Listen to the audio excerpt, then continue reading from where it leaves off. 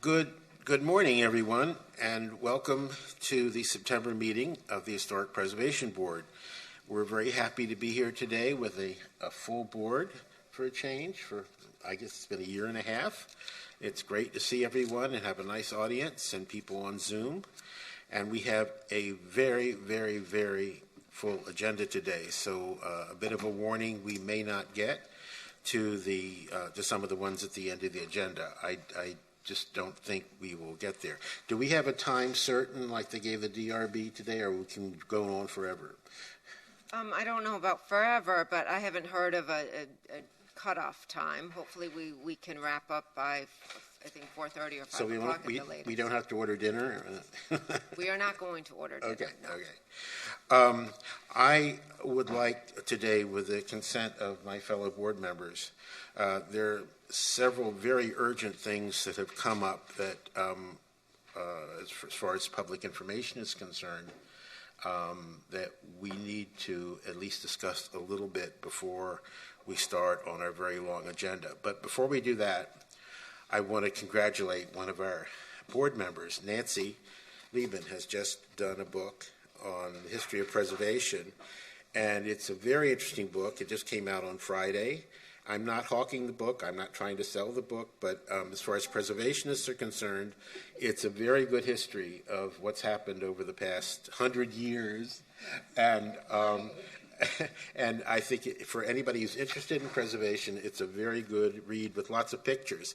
And I was wondering at the outset, who is this beautiful woman on the back of it? It's Nancy, just a few years ago. So on the behalf of the board, I'd like to congratulate Nancy on her great accomplishment and give her a round of applause. Okay. Let me put this up here. Okay. With the permission of Debbie or Mr. Chair, I think we will probably have a few announcements this morning that need to be made. I know Let's do that Nick first. Kalergis has also joined us from the City Attorney's Office. I believe you had mentioned to me earlier this morning that you would like to take some of the items out of order. Please. Why don't we have Nick swear everyone in and read the lobbyist registration information, and then we can begin the agenda. I would ask that we keep the ban shall designation first on the agenda, because I did receive some public inquiries about that one. Nick, are you with us? Hi, good morning. I'm here remotely. So, can you all hear me? Yeah. Okay, perfect. So good morning, Mr. Chairman, members of the board. Today's meeting of the Historic Preservation Board has been scheduled in a hybrid format with members of the board physically present in the commission chambers at Miami Beach City Hall and applicants, staff, and members of the public appearing either in person or virtually via Zoom. In order to participate in today's meeting, members of the public may dial 1-888-475-4499 and enter the webinar ID, which is 817-4834-7488#, or log into the Zoom app and enter the webinar ID, which again is 817-4834-7488. Any individual wishing to speak on an item must click the raise hand icon if they're using the Zoom app, or dial *9 if they're participating by phone. Anyone who wishes to provide testimony or submit evidence in person may appear in the commission chambers on the 3rd floor of Miami Beach City Hall. And before I swear in staff, I'd like to read the city's notice regarding lobbyist registration. If you're appearing on behalf of a business, a corporation, or another person, you need to register as a lobbyist with the city clerk's office. If you haven't registered yet, you should register before you speak to the board. You don't have to register as a lobbyist if you're speaking only on behalf of yourself and not any other party, or if you're testifying as an expert witness providing only scientific, technical, or other specialized information or testimony in this public meeting, or if you're appearing as a representative of a neighborhood association without any compensation or reimbursement for your appearance, to express support of or opposition to any item. Expert witnesses and representatives of neighborhood associations shall, prior to appearing, disclose in writing to the city clerk their name, address, and the principal on whose behalf they're communicating. If you're an architect, attorney, or employee representing an applicant or an objector, you must register as a lobbyist. These rules apply whether you're appearing in favor of or against an item, or encouraging or arguing against its passage, defeat, modification, or continuance. And Debbie, before we hand the meeting back to the chair, I'd just like to swear in staff. Do you swear under oath that any and all testimony that you'll give in this proceeding is the truth, the whole truth, and nothing but the truth? I do. Thank you. Okay, thank you, Nick. Mr. Chair, if we could just take care of the first couple items on the agenda. I need to say some things first, if you don't mind. Okay, and could we also discuss taking things out of order right now so that the members of the public or any of the applicants wishing to... Yes, I think it's appropriate because of urgency of these two projects and their relationship to the commission to take up number 11 on the list, which is the item HPB 210474-1051 Jefferson Avenue, and HPB 21-0475 8336 Street, out of order toward the beginning of the morning. And we're doing this, mentioning it now to allow, if you have anybody from the city who might want to comment on them, to enable them to come and speak. These are very time-sensitive things, and they cannot be postponed for another month. And they are at the end of the agenda, so that's why they're urgent to be moved forward.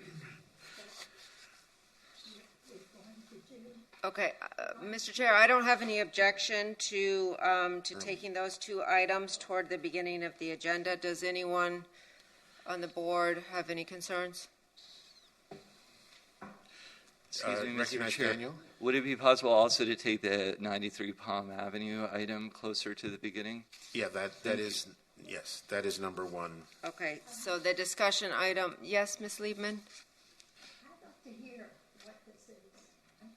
This is the first. Are you on the mic? Turn your mic on. No, down in the air. I would like to understand why we're doing that. We have 1,000 other things going on here. What is making this the most important thing of the day? Because the commission may be taking one or both items up at their meeting on Wednesday, and action may be taken which will not enable us to comment further on them.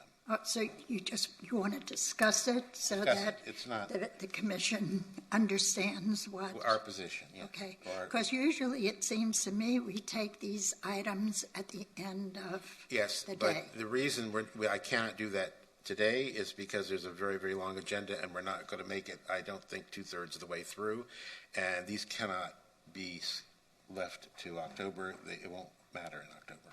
Okay. I would like to discuss several things out of additional items just for information, basically for the board who may not be aware of these items, and also for public to be educated. I hate to use that word, but that's what it amounts to, on some of these items which are never discussed in public in any forum, and these items need to be discussed in order for our work to move forward in an effective manner. Many of the people, or the newer people on this board and in the public, may not know the definitions of our powers and duties and what we're enabled to do and not do. And I think it's time for a very short refresher course so everyone knows where we're coming from when we approve or deny something, what that approval and denial is based upon. There's a section in the Code, Historic Preservation Board Powers and Duties, section 118-102. And the first one, which is very important that we all remember why we're here, is the Historic Preservation Board shall, 1, recommend to the Planning Board, City Commission, the designation of historic buildings, structures, improvements, landscape features, public interiors, and historic sites or districts. That's our purview, which is very, very wide. in general. And the criteria for historic designation, this is for certification of a building, are as follows. There are 8 items, and a structure or an area must exhibit at least several of these. I'm corrected, at least one of these. And one of the buildings we will be discussing next exhibits, in my humble opinion, the vast majority of them. 1 is association with events that have made a significant contribution to the history of the city, the county, state, or nation. 2, association with the lives of persons significant in the city's past history. 3, embody the distinctive characteristics of an historical period, architectural or design style, or method of construction. 4, possess high artistic value.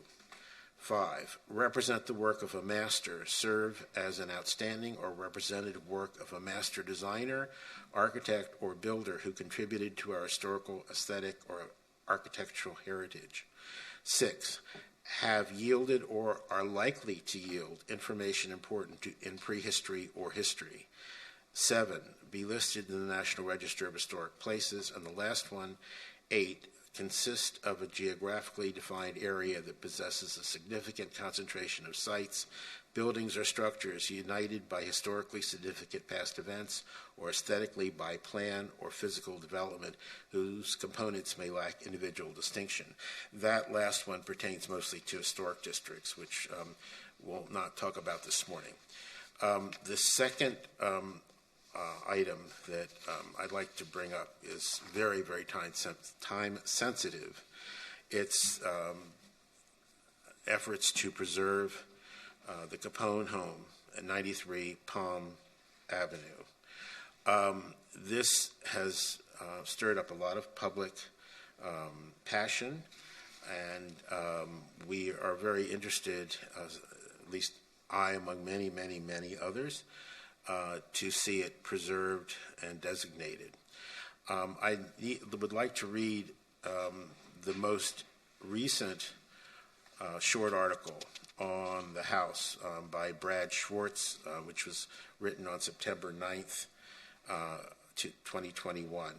And I think it talks about the property in a way that is convincing and for its preservation and certification. 9 decades after Florida officials tried to evict Al Capone from Miami Beach, local developers might finally finish the job. Todd Michael Glazer and Nelson Gonzalez, who owned Capone's former residence on Palm Island, now intend to demolish it. This is a place where Capone oversaw one of the most notorious mass killings in American history, partied with other criminals, and drew his last labored breaths as a 48-year-old victim of neurosyphilis. Worth saving? Glazer says no. Making Capone's home a protected historic structure, he told the Miami Herald, would glorify this guy while turning the property into a tourist attraction for a known felon. This argument misses the point of preserving the house, which tourists will keep looking for even if it's torn down. Just ask Chicago. That city demolished most of the buildings associated with Capone's career, from his headquarters in the Lexington Hotel to the location of the St. Valentine's Day Massacre, in an apparent attempt, as one official put it, to forget things we'd rather not remember. Yet tour buses keep rolling past those sites and others that have become parking lots because Capone's place in American culture is bigger than brick and mortar. That's why his Palm Island home should remain, not because a gangster lived and died there, but because of his life and legend are embedded in our history. The City Code of Miami Beach lists 8 criteria for designating a historic building, any one of which should entitle it to protection. Capone's home meets at least 3, and I just mentioned the 8. His house does exhibit 3 of them. When we look at something for suggested certification, we have to look at its overall effect. It's not just if it's a pretty building or if the architecture is cool or if somebody important lived there. It's a part of history. And this building, although many people do not think it's attractive or do not think the history is worth preserving, really is, because there are people who come and every day and ask to see this house to MDPL and other preservation groups and to people who know about preservation. It's one of the most mentioned houses in the city, and it deserves certification. So I would like anybody in the public who might like to add to what I've said or to ask for its certification to step forward for a short dissertation on why it should be certified. Mr. Chair, before we open the public comment, can I just explain the process? Yes, and what sure. we're doing today? So thank you, Mr. Chair. You had requested that this item be placed on the agenda this morning as a discussion item. So this currently is a discussion item only for anyone who's watching or would like to comment. During this discussion, under 118.591, the Historic Preservation Board may, by a majority vote, direct staff to begin a historic designation process. That process would begin with what is called a preliminary evaluation and recommendation. That does require a public notice and would be brought back to you for an actual hearing. So today we don't have a legal hearing. What we have is a discussion item in which the board, under its authority, may direct staff to begin the process.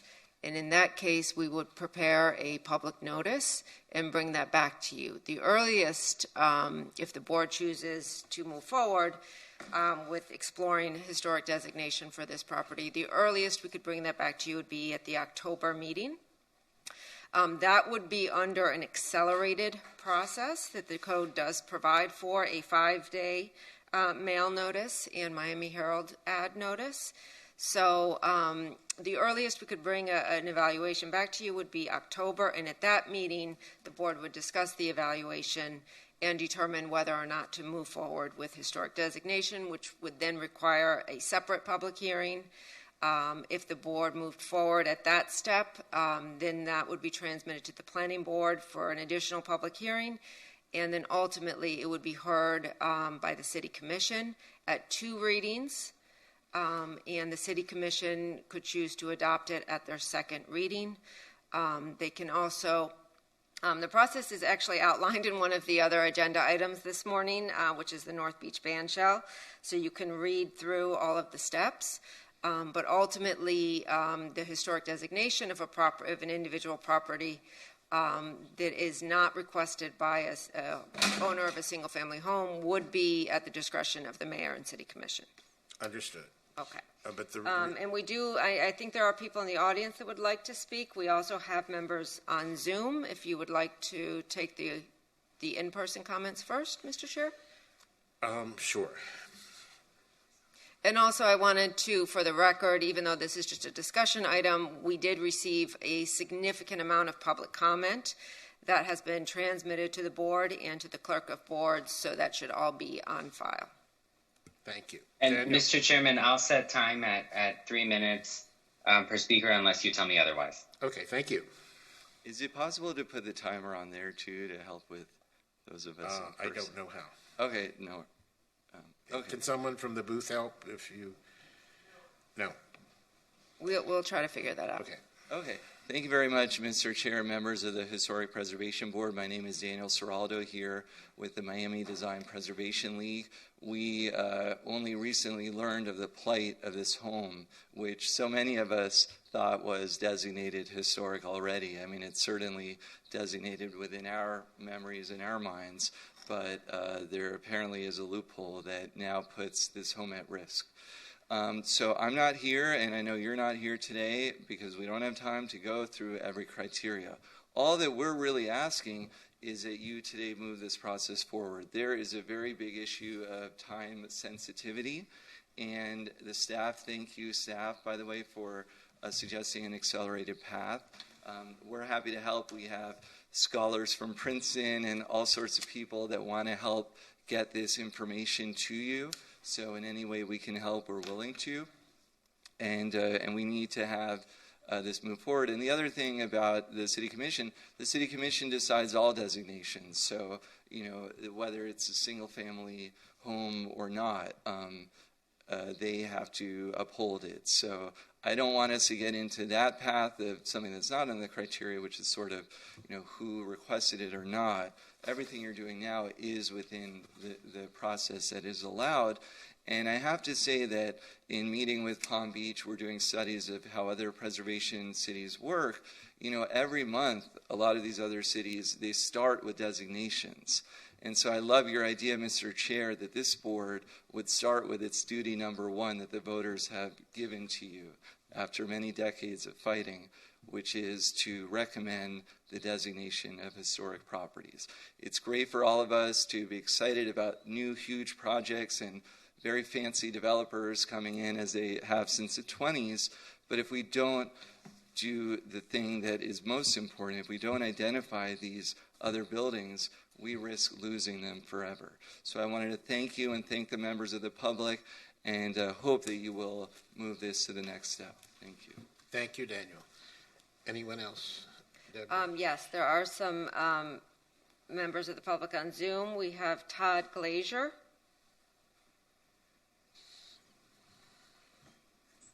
Hello. Good morning. Good morning. Good morning.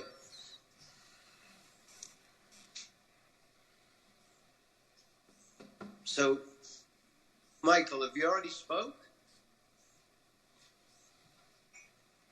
So, Todd, I see Michael Larkin does have his hand raised. Would you Right. like to take? Yeah, let Michael go first. Okay, Michael Larkin. So, good afternoon, Mr. Chairman, board members. Michael Larkin, representing Todd Glazer. With me today is Mr. Glazer, Steve Abdikoff, our historic preservation consultant, Tanya Holmed, our structural engineer, and my partner, Matthew Amster. At the beginning, Mr. Chairman, since this is a quasi-judicial proceeding and we're a full party to this proceeding, I would ask that we give some additional time. I'm going to need 8 minutes for my presentation. Certainly. Todd will need 5. Tanya will need 5 or less, and Steve will need 5. We have this really well done, and so we're going to go very quickly through this, Mr. Chairman. Very quickly, thank you. Thank you, sir. So we are here to oppose the involuntary designation of this single-family home property as an individual historic site. Under the Florida Supreme Court's decision in Snyder, this discussion item, as it has been labeled, is not accurate. The Snyder court tells us that labels don't matter. It's the character of the hearing. This is actually a quasi-judicial hearing. You all are not formulating policy. You all are not a legislative body. You all are applying a set of criteria in the code, the designation criteria, to a specific property. That is the very essence of a quasi-judicial hearing. There are 2 consequences of this fact. First, this hearing has not been properly noticed pursuant to Section 118-8. The property was not posted. Mail notice was not sent out. With the exception of those in attendance today, anyone within the boundaries of the city could bring a claim based upon improper notice and avoid any action that you all would take today. If you all choose to go forward with this hearing, we are a party to this quasi-judicial proceeding, and we do deserve the right to put on a full presentation, and thank you, Mr. Chairman, for giving us that right. Last, please bear in mind, if you order staff to prepare a preliminary evaluation report, that is the most important step that you can take in this involuntary designation process. It is not inconsequential. That is why this hearing is quasi-judicial in nature based upon the negative impact on the rights of the property owner. The power to designate is an awesome responsibility you all have. Your designations of large areas of the city are rarely challenged, with a recent exception involving the Tatum Waterway. There are now 15 local historic districts and 16 individual historic sites. However, and PJ, could you please pull up the presentation?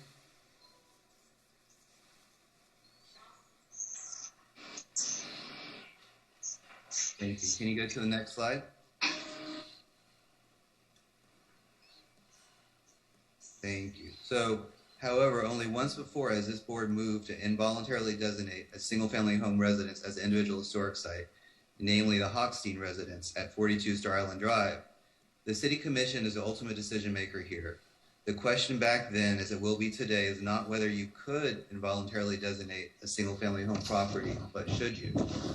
Ultimately, with regard to the Hochstein residence, the City Commission believed that this was an unfair action, with the rules of the game were being changed on the Hochsteins in the middle of the game, with no notice to them prior to the purchase of their home, that an involuntary designation attempt was a likely response to any effort on their part to demolish the existing home and replace it with a new home in accordance with city regulations. As a result, As you can see from this slide, the City Commission on equitable grounds by unanimous vote on January 15, 2014, denied this involuntary designation attempt. The City Commission's clear message was respect the system in place that gives an additional layer of protection to homes built prior to 1942. While these regulations do not prevent the demolition of these homes, the owners of these homes must first undergo a rigorous and demanding hearing before the city's DRB and secure an approval for a new home before the existing home is demolished. This is the type of regulatory scheme that the homeowners of Miami Beach believe was most fair, a balance between their property rights, which includes the right to demolish, and a preservation of the built environment. The parallels between 2014 and 2021 are clear. The Hochstein and the owners of this property are following the rules established by the City Commission. DRB applications were filed. Involuntary designation attempt was made and could be made today. The City Commission rejected that attempt in 2014, and I believe that they will reject any attempt in this year. Clearly, there are those that believe things have changed, that now the City Commission will embrace and welcome this involuntary designation of a single-family home. I respectfully disagree. I don't agree with this piecemeal ad hoc approach to preservation. I think it is inappropriate to use 93 Palm Avenue as the impetus to force the Commission to engage in a discussion about the preservation of homes at Miami Beach. There is the ability to engage the Commission in a full, holistic discussion concerning the preservation of homes at Miami Beach without using 93 Palm Avenue as a pawn in the process. A simple joint meeting between you all and the City Commission could easily be called, and I think that would be one of the best ideas that have come about in recent years. There are also those that simply want this home preserved and not demolished, and not have the involuntary designation be linked to a larger discussion. To you all, I say that the involuntary designation of a single-family home is still wrong for many reasons I can get into later. Next slide. Different local governments approach the demolition of single-family homes in different ways. If you look at this slide, you'll see in Miami-Dade County, there are no special requirements. In the city of Miami, you have in Coconut Grove, if you have a single-family home, the planning department must issue a waiver first before any demo permit can waiver. Next slide. In Coral Gables, again, it's different. Prior to issuance of a demolition permit, the city architect in Coral Gables must review and approve of the permit. If the city architect believes that it's worthy of merit, the city architect refers the demo permit to the Board of Architects, who in turn can refer the demo permit to the Historic Preservation Board in Coral Gables. Next slide. In Miami Beach, you all know the process. In Palm Beach, prior to the issuance of the demolition permit, the Architectural Commission or the Landmark Preservation Commission must approve the demolition permit. So as you all can see, the city of Miami Beach is at the midpoint in its regulatory scheme between Miami-Dade and Palm Beach. Next slide. Here are the city's designation criteria that you all are applying to this individual property today. Next slide. Let's say using this criteria, the property does become involuntarily designated as an individual historic site. So what's next? It can't be demolished, so the homeowner will want to renovate. Well, a basic renovation of the home, including window and door replacement. Mr. Larkin, excuse me. Yes, sir. We have not gotten to that point yet. You're more than invited to come back at that point and talk to us about the condition of the building, but we're just talking about the general terms of certifying the building. We're not getting down into the weeds as you are doing now. And we have a severe time restraint this morning, so we've given the four of you time, but we're not discussing a historic structures report here on a building. We're just talking about a general certification. So if you could wrap up, please, it'd be appreciated. So, Mr. Chairman, I appreciate that. I won't go through the remainder of my presentation. I do think there are relevant facts here that you all should consider, but out of respect for you, I will not. But I do need to turn the presentation over to Steve Abacoff, who will discuss certain facts relating to the Home Association with Al Capone. Fine, thank you. Yes, sir. Steve, go ahead. Thank you, Michael. Thank you, Mr. Chair, members of the board, for the opportunity to speak before you today regarding 93 Palm Island, and more specifically regarding the background of Al Capone. Can't hear you. Speak up louder, Steve. Sure. Sure. Okay. Thank you. Can you all hear me now? Better. Yes. Okay. Great. Okay. Thanks. PJ, could you put the next slide, please? And keep on going. Next. Next. Thank you. I want to focus upon Al Capone and his criminality. He started hanging around street gangs at about age 8 in Brooklyn, where he was raised. He left school at 14, ran with gangs at the night. He acquired his famous scores in altercation in 1918. He had to leave New York because of the threat to his life because of his actions early on in life. Next, please. He fled to Chicago, which was wide open with lots of gangs and criminal activity even before Prohibition. It was gambling, prostitution, and bootlegging after the start of Prohibition. You can see the extent of the gangs in the map on the left. Next, please. He worked for Johnny Torrio, the man on the upper right. He was the head of the South Side Gang, which ran gambling and prostitution and bootlegging during Prohibition. He eventually managed the Four Deuces, a gambling and brothel. The reform mayor was elected in 1923, so Torrio and Capone had to flee to the suburbs, and he took over Cicero, a lot of gang warfare. Next, please. Capone became boss of this criminal enterprise in 1925, and the effects of his violent criminality were felt across the Chicagoland region. You can see from the headlines. Many gang wars over territory resulted in significant violence and death. Next, please. From 1928 to 29, Capone continued to wreak vengeance across Chicago against gangsters and also against democratic institutions. Specifically, there was a primary election between reformers and status quo officials. Capone supported the status quo and provided pineapples or grenades to enforce voter intimidation and election fraud. Next, please. So because the reform candidates won in 1928, Capone looked for a place outside the region to escape when things got too hot, and that's what led him to Miami. The response, when he got to Miami, city officials tried to get rid of him. They raided his house, as you can see in the lower left. They charged him with perjury. They tried to have the house padlocked. Next, please.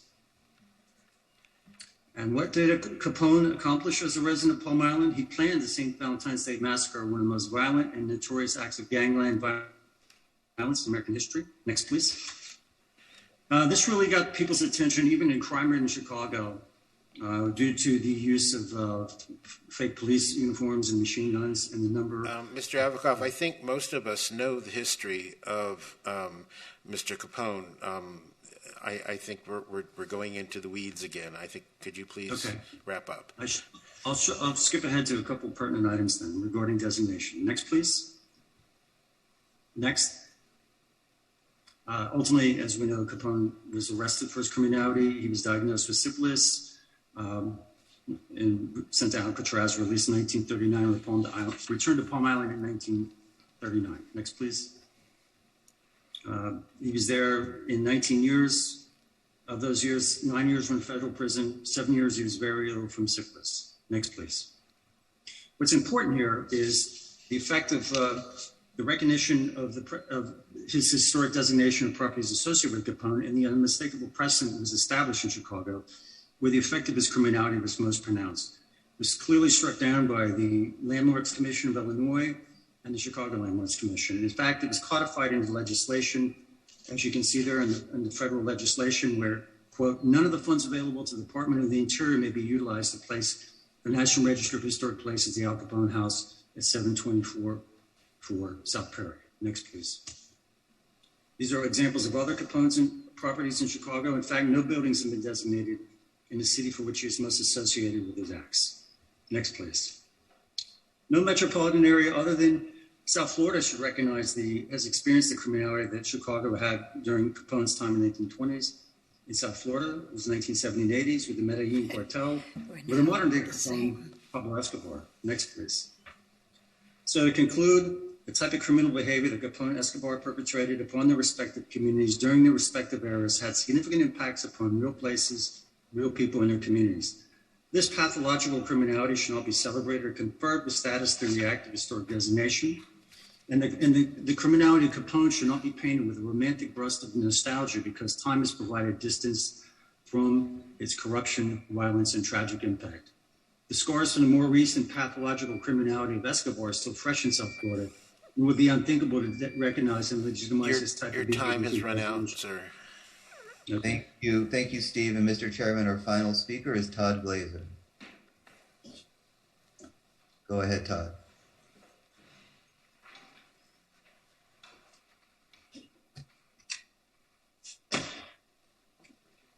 Hello? Yes, we can hear you. Go ahead. Hey, it's Todd Glazer. How are you? Good morning. How are you? Good morning. Good. So, why I would like to speak is I've been renovating homes since 1989 in Miami Beach. I've probably renovated 20 to 25 houses over the last 30 years. And I've saved some of the most important homes, I think. Carl Fisher's home, 5020 North Bay, 5030 North Bay, which was Wilson's estate. 64 Lagorce was a home that I did in Miami Beach and Lagorce Island. I own 3681 Flamingo Drive that we've owned now for about 21 years. We did an addition on that home that you can't see from the street. And a lot of the reasons on the properties that I have mentioned, we decided to renovate is because the houses were built higher than what the required flood elevation is needed. And the houses were above flood by 1 or 2 feet. Even 3681 Flamingo is 3 inches below today's current required floor. So, we felt very, very comfortable in restoring these homes. And the 93 Palm is a house, in my opinion, is a home that is at about 3.5 feet below flood. It's a wood frame house, and it's in a low-lying area of Palm Island. And the streets have been raised now where you actually have to drive down into the property to get to the driveway.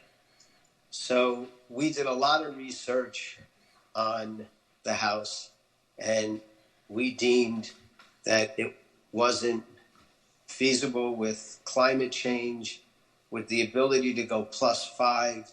So the house could theoretically, the new house could be at 14, and this house is at 6'6".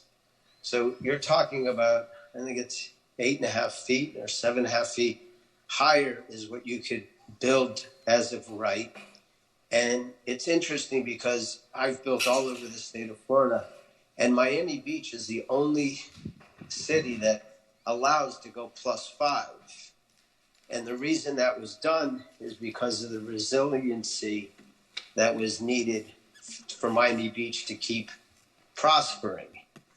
And for us, this home is been around a long time, and it just isn't savable. The existing guest house was originally a 1-story, now it's 2.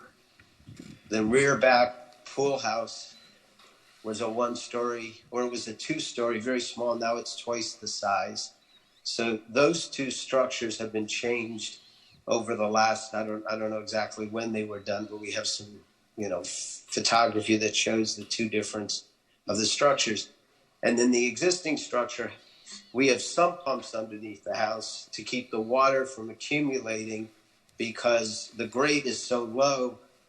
On high tide, not even king tide, on high tide, there's water. There was a picture shown earlier by Michael, and the foundation has been sitting in salt water now for 100 years. And, it just is scary to know that you could fish under your house if you really wanted to on high tide with no sump pumps. So those are the reasons why we decided to move forward with a new application to build a new house there. Thank you, guys. Thank you very much for your enlightening description, and we will take it to heart, certainly. And thank your team as well. Yes. We understand your position. We have some other members of the public who would like to comment. Mr. McKinney, I believe. Yes, I'm David McKinney. I live at 1020 Meridian Avenue, 416.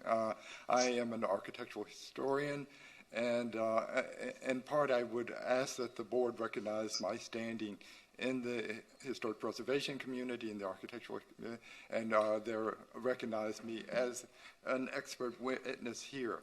I'm quite concerned about comments made by the owner where he is asking you to sanitize history. The purpose of architectural history is not to present the only positive things. It is to present the total history of the community and of the nation. If we applied the standards that he is asking, you would not be able to designate a Carl Fisher house, because you know what he said about his anti-Semitic. Yes, sorry. Yes, you know better than I do.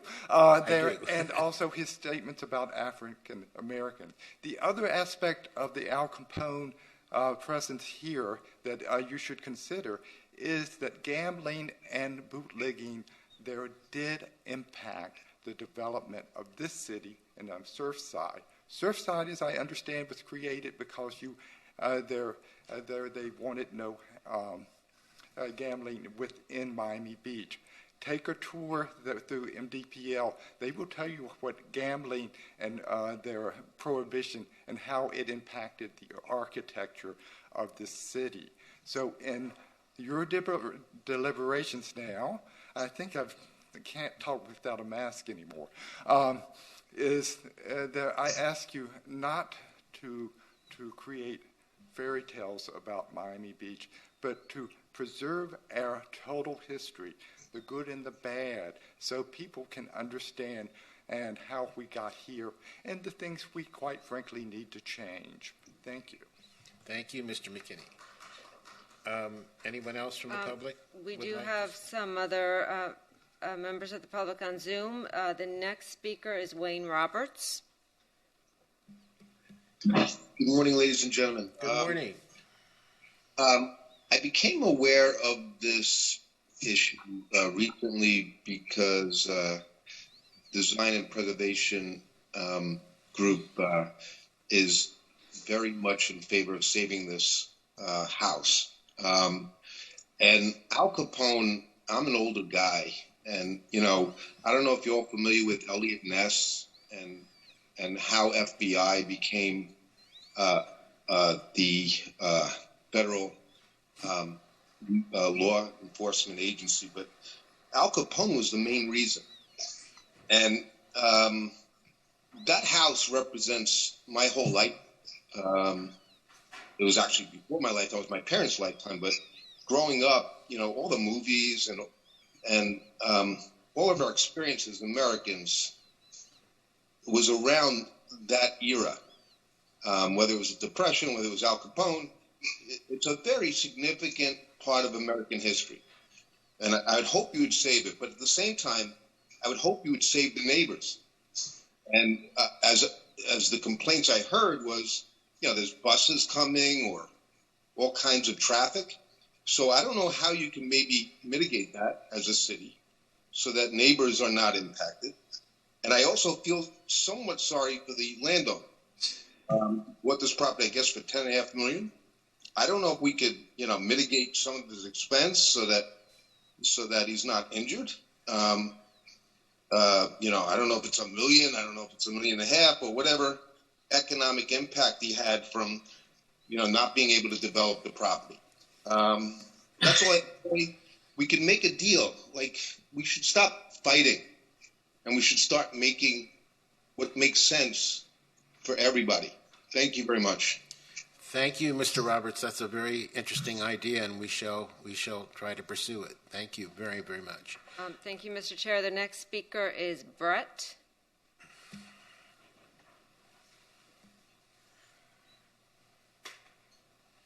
Good morning. My name is Brett Gillis. I'm here to speak about a general concern I have with what's been going on in Miami Beach. I think you've done an excellent job preserving historic districts. People from all over the state and even the nation appreciate the Art Deco district and some of the other districts you have, but there's really been an issue with the preservation of individual single-family homes, and it's a piece of the fabric of your history that is really being erased. I see on your agenda later today there's also another item for a small one-story house, I believe it's south of 5th, where it's even a contributing structure that the owners appear to be requesting demolition to replace it with a modernistic multi-level new residence. So it's an ongoing issue that something really needs to be done about. If you're not going to save the Al Capone house, then I don't know what would be considered potentially more significant than that, not only due to the connection with Al Capone, but also the architecture of the property as well. So I encourage you to look at this and try to find a reasonable solution where the house could be preserved, and that you also look at a different process by which to handle cases like this in the future so that it can be not such a dispute from the beginning. The person that spoke about the different processes earlier that other communities like Coral Gables and Palm Beach had in air, that it's not the city architect in Coral Gables that would review. It would be the historic preservation officer that would make an initial assessment of the criteria. If a property meets the criteria before demolition, then our code states that the property should be designated if it meets only one of the many different criteria. So if you were to follow a process like that, houses like this would obviously meet at least one criteria, and it would be a way that you could help to preserve more properties from the beginning stages so that people would know about it and not be trying to come back at it later to try to work backwards in a case like this. So thank you for your time. Have a great day. Thank you, Brett. From your mouth to God's ears, those are great suggestions and greatly appreciated. Anyone else on your Yes, side? the next speaker is Jay Parker. Good morning, Mr. Chairman and members of the board. Good My name morning, is Jay Parker. Thank you. I'm the CEO of Douglas Elliman Real Estate. We are the largest residential real estate broker on Miami Beach, and one of the largest in the state of Florida. I come to you this morning speaking not specifically as to the particular property at hand, but as to the much more significant and overwhelming concern that I believe myself and other members of our industry has as it relates to our liability for the fashion in which this potential designation is taking place. At this point, we feel pretty comfortable in allowing our agents to go into the market and represent properties of this age and of other properties without concern that there would be this degree of uncertainty at this stage in the process. Our concern as it relates to the fashion within which this is being handled is that we now face exposure for our agents engaging in the transaction of properties of this nature where they one time felt that they could be comfortably certain that the property could apply for a demolition permit, and at this point would not be comfortable in having them do that should this board proceed in designating this at this stage. I speak without any financial interest whatsoever in this particular property. Nor am I engaged with any one of the individuals who have an interest in this property. I'm just genuinely concerned that if the board were to proceed in this nature, myself and other industry leaders would be forced to caution and potentially require that all of our agents that engaged in the sale of a property of this age would be forced to tell the buyers and the sellers that this designation would be a possibility. Besides the many other monetary ramifications that I think this would have on property owners, buyers, sellers, and the success of our extraordinarily exciting real estate market, I think from a liability perspective, it puts us in a very, very difficult position. And I'm concerned that if you weren't aware of this potential exposure for companies like ours, you would not be in a position to make a fully informed decision. Thank you very much for your time this morning.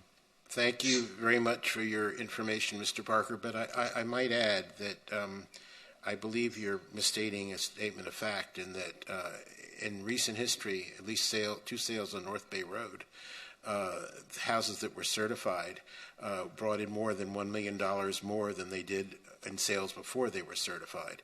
And I am certifying my house because I think it's very important to add to the list of certified houses to preserve the character of areas in our city that are unfortunately are not in historic districts. So I do believe you are in a way misstating the facts. That's you have the right to your opinion, but the facts as I see them are quite different. Thank you. Next, madam, would you step forward?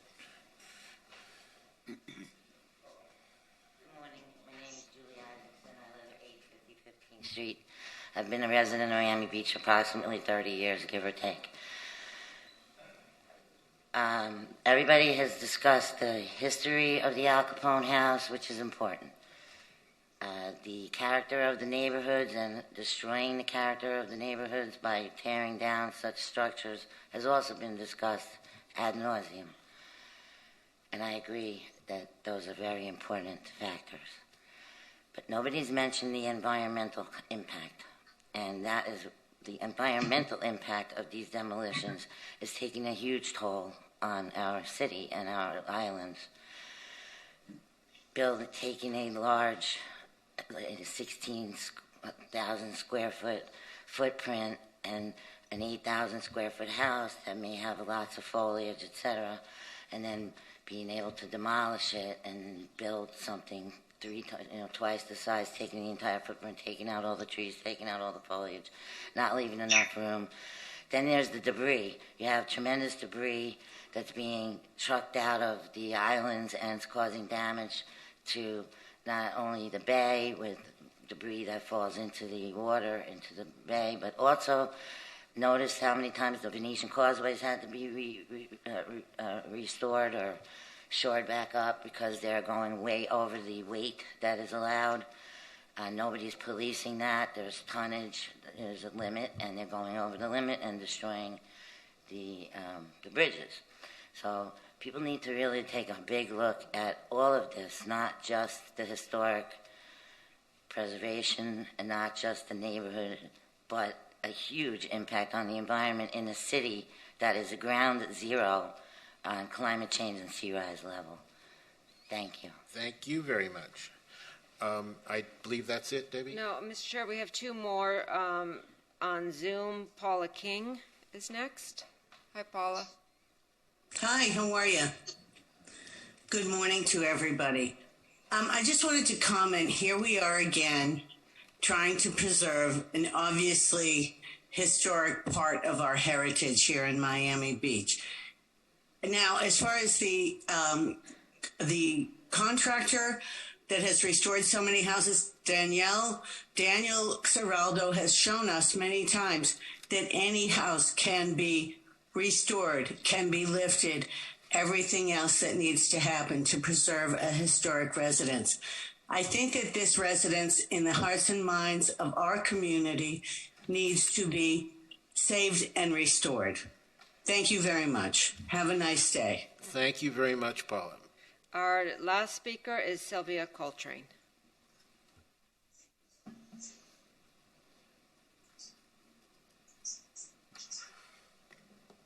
Good morning, Sylvia. Hi, Sylvia. I see you're still on mute. Can you unmute?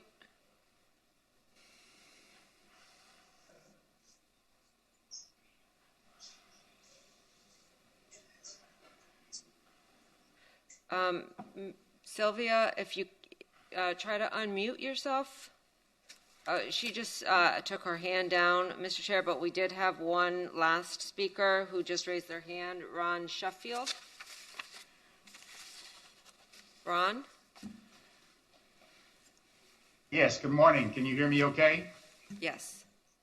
Yes, I'm Ron Sheffield. I'm president of Berkshire Hathaway Home Services, EWM Realty, and of course, we've been selling homes on the beach for a long time. I think the challenge that some folks are having is with these historic homes that,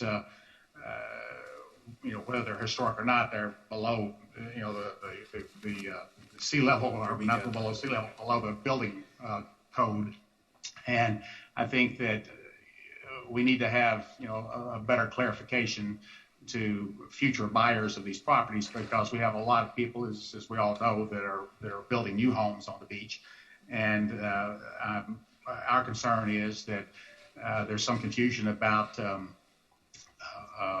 who can buy a house and tear it down and build. And so we're concerned that values will be affected with some of the uncertainty of what we're feeling from just hearing some of these meetings. But we certainly agree with historic preservation, but in some cases where a house is far below today's building elevation level, we just need a better clarification of that. So we would certainly like to extend the time for making decisions until more people can weigh in on that concept. Thank you very much. That's an interesting idea. Thank you. There are no additional speakers, so the board can discuss the item. Close public comment. Mr. Chairman, I'd just like very briefly to address a point that Mr. Larkin raised at the beginning of his presentation. Just so the board's aware, our discussion today, both under the city code and under the relevant case law, is not quasi-judicial. The board is not voting this morning on a formal designation, on a formal designation report. Prior to taking any final action on a proposed designation, the board would have to follow the strict procedures in Chapter 118, Article 10 of the code. And that said, Section 118-591 expressly provides that request for designation of an individual historic site may be made by motion of the board. There's no special notice or public hearing requirement for the board to adopt that initial motion. Right. Thank you, Nick. That's a very, very important statement. I realize that, and that's why. That's the specific reason why I've interrupted the meeting to bring up certain things this morning, because time is of the essence. Many things are being threatened all of a sudden by outsiders from New York, California, Chicago. And demolition might be imminent in many cases, and we must take a stand. It's our duty to take a stand, and we will discuss these things because time is a certainty against us in most of these cases. So we must bring these issues to the public's attention, so at least we all are aware of what might happen. But we understand, Nick, what you just said very well. Thank you. Can I move on now? Yes. If there's no further discussion of the board, you can move on. Would we like to discuss this board? Anybody would? Can you make a motion? Yes, thank you. I've mentioned, excuse me, I've mentioned here a couple times that, and I understand we're not making a vote here for this house designation, but I've made a statement a couple times that I think any house of any significance being demoed on Miami Beach should be documented. Certain houses, certain structures are going to be beyond our control, and when they're gone, they're gone. And the nature, the character, the context of Miami Beach is ever changing, and it has a very interesting beginning, and it will keep changing. I personally, I don't like the way things are changing, but maybe that's my view. But I would encourage this board to send a message to the other boards that maybe have control over demo, that if they are to approve demo, like this house is going to DRB, I believe, and if that is the outcome, that at a minimum the house be documented to, and I've said it before, at least the HAB standards. And I think we have to do something like that. Thank you. I just have to understand what you said, that this house that we're discussing has to go to DRB, or it has to go to DRB because this house is going to DRB, am I not correct? Yeah, so there's currently an application pending review at the Design Review Board for replacement house for this particular property, which would require the total demolition of the home. That, I believe, is currently scheduled for the October Design Review Board meeting. They also have very lengthy agendas, so we don't know if DRB is going to take action on the application or not, but it's currently pending DRB for October. And how does it affect that as to what we're trying to do today? I understand. So that's a complicated question. This is a beginning thing. Yes, right. But how? That's a very good question. So there's nothing that prohibits the board from moving forward with a possible historic designation while someone is pending review at the Design Review Board. It does become complicated in terms of when that process would no longer be in the jurisdiction of the Design Review Board. If this board went forward today and asked staff to prepare a preliminary evaluation, that would not change anything through with the current active DRB application. The Design Review Board would still be within its jurisdiction to hear the item. It's what would happen if we bring back to you a preliminary evaluation, and at that meeting you direct staff to begin the preparation of a formal historic designation report. At that time, there is interim procedures for demolition that would be triggered. At the same time, so then that would shift the jurisdiction from the Design Review Board to this board. At the same time that happens, the ordinance requires the planning department to then notify the mayor and city commission of the board's action and intent to move forward with the historic designation. Then the city commission has the 60-day window where they can call the item and discuss the item and modify the board's request or deny the board's request. And then if that happened, if, for example, that was denied, then jurisdiction would revert back to the Design Review Board. So the city of Miami Beach has a complex historic designation process. And, there's a lot of variables here. So I don't know exactly what the scenario is going to be, but certainly we are in consultation with the city attorney's office and will, depending on what the board's action is, figure out what the proper process is for the Design Review Board application. What I understand from listening to it that there is some logical rush to do something that I haven't gotten clear. But what would happen if the Design Review Board was given its chance, since it's on its agenda, and see how that works? From the way I'm listening, the proponents for saving the house would like to do it fast. But I don't see that's a path that is logical, and in some cases not the right thing to do. It's a very confusing thing. I cannot imagine when we have one board is designating, the other board is demolishing. I don't know. The whole thing seems very strange, and I'm waiting to see what's going to happen. I just don't see it. You're exactly correct. No. And after this discussion's over, I have one more issue to bring up, which will key right into what you just said as the problem between the DRB and the HPB jurisdiction. You have a solution to that problem? Oh, yeah, I have a solution to that problem. Oh, yes. Jack, I can't imagine, but I'll give it to you. Okay.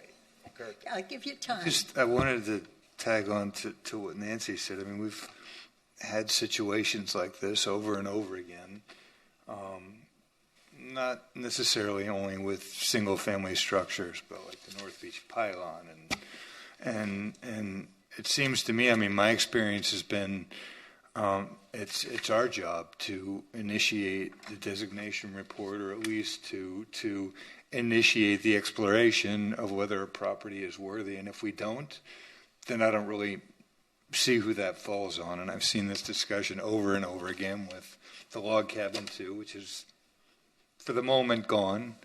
And with that in mind, it's my inclination to want to move forward with the process of evaluating the worthiness and viability of designating this structure. And wait, I have to understand, what is the DRB actually saying? I mean, what is So there? the design review board's authority rests with the design of the new replacement house. The design review board does not have authority over demolition. Okay. I beg to differ with you, Debbie. Okay. I've spoken to 2 local land use attorneys, and they both tell me the same thing, which is what I'm going to head into after we settle this one issue. That's a common misconception of the public, and I believe the city government here. I don't know if it's on purpose or just because it's tradition. The DRB can just say no to the approval of a new replacement structure. If that happens with whatever reasons they give, it goes back to the city commission, and then if it has to go further, it goes to an appellate court. And both attorneys have told me that without exception, with very few exceptions, the commission in the past, it's not come up very often, but the commission in the past and appellate courts have always withheld the positions of city boards, especially in election years, because they don't want to ruffle too many people's feathers. And that's the status of that. I'm going to get into that after this issue is over, because it's also very important. I attended the DRB last Friday, and frankly, I was appalled at what I heard. I sat there all day, and it was like the demolition derby. It's appalling that in this day and age, there's no mechanism to protect single-family houses from the bulldozer. And we're going to try to do something about that in the immediate future. I just had one other comment I wanted to tag on. If we do move forward with the request for exploring the viability and worthiness of this structure to be designated, I would assume that in future discussions in the interim with the commission, with the DRB, that the HPB's recommendation, should that be the HPB's recommendation, would be made clear so everyone knows where everyone else stands. Nobody's operating in a silo, and we all try to come to consensus, correct? Correct. So I still want to hear, what are we doing today that's going to lead us to the next? We have to wait around and listen to DRB. I understand that part. But what is happening now that we are rushing into it without any? Usually we have some. This is like a new thing. I don't know. Time, in this case, Nancy, time is the enemy because it's coming up before the DRB, and if it comes up before the DRB in the next month, 2 or 3, they have very little option under current conditions, situations, other than to approve the demolition. So if we don't act to try to put our 10 cents in to the discussion, it will be gone. Simple as that. Because they have no mechanism, they believe, to stop a demolition, which is not true, but for some reason the city either has instructed them, or it's tradition in this town, to say yes to demolish everything that comes before the DRB. Very rarely have they stopped something. And we need to make a motion to... I have followed all of this for 40 years. I have never seen an issue like this where we're rushing ahead to do one thing, this other thing.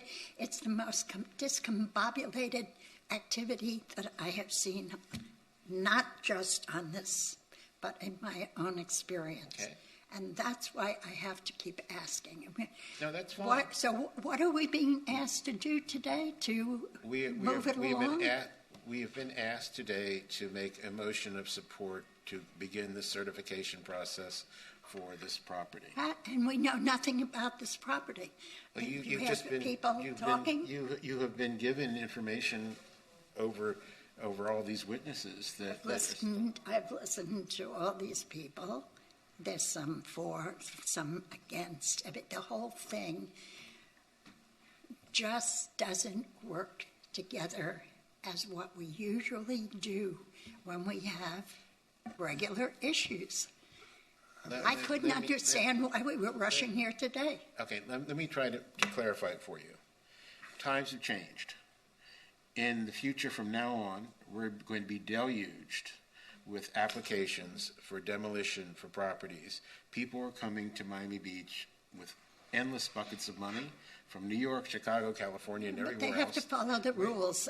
No, they don't have to follow the rules, because to many of these people, money is right. And if they have enough money to throw at something, they will get their way.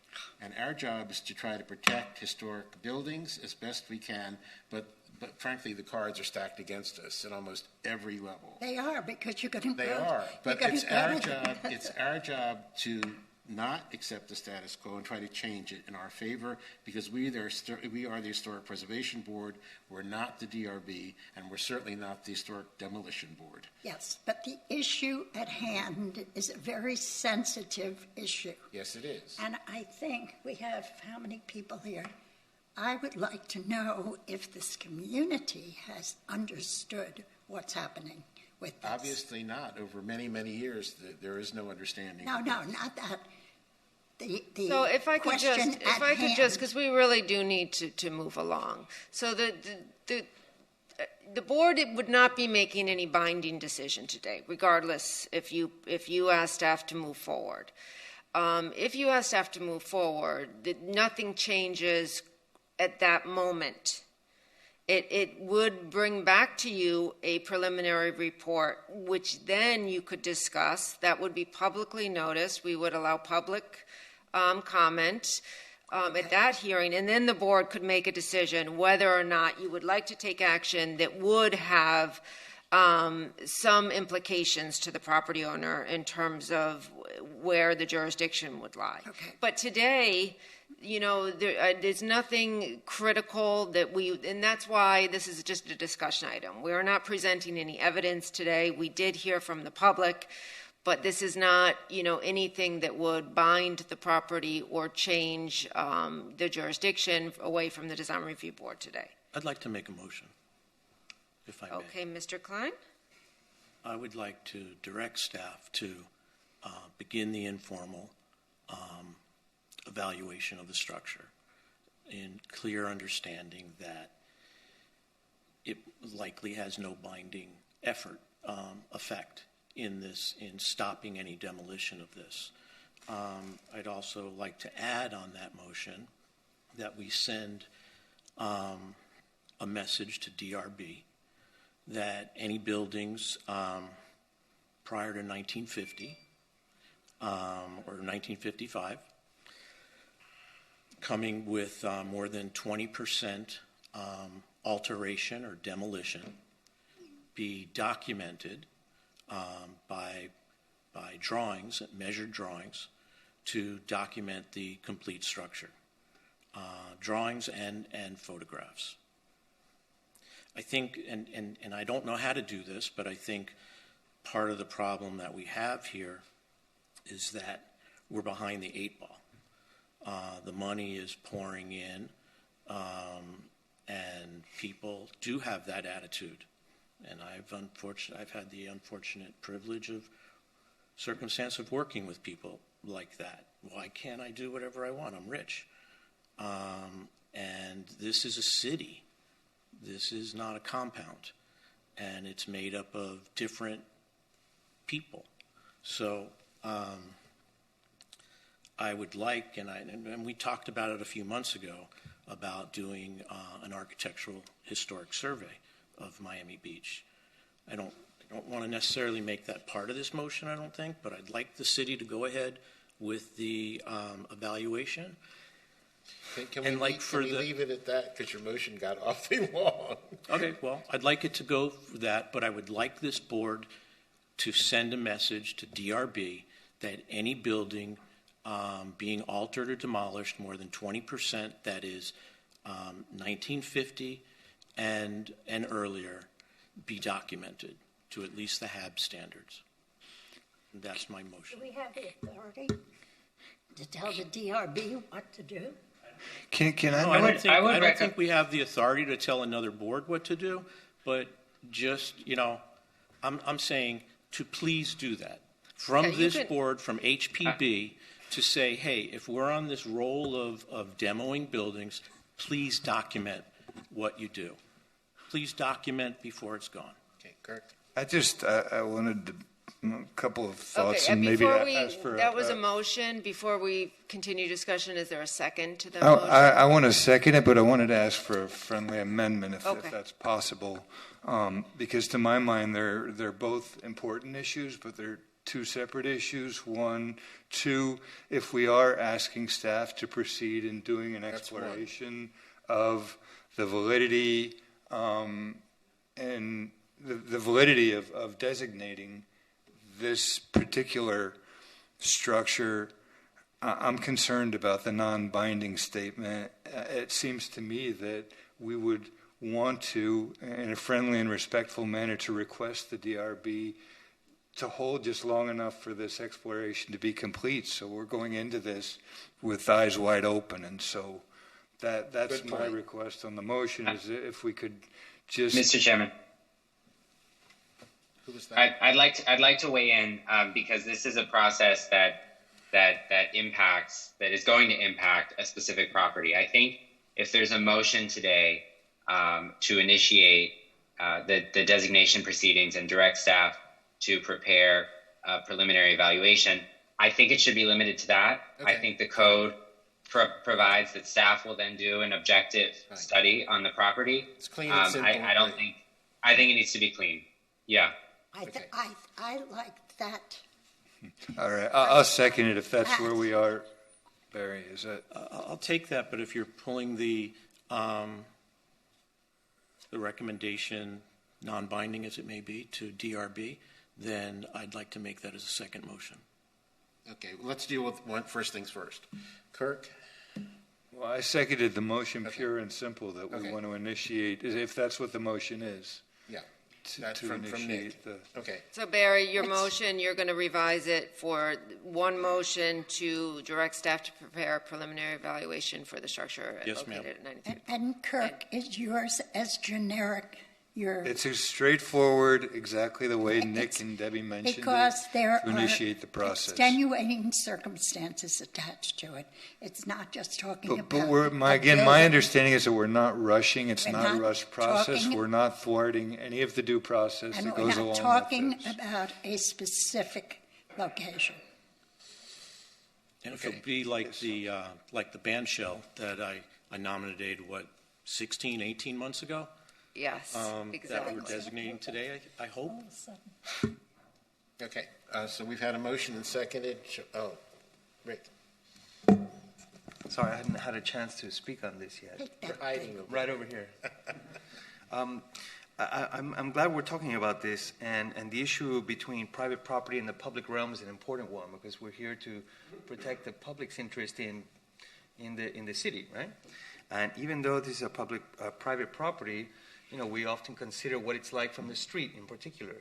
So I think that for waterfront properties, there should be an additional layer of scrutiny because they also shape the city's waterfront, which is in some cases more prominent than their street fronts.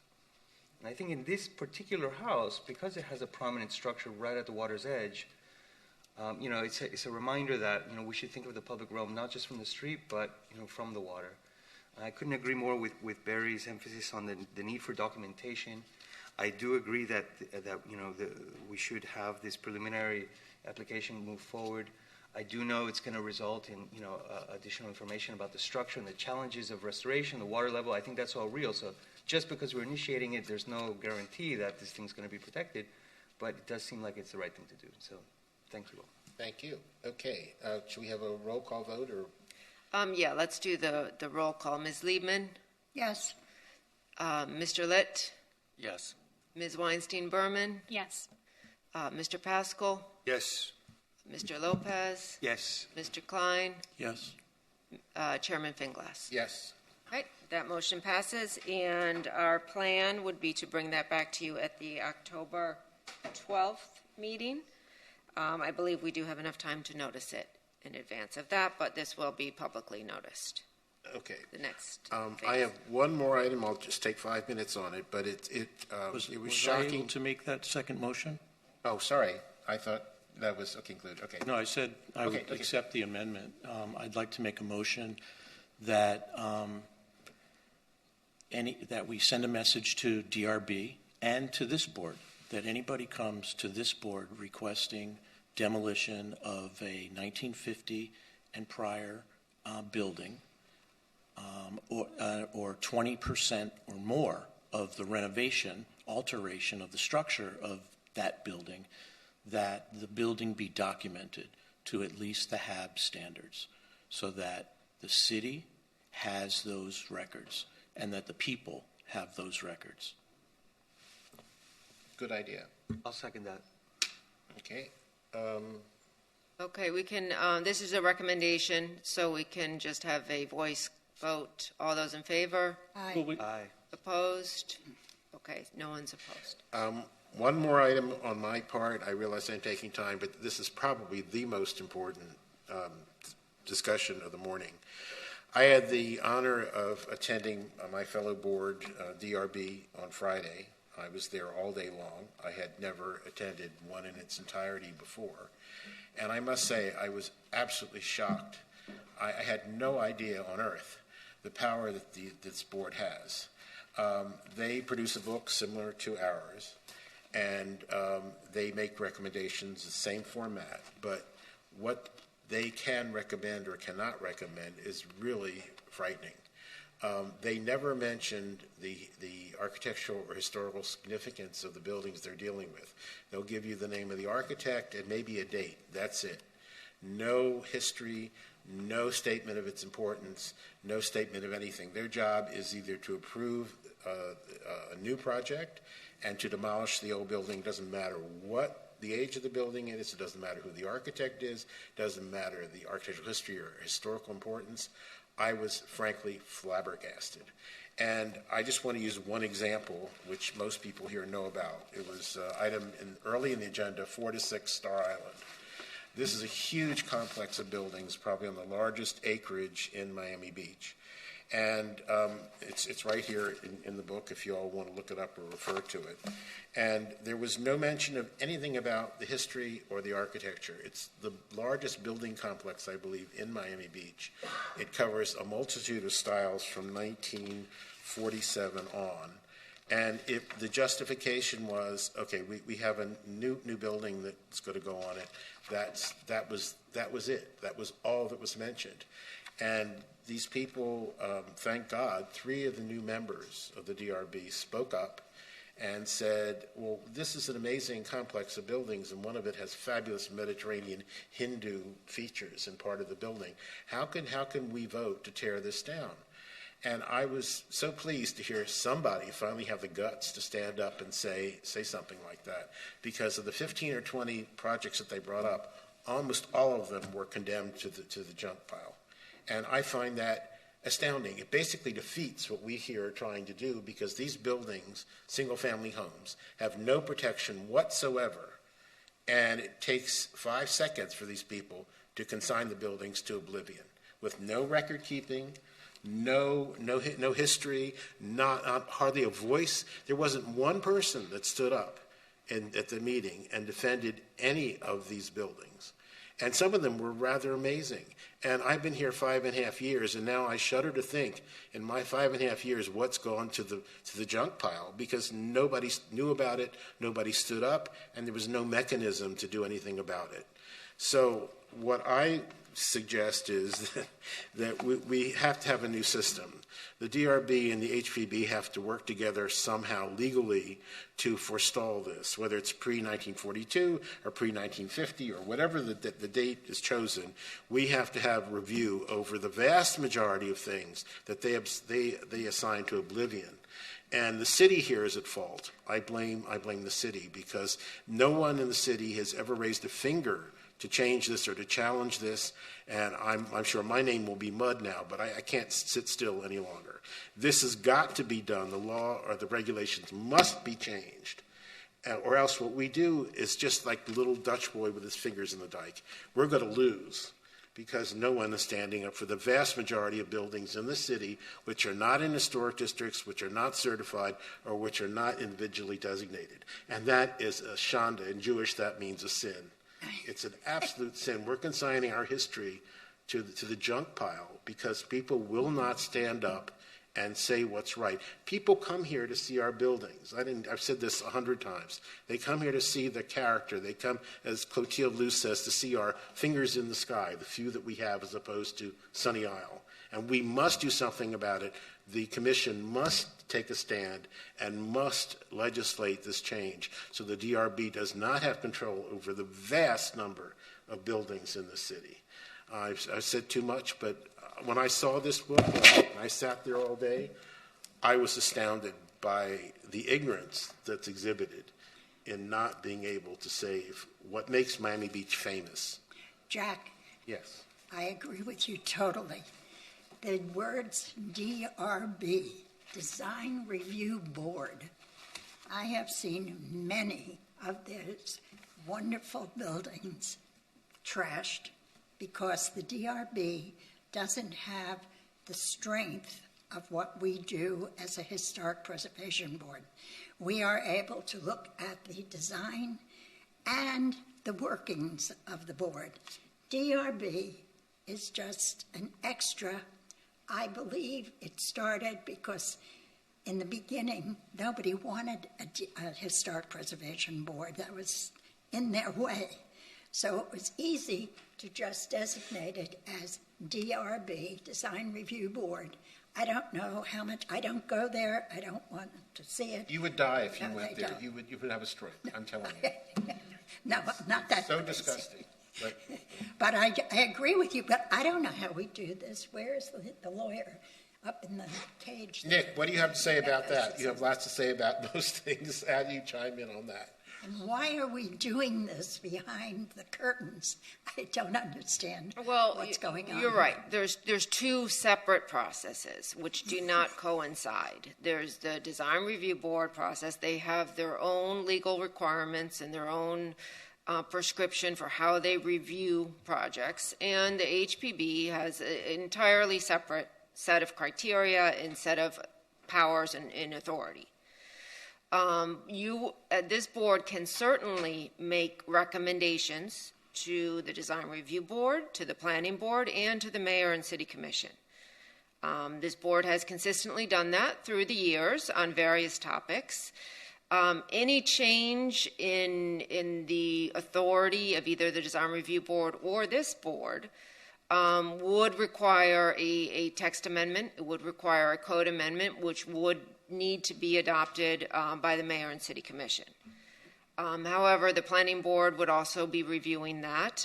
The design review board of their own right has made recommendations to the mayor and city commission regarding their authority. So this is something, I don't want this to be hate on the design review board because they do a fine job, but they are limited in their powers and duties. This board has authority over demolition. It is very clear. So, I'm happy to take a motion if you want to make a recommendation to any of those entities I just listed. You can certainly do that. This board does not have the authority to enact legislation, but you can make recommendations to the other bodies that do. I would like to make a suggestion toward this, that perhaps we have, an aside, a meeting between the Preservation Board and our board and discuss what everybody does. And I think maybe it'll clear the path for making change. So would that be a joint meeting of the Design Review Board and the Historic Preservation Board? Not in place of our regular meetings, a separate meeting. There was a time when this was a joint board. Correct. I sat on this during the Dermer, when David Dermer was mayor, and I was on the DRB/Historic Preservation Board. They operated both of them? I don't remember. We were the same people, and we were like, and we'd change hats, but we were the same people. And I don't know what happened to that. Did the agendas get too full to do that? I don't know what happened. And I do know, and I'd just like to say, and it's not in defense of DRB, because I've seen some things that really bother me there.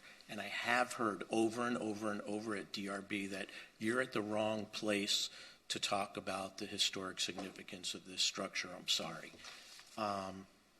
But a house on my block, they stood up and denied the demolition because the proposed design was so out of whack. And somebody did come along and purchase the house, and the house sold for more money than, significantly higher than any other house on the block.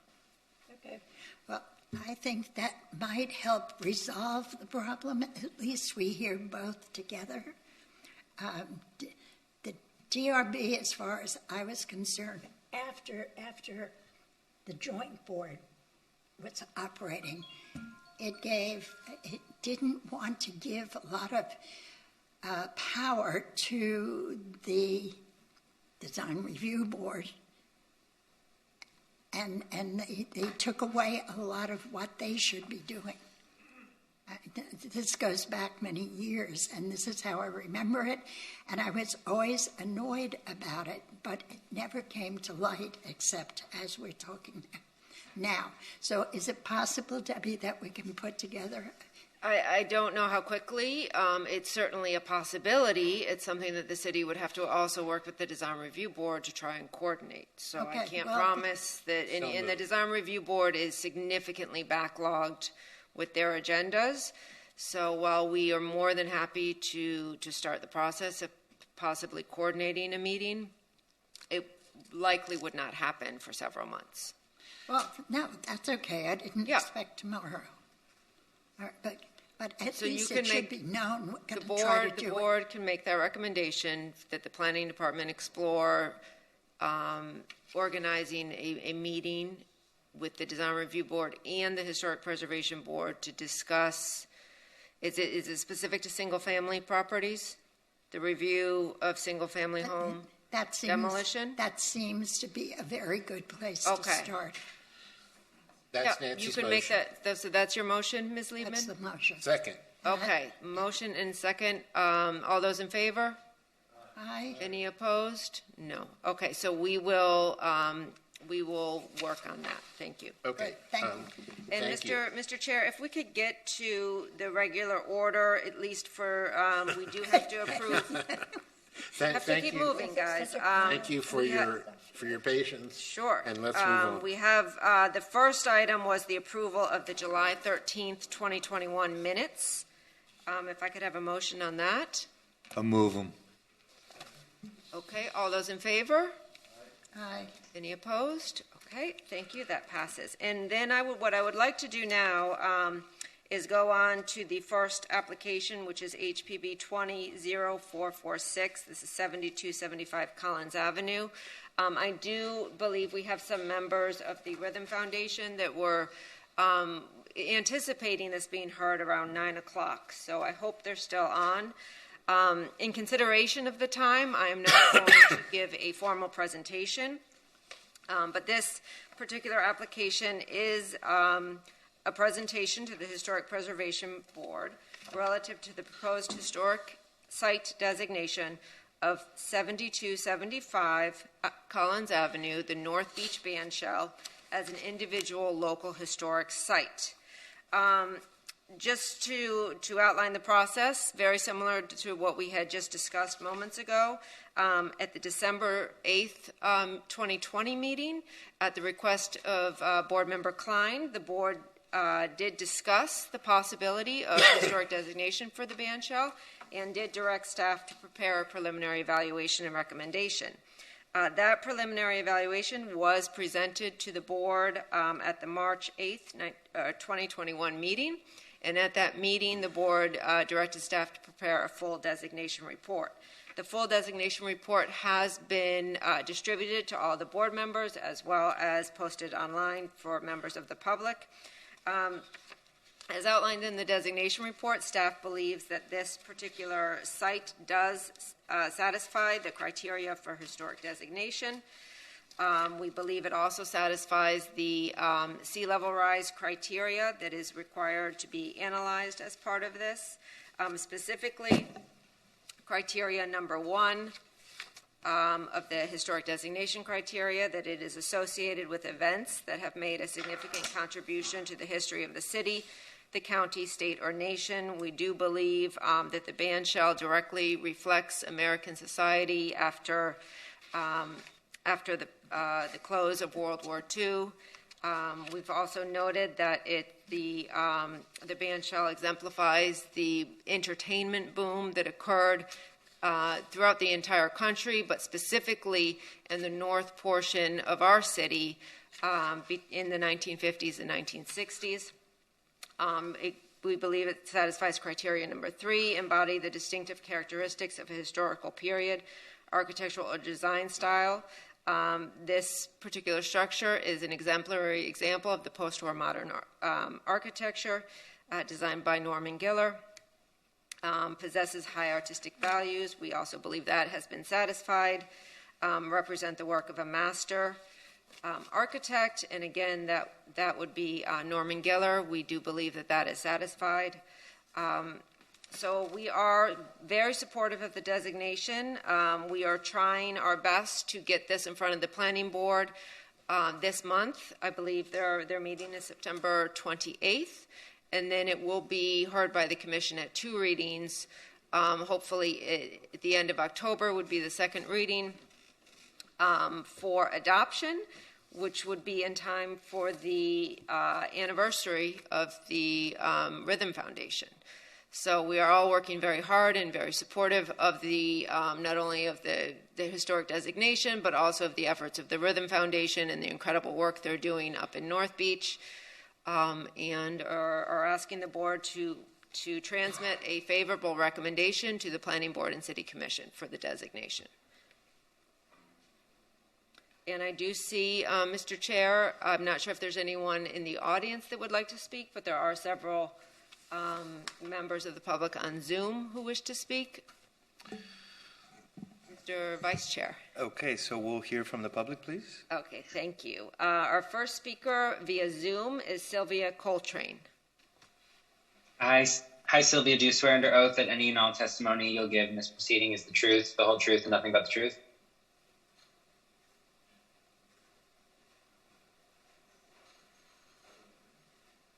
Sylvia Coltrane. Sylvia, I see you're off of mute, so you should be able to speak. I'm sorry, my hand was up by mistake. Okay, thank you. Our next speaker is Wayne Roberts. Hi, Wayne. Do you swear under oath that any and all testimony you'll give in this proceeding is the truth, the whole truth, and nothing but the truth? Yes, sir. Thank you. You have 3 minutes. I'm only going to take 30 seconds. I love the fact that we want to preserve Miami Beach, and we make designations. But what we lack is the allocation of funds to protect that preservation. So we allow our public properties to decline over time because of lack of maintenance, lack of updates, lack of care. So we care enough to designate properties, but we don't designate money to support those properties so that the public can actually enjoy them. And the area becomes actually a trap for vagrants and crime. You know, we find that in the MXC. We designate, areas that are respected because of their beauty and their culture. And then we don't invest in them adequately with our tax revenue, and we spend our money poorly. So, we live in a vacuum with this designation. I support it 100%, but I think we need to look at this holistically, that it's in combination with effective government to make sure that those properties, wherever it's designated, if it's public, to be maintained and successful for future generations to enjoy. Thank you very much. Okay, thank you. Our next speaker is Aaron Tandy. Hi, Aaron. Do you swear under oath that any and all testimony you'll give in this proceeding is the truth, the whole truth, nothing but the truth? Aaron, you're on mute.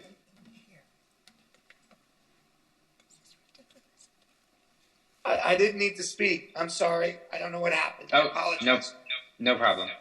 Okay, our next speaker is James Quinlan. Hi, James. Do you swear under oath that any and all testimony you'll give in this proceeding is the truth, the whole truth, and nothing but the truth? I do, thank you.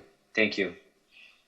Thanks for this moment. The Rhythm Foundation is proud and honored to be trusted as stewards of this important property and to be activating it with programs of importance to the resident and visitor communities. I'd like to thank very much the hard work of Deborah Tackett, Tom Mooney, and the HP staff for creating a really well-written and comprehensive designation report for your consideration.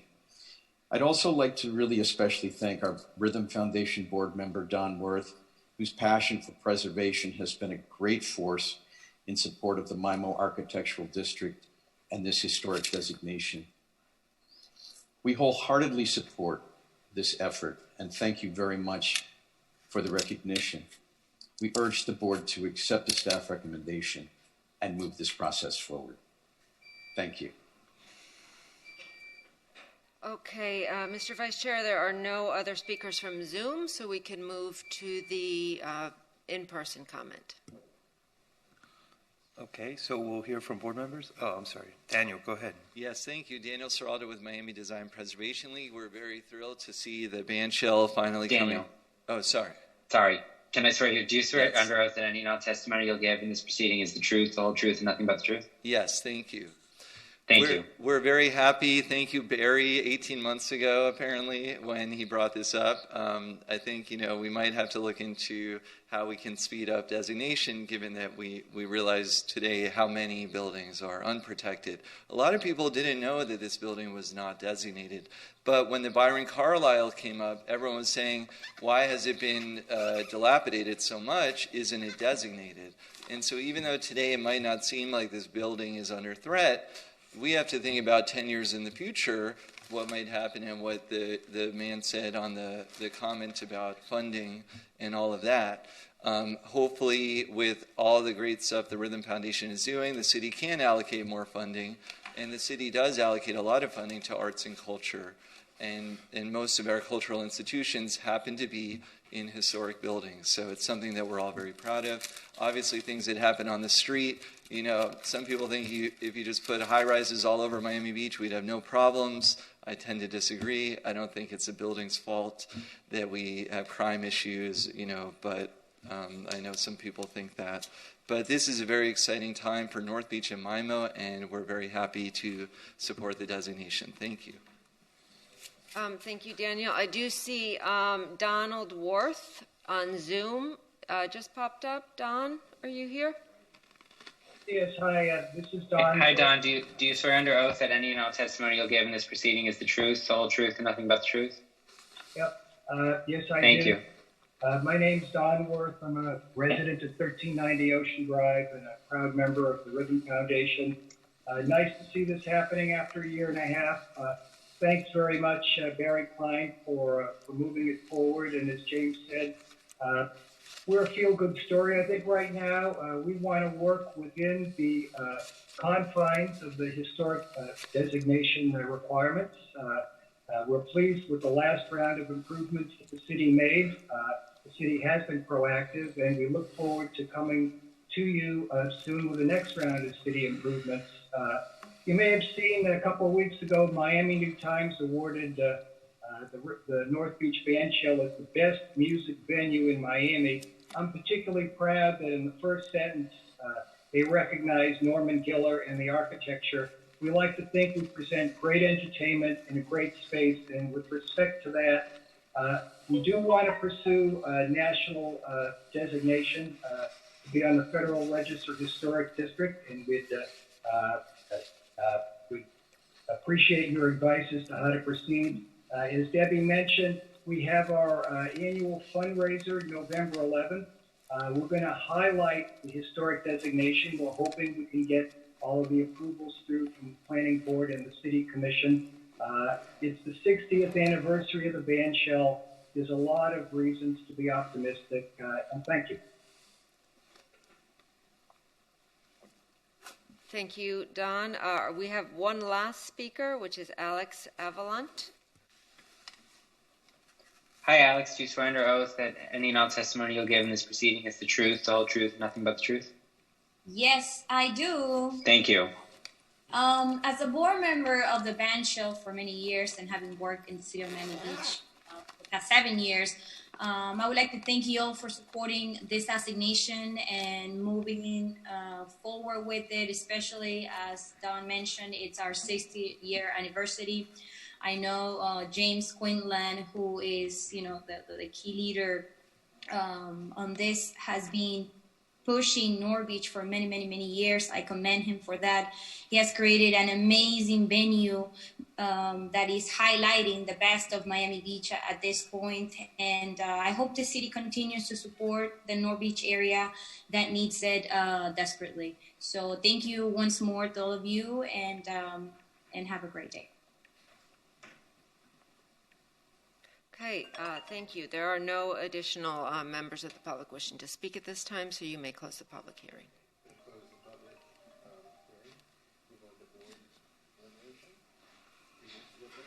I have your book. I'm really glad to see this come up 18 months later. It's been a long time, but glad we're here, and I'm all for finding ways to expedite this process moving forward. I'm very supportive. It shows how the process works, and I appreciate all your work, Debbie, in moving this forward, and I'm happy to support it. Oh, I'm totally in favor. Supportive as well. Appreciate Barry bringing this one forward and the staff's work on this. I had just the tiniest question. I saw as part of the designation includes the landscape features, and I was wondering to what extent there might still be opportunity in the future for historically compatible updates, maybe to the landscape around the band shell as an outdoor facility, and just thinking about maybe other goals for the landscape, some of the objectives change, getting away from maybe exclusively palms, which is kind of what's around there, but kind of a nuance, overall supportive, just curious about that part. So what the designation would do is the designation, if it is adopted, would shift the jurisdiction from the Design Review Board to the Historic Preservation Board and the Certificate of Appropriateness criteria, which would apply to landscape improvements. Now, this board also has the sea level rise criteria for any Certificate of Appropriateness, which does allow and does encourage resilient landscape. So it would be either a staff review in accordance with the Certificate of Appropriateness criteria, or it would be a board level review. But yes, there is flexibility in terms of changes, not only to the structure itself, but also the landscape surrounding the building, that have to be reviewed in accordance with the criteria. However, there's that flexibility built in. All right, thank you. You're welcome.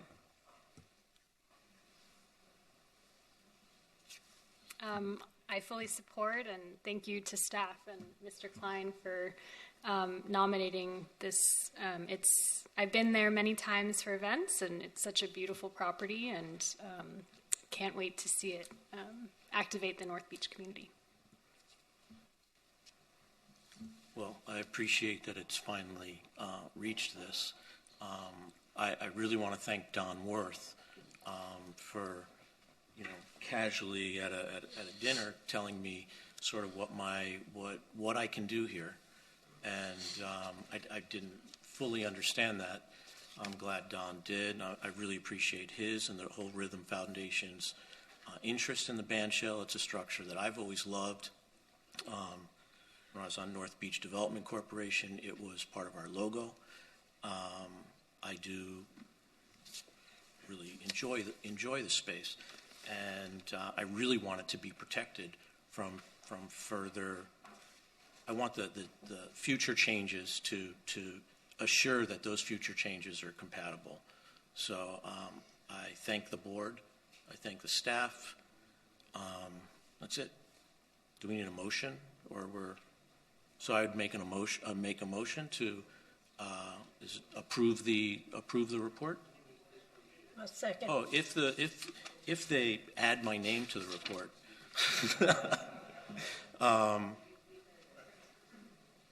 My name is omitted from the City of Miami Beach Historic Preservation Board. And that was an oversight. We will correct that for the planning board. Other than that, we love you. We don't want to exclude you. You can't miss a day. Okay. So do we have a motion? And the motion would be what it sounds like the sentiment of the board would be to transmit a favorable recommendation to the planning board and city commission for the adoption of the historic designation. That was my motion. Okay, do we have a second? Did I miss Nancy every? Okay, I apologize. All those in favor? Aye. Any opposed? No, that motion passes unanimously. Thank you. Thank you, Debbie. I think at this point we're going to change the order and take numbers 11 and 12 next. 11 is the fire station number 1.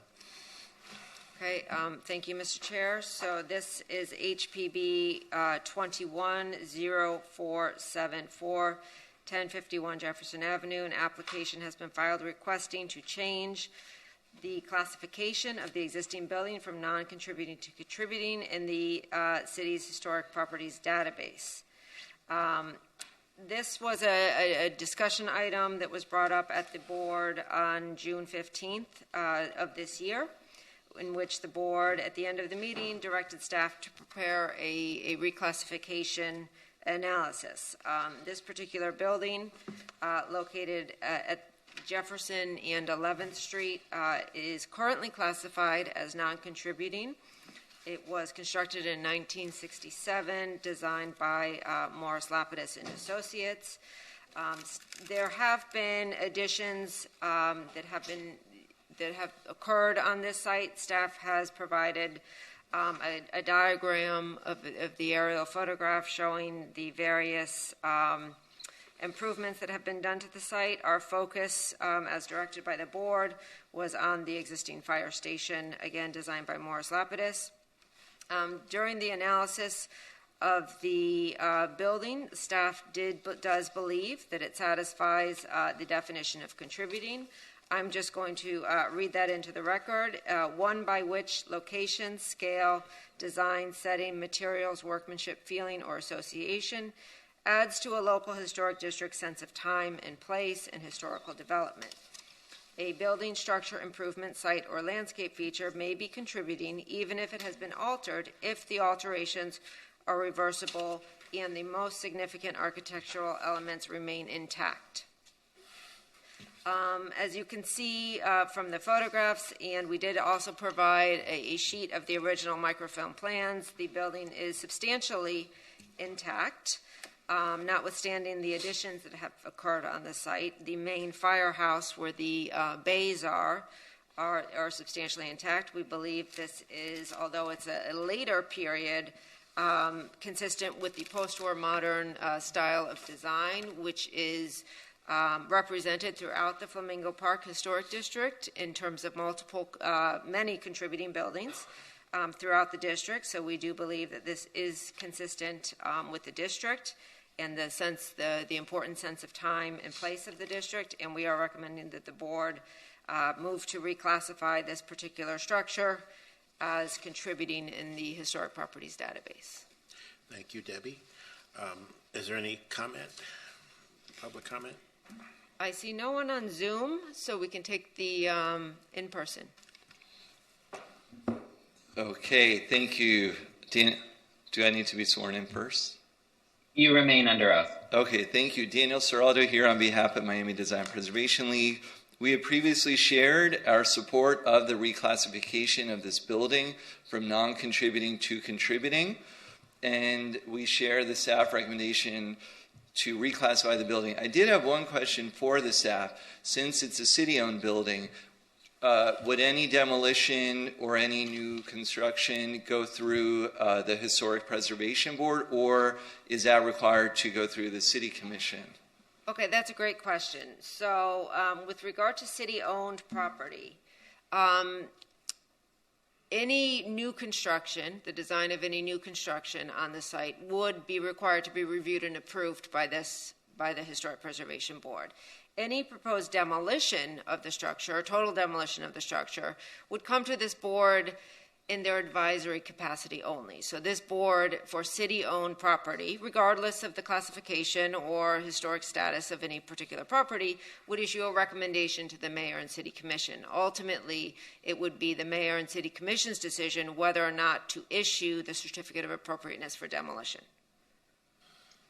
But the new construction component would be subject to the review and approval of this board. It's just that demolition is not subject to this board's approval. It would just be a recommendation by this board, and it would be subject to the review and approval of the city commission for demolition.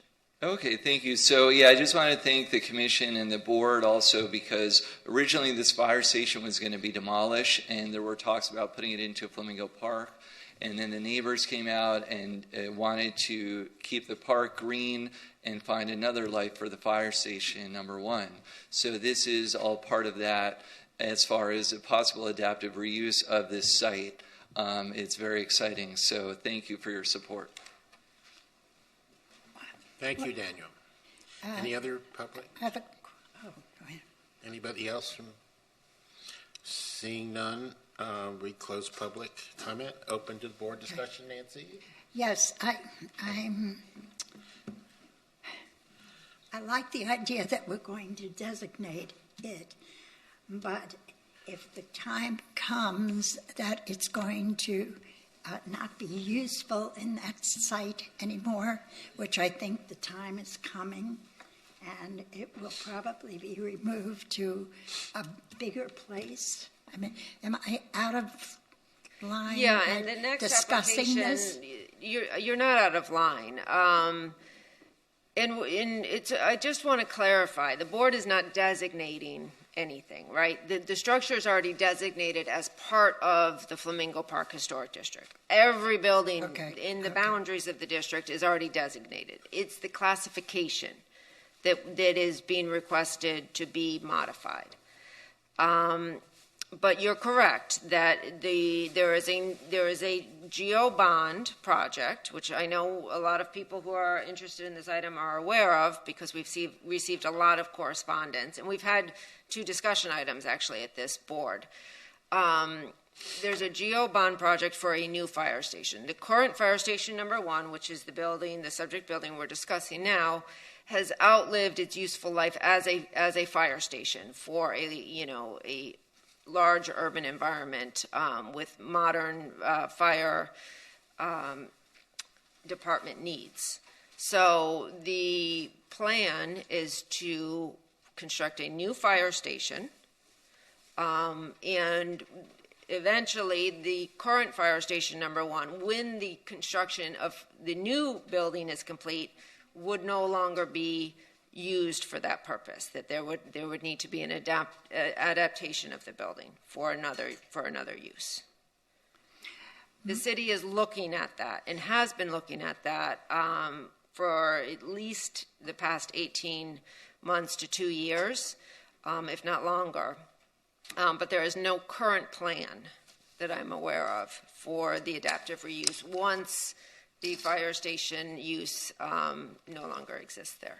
But the designation of it will continue to be included. That property property is part of the Flamingo Park Historic District, so anything new would come before you. And if in the future the city wanted to demolish the building, we would bring it before this board for a recommendation.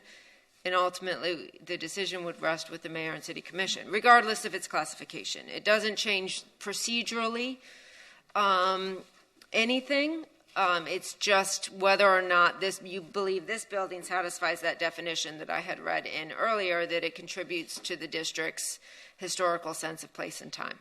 And if it moves out as the fire station, the property would still maintain the historic. Correct. Good. Okay. Okay. Any other? Day is coming. Just for clarification, as far as the process is concerned, unlike the designation of a new structure outside of a historic district, this just moves through the board, changes the classification, that's it. Correct. Classification is at the sole discretion of the Historic Preservation Board. Okay, and you're looking for a motion to just move it forward? We're recommending that the board reclassify this as a contributing building. I yes. would move that. I'll second. Okay, we have a motion and a Does second. anybody have anything else to say? I had just a question. I did. You're never gonna get finished. Just to clarify, so in the future, if this is contributing, in the future there might be another development that retains part of the property, because I understand that the addition and the pump station are part of this, right? But in the future, there might be a development that keeps part of it, demolishes another part of it. That is correct. Just like any other property in the historic district, this doesn't bind, any specific program to the site. It's just, classifying it as contributing, and changes may be requested in the future. No, so nothing would change how it's currently treated now. Even if it's a non-contributing building, any new construction or any demolition would still come for this board for either approval or recommendation. Okay. Okay, so we have a motion and a second. All those in favor? Aye. Any opposed? No. Okay, Mr. Chair, I think you said, Number 12, please. Number 12 is HPB 210475. This is 833 6th Street. An application has been filed requesting to change the classification of the existing building from non-contributing to contributing in the city's historic properties database. So this one, staff had previously discussed this building. I know, Laura, you were not on the board yet, and I'm not sure if Mr. Klein, if you were either present at either of those discussion items, but this ties in directly to the conversation about the Geo Bond project, the new fire station project.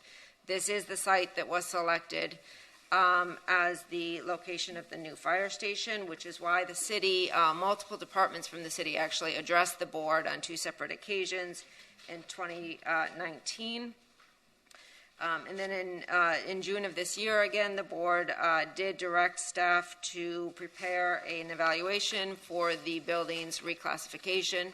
The building is currently classified as non-contributing. It was built in 2 phases between 1970 and 1975. The architect was Morris Lapidus and Associates. So staff has outlined a very similar history in terms of the history of the historic district that it's located in, as we did for the existing fire station number 1. In this particular instance, we also outlined some of the more substantive changes that have been made to the property.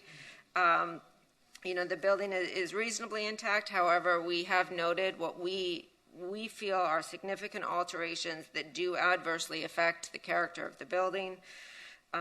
We do acknowledge in the report that the building is a thoughtfully designed building. It is in a style that is not consistent with other contributing buildings within the historic district. To my knowledge, we don't have any contributing buildings that were built in the brutalist style or built in the 1970s period, currently classified as contributing in the district. We also believe that the alterations that have occurred, which, a lot of them focus on security issues of the building, at the ground level. The building was, again, a thoughtfully designed building that was very porous and very open to the elements. There have been some enclosures as a municipal building. This was likely done for security reasons. In staff's opinion, this building would not be able to be adaptively reused for a municipal fire station of the requirements that are currently needed within the city. Again, we've noted the alterations and do not believe that it's consistent with the time and place that the district was designated for. So we are recommending that this building retain its existing classification as non-contributing. I just want to point out that doesn't, again, change that anything that occurs on this site would still require the review of this board, regardless of its classification. So I just, that can be confusing to a lot of people, but I think that's important to note. Thank you, Debbie. I'm going to open to discussion from the public. Daniel. Yes, hi, Daniel Seraldo. I've already been sworn in representing Miami Design Preservation League. So we had previously shared our support of the reclassification of this building along with the other one that you all just reclassified to contributing. One thing that I think is important to note here is that our city is very unique as a 20th century city, and that when the National Register was made in 1979, we were the youngest urban 20th century historic district. Of course, it would make sense that in 1979, we would not think about a building built in that decade as contributing. But my concern now is it appears to be that there's a focus to only limit 20th century architecture in the district to 20s, 30s, 40s, maybe 50s. And I think brutalism is an incredible part of the architectural legacy of the 20th century.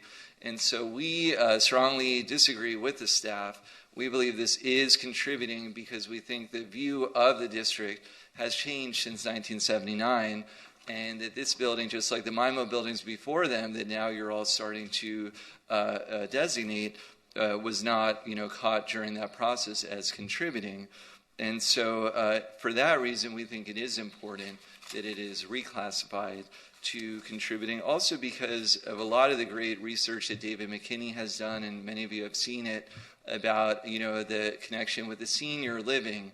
And just like we talked about Al Capone and Prohibition, the seniors' impact on the city really, talk about at the top of the list as far as a positive impact. It was the seniors that were here that really helped, the city survive during a very hard time period.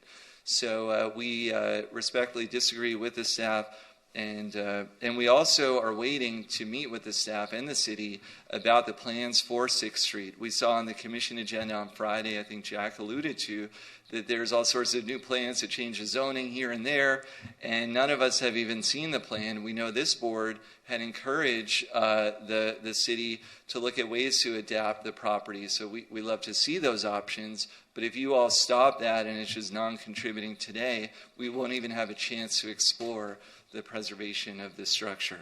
So yes to brutalism, yes to 20th century architecture, yes to reclassification. Thank you. Thank you, Daniel. David? Have I been sworn in? I don't know. No, you've not, David. Do you swear under oath that any testimony you'll give in this proceeding is the truth, the whole truth, nothing but the truth? Yes, I do. I'm David McKinney. Thank you. And you, as said previously, but I wanted just to highlight one aspect of my experience. When I worked for the Secretary of the Interior, I was part of a steering committee that was looking at the 1960s and 1970s. There were buildings owned by the Department of the Interior for possible classification. So I think I bring to this experience, issue an experience with dealing with government buildings that weren't originally part of the classification system, but have now successfully and I think gracefully aged into that classification. And I would say that with the South Shore Community Center. And I'm not alone here. You've heard from Richard Guy Wilson, who is on the National Landmarks Committee, who advises the Secretary of the Interior. The Florida Trust for Historic Preservation has they're listed the building as one of the 11 buildings to save in 2021. The Society of Architectural Historians have reached out to the Commission in regard to this, and the Miami Design Preservation League, and also most recently the Miami-Dade chapter of the NAACP. Mr. Chair, I am probably going to go over by a couple minutes. May I have latitude? Okay. from there. I also want to address brutalism, because here I want you to really think about the city of Miami Beach and civic architecture.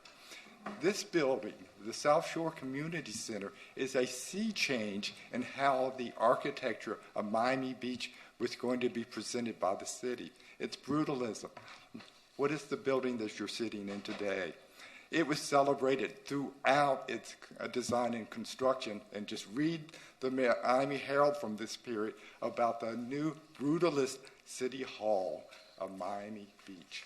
So brutalism is very much a part of our heritage. It is not extraneous to the Flamingo Park neighborhood, and it is not extraneous to the city. The other aspect that I have to say is more concerning across historic preservation that has been alluded to by speakers today is that one of the aspects that Ms. Tackett has highlighted was the condition of the building. The willful non-maintenance of a building should not be a part of your deliberations in terms of designating it historic. In fact, I want to call to your attention Article 10 that said all buildings in a historic building, in a historic site district, are to be maintained against demolition by neglect and are to be maintained appropriately.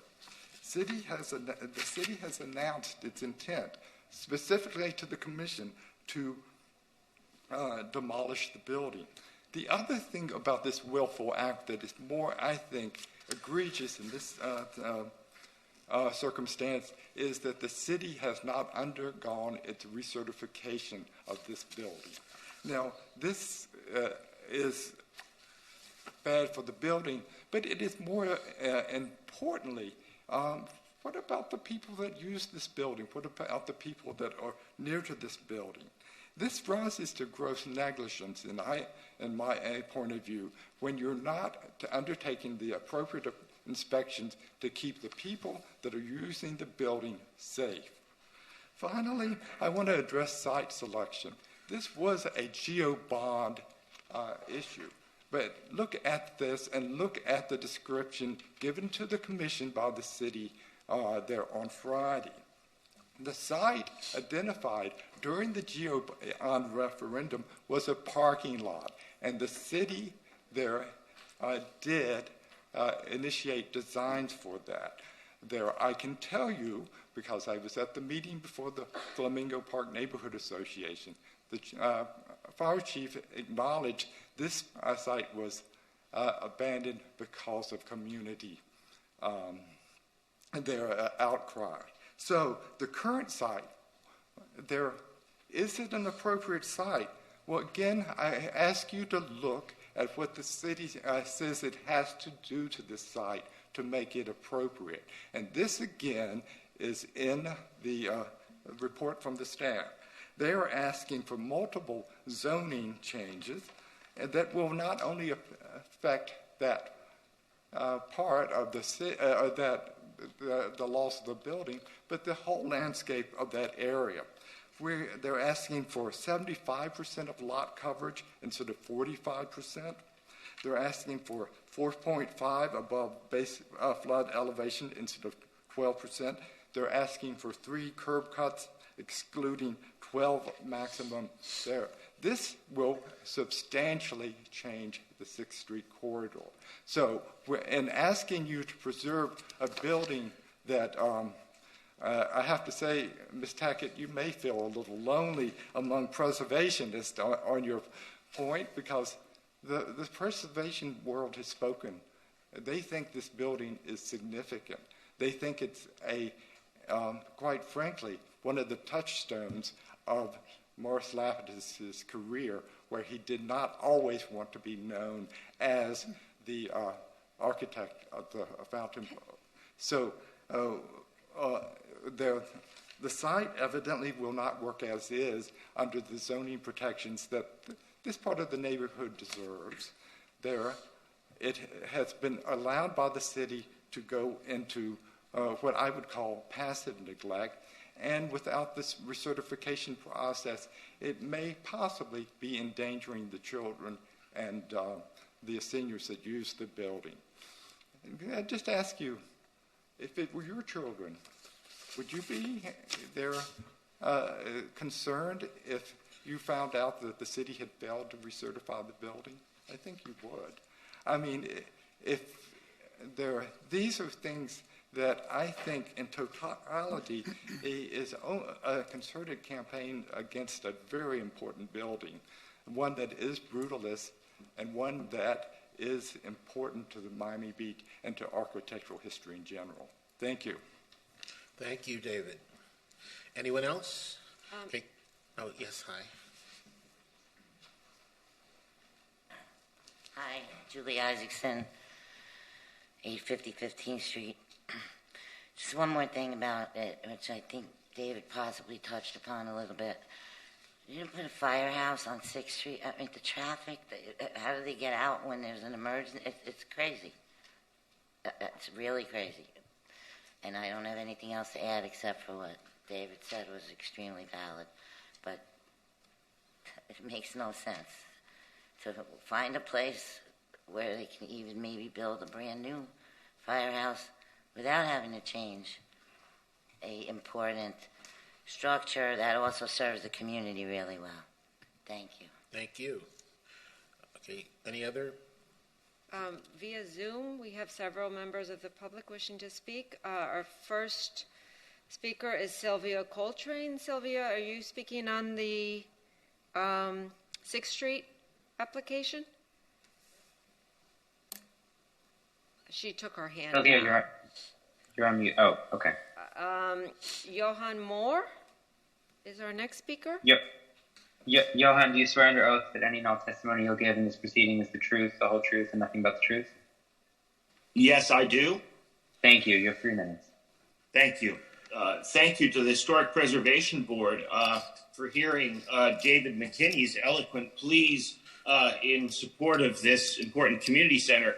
I'd like to speak from a slightly different angle. I live on Meridian Court and am a member of a 30 email list group of concerned citizens there, Meridian Court community. I should say residents, not just citizens. I also will say that unlike many people's experience of brutalism, including my own on occasion when confronted with it, our neighborhood has a very cozy relationship to this community center. I think it's probably about the most humane scale of brutalist architecture I've ever encountered. But I also have to say, a bit like David was saying, that I feel this discussion is a bit about something that it's not about. The issue is, of course, preserving this community center, but much more profoundly, it's about preventing the imposition of heavy infrastructure with diffuse public benefit but high local impact into a residential, urban, working class, people of color rich, historic neighborhood of contributing buildings. Why is it that contributing buildings, which are disproportionately located in historic neighborhoods, also tend to be somehow by not coincidence, but rather socioeconomic forces, also located in economically defenseless neighborhoods, in neighborhoods that can least agitate collectively for themselves to defend their identity, including their buildings. This building is important, but it is also important to our community to preserve its fabric and to not have a mega fire station, which Miami Beach needs and deserves, in the middle of a neighborhood. The city needs to commit to finding a site on a thoroughfare and not in a residential neighborhood. Thank you very much. Thank you, Mr. Moore. Anyone else, Debbie? Yes, our next speaker is Florian Boito. Yes, can you hear me? Florian, do you swear under oath that any and all testimony you'll give in this proceeding is the truth, the whole truth, and nothing but the truth? Yes, I do. Thank you. You may proceed. Thank you, everyone, for giving me that time. I think the most important case here, I'm a direct neighbor. I live in a 631 Jefferson Avenue, so I'm the building next to that building. And I can tell you that building has been a very important building in the community.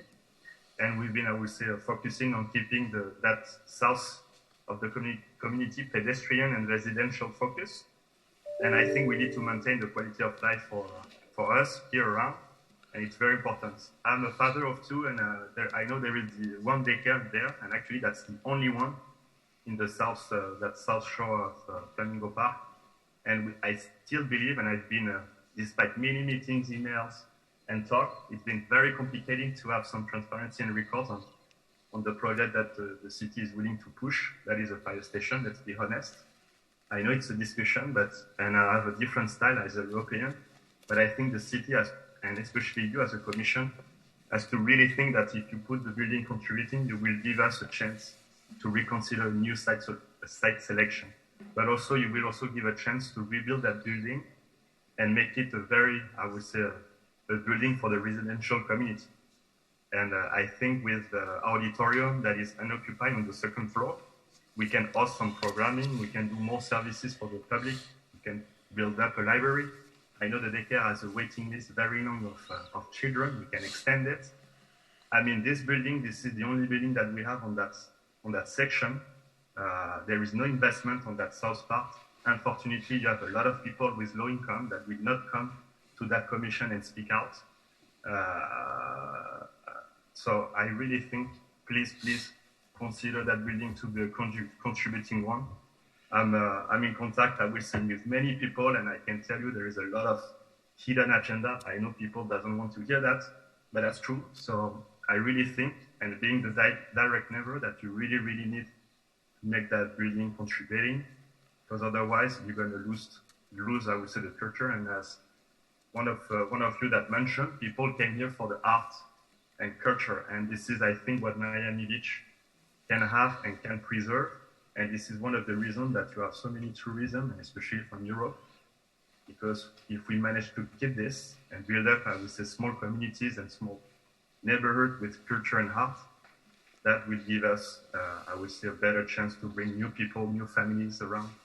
And I think it's extremely important. And the history and the patrimony, being a French, is extremely important. So I really hope, that's your decision, that's your voice, but I really hope you're going to be able to help us and keep that building and recertify it and renovate it for, I don't know, Miami Art Academy or an extension of the daycare, or things that will bring to that community here in the South more quality of life and more. 3 minutes are up. Yes, thank you very much. Thank you very much. Our next speaker is Mitch Novick. Hi, Mitch. Mitch, do you swear under oath that any and all testimony you'll give in this proceeding is the truth, the whole truth, and nothing but the truth? Yes, of course. Thank you. Good afternoon, everybody. I spent a large portion of my childhood growing up in a Morris Lapidus designed development in Aventura called Villa Dorada. This building reflects very much, this building could have sat in that development effortlessly. As someone who manages a property on 6th and Jefferson, I believe a mega fire station would certainly detract from the residential quality of the neighborhood. And of course, I'm concerned with the economic and marketability impacts that this would have on my property, which is across the street on Jefferson Avenue. And moving forward, I'd like to see this building be designated and appreciated for generations to come. Thank you. Thank you, Mitch. Our next speaker is Brett. Brett, do you swear under oath that any and all testimony you'll give in this proceeding is the truth, the whole truth, and nothing but the truth? I do. Thank you. Thank you. My name is Brett Gillis, and I've been walking by this building since I was a kid. I really have to tell you, I think that it does meet the criteria to be reclassified as a contributing building. It is a brutalist building. I see where there may be some opposition due to alterations, but when you walk by that building, it does have the aesthetics of that historic district. It seems really fit in, and I just remember listening to the palms rustling as you walk by, the light colors of the building, And Miami Beach has been known for modern architecture. So if you're not going to stand up and also protect Brutalist as part of that, how can you protect Art Deco, Art Moderne, Streamline Modern, and then be forgetting about Brutalist? It's an entire movement, and this is one of the components of it.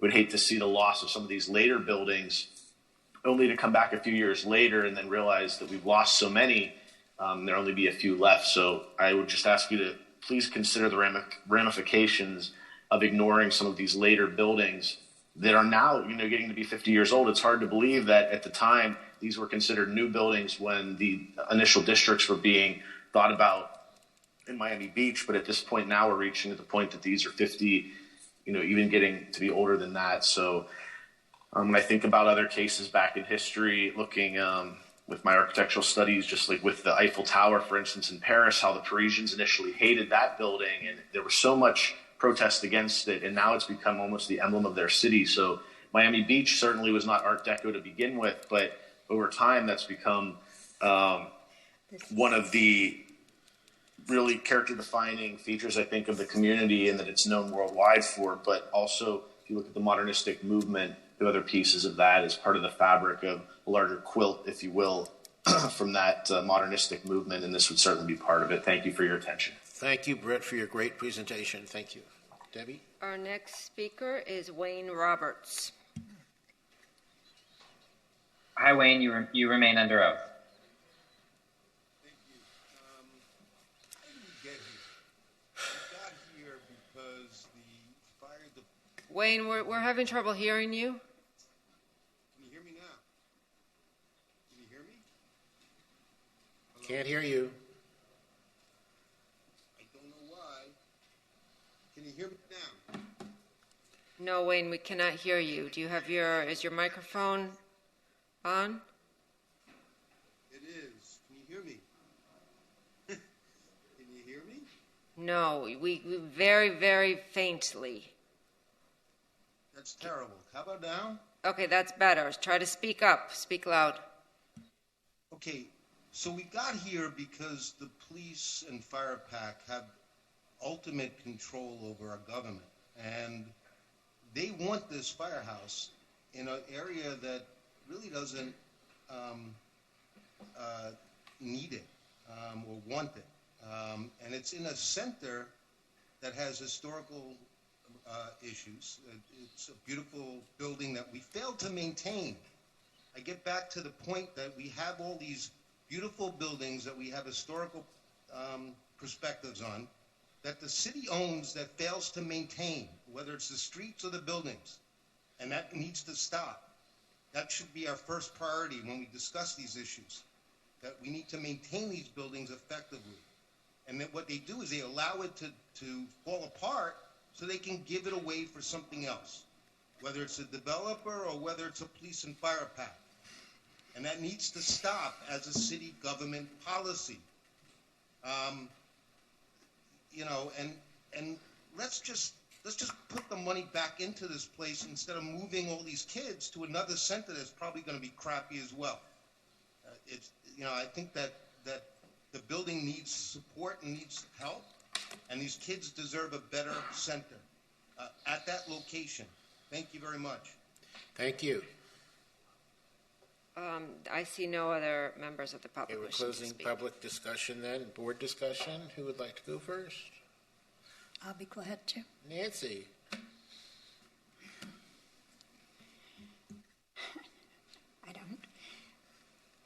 I just have to express I'm astounded to hear all of this about that building on 6th Street.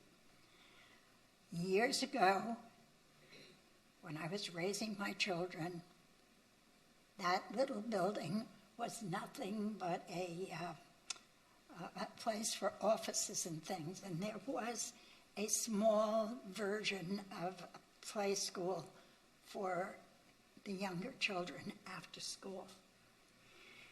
I hadn't thought about this building again because I don't live in that area now. And I decided to go see it. I wanted to see what the excitement was about this building. And when I got there, I looked around on both sides of the street, and I said, where's the building? The building I knew, and which is Morris Lapidus' supposedly historic building, was 10, I would say 15 times the size. There have been so many additions to it, I couldn't recognize it. But I did know the issue about trying to preserve it, and I did understand that things had to change. The fire station is really, it should be the prime discussion, not this building that has grown to the point where I actually had to ask where was the building. It was this big white thing now. So the fire station has been ignored, and nobody is worrying about the fact that that area needs a fire station. The fire station down on 10th Street, up on 10th Street, that fire station is not big enough for the trucks to even be parked inside. And we're ignoring that to designate, which I think is absurd because I can't even fathom a designation, a historic designation of the building, let alone trying to save it. 2 years ago, I was asked by friends about this whole problem, and the question was, the situation was, why don't we change places and take the 6th Street children and create a real place for those children? When I knew that situation years ago, it wasn't the children, it was a bunch of offices that were operating there that had nothing to do with preservation or anything else. So I believe, and I could never support its designation, number one, because it's just, this is an unknown creature that's sitting in a place. The context of where it is, it has no relationship to anything. It's just this big white building and nothing else around it that I could tell when I went there to see it now. And I think that this city has to think about a fire station that is going to protect the people in that community. There is no other fire station. We have fire stations all over the city that relate to where they are. This is not producing a fire station and worrying about the preservation of a building that has very little preservation. I think Morris Lapidus decided one day he was going to make another little building. It was a little building, and he threw it together. It had no relationship to other historic buildings, which aren't there anyway. And I really wonder why the supporters are not looking at other Morris Lapidus structures. 5555 Collins Avenue is an amazing historic structure. Nobody's bothering with that. There are other historic structures that he did. Nobody's bothering with that. I think this is a fallacy, and I can't support any part of it. Thank you, Nancy. Anyone else would like to speak? didn't know if I was ready to go just next, but I'll dive in here. I appreciate the staff reports taking a strict interpretation of the contributing classification as a function of the period of significance in the district. I think that procedure matters a lot for the way we operate because our actions are under a microscope, and we need those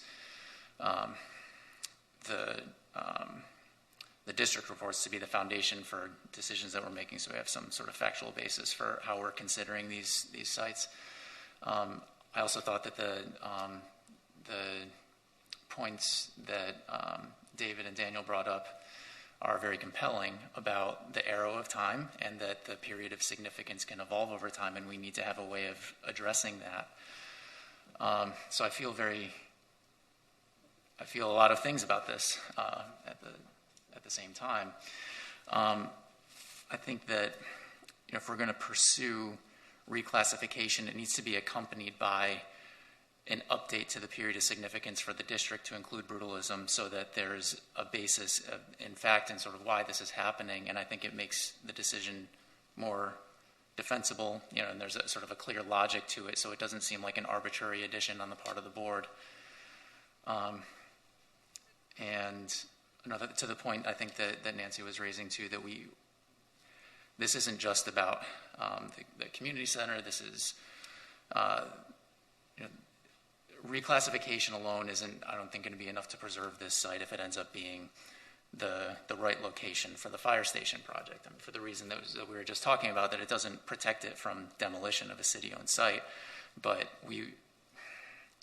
I do feel a sense of obligation as the Historic Preservation Board to be good stewards of our historic resources. So I'm having a difficult time with this one. I would like to hear from other board members on how they're weighing the evidence in this case, so that we can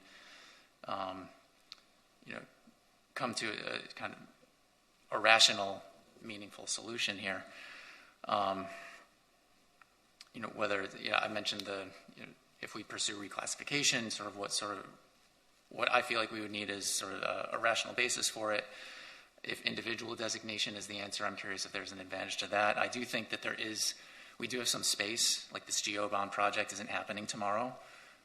So it seems like there would be some room to make sure that we have a coherent reaction to this.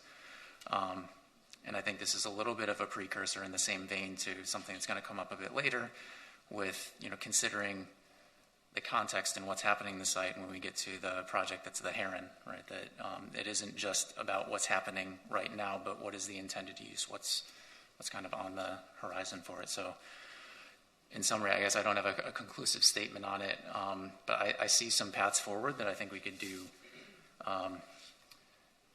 the right thing from a historic preservation standpoint, but make sure that we're acting in a way that doesn't leave us vulnerable to undoing because we do something that's not fact-based. So, thanks.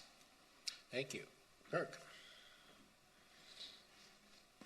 So first of all, I remember very clearly the presentation a couple of years ago regarding the proposed fire station, and I mean, we had some discussion at that time among the existing board at that time, and in my mind, for me, there's a challenge here because to me there is a significance to this building. There's a significance to the progression of the modernist movement, which is we all live it here in Miami Beach, going from Art Deco to MIMO to brutalism. I'm sort of also interested from a historical context because we had a boom in Art Deco following the 1926 hurricane, right, in the Depression. We had a boom in MIMO following World War II. But it sort of seems like when you're moving into the 70s, you're kind of moving into a bit of an economic decline period for Miami Beach. And so I'm not sure that you could actually classify a district based on brutalism because it's sort of here and there. And I know, for City Hall, I think there's a lot to be appreciated about this building. For City National Bank in North Beach, it is not the character of North Beach, but I think it is a celebrated architectural feature, and I think that it is celebrated in the context of what was happening and what Miami Beach was at the time it was built. And in that regard, I do feel that this building is a great representation of brutalist architecture. I think it's exponentially more significant to Miami Beach, being that it is a brutalist structure that was built by Miami Beach's, I'm not going to say one of, I believe Morris Lapidus is the most celebrated architect in Miami Beach. And so I feel there's a great deal of significance there. There's also, the matter of discussion, because in my mind, when we discussed this in 2019, there was not a question. And in my mind, I listened to the presentation with the same thoughts I'm having right now in mind, which is why, as staff reflected in their report, actually in the background, the third bullet point that the city explore incorporating the existing concrete canopy structures, there was an effort on our part, and there was a consensus on our part as a board to want to maintain what could be maintained. Obviously, I think as a community, as a part of this community, this board wants to respect the wishes of the community members, of the residents, of the neighbors, of the commissioners that put us here. The other point that I brought up at that time was the fact that this lot is so substantially larger than the existing fire station, and correct me if I'm wrong, but I looked at it at the time, and I believe it's accessible from 3 streets. And so at that point, it seemed to me, based on such a substantial amount of space to work with and the accessibility from 3 street sides, that there ought to be options that can be explored.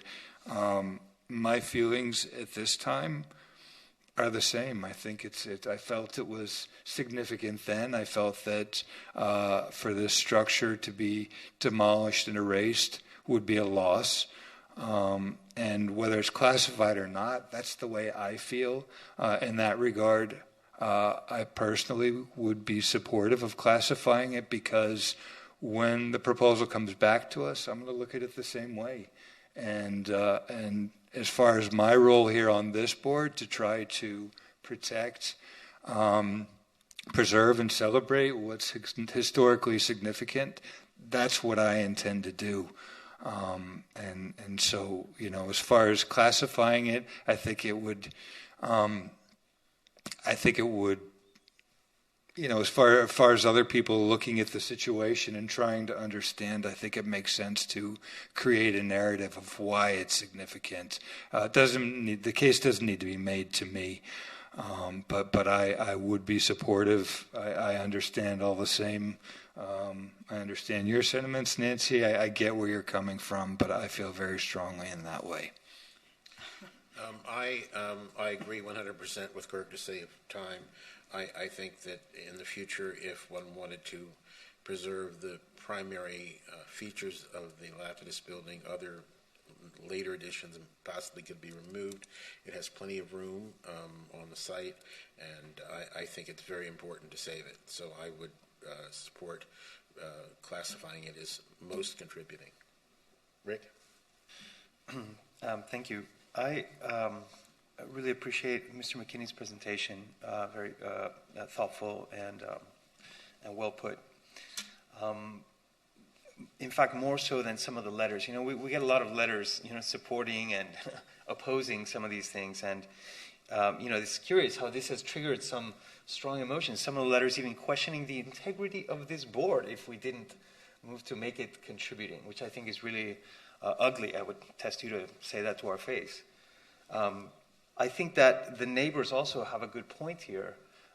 Concern about change, concern about a new fire station, you're always going to be concerned about new things, and I sympathize with that.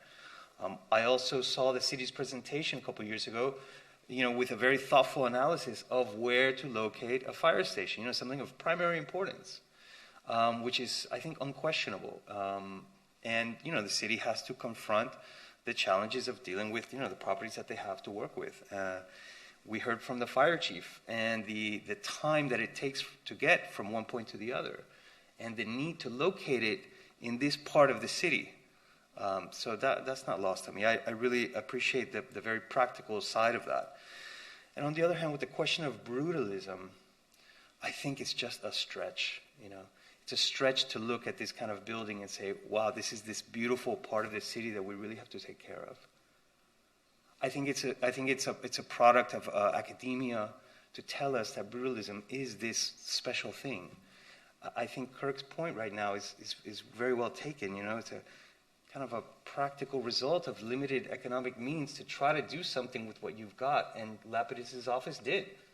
But I also don't think we should be idolizing Lapidus and think that everything he touches is this, amazing thing. I think to be realistic, sure, if the community feels strongly about it, I would encourage them to be part of the process and voice their concern as the new fire station, which, by the way, will include a new community center. They should voice their opinion and have their voice heard in the design of that new structure. And it should be thoughtfully done because it is inside of a residential district. So I think that the effort should be there and not to make this a contributing structure. Thank you, Rick. Who else would like to? Thank you so much for all the public comment. We actually really do read all of it, and very appreciative. I'm relatively new to the board, so I don't know all the background. However, I will say that I do agree with Mr. Litt's statement. We have to be technical in our analysis, and defining this as part of a district when it does not conform to the period of significance, I think does not set a good precedent. However, looking at the historic photo on page 4, and then looking at the current photo on page 12, I do see how the original structure does merit integrity. Personally, I love brutalism. I do think that it is a important factor in the development of, again, our modern 20th century building. But I do not, I unfortunately, from a technical standpoint, do not see how this fits into the current historic district designation.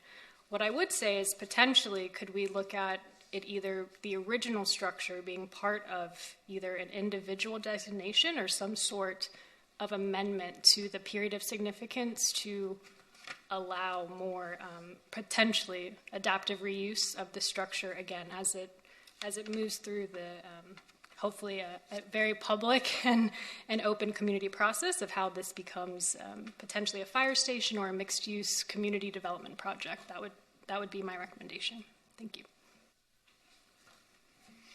Thank you. I back the classification of the building. I think it was a fine building. I think it could come back. The one aspect that bothers me, concerns me a little bit about this discussion is this discussion of a fire station. We're not the planning board. We're here to look at the building as the building. Personally, I think it's the wrong place for a fire station in this tight space unless you're going, these tight streets. I think the fire station should be out on Alton Road where they can get to where they need to get to real quick on a boulevard type situation. But I'm just looking at the architecture, and I think it was, I find it to be a very fine, interesting building, and I would like to see it reused, hopefully coming back to this board and stripped down some. Those are my comments. Thank you. Okay, I think everyone's spoken. Would someone like to make a motion? I just ask one other question. Okay. the design for what's happening at this project would come back to this board regardless of its classification as contributing or not contributing because it's in the district, right? That is correct. So, and I think I did note in the staff report, the planning department has been working with various city departments over the course of the last year and a half for the design of the new fire station. This is the site that has been selected by the city currently as the location. As part of those discussions with various other departments, the city has been working very tirelessly to incorporate the board's recommendations at the previous discussion items a couple years ago. That application has not yet been submitted. We do anticipate in the next couple months that to be submitted, reviewed by staff, and then ultimately placed on an agenda that would be reviewed by this board. Can I just ask a follow-up just for clarification? Yes. So whatever the classification technically is honorific because it does not really convey any different power on anybody's part. It has no bearing on the process. Okay. I mean, I feel like the board is pretty split, but just to give the opportunity, I would move to change the classification to contributing. Well, one more question. Who filed this request? This was done for the Historic Preservation Board. The chairman made a motion at the very end of the last meeting. I'm not sure if all the board members were still present at that time. I think we had a short board. Nancy was not here, and Rick, I think you are also absent. I'd like to say one more thing in defense of the reclassification. It's just a symbolic thing, basically, and it enables people to look at this with a more technical eye as to saving one of Lapidus's important and very few buildings in history, frankly. I don't see the objection to brutalism that some people have brought up as non-contributing. We're talking about in an historic district. Historic districts have all sorts of different styles of architecture in them. They should never be limited to certain years or certain periods. And it should be an all-inclusive thing, even things that some people might not think are attractive personally. So I'm all for this. It doesn't give it any special mantle for the future, but it does send a statement that one of our premier architects' buildings is in the district, and it should be looked at carefully. That's basically it. So that's my stance. So someone would like to make a motion, please? I already did. Oh, you did. Is there a second? Okay, I'll second it. Okay, let's do a roll call because it was somewhat split. Ms. Liebman? No. Mr. Litt? No. Ms. Weinstein-Berman? No. Mr. Klein? Yes. Mr. Lopez? No. Mr. Pascal? Yes. Mr. Finglass? Yes. So that vote was a 3-4 against. So the motion fails. And the classification will remain non-contributing. Thank you. Okay. Okay, Mr. Chair, are we going back to the regular order? Yes. Okay, let me get oriented. The next application is HPB 20-0440. This is 550 Washington Avenue. An application has been filed requesting modifications to a previously issued certificate of appropriateness for the partial demolition and renovation of the existing building, including the construction of attached additions and modifications to the original public interior spaces, and a variance to exceed the maximum height. This application for modifications is specifically requesting... Yes? Did someone... Sorry, this is me. Hi. I couldn't get recognized earlier. Before you go into it, I mean, you certainly can. I was going to request a continuance on this item. Oh. Just recognize at the beginning. So to save the board time, if they'll grant that motion, you don't have to go through all that. Oh, okay, great. Yeah, sorry you had to wait so long. It's okay. So... I have the next item also. This, again, HPB 20-0440, 550 Washington Avenue. Apparently, the applicant is requesting a continuance Is that to the October 12th meeting? Yes, and I appreciate the board's time. This item had been continued once before. After some discussions last week, we met with our team late Friday, and we decided it'd be best to continue this item to discuss some a little bit further, possibly modify the presentation. We would ask if we could be continued to the October meeting. I think this will also help get you further along in your agenda today, and we'll hopefully get this right, if you all don't mind. Okay, thank you, Mickey. Staff has no objection to the request. We will need to open the item up to the public. Mr. Chair? Don't we need to take a vote on that? You will need to vote, yes. You will need to vote on the, you can either, the applicant's requesting a continuance, you will need to vote on that. But prior to the vote, we would ask any members of the public to speak on the request for continuance. I don't see anyone in person wishing to speak, but there is a hand up on Zoom, and it's just iPad. I'm not sure if that's a carryover from the last discussion.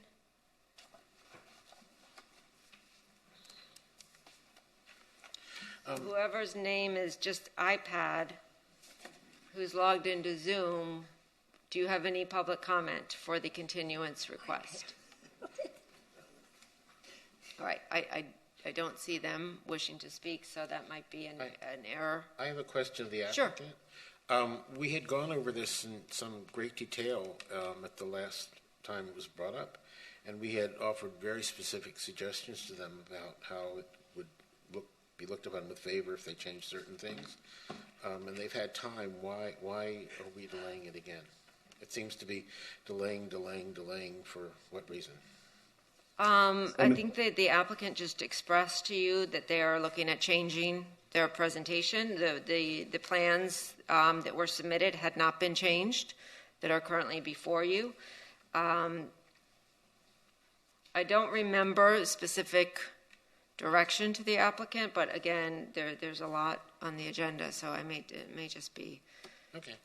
I just am curious because I thought they had talked to me amongst other people, and I thought that there was some agreement, but okay. I'm open to giving them time to submit new plans. They want to postpone it. That's fine with me. Okay. So that since there's no members of the public, we would need a motion for the continuance to October 12th. I'll move it. Okay. Do we Second. Okay. A motion and a second. All those in favor? Aye. Any opposed? No. Okay. Motion passes. That application has been continued. Okay. Just bear with me. The next application is HPP 20-0445, 306 Lincoln Road. An application has been filed requesting a certificate of appropriateness for the installation of illuminated signage facing Lincoln Road in accordance with the Lincoln Road Signage District regulations. Now, this particular application was presented to the board. This is for CVS Pharmacy. There is an existing sign on the building, a very large sign, which is consistent with the Lincoln Road signage regulations.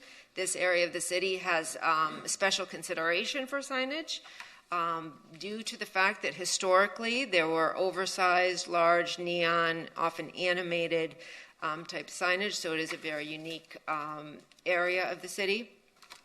And the applicant did really take, in staff's opinion, the board's comments into consideration.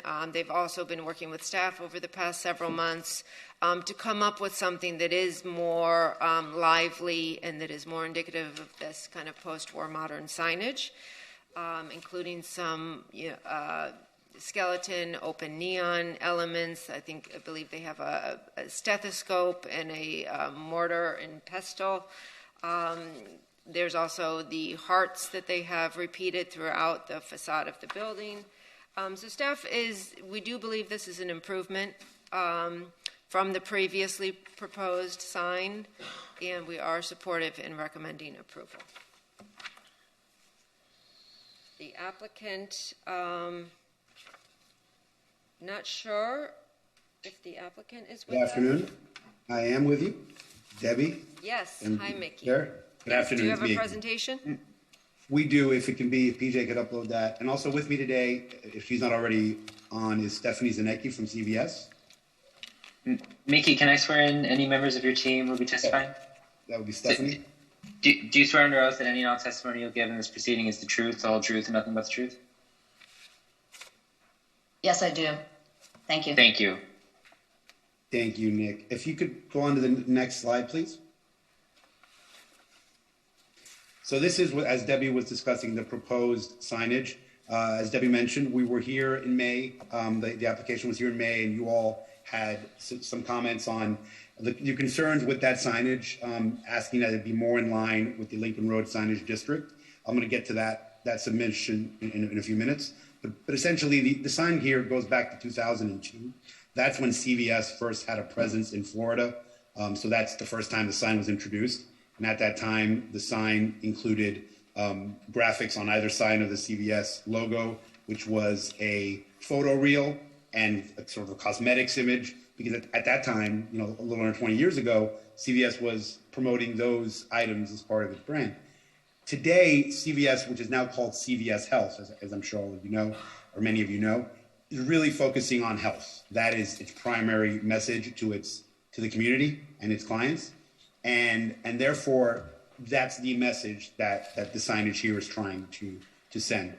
The team did hear your concerns in the May hearing, and we went back and worked with staff and tried to design something that really was consistent with that messaging, but also consistent with the district.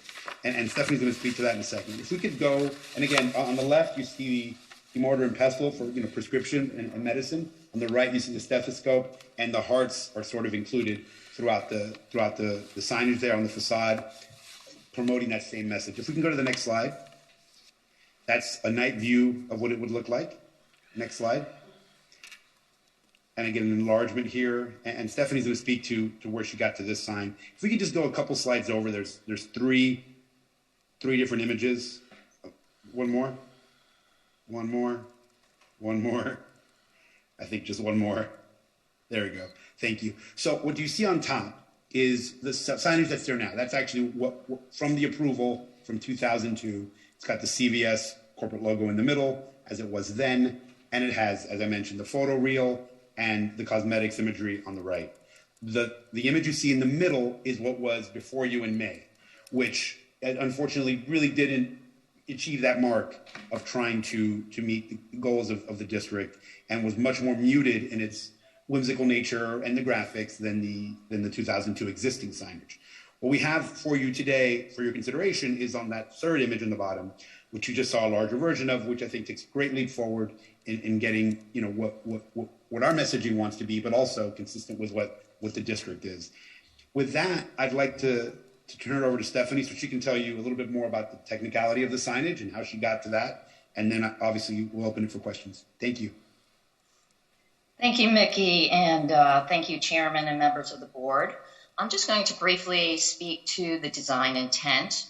As Mickey mentioned, CVS has changed its focus, and the focus is more on healthcare, specifically our pharmacy and our Minute Clinic. Our Minute Clinics, as you may know or not know, provides community health care. So our overall brand has changed to CVS Health, that's the umbrella, and then our pharmacies nationwide. We have in turn changed our trademark to a more simplified font style, as well as we added our heart logo. Now, our new heart logo is similar to our Target bullseye. It represents our overarching pillar of health with heart, which means we're working to improve the healthcare experience for all. So, when we started looking at the design intent here, the question was how to integrate our new CVS trademark signage with the 40s and 50s vintage signage to, enhance this historic Lincoln Road area. So we reviewed historic signage circa 40s and 50s, and they all seem to have a cabinet backer, which was typically metal, whose perimeter includes a decoration with tube neon. And typically, the actual sign for the retail space or whatever space it was, the signage was in the center of this cabinet. This is what we're doing in the center sign. So we've got this decorative backer with our CVS Pharmacy trademark in the center. We are using tubular LED around the perimeter to mimic those 40s and 50s vintage types of signage lighting. On the flanking sides are CVS trademark icons, which represent our new focus in services. So the one to the left represents our pharmacy, which is the mortar and pestle. And then to the right is our Minute Clinic, which is represented by the stethoscope. As you can see, we have the hearts sporadically located. Again, that's a very important icon, our new icon meaning health with heart. Those smaller hearts will be pulsating hearts. They will be animated. So all in all, I'd like to speak to the tube lighting. We're using Tetra Contour LED, which looks just like neon, although it's 40% more energy efficient. It also contains no lead, no mercury, no poisonous gas, and no glass.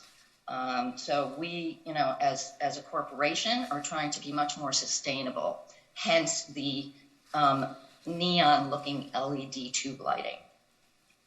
And with that, I can open it to questions. Anybody have any questions?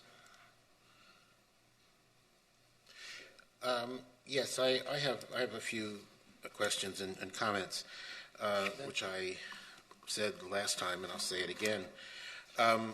You are in an historic signage district, and it was primarily in its time neon and very bright lights. That's what made it historic, and that's what made it different from everywhere else. You have an historic vintage sign now. It may not be 50 or 80 years old, but it's been there for quite some time. Why are you replacing it with a fictional, non-historic signage that basically means nothing to anybody but you? And why mimic? You're saying you're mimicking historic signage. Why are you mimicking something that you have something that's old that's already there that expresses something historic? Makes no sense to me.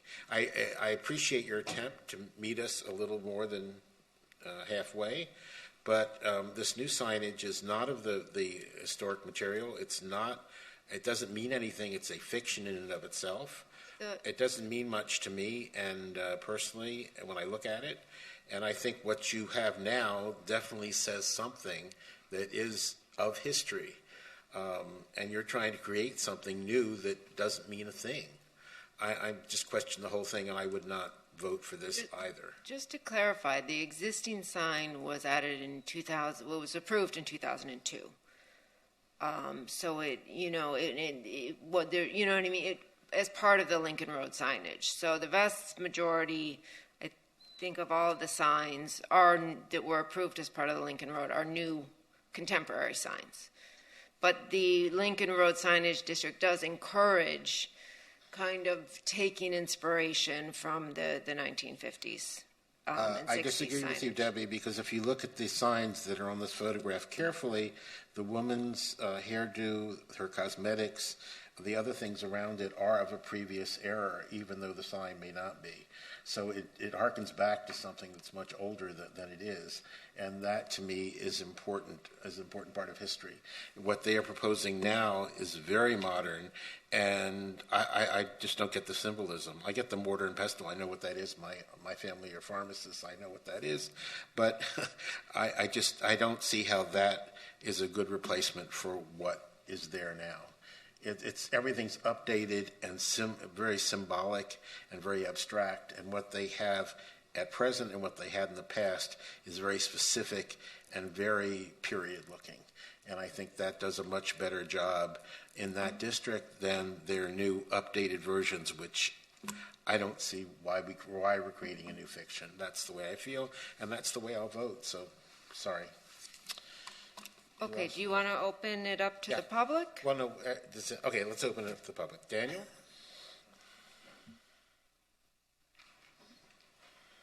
Hi, Daniel Serrato. Daniel, You remain under oath. You have 3 minutes. Right. Okay. Thank you. Let me just get my 306. Okay.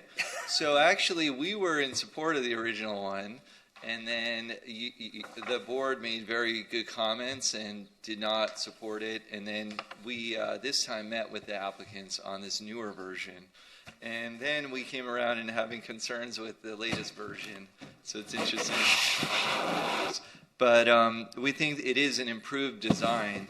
But who's that? But because of the reasons that the chair mentioned, there's some concerns about the elements. And now I understand it better. I didn't understand in our presentation at MDPL that it's basically just a CVS logo really big and neon.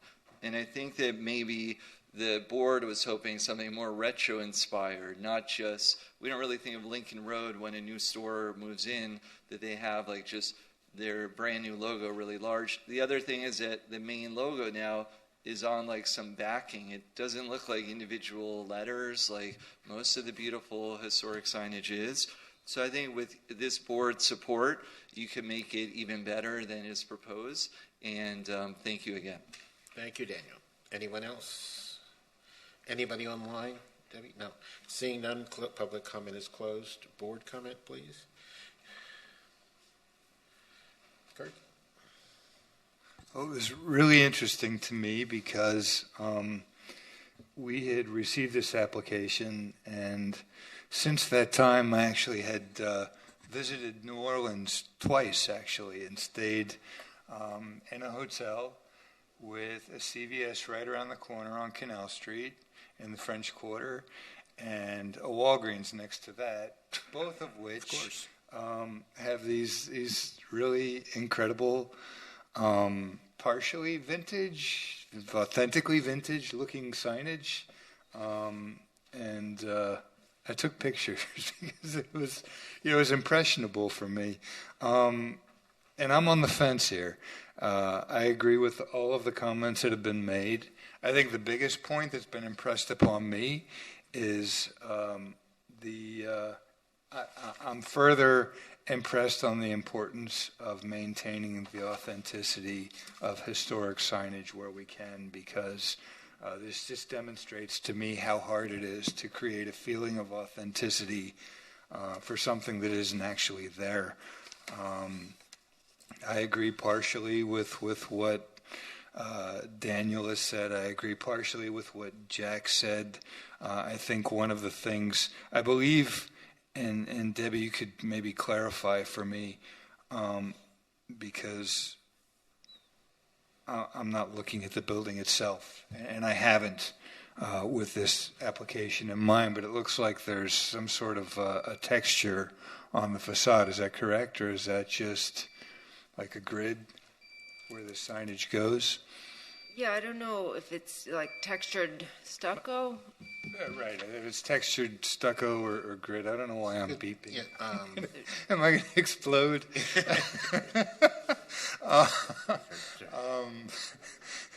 In any case, seems like generally, authentic neon lighting sort of picks up on the texture of whatever sort of surface it's sitting on. And I could appreciate that there's an effort here. I'm just on the fence on whether we're at the perfect spot. I'm not going to be the one to take a hard line and stand in the way of this, because I think they've really tried here, but I don't feel like it's perfect. I wish I was more excited about it. Thank you. Who else? I don't think they hit the mark. Personally, I don't think they hit the mark. I'm certainly not in favor of this big plaque behind the CVS, the pulsating hearts. I do remember, and I believe why the zoning was changed to allow more light and bit larger signage here. I remember as a kid the old Flame restaurant that was there, and that was very exciting. At least in looking back at it now, it seems like it was these giant signs. I don't know how big they really were. You were smaller. I was smaller, more impressionable. But I'm not. they didn't wow me here. And then, and my second or maybe even larger concern here is I appreciate that these the lighting they're proposing seems to be a more environmentally friendly approach. I don't know, though, practically, how much brighter these LED systems are. I'm not familiar with them to know. So would we be creating something that would be overshadowing everything else? So that's my comments. Thank you. Max? Thanks. I have some reservoir of sympathy for the challenge for national chains that are looking for consistency, but our local preference for differentiation and having something that's unique. I probably share that. Like, I don't find this particularly exhilarating in this. I think it's an improvement from what was there before, or from the previous submittal, and I would be okay with moving forward with this. Okay. Who else? Rick? Yeah, I have to agree. This sort of corporate design by committee is not going to match the kind of custom graphic design of a one-of-a-kind hotel or establishment that we would have otherwise wanted to see.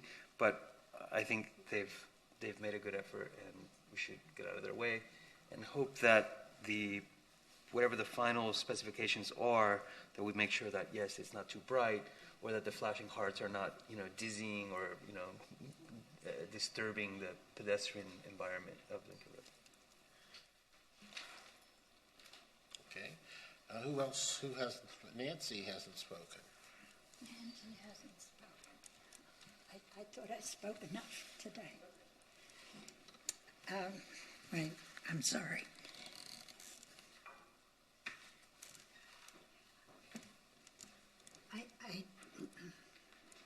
Am I on? Yes. I don't think this new scheme is commemorative of the reason that we have this the signage that was designated many years ago. It just doesn't belong together with the original. I think they can do better. CVS should be able to do better. So I wouldn't support this sign. Okay. Who hasn't spoken? Is she here? Or? Okay. Well, since we seem to be divided, I would suggest that we vote to continue it and let them come back, because I think the majority would like to see something else. Or we can vote now, whichever you all think is. No vote. Do you want to vote on it? I think it might be helpful at this point to give some specific direction, if possible. I see the applicant has his hand up. I know we closed public hearing, but they may be looking for something more specific. Yeah, I'd be happy to have them come back. My thing is, the soul of this district, which was created especially for bright and dazzling effect, is being slowly killed by this type of proposal of more dull, more sophisticated. They could. I mean, they do have the option of not using the Lincoln Road signage regulations. So the Lincoln Road signage regulations allow for larger signs and blinking lights and that type of thing. If they wanted to put just standard signage, I understand, then but our goal is to preserve history. History of that area is bright, shiny, and brassy. Correct. So I don't see why we should agree with a company who doesn't want to do that, just to agree with them. I don't get it. The purpose of our district is to preserve that effect, not dull it. I do think they've attempted to do that, and that's why if anyone, I'm not sure if you do, I mean, you're not here to design it for them, but if you do have like a specific idea in mind, I think that would be helpful at this point, just because they have looked at this. Staff had made a couple suggestions, which they took in terms of outlining some of the, like the stethoscope and the mortar and pestle. But maybe we had a concern about the back plate as well, that we expressed, and I know they looked at it, but they decided to keep it. Just to get them out of the kind of revolving door. If there's anything specific, that would be helpful. I'm not a signage designer, so I take little exception to that. I think I've made myself clear for me that I think it should be more sparkly and interesting. It looks very dull and very CVS that you see in Aventura and New Jersey. And I know they have a corporate logo, and that's what they want to push. But our district is not to satisfy the mundane. Our district is to be pizzazz, and that's not what they're doing. Mr. Chairman, I think Mickey Marrero has his hand up on Zoom. He may want to be recognized. Mickey, hi. Hi, good afternoon again. Or is it? Yep, just good afternoon. Mr. Chair, I guess at this point, and we haven't heard from all the board members, but it seems like if we can continue to October, maybe make some adjustments to try and get back to you with something that works, that would be the best option at this point.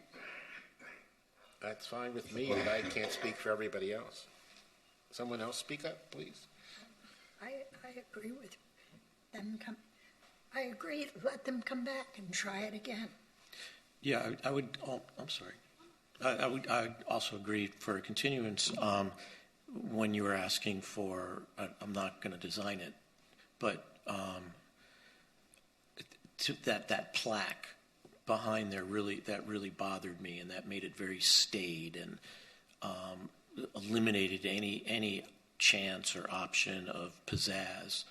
And I think they need to think away from the box, just the box, the standard elements that they just seem to be plopping on the facade in a very symmetric manner, and telling us about their heart. I think 6 times. I go there every day. I get they have a heart, and I love their heart. That's not the point.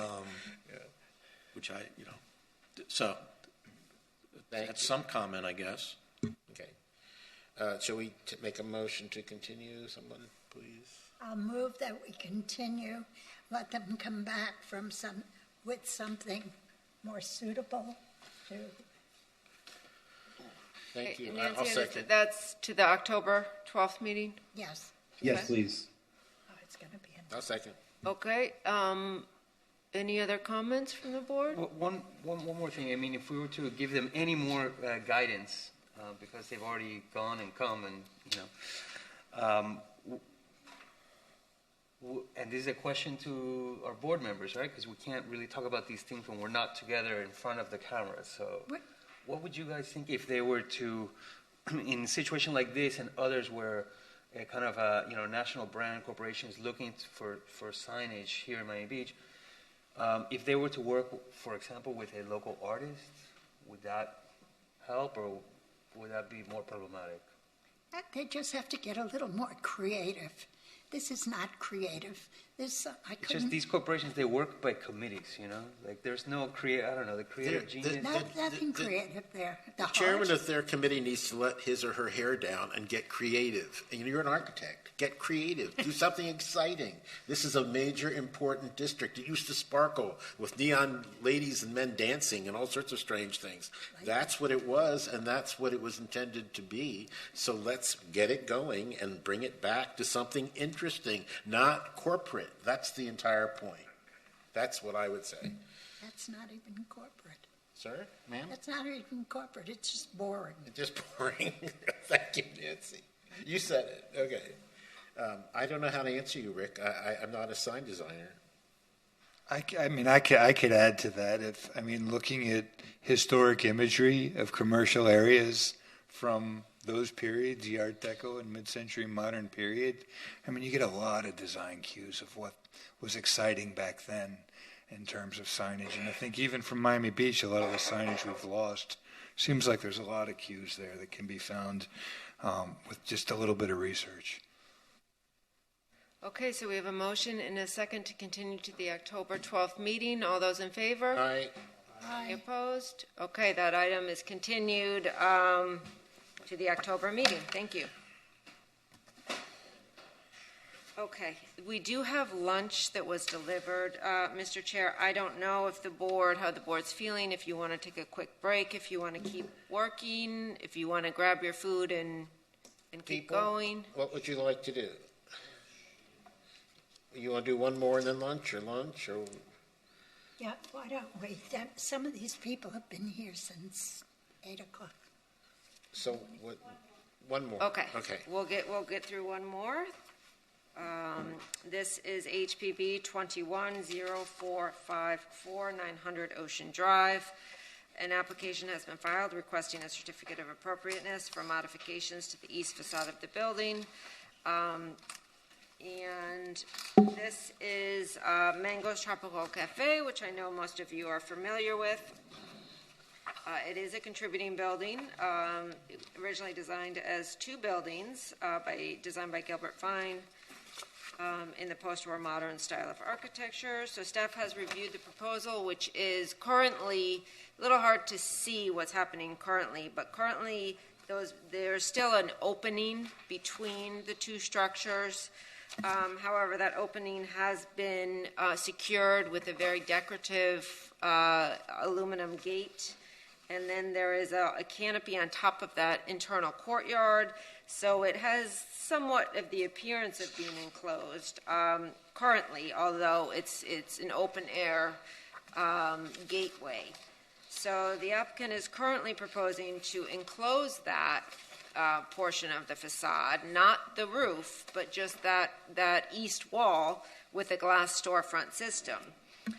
Staff is generally supportive of the glass storefront system, which we believe, removing some of that gate and having more transparency with the glass storefront is reasonably consistent with the period of architecture. However, with that being said, we do believe that the existing continuous canopy structure that currently exists is having an adverse impact, especially when looking at this particular application to try to increase the transparency, which the glass would do. But since the glass would be covered up by these projecting continuous canopies, we believe that this application shall be approved, but subject to the removal of those continuous canopies on the front of the building. If that were to happen, staff believes that the proposed project would be an improvement and be more consistent with the historic design of the building. And that's all I have. I see Monica Enton, representing the applicant, is here. Monica, hello. Happy New Year. Good afternoon, board. Monica. Seen you for a year. I know. It's great to see faces in person again. Good afternoon, board. Monica Enton, MHE Law Office at 7950 Northwest 53rd Street, joined today by Wayne Pathman, Jose Gomez, our architect, who's on Zoom, as well as David Wallach from Ownership. As Debbie indicated, we're here today requesting a certificate of appropriateness for the new enclosure of the space along the east facade. We believe, and I'll give a brief history for our new board members. I know that our older board members have seen me up here before, but I'll give a quick spiel, even though I think Debbie did a great job. Mango's is situated within two properties. Originally, it was the Park C and the Surf C apartments. They were established in 1952, designed by Gilbert Fine. Between 1952 and the 70s, those properties operated from everything as a hotel, apartments, co-ops. Later in the 1970s, they became the Eastern Sun, which was one of the first adult living facilities in the area. And then at that point in time, they were united to operate as one. Previously, even though they had operated more or less as one entity, they had never been unified formally. In the 1990s, the property actually became one of the first, if not the first, mixed-use building within the Ocean Drive area, housing both retail and restaurant space. What's interesting is that during this time, we did see some renovations to the building and changes all within for the addition of stairwells, the addition of elevators, and as Debbie indicated, there was an enclosure over the roof in the courtyard, as well as a decorative gate on the ground floor as you enter, and a canopy over the second level. Interestingly enough, over this entire time period, it's important to note that Mango's Tropical Cafe has been a responsible owner and has really never had any violations, especially with any of these awnings or noise. They've always been responsible. They've always gotten every approval from the city prior to acting. To that end, they've actually received several keys from the city, from Mayor Dermer, Mayor Dowd, Mayor Bauer, certificates of appreciation from Mayor Kasdan, who I know was here earlier, again, Mayor Dermer, Commissioner Aleman, and proclamations for Mango's, both from Mayor Maddie Bauer's commission and the current mayor's commission. So they've always acted responsibly and continue to do so. And this application is actually part of that continued action of responsibility. While we've never had a noise violation to the best of my knowledge, the proposed glass enclosure serves several different avenues. One of them is the retention of sound within the space, as well as increase in safety for patrons and guests alike, and an improved quality of life for those in the neighborhood. When I looked up architecture, and I always try to figure out a little bit what is architecture and what does it mean, and I keep coming across is that architecture is where art and form meet to create function. That improves conditions of environmental, social, and sometimes political. And in this case, this glass enclosure kind of does all three. If I could ask the AV room if they can put up page 10 of the presentation, that would be great so we can understand what we're talking about. And Monica, while your presentation's queued up, I missed you at the beginning. I'd like to swear in any members of your team who will be testifying. So do you swear under oath that any testimony you'll give in this proceeding is the truth, the whole truth, and nothing but the truth? I do. Thanks. Anyone else on your team? It's actually the next page. I do. There we go. Thank you, Jose. Thank you, Nick. So as you can see, this is the current condition where we have the gate on the ground floor and the canvas canopy over the second floor. If we can turn to the next page, please. And again, you see that on the bottom, and then on the top, you see what the proposed glass would be like. So with that, I will open ourselves up to any questions that the board may have, and I will reserve time for rebuttal.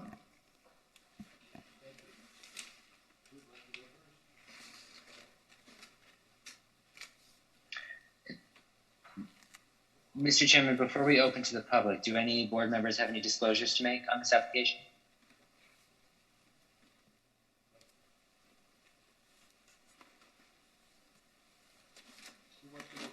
Oh, wait, I have to disclose. I've spoken to, but I think I spoke to you on the way back. Yes, on the way back. These are just questions. Yes. I do have one question.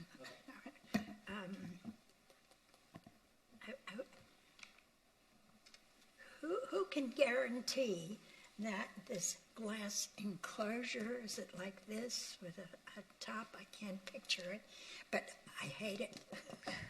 But as far as the redesign of this building, are you sure that the glass is going to do the job you think it's going to do?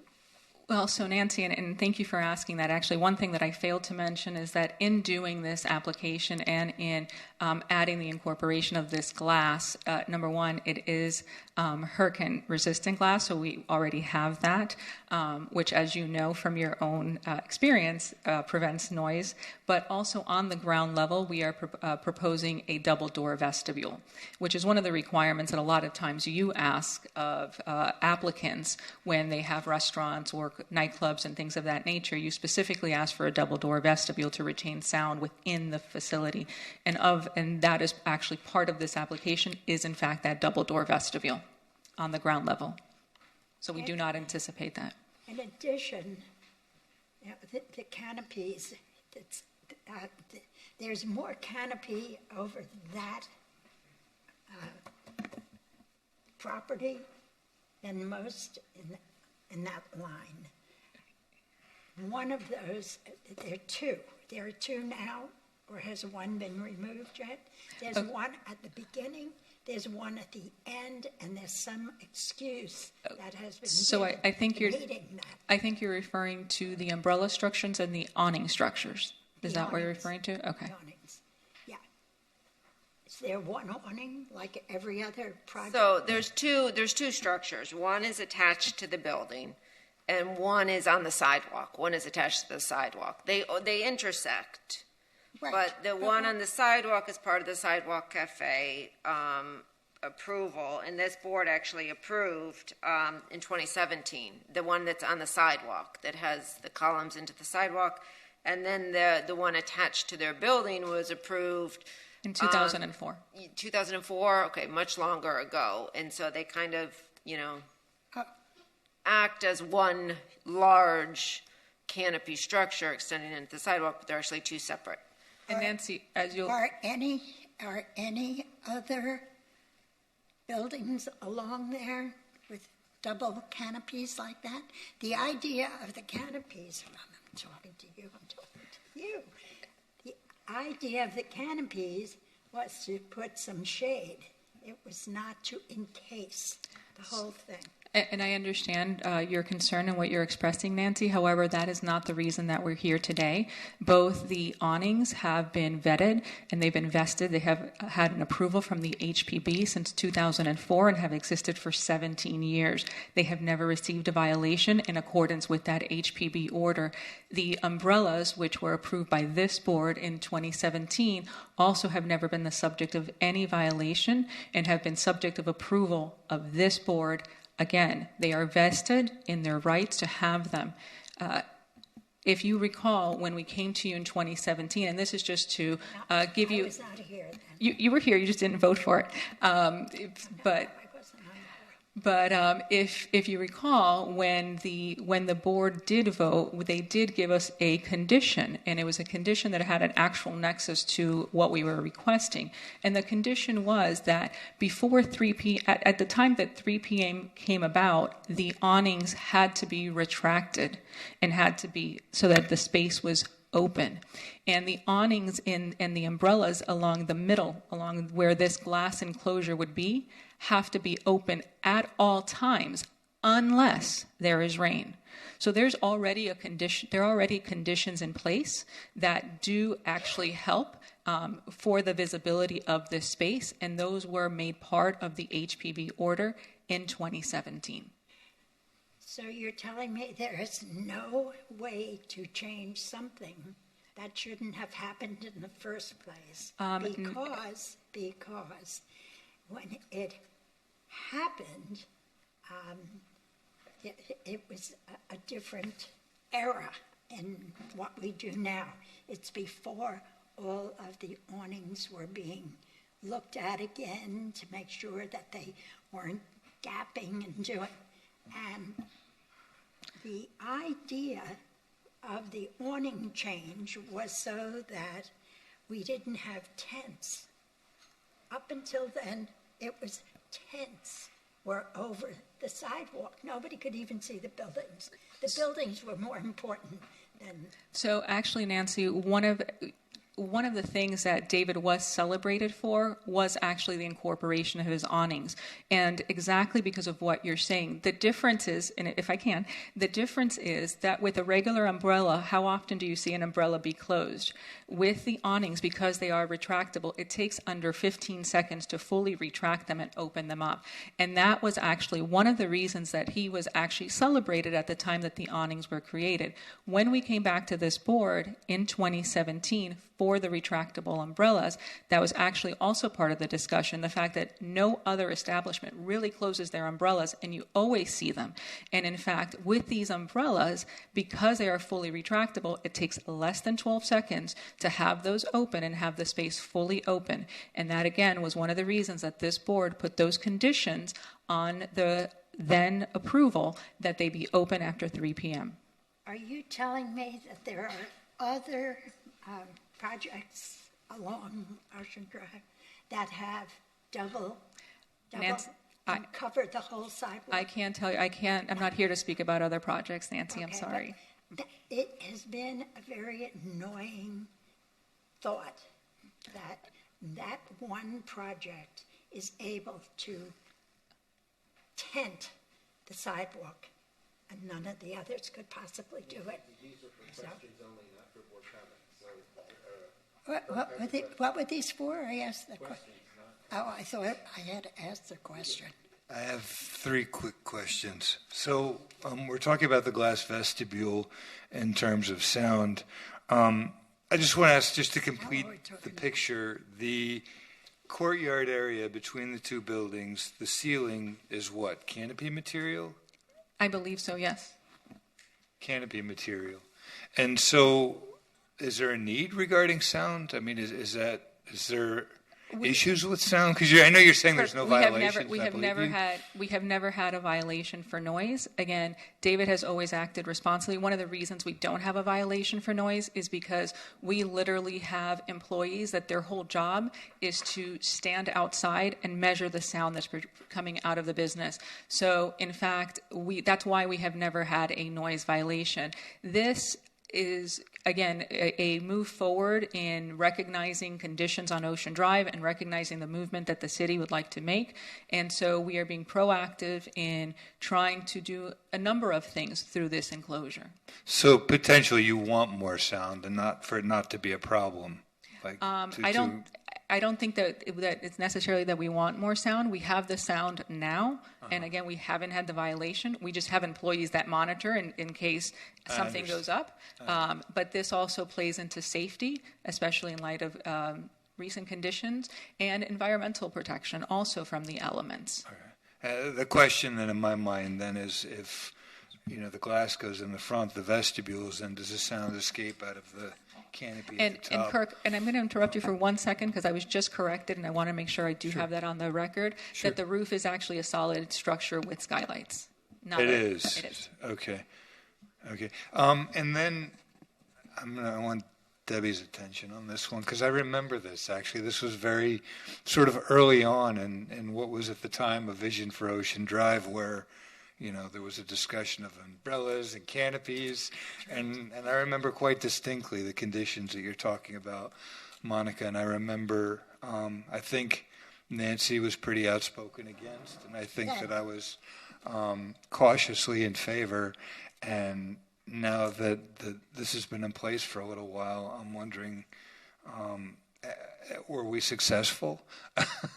I mean, what we did back then, was it successful? I can't speak to every instance, but I've been out on Ocean Drive probably more frequently than normal over the past 6 months, and I've seen the center portion, when it's not raining, fully, covered.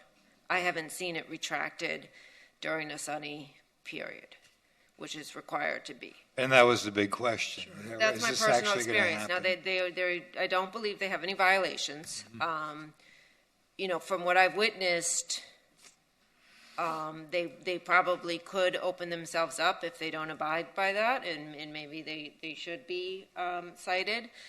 But yeah, the center portion should only be closed or covered when it's raining.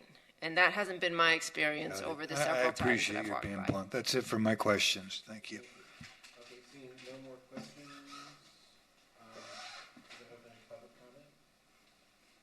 Yes, we will. So any members of the public wishing to speak on Zoom, please raise your hand. Seeing none, are there any members in person that would like to speak? He doesn't miss a minute. Daniel Seraldo with Miami Design Preservation League, and I was sworn in previously. We strongly support the SAP position, including the removal of the canopies. In addition, we have concerns about the proposed fenestration of the upper windows, which appear to be overly large and inconsistent with the architecture of the rest of the historic building. We would suggest exploring making the windows smaller and or introducing glass block. We believe additional study and refinement is needed. Thank you. Thank you. Any other public comment? Okay, public comment is closed. Board comments? Rick, you want to go? I appreciate the staff recommendations and feel comfortable with them. I'm 100% supportive of staff's recommendations. Me too. Me too. Generally same. The discussion so far has answered a couple of the questions. I did just want to acknowledge the staff report indicated that the resilience criteria for impact windows and operable windows were not applicable, but we are talking about a glass storefront enclosure, but I think this was addressed in the applicant's letter, so there's no issue there. We just wanted to provide that clarification. I'm not a fan of the awnings, but I understand. I think it wasn't clear to me that there was an operational component here that should be limiting the time that they're out. So I think I can live with that, and I'm comfortable with the staff recommendation. Thank you. Thank you. Thank you.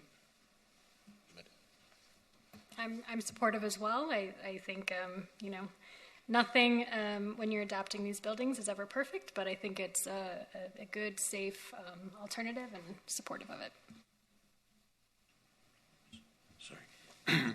Yeah, I'm in favor of staff's recommendation. And as far as the comment to I guess it was the side vertical windows, I think without the awnings, they're fitting. With the awning, I think they're totally out of place. So it's more reinforcement for me to stand by staff's recommendation. Okay. Can I move staff's recommendation? Yeah. Before this board takes a vote, I'd like to basically advise and state for the record that we disagree with the staff comments.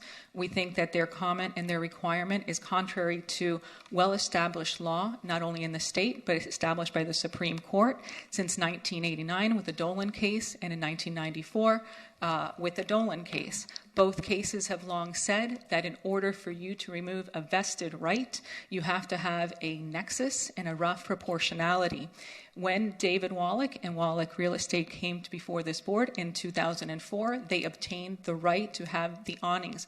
The HPB, they went through the process, they submitted their application, they paid their fees, and a board voted. They have had those rights for over 17 years, which have not been subject to any violation.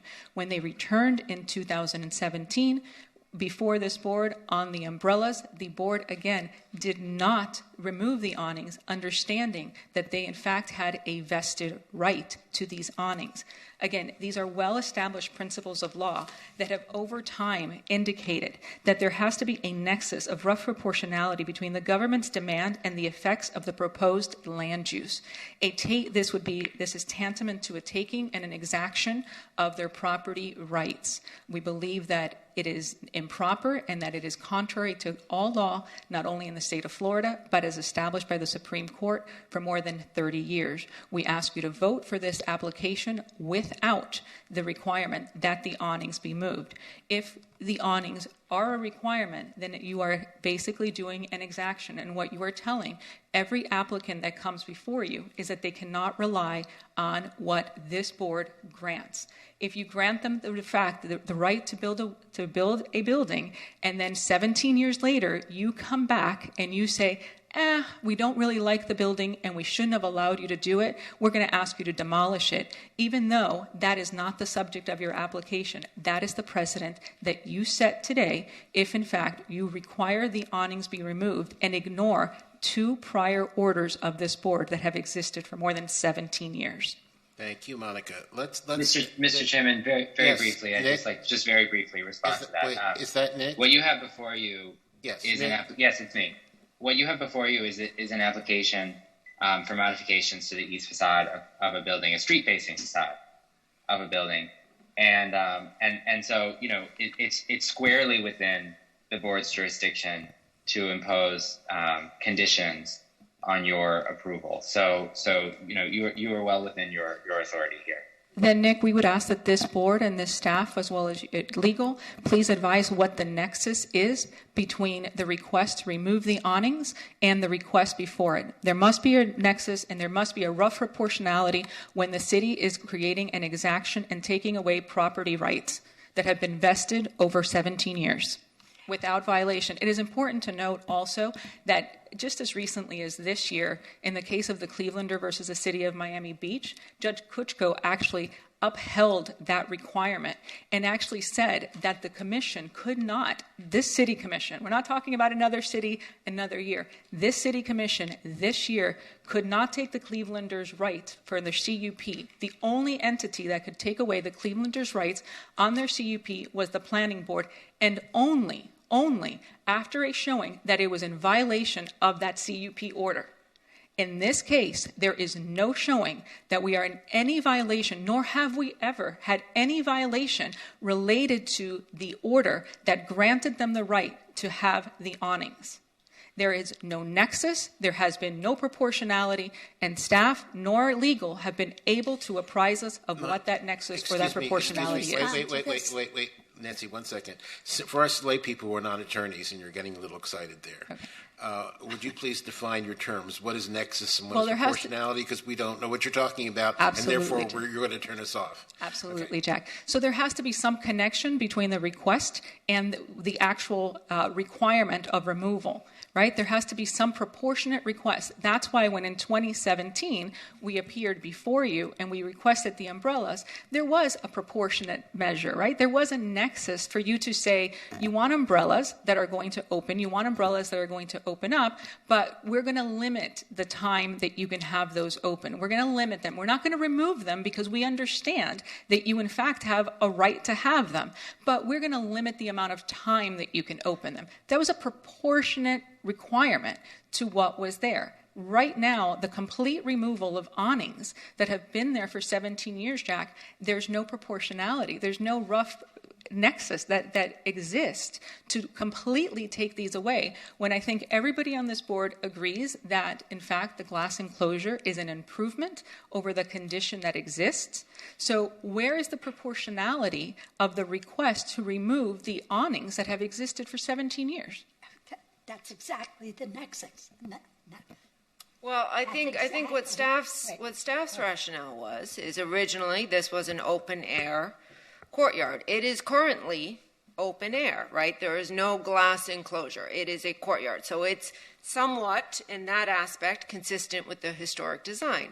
They are now requesting to enclose that with a glass storefront, which is not consistent with the historic design. However, the removal of the awning would enhance transparency into the space, creating a more appropriate condition. But layering up all of these kind of enclosures from the sidewalk, the glass plus the awning creates more, we're going further and further away from the historic intent of the design, whereas the glass would be okay, even though it's not entirely consistent, if it was transparent enough. In order to be that way, the awnings would need to be removed.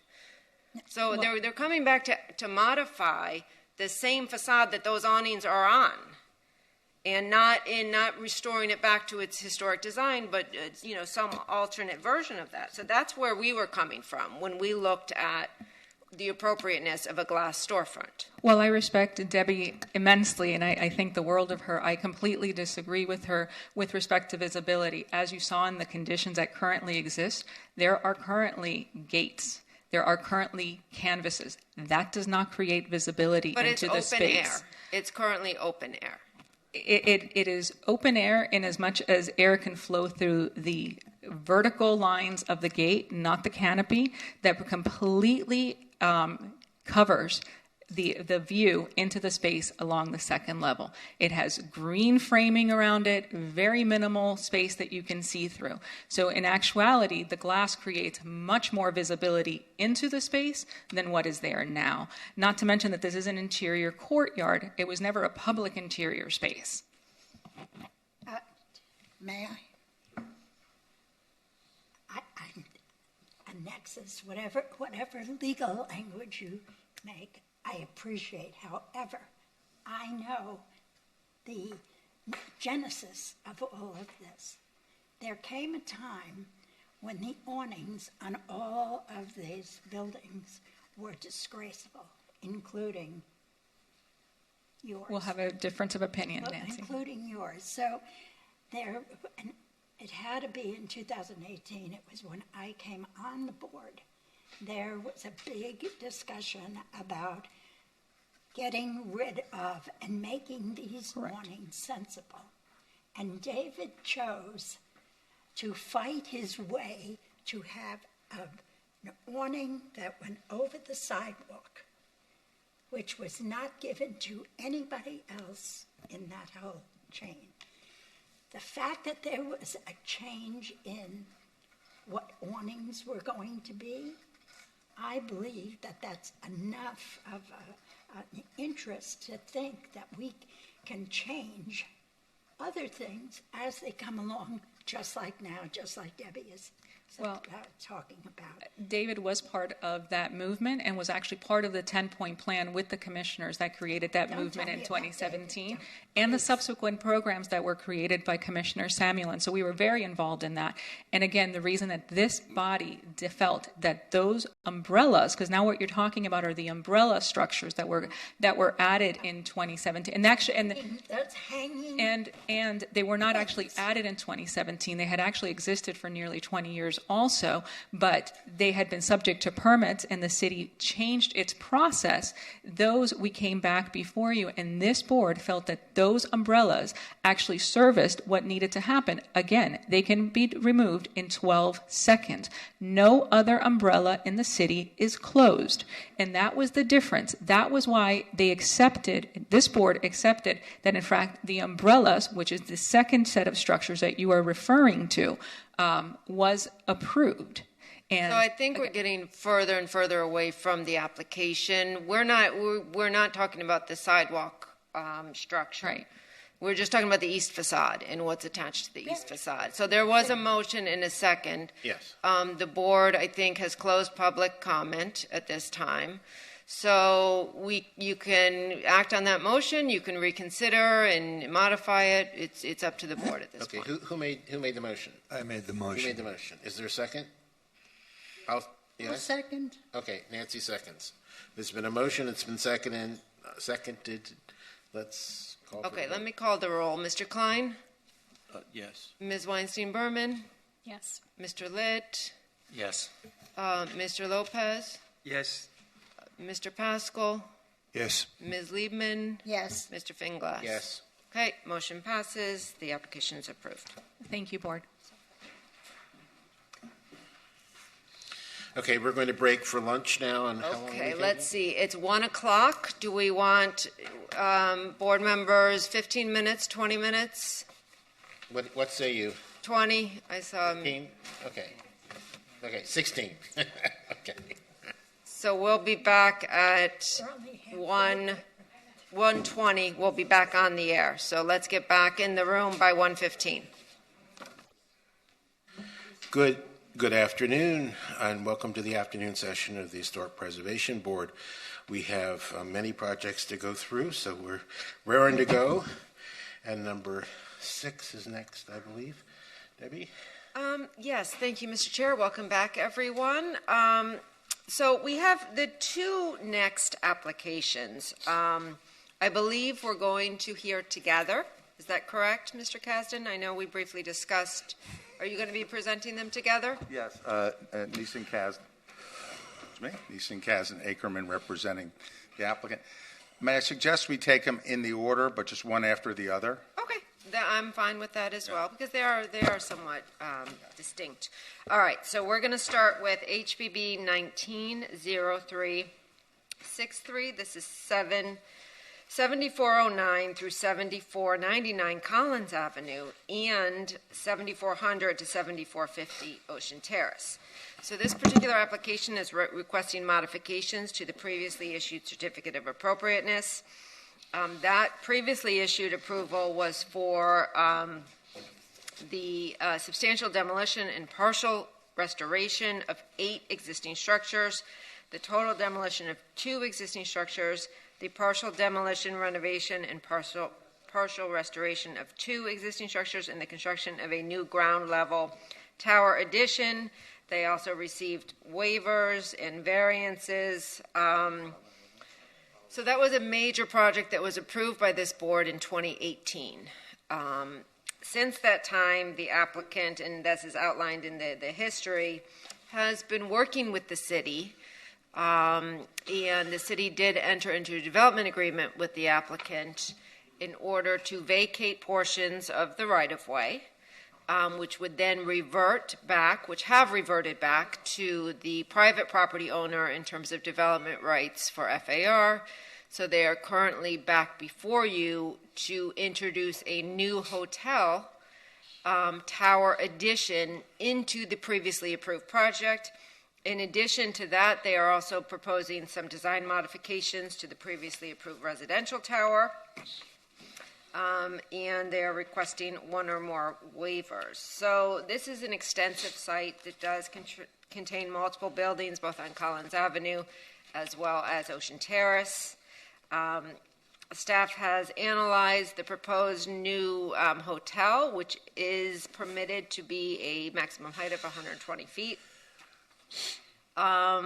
In context, staff does not believe this new addition will have any negative impact on the project or surrounding historic district, in part due to the existing scale of the approval at, I believe it was a 235-foot height for the residential tower. So we're supportive of this new hotel addition. And let's see, what else are they doing? We've also reviewed some of the modifications to the residential tower, and we have no objections to those. They're relatively minor modifications. They are also reconfiguring the drop-off area along for the new hotel that we have no objection to either. Thanks to the applicant for working with us on the curb cuts and the drop-off configuration. They are asking for one waiver for the floor plate size.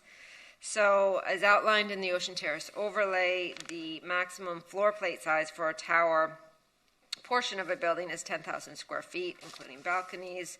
The Historic Preservation Board may allow for an increase in the overall floor plate up to a maximum of 15,000 square feet, including the balconies. I would note that the previously approved project did receive this waiver for the residential tower, and that was approved at a floor plate size of 12,407 square feet. So currently that has increased to 13,979 square feet, and that is for the residential tower. For the hotel, the applicant is asking for an extremely small increase from 10,000 square feet to 10,164 square feet, so staff has no objection to that. In summary, this has been, and I know some of you on the board remember that this has been years in the making. Currently, we do have some vacancies on this street, so we have vacant buildings that are not in great condition. Several of the buildings were boarded up. The one building located at 7420 Ocean Terrace that this board had approved for its total demolition has actually been demolished. So that is also a change that is reflected in the plans, but that was a change that was approved by this board. And it will be replaced with a portion of the front of the building to be reconstructed as required by this board. But in summary, we're just highly anticipatory of this project. We were hopeful that this would have been under construction by now, and we greatly are looking forward to an active use for this really large block of city property in North Beach, which we think will be a huge benefit to the surrounding community. And that's all I have. Good afternoon. Mr. Chairman, if you don't mind, I'd like to swear in the applicant and any members of the applicant's team. I think we can trust the former mayor. Do you swear or affirm that any and all testimony you'll give in this proceeding is the truth, the whole truth, and nothing but the truth? I do. Thank you. And how much time would you like, Neeson? I know this is a lengthy I think, presentation. 15 minutes for this would be, and 15 for the second one would probably be sufficient. Fine. Okay. Thank you. Good afternoon, Mr. Chair, members of the board, Neeson Kasdan and Chris Machado of Ackerman LLP, representing the applicant. With us today as well as the principal of the applicant, Sandra Scher, as well as the architectural team, Luis Revuelta, who will be presenting, and Richard Heisenbottle, historic preservation architect on the project. Before proceeding, I'd like to make two disclosures or comments. Number one, we are submitting to the city this notice according to the city code that we have an agreement with the Saint-Tropez condominium for their support in exchange for certain improvements to their property. So that disclosure is made, and we'll file that with the city. Number two, I would like to announce as well that all members of the presenting team who are here today on this and the next item are vaccinated. And I thought that since you're taking your time and effort and energy to sit in a public meeting all day long, you should at least know that. And I've been 3 times, so that's fine.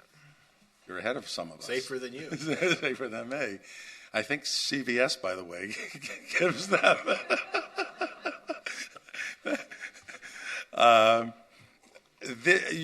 Virtually everyone on the board here is familiar with this project, has been through the approval, except I think Ms. Weinstein.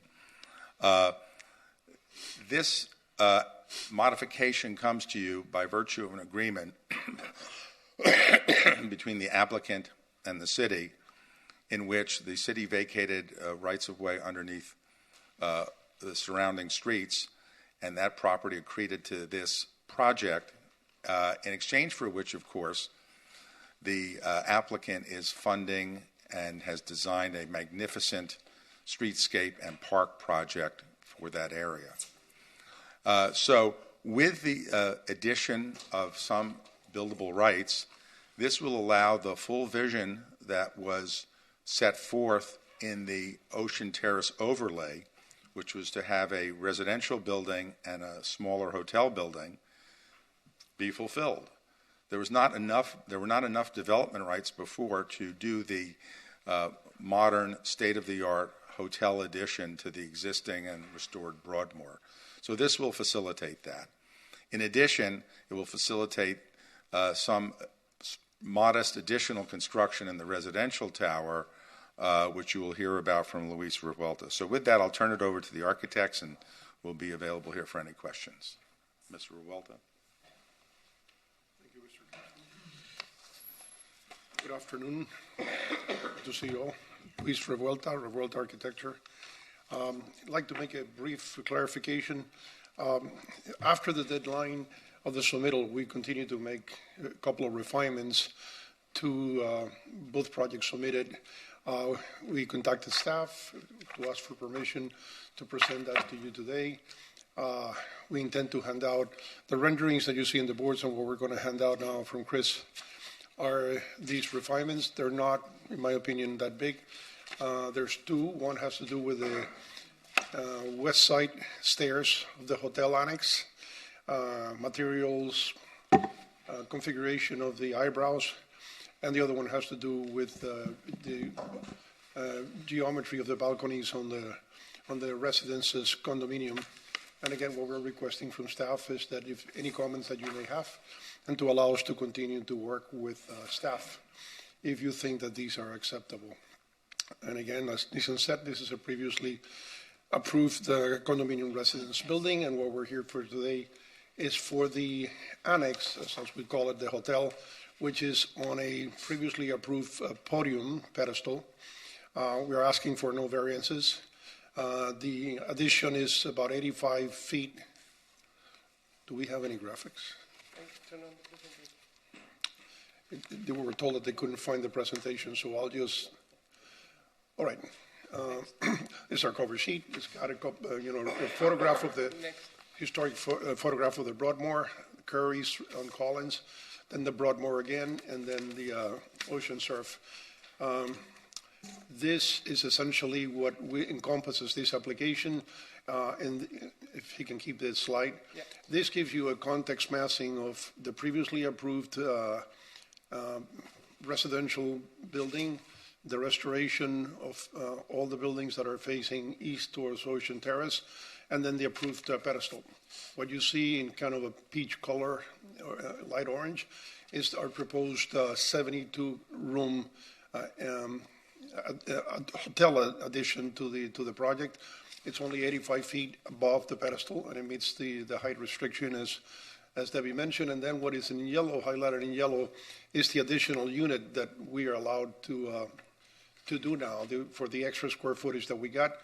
It's on the west side of the building. We feel that it's a benefit because it allows us to unify the architecture of the balconies, and it presents what we feel is actually a more residential facade, massing towards the district and towards the west.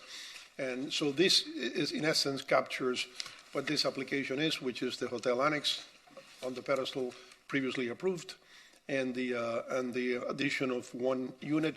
There's an additional change that we are submitting today, but it's imperceptible from the outside because the building doesn't change in height, and it's the fact that we are inserting on the same building height and mass that we had 4 levels by changing the floor-to-floor level and the penthouse levels and in other levels. So what we're just basically doing is within the same approved envelope, we are providing, inserting 4 additional levels and 1 unit in the back facing west. Next. This gives you an overall sense of the previously approved project and what we're seeking approval for today. On the upper left-hand corner, which is the northwest corner, is where the hotel addition sits. It sits, I believe, 30 feet or so from Collins and 25 feet from the north from 75th Street. Again, no variances are being requested.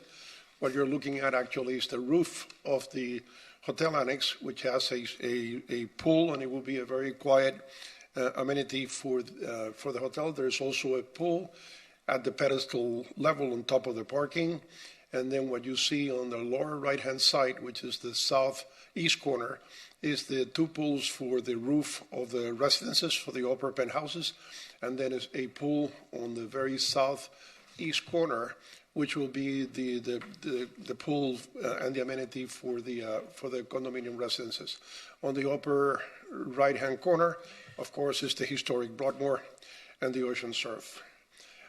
This is a context view, which I'll go into later. It's unfortunately so next. Again, we have these views later on. So next. This plan shows you the ground level of the property on the mainly the north side, and we have actually the benefit that has happened is that we are now separated about 88 feet from the back of the Broadmoor. So the separation that you'll see on the future renderings, it's very nice. And then now we have a much better drop-off with much better stacking on the north side of the property. And that's the only thing that this graphic pretty much shows. Everything else was previously approved with the retail to Collins and the historic restoration of the historic buildings with Richard on the east side. Next, by the way, with me here today is Barbara Pedrozoli from our office, which has been instrumental in this. Next. This shows the amenity level of the hotel. It's got an old event space on the north, facing north and east and west, and it's got a small restaurant on the lower right-hand corner, which is the southeast corner of the footprint of the building, of the hotel addition. Everything else, it's just landscape amenities, decks and landscaping and benches and seating areas, what you're seeing here. Next.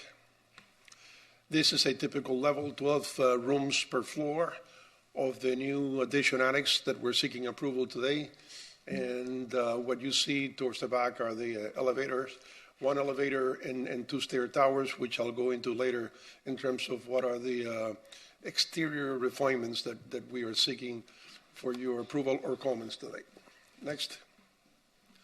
This is the an enlargement of the rooftop of the hotel annex. It will have a swimming pool and also heavily landscaped and seating areas, which we'll believe it's a major plus for a hotel, I believe that now this 72 additional room keys are going to allow our client to actually seek very high-end quality hotel flags that I think it will be great for this site and for this area.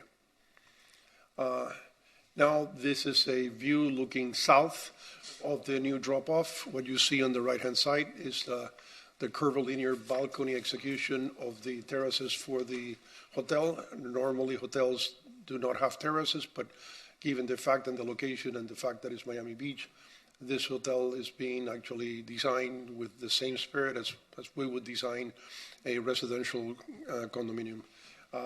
To the left is the previously approved residential condo, and you will have in your package and in the renderings what we feel is a refinement of this balcony geometry of the residential condo. Next. This is the building, the view that you would see as if you were going north on Collins or from the northwest. To the left is the proposed hotel addition that we're seeking approval today, and then the residential building that is the original one, not the one that we.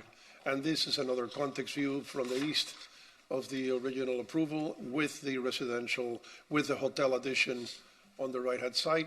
We feel that that is providing a very nice link in terms of architectural language as well as massing from the Saint-Tropez, the residential that was approved before, the new hotel wing, and then down towards the east to the historic Broadmoor and Ocean Surf and the rest of the buildings. It's making what we believe is a very comfortable transition, massing transition. Next. This is just to explain that what was previously approved had elevators and stairs facing west and a service corridor, which we got approved because we were treating it pretty much as if there was a unit there.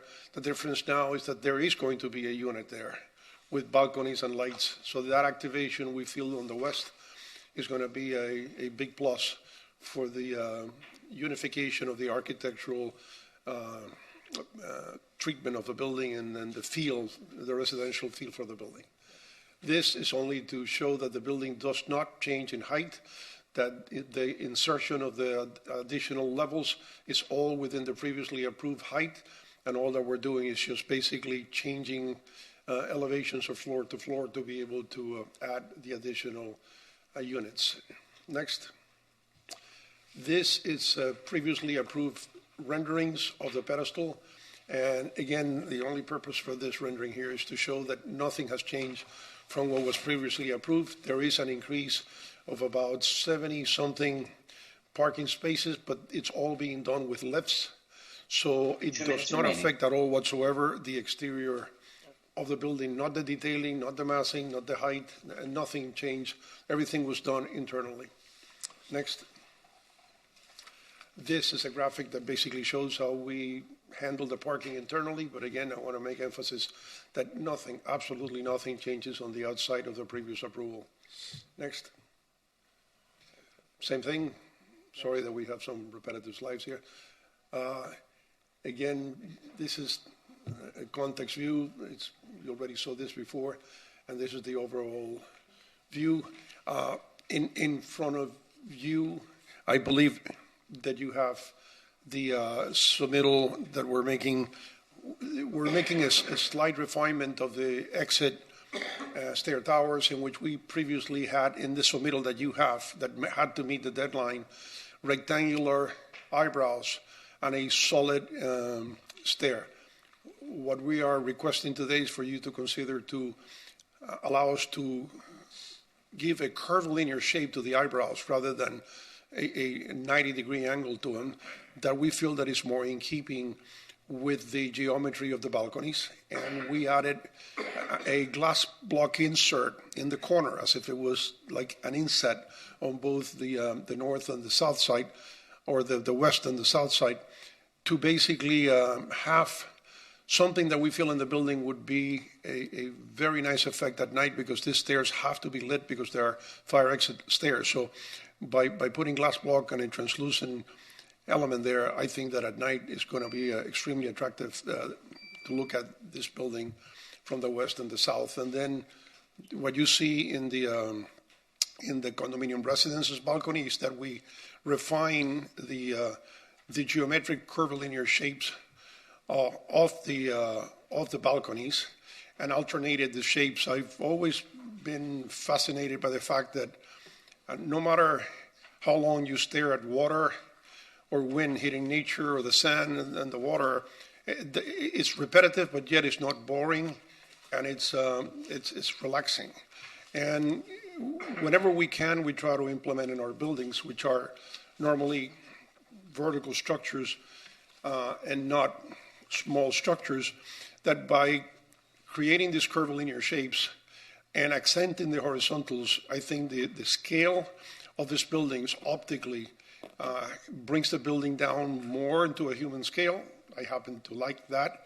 And I think that by creating movement with the balconies, you kind of create this or recollection of this repetitive action of either water or wind hitting a sand or a vegetation, and yet and somehow make that symbolic reminder to the brain that the building also is moving and is being affected by the surrounding context. So with that, I try to make it as fast as I could for you.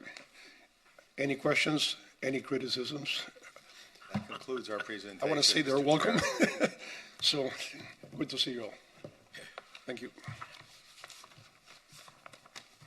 Okay. Debbie, Would you like to open it up for public comment? do we have any questions first? No questions. Okay. Public comment? We have a couple people on Zoom. I will call on Wayne Roberts. And Mr. Chairman, before we open to the public, do any board members have any disclosures to make on this application, any ex parte communications?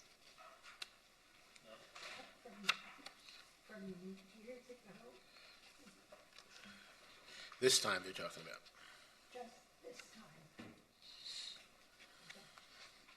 I have a couple of neighbors that have reached out to me, including one email that I forwarded to you, Debbie, and a couple of phone calls with residents of North Beach.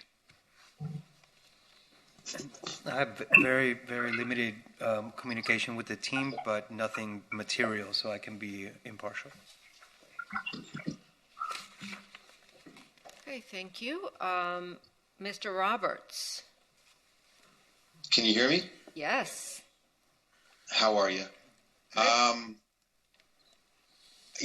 read Susan Askew's overview of the changes, and I got to say that, as developers often do, they start and they get shut down. Like 2005, I think this goes back to, they got shut down on this project. They came back each time for more space, or Mr. Galbert gets the change on 600 Alton, so then he could add, elevators and utilities to the FAR increases. And what upsets me is the density of this project. Now they're going from 350,000 square feet to 525,000 square feet. I know this is probably outside your purview, but that's what bothers me. Is I look at this picture and I look at the future of Miami Beach, and I see a future that's not good. And developers are going to make more money from adding a 50% more density. And it started at like 130,000 square feet. It went to 325. Now it's 350. Now it's 5.25. And there should be some profit for developers, and we should allow them, some flexibility. But this is getting to be absolutely insane. And the city needs to set, fences around What is acceptable for planning? And I know that's outside your purview, but this is insane. What they're doing is absolutely insane. Thank you. Thank you, Wayne. Who's next? Next, we have Paula King. Hi, good afternoon. I just want to say, without a doubt, this is not what the residents. We can't hear you. I'm sorry, I'm on an uptown bus in New York. I said this is not what the residents asked for or have requested. You're breaking up. Okay. I said this is not what the residents asked for or have requested. I'm one of the red shirts that stood on the causeway every morning, and we had a voter referendum, and we stopped this. We thought we stopped this, and these people have come back, and little by little have gotten exactly what they wanted. This is not right. It's completely disregarding what the residents of our neighborhood have asked for, and I just can't say it enough. Developers get away with murder in Miami Beach, and I'm very disappointed in my commission and in my city for this result. And that's all I want to say about it. Thank you. Have a nice day. Thank you, Paula. Who's next? Next is Marguerite Ramos. Hi, Marguerite. Do you swear that the testimony you're about to give is the truth, the whole truth, and nothing but the truth? I do, I swear. Thank you. You have 3 minutes. Thank you. Good afternoon, and thanks. I don't know if it's afternoon, I'm traveling, but thanks for giving me this opportunity. We're getting a $15 million jungles design park that is going to turn Ocean Terrace into a fabulous promenade. Anybody opposing will be enjoying cocktails there, I guarantee you. It is going to be fabulous. The access to the beach is going to be amazing for North Beach. It's going to get rid of all the blight and undesirables that we have in Ocean Terrace. So I welcome it with open arms.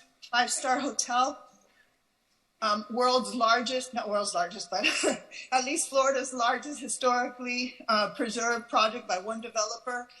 This checks all the boxes for North Beach. This is a fabulous project for North Beach. We please urge you to please give us an opportunity to have a nice city, nice part of the city.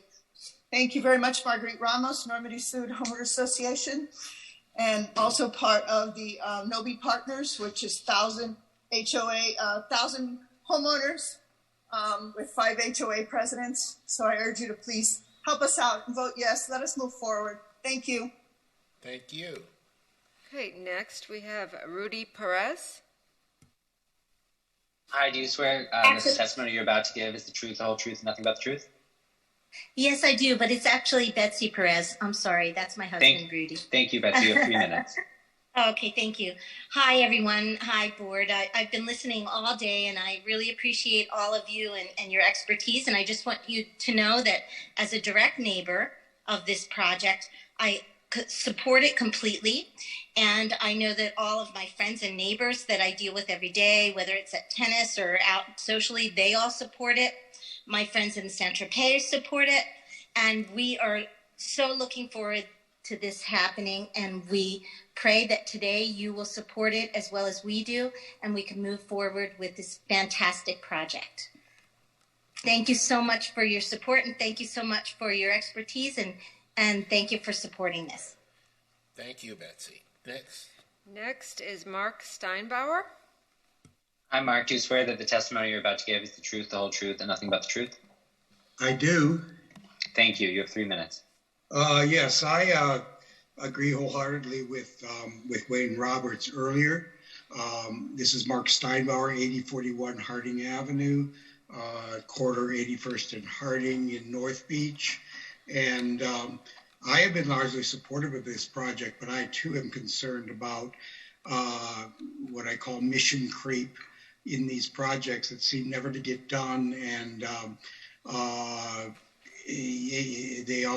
people always come back to the trough to get more and more and more. Meanwhile, the whole block of 74th is just a blight with nothing happening. So I just believe that the developers owe something to North Beach to either start this thing or just move on and redevelop the properties that are there. But I do think that things have gotten out of hand, and either start the project or as it was originally intended, or just move on. Thank you. Thank you, Mark. Next speaker is Daniel Beitia. Hi, Daniel. Do you swear that the testimony you're about to give is the truth, the whole truth, and nothing but the truth? I do. Thank you. You have 3 minutes. Thank you for all the items you're hearing on North Beach today.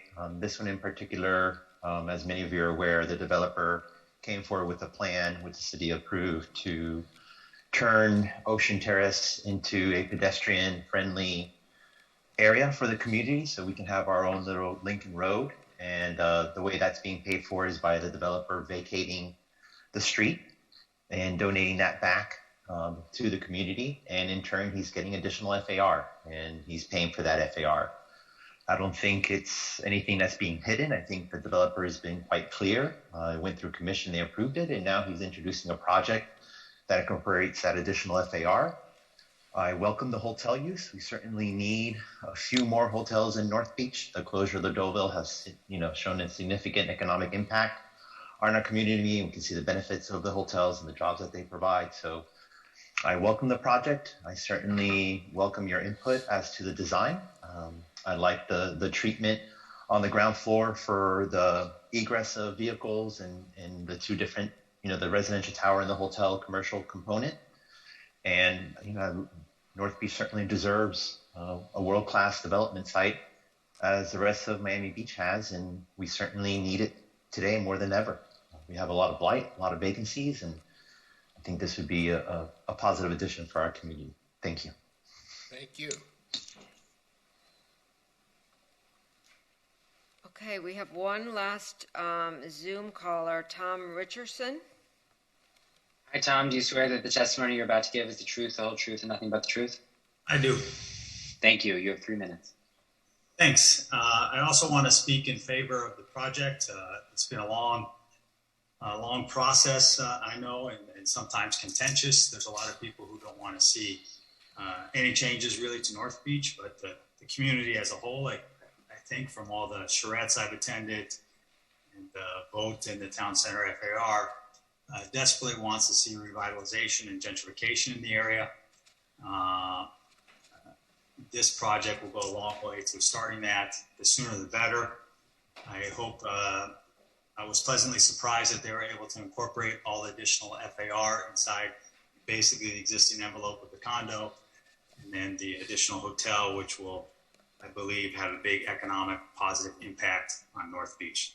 So I hope you see your way to support this today, and we can get past the planning stage and start getting into the actual benefit stage, where we see this world-class Raymond Jungles designed green promenade come online and some shovels in the ground on some of these other projects, which I believe are mostly waiting for this one to go first, and hopefully some of the dominoes will fall in town center. Thank you very much. Thank you. Okay, we have one additional Zoom caller, Sylvia Coltrane. Hi, Sylvia. Do you swear that the testimony you're about to give is the truth, the whole truth, and nothing but the truth? Sylvia, you're on mute.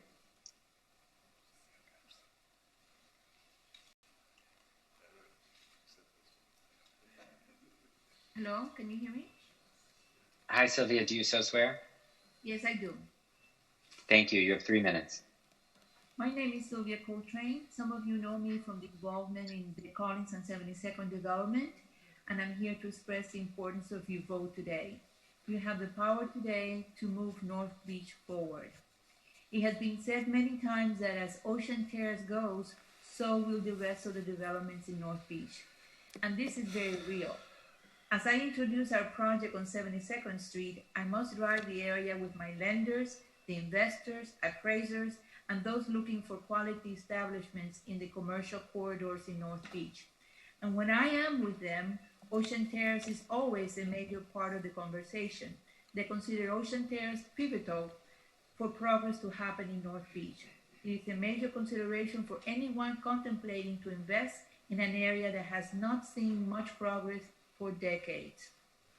North Beach has been fortunate to have Alex Blavatnik and Sandro Scher willing to invest in creating such an amazing public venue for the community to enjoy, and for taking such a leap of faith in believing that North Beach can become a first-class community by bringing a magnificent mixed-use development that covers from Ocean Terrace to Collins Avenue.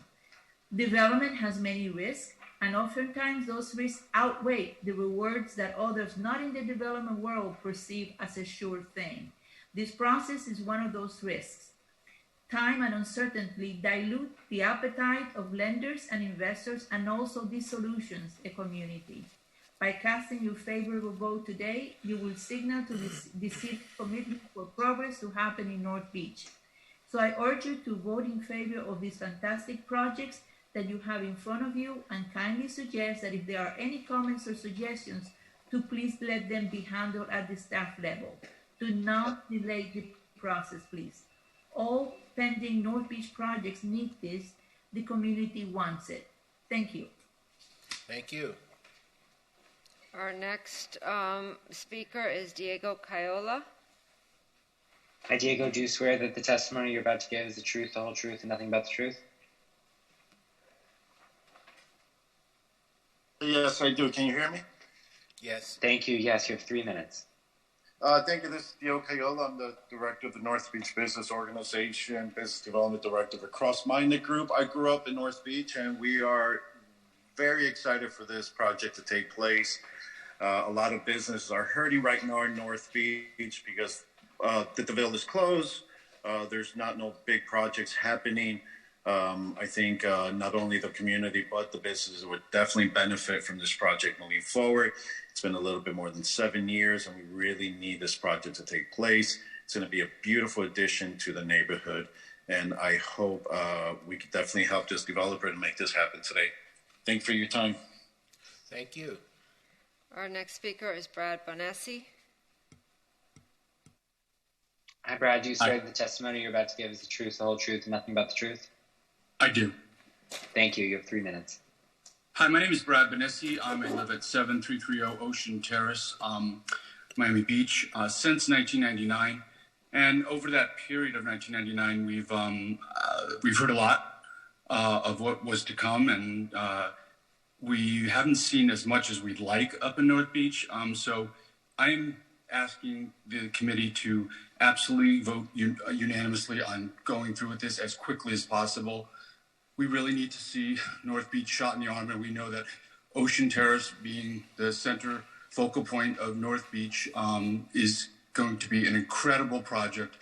It's going to bring a lot of people to the area, and having this incredible park and hotel and restaurants next door is going to make this property and this area beyond anything anybody could expect. And with the town center, we are very excited. There's so many good things happening. Please, let's get this going, and let's have it go as quickly as possible, and with no more red tape, please, please, please. Thank you. Thank you. Okay, I see no other speakers on Zoom. Welcome, Daniel. Thank you. Daniel Serraldo here with Miami Design Preservation League, and I was sworn in before. So just so people understand, too, who are watching, this particular item is a modification to what was previously approved. So our position is related to that. The design changes given all the new FAR from both the city vacating the land of Ocean Terrace in favor of the developer and the developer suing the city and settling with them to get even more FAR.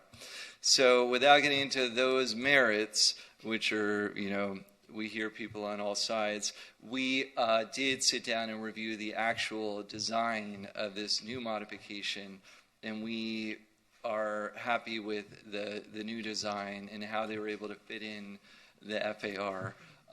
Whether or not FAR should be granted without a vote of the public, I think is a question for another time.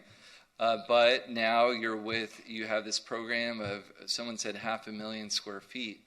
Where do you put it all? Where do you squeeze it in? How do you make it sensitive? And that's why you all make the big bucks, and it's all in your hands. So thank you for your consideration.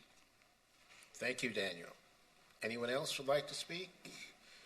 Going, gone. Okay, public comment is closed. Board discussion is now open. Who would like to go? Let's start at that end. Mr. Chair, may I clarify something for the record? Sure. The actual square footage of the project is about 280 some odd thousand square feet. There was 91,000 added with the street vacation. If you include things such as parking, which doesn't count for FAR, or underground, which doesn't count for FAR, that takes the total buildable area to over 500,000 square feet. But this project is only increasing by 91,000 square feet. Thanks for the clarification. Thank you. I didn't know I gave that away. I certainly didn't vote on it. I'm a proponent of North Beach for a long time, and I hope that I don't say anything that offends anybody. But North Beach has been the stepchild of Miami Beach for quite some time, and there were several people there speaking that I've partnered with and worked with. I ran had my architectural firm in North Beach. Was very happy to do that. But because North Beach has been a stepchild for so long of Miami Beach, they take crumbs and just are so grateful, you know? And I think with this project, and I'm going to hold back something else I was going to say, but with this project, the way the architect was describing this, that, you know, we have this increased FAR, and you're not going to see this difference because it's all held within the building. It's not all held within the building. You lowered the base of the tower 10 or 12 feet. You had floor-to-floor heights of 13 feet.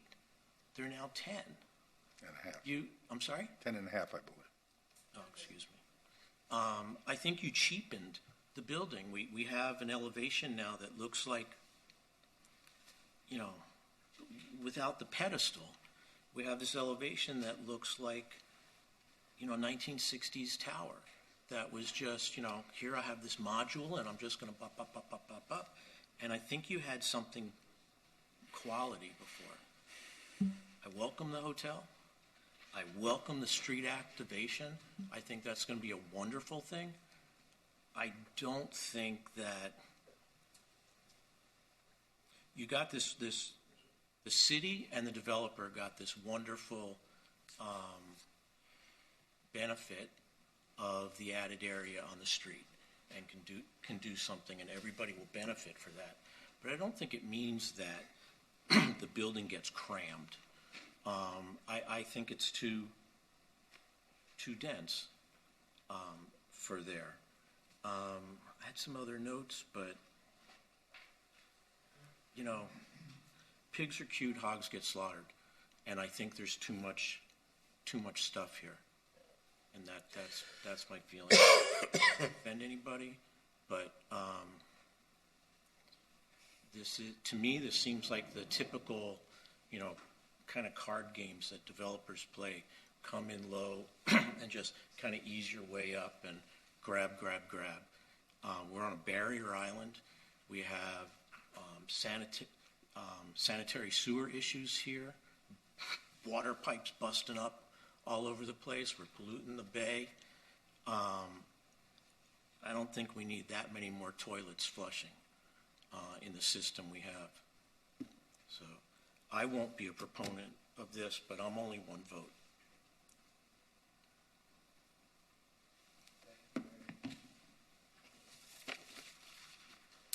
Thank you so much for the presentation. I'm a preservationist, but also extremely pro-development, so I really appreciate the design and thoughtfulness of the project. I know how much tremendous amount of work this takes and risk, as the developer mentioned. So thank you, and thank you also for all the public comment. And I personally live in Mid-Beach, so I think that this project, I think density is necessary in this part of the area of Miami Beach. So I'm extremely supportive. I think the project demonstrates how preservation and development can work together holistically.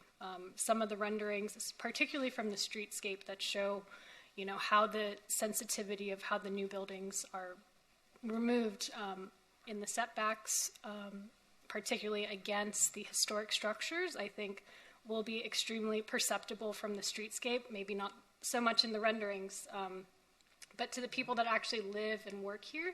I do think that having additional density, additional amenities, additional public space is extremely important. You know, I love the greenery of the project. I hope that it gets maintained properly. And, you know, I also agree with the changes to more curvilinear balconies that were added. Those Art Deco details are so critical to, you know, interpreting how new architecture can adhere to the past. So I'm in favor of the project. I do think that the indoor-outdoor, at least on the ground level, even with the FAR and density increase, I think that it is proportional, and I think will be a great addition to the entire city.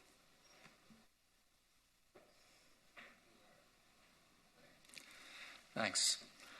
Yeah, I appreciate the presentation. I think there's quite a bit to be enthusiastic about with this project.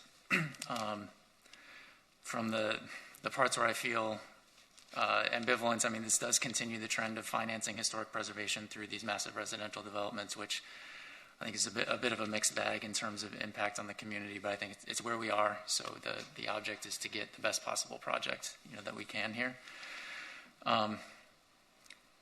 There were some points in the public comments, you know, for the critical items. I feel some sympathy for it. You know, it's wondering, is this the project that we're going to get, or will this come back again? Because I think we're hungry for a project to move forward, and hopeful that what we approve is the project and that it won't wait and then come back. There were just a couple aspects that, you know, it was a very compressed timeline for the presentation. So if there were just a couple of points that maybe just would help with clarification. There was the waiver for building separation. I was wondering if we could talk about that, if there was any change, you know, any change to what was previously approved, you know, that would be relevant here. And I wanted to ask about the basement, if that's something new with this modification, or if that was our previously approved portion of the project. And next, while they get up there, there were no changes to the building separation or the basement, the subterranean level. That's correct. It's the same as the previously approved. That's correct. Okay. Thank you. I appreciate that. A thought that occurred to me is that you're finding this efficiency with the parking area, right, where you're able to add you know, spaces, you know, without building, you know, new height or anything like that, and you found some increased space, you know, with, you know, this new hotel, and then with finding more room in the residential. If there is any way to rethink the need for a basement, and it's kind of I'm not a huge fan, but I understand that you are allowed to build these basements, but question whether these are a good idea in the long run. Just kind of what alternatives you may have explored there to help better understand that.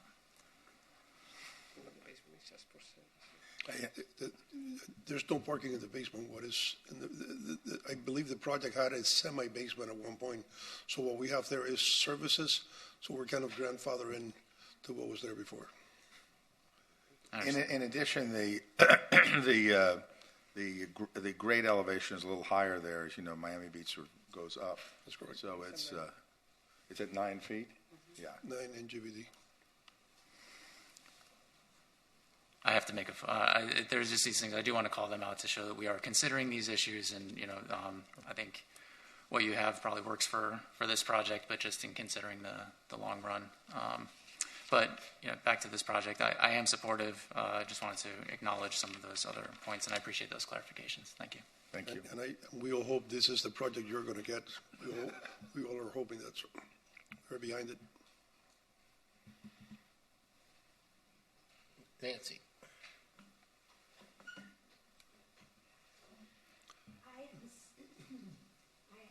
I'm thrilled that this is finally coming to pass. It has been, it seems like years that we've been waiting for this to happen. It was a city that held up the project. Your mic's not on. Turn your button. Press the button there. Press the button, yeah. No, on the bottom. Right, there you go. Okay. I'm thrilled that this project has finally come to this day for us to see it and know it. And especially, I think we should thank the owner of the project, Sander. Sander has put up with, I can't tell you, how it seems like years. How many years has it been since you started this? 7.5. Okay. I applaud you for continuing to do it. The city held it up due to, I have no idea why, just because of a little stubbornness on the part of those who were involved. The developer, Sander, and I point him out because he's worthy of this project coming forward, he's adding funding to it. It's not like he's just out there trying to sell property. He is funding most of it, and you're going to hear about are we going to hear about it today? Streetscape is other next. part, the streetscape, which he is funding. I don't know how much of, but I'm sure it's 15 million. relevant. All of it. 15 million. He's funding the whole thing. Okay. That in itself, we should stop and applaud and say thank you. But as far as I'm concerned, I'm thrilled that the project is coming to life. It's going to do a lot for the park, a lot for bringing people to this area. And North Beach has been neglected for far more years than 7 years. North Beach has had nothing new, nothing to admire, except for the early morning project that we had with the, what's the word that they had? The people who are putting forward new life to the recreational park where this music is coming from. Bandshell. Say it again? The bandshell. Thank you. It takes a while. The bandshell is excellent. It's the only improvement that has come to this place. It's just about time that North Beach gets its real environment and comes back. I raised my children in North Beach. They were little kids playing in the parks, and then North Beach went down, and we've waited this long. My kids are in their 50s, so that's how long it's been since North Beach has been neglected. And I just can't say enough about it, so I'm going to stop. But I hope that we're going to appreciate all of this. Thank you. Thank you. Okay, I guess I'll go in my spot. First, I want to thank Sandor. He's always done a spectacular job, has infinite patience, and I think he and his architects have a great design skill. My problem with this is not related to those. My problem is kind of the reality of what is throughout Miami Beach. We see from South Beach all the way up to where this project would be, vacant storefronts, everything's empty, everything's sliding downhill. And also, we've heard promises from developers, the developer, the Raleigh, the developer, the Versailles. We have been snookered constantly by developers who are promising developments, and then years and years go by, nothing happens, and we're stuck with two shells now, the Versailles and the Raleigh, which are in danger, and nothing seems to be happening. And there's no outcry from the public, there's no outcry from this board, there's no outcry from anyone. You've got historic little buildings around your project here, which have been sitting for 7 years. One of them either was taken down or fell down. There's been graffiti, there have been vandalism, there have been all sorts of very bad things happening on this block. And these delays, whether they're caused by the city commission or whomever, I don't know, is very deleterious to North Beach in and of itself. The commercial strip there on Collins has gone down and down and down, and I would like to hear from the developer a promise that we will see improvements in the commercial street. It will not be bathing shops and rubber swimming pool shops and things of that type, but he will upgrade the property, and it will not remain vacant. You look at all the hotels, the new hotels that we have approved on Washington Avenue, for instance. You can't show me one of them that has a new commercial feature on the ground floor. They are all empty. There are dozens and dozens and dozens of them. I don't understand why we should be building more commercial space and more waste of resources for spaces that are not going to be, that have not been occupied. And there's no reason to think with COVID and whatever the future holds that they will be occupied. What guarantee do the citizens of North Beach and we have that this will not be just a boondoggle for the developer to make money? Sorry to put it that way, but that's the way it begins to appear. So Sandor Shur, Ocean Terrace Holdings. It's a very fair point, and it's a point that resonates with us, with me personally, in that, you know, we see what's happening at the Deauville, and that has a real effect on our whole community. I didn't even mention the Deauville. That's another one. You know, and so you know, that's obviously been a huge hardship for all of us, because then it puts a strain on our police departments, it puts a strain on our public safety, it puts a strain on everything that comes with that. We are in the unique position that none of these other developers that you mentioned are in. And that position is that we have already not committed, we've already actually paid $15 million for the park. And that money is secured by a letter of credit, and as you know, a letter of credit is as good as cash. And so by doing that, that money has a cost. And we are contractually bound with the city to start construction in 22 on the park. That is what our agreement says. And if we don't do that, then we are in default of the agreement, and then we don't get any of the benefits of the agreement, i.e. the square footage associated with the vacation. So obviously starting the streetscape project and starting the park is going to be a huge step. It's going to take take about a year to complete that. And we're very excited about it, but we have a compelling financial interest to move that forward. As far as our project is concerned, I also respect very much what you've said. And now that we went through a roughly 18-month process to resolve our situation with the city, which has now been resolved. So all of this that's happening now feels like it's been dragging and dragging and dragging. The submission that is before you today was actually first submitted to the city 20 months ago. So obviously for us, it's been a very long process, and certainly a process that we didn't want to go down. So this is unfortunately a bad representation of our situation because of the fact that we had a dispute with the city.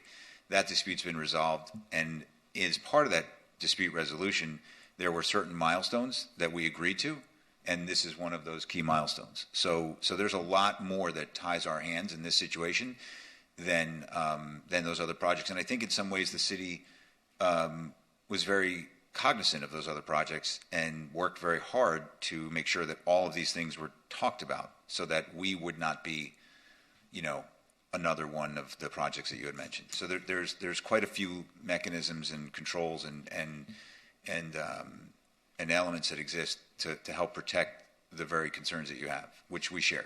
Okay, thank you. One more question. In the past or history, the small commercial buildings along Collins, like Kosher Land and lots of the other ones, have, I think, existed to serve the community. If you're building this deluxe condo and this deluxe hotel, will you be bringing stores in, or hopefully bringing restaurant stores in, to serve just your jewel or the whole community? Because the whole community is not the Gucci Poochie type of buyer. There has to be a diversity of amenities for all people there. Are you looking to do that, or are you just going to be renting to whatever you can bring in? So we agree very much with what you're saying, in that renting to what I would call high street retail does not create community. I think, going back to when we were working on the standard back in 2004, and Sunset Harbor was a place for tow yards and to get your car fixed and things like that. There was Sunset Tower, and that was it. And there was nowhere for anybody in that community to go. And we've seen the impact of what local retail actually does to a community. We've seen that small 3 blocks or 4 blocks, because it was planned and executed the way it was, has an effect on all of Miami Beach. And so our vision has always been to look to that environment and say, how do we make this a place that works for the community? The holy grail of being successful and because we do have to have a hotel and we have retail, is to not just get the people who either live there or are guests of the facility to come there, but to get the people that live in the community to come there. And so it's very much our vision, and has always been our goal, to have lifestyle neighborhood retail. So whether it's a flower shop or a coffee shop or a fitness amenity or a restaurant, or I would love to have a market where we're provisioning our food and beverage establishments with, there's an incredible farm to table movement here in South Florida now that's really taking hold. I mean, there's a lot of opportunity to have a much bigger story, because what makes Ocean Terrace work is the destination story. And to make it a destination, people have to have a reason to be there. And there's Bal Harbour shops for everything that you talked about. And we're not going to be competing with them, and nor do we even aspire to. We want to be a place where there's wonderful establishments that serve the local community. That's always been our vision. Well, I personally congratulate you for your efforts. You have been spectacular in every way, and I wish you luck. Mr. Chair, just for the record, you mentioned the Versailles, which of course is another project of mine. It is very much moving forward. I don't see it. And the sales, well, they have construction drawings for a significant project, very much moving forward. The sales have gone extremely well, and that is going to help fund the entirety of what this board approved. So I just wanted to make that clear. And I want to respond to that too, because this whole issue is very important. I think it was, correct me, board, if I'm wrong, but it's on the Versailles. When I met with Mr. Deronin, the owner, who represents the owner of the Versailles, he was very interested in making sure that his new project got approved, as opposed to the one from 5-10 years ago that got approved, because it was used basically as a threat that if we didn't approve his new project, he had in his pocket approval from 5 years ago for this really hideous project that could be built next to the Versailles.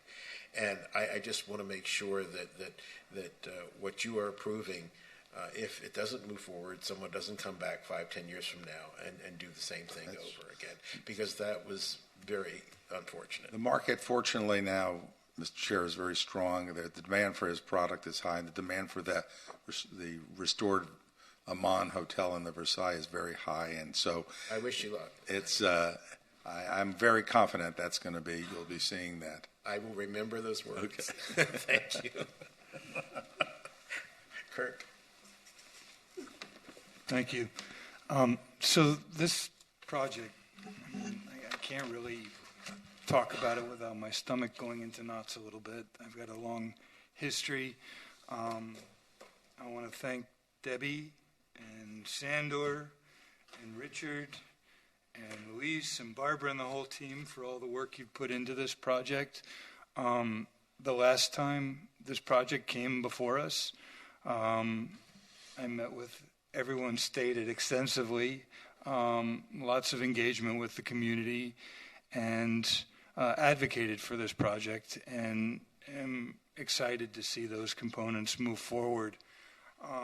Since then, and I'm going to do my little tirade here because I have to, 7420 Ocean Terrace. Me and my neighbors, I live in the neighborhood and have for over 20 years, get to walk down Ocean Terrace and have tourists from Indiana and elsewhere taking pictures of how on Miami Beach you just let a building literally deteriorate, the roof caving in, and this was the postcard of my community. I'm speechless. I'm speechless at how that happened. We've gotten lots of letters about this project, about no more delays, no more red tape, and I want to make it clear that we approved this project. I advocated for this project. Yes, I advocated for things that the community wanted, that I felt respected the historic nature, but to me, it's disgusting. It's disgusting, and I'm putting it on record here. For us as a community to have to endure watching a historic designated building just rot and deteriorate in everybody's faces for years. I also had a friend who I wanted to stay in my beloved North Beach, who booked a room at the Ocean Surf and was dealing with, every kind of vagrancy you can imagine. And this was in the last year. This was about 6 months ago. I do not understand it. I do not understand. This board, from the very beginning, has supported and advocated on behalf of this project. So nowhere else in North Beach can I think of where that sort of scene has taken place. And here it has been in my community's oceanfront. And that hurts me. It hurts me. And I just want to say that for the record. In terms of what's being proposed right now, I want this project to succeed. I want it to move forward. I understand that the community did not support the massing. I think we're all clear on when this went to a voter referendum what the concerns of the community were about the entire block nearly being demolished, about the height being out of scale. I do not think that it was the community's intent to eliminate the hotel component. I think as a community, North Beach celebrates and knows that we need a hotel component to support the businesses and to bring vibrancy to North Beach. At the same time, I do want to state for the record, for people like Paula King, Wayne, Mark Steinbauer that called in for what Daniel Serraldo said. It's all true. And the community I've seen become very disenfranchised directly in connection with this project. And it's been a shame. It hurts me. And that's why I'm saying this, to have seen that and for the community to have gone through that. I also want to point out that the community also supported the increase in intensity and density in town center, but this is not town center.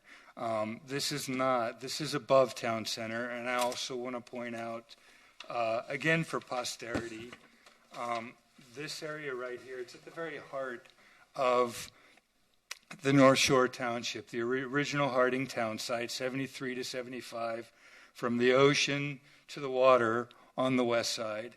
And this new hotel tower, again, I understand. I understand how we got here. I want this project to succeed. I also feel that 11, 12 stories adjacent to the very heart of historic district, the core, the initiating core, the Harding Town site of the National Register District and the local historic district, which is between 1 and 3 stories that we're putting a 12-story tower adjacent to that. It's encroaching into that area.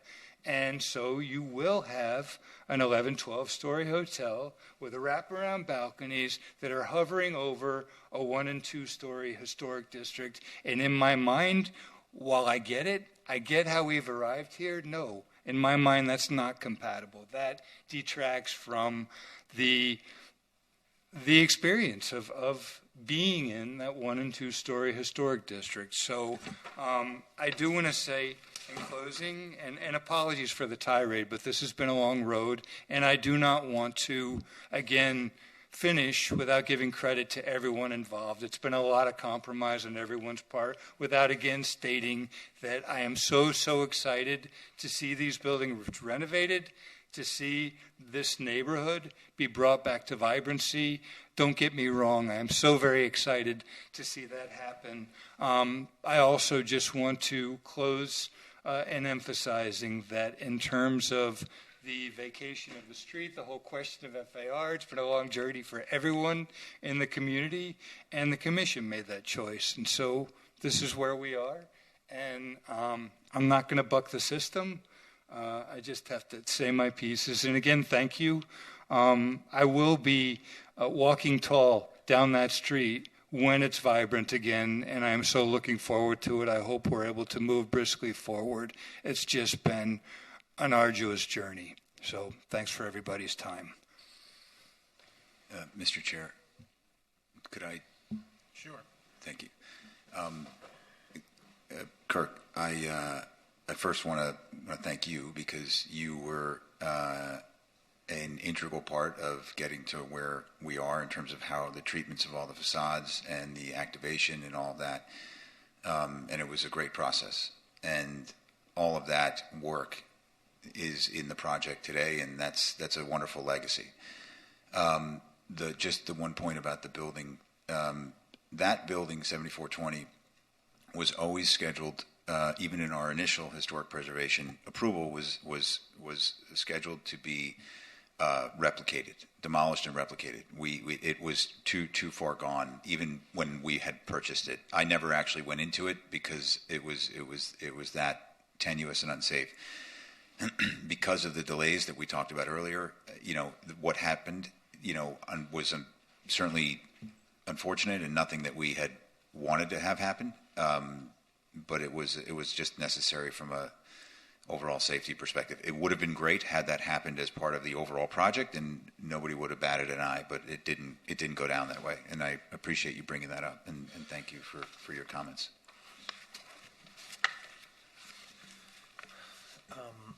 So I'm not as familiar with the project as Kirk, and it's a lot to digest because it's a big project, it's a big block, and on the surface, there are a few things that are, I think, really inappropriate. And I understand, the need that the neighborhood has for this development. But I'll just call them out because whether it's for this project or for future projects, I think that, grouping together so many properties into a single project is really runs against the grain of the preservation of the scale of a neighborhood. When you have 50-foot lots put together and now you're dealing with a 300-foot wide development, it's no wonder that you have these enormous floor plates. I mean, not to mention, of course, the height is eye-popping, but we're pushing beyond, and I don't know why we're getting waivers for the maximum size of floor plates, but they're big, and the bigger the floor plate, the bigger the beast feels, and the more it feels out of scale. That's one. And then along with that comes the need for parking, right? So all this additional square footage, additional units, we've got a 300-foot parking garage right on Collins Avenue, and I don't think that's what we really want,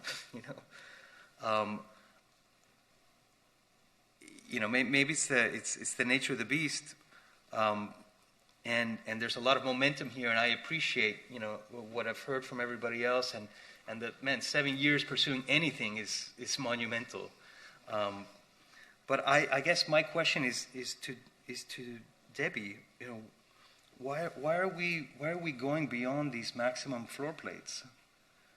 And also, I guess, to the board, why would we allow a single development of an entire city block when we're interested in preserving the scale and, you know, character of a neighborhood? It just seems counterintuitive. And I'm with Kirk, like, when this thing's done, it's going to be fantastic, right? It's going to be nice to stroll down that street, and the new park and the investments in the public space, I think, are wonderful. But you really, I mean, well, let me interrupt.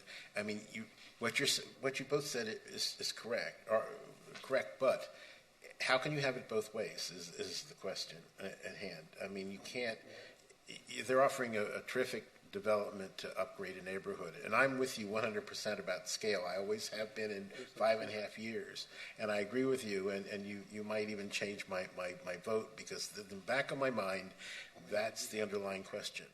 But how can you balance those two things? I think they've tried as best they can, but granted, on page A110, the poor little strip of buildings is dwarfed by the 300-foot garage and the height of the garage and the mass of everything. It just, it is not what I would prefer if I had my drug, if I was the only vote here. But I don't know how you can negate all the effort that's been put in by the neighbors, the city commission, everything else. I agree with you, but I'm as Kirk always has said in the past, I'm struggling because I can see both sides of the question, and I want things to succeed, but on the other hand, I hate to see scale murdered, and that's exactly what's happening here. That's what they've murdered. done, Mr. Chair. And excuse me, and they've, you know, piled. Wait, Barry. Excuse me, but it's the board. And they've you know, loaded it up with more units.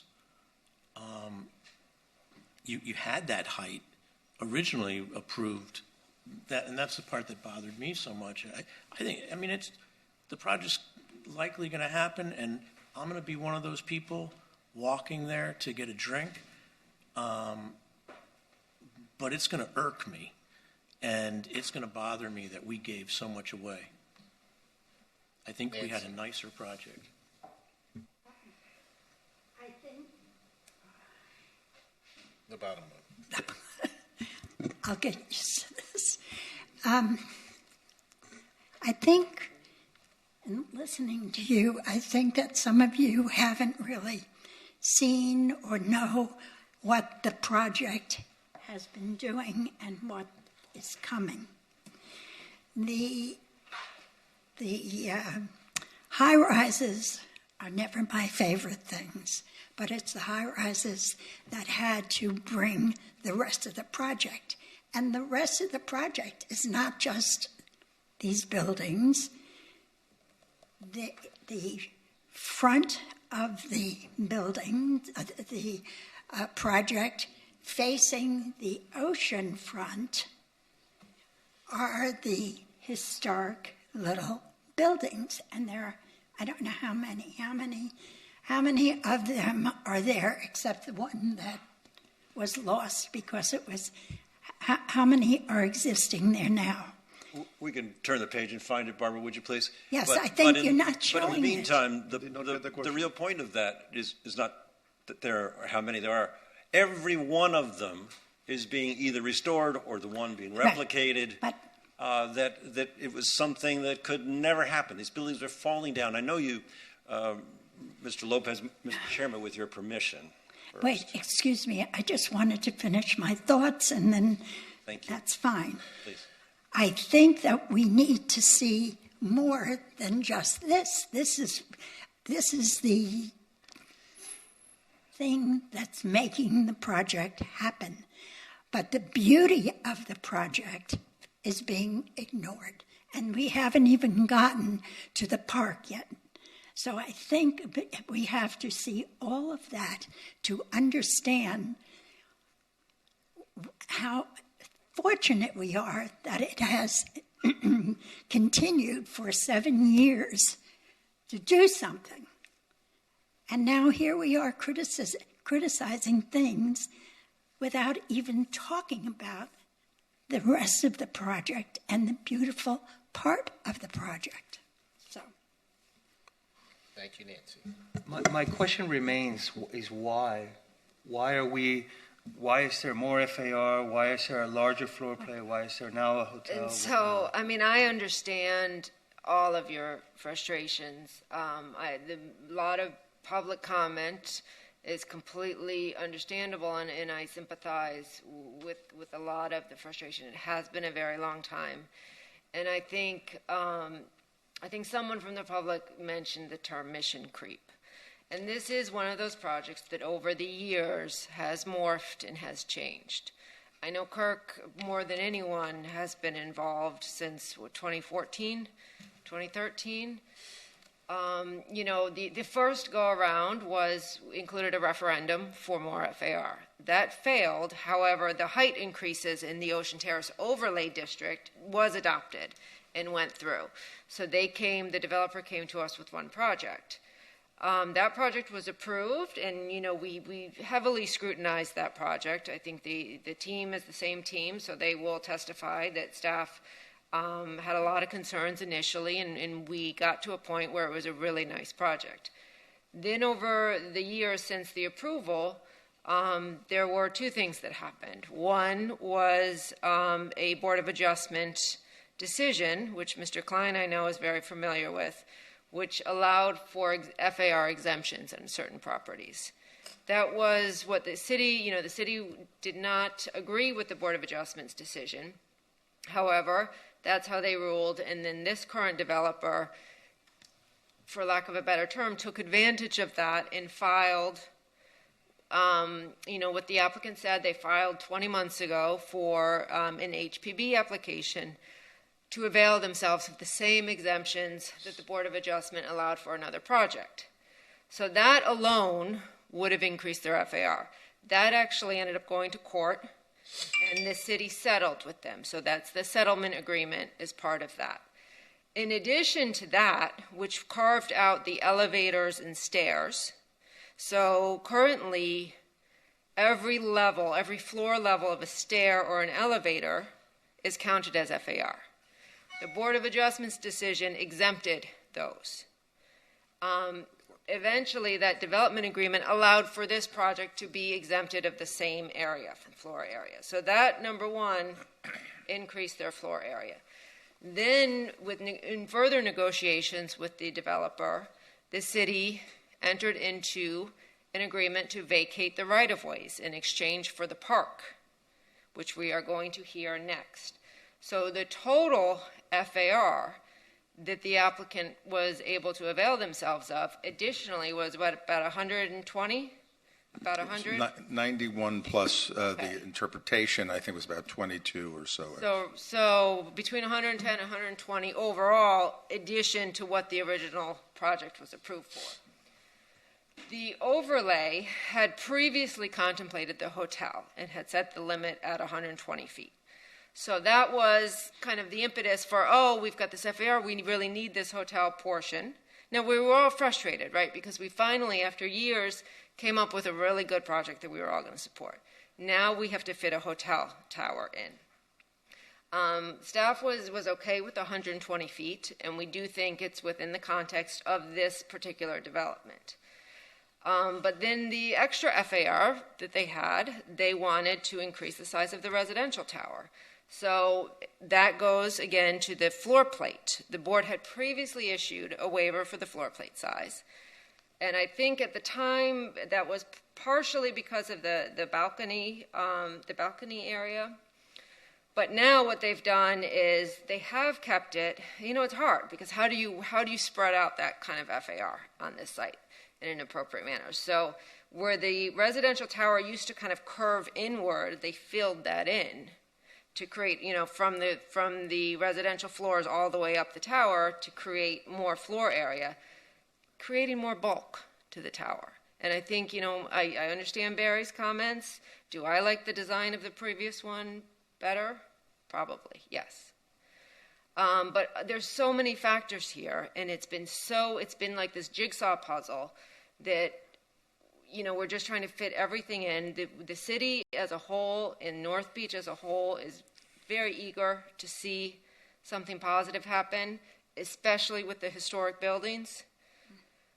That, it got to a point where, it's grown and it's not, ideal, but it's what we're faced with. This is their program. This is the allowable amount of square footage. And, overall, staff is supportive of it. It's really important to say, especially to the board members who were not here, how particular and how detail-oriented our review of all of the historic buildings was, in terms of every single building and all of the details that we required be brought back. And there are no changes currently, and we hope to see no changes again, at this level at least, to the historic buildings in that plan that was approved. That also includes the significant public interiors of both of the Broadmoor and the Ocean Surf. So we're really excited about that. This has been evolved. I, for one, want to see construction happen and do not want to see this back here again. Mr. Chair, may I respond to Mr. Lopez? Sure. Thank you. Mr. Lopez, a couple things I would want to bring to your attention as well. You're going to hear the second half of this immediately after this, and this is the $15 million or so worth of improvements to the streetscape, to Ocean Terrace and the park and connecting the park. That is also the subject of the development agreement with the city, wherein the additional development rights were guaranteed by the city. So the overall size is a matter of right for this project. That said, what the city is getting is that there is this magnificent streetscape and park, which I think is rightfully viewed as the centerpiece, the catalyst for the revitalization of all of North Beach, because it's going to happen first on the ocean. It always does. And when the ocean is successful, it moves inland. So the existing context as well, the existing Saint-Tropez building, which is the block to the south, is a larger building in terms of height and size than what is proposed in this instance. The additional size of the floor plate for the residential building is only a 1,500 square foot approximately addition. The hotel as well was originally contemplated, of course, as part of the Ocean Terrace revitalization. So it would be not just the residential, but a very fine hotel as well. So there are trade-offs, but there's immense public benefit. And the final thing I would say as well is, with this, notwithstanding the hope and promise for North Beach, there has yet to really be a significant investment there. And therefore, the market is not established. This is not Fifth Street. It's not Collins Avenue and Lincoln Road. This is an area that's uncharted territory. And so these are the things that are needed to bring this project to reality, to make it viable, also create the most wonderful pedestrian environment, and in the scheme of things, make minimal changes to the existing approved buildings, the existing approved building plus the one additional small hotel building. And so that's why it's so important to be able to get this done. I just wanted to add something real quick because I know I went on a little bit of a tirade. And in all fairness, for someone who has been on this board and involved, there are a lot of great components to this project that are not presented in this packet, including, the interior breezeway, the renovation of the facades of the buildings along Ocean Terrace, the treatment of Curry's Steakhouse. I mean, I sort of vented my frustrations, and I still feel those, but there are really a lot of great components too. I just want to, in all fairness, call those out as well, because they're not included in this presentation. And you worked through every one of those details with us years and years ago to get them where they are. What you really have here, Mr. Chairman, again, if you don't mind, you have an amazing historic preservation project, one that you can hardly imagine would have ever existed when this project started. And we're fussing over the floor-to-floor height of 10'6" versus 13 feet. The back of this building, the back of the building where Lewis added those extra units, just FYI, was a core, was the back core of the building, the elevators going up, the stairs going down. Today, you actually have a much better building. It's architecture on all four sides, as opposed to looking at the back of a building that has only the core. It's better architecture at the end of the day for Lewis having put those units there, let me assure you. At the end of the day, with what's going to happen on the street at Ocean Terrace, and Mr. Jungles is going to present to you in a few minutes, you're going to hopefully approve one of the most extraordinary projects the city has ever seen. We look forward to your support. And I just, for your benefit, as you know, I think everything that we've been doing has been over 7 years everything is up front. And given the fact that we had the previous approval of the pedestal, the parking, we're increasing it, but it's all inside. I am not in agreement with Barry that I think the building mass of the residential part is not changing. We did get a waiver for 15,000 square feet, but we're not at 15. We're at 13 something. So there's a lot of things that we're not maximizing.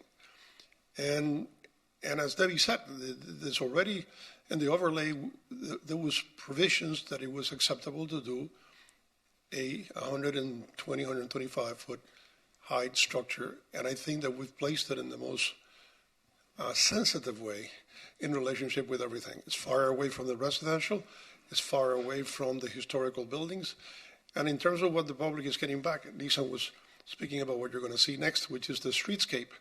But the restoration of those historical buildings that Richard mentioned and that Kirk was a tremendous part of it, I doubt that it would ever happen. And if our client cannot get the ability to develop a residential portion and a better hotel, none of these things could be possible. So that's basically the best way I can answer your concerns. I appreciate all of your responses. I really do. And I understand this is a really complex thing. But just on the surface, from the public's point of view, they see that, there's the developers being granted, more and more and more, whatever the process is, And at the same time, we're just providing more mass, more parking.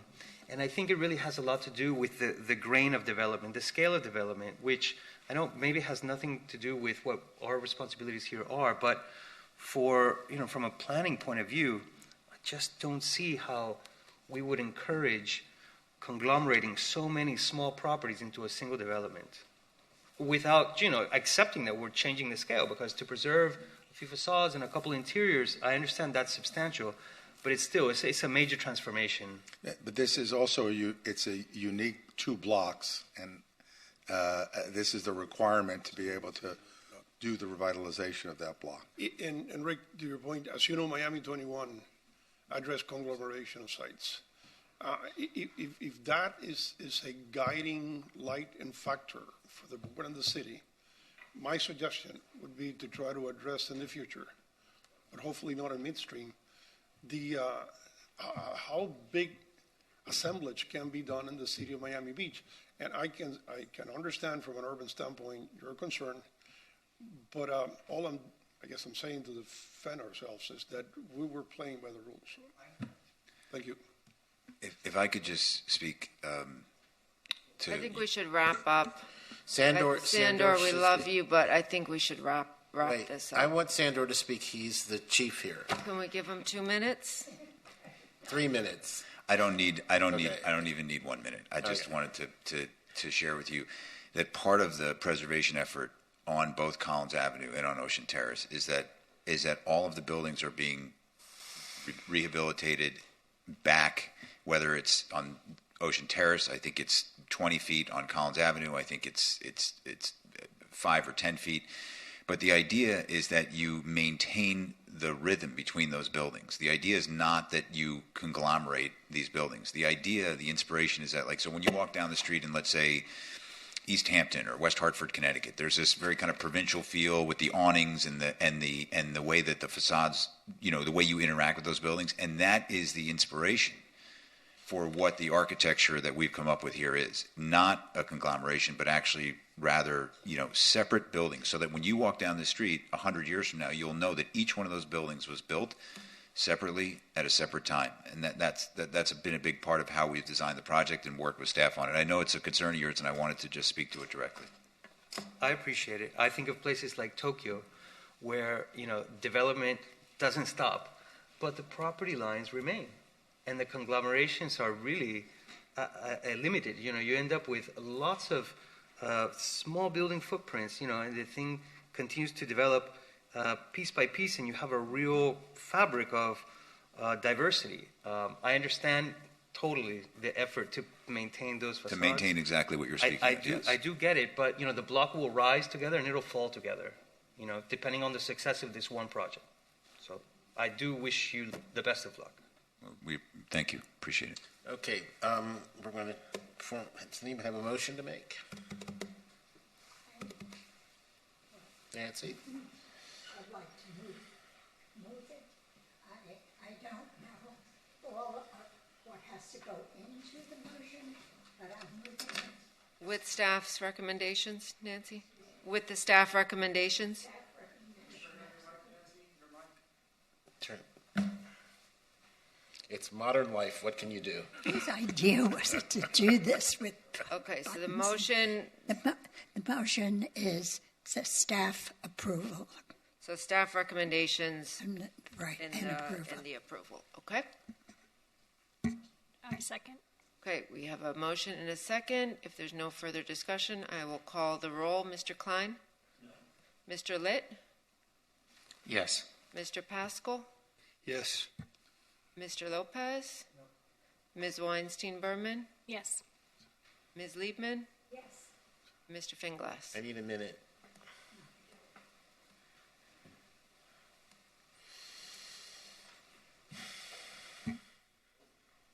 And Debbie, this is on the certificate of appropriateness. Correct. That's the only part of this particular application.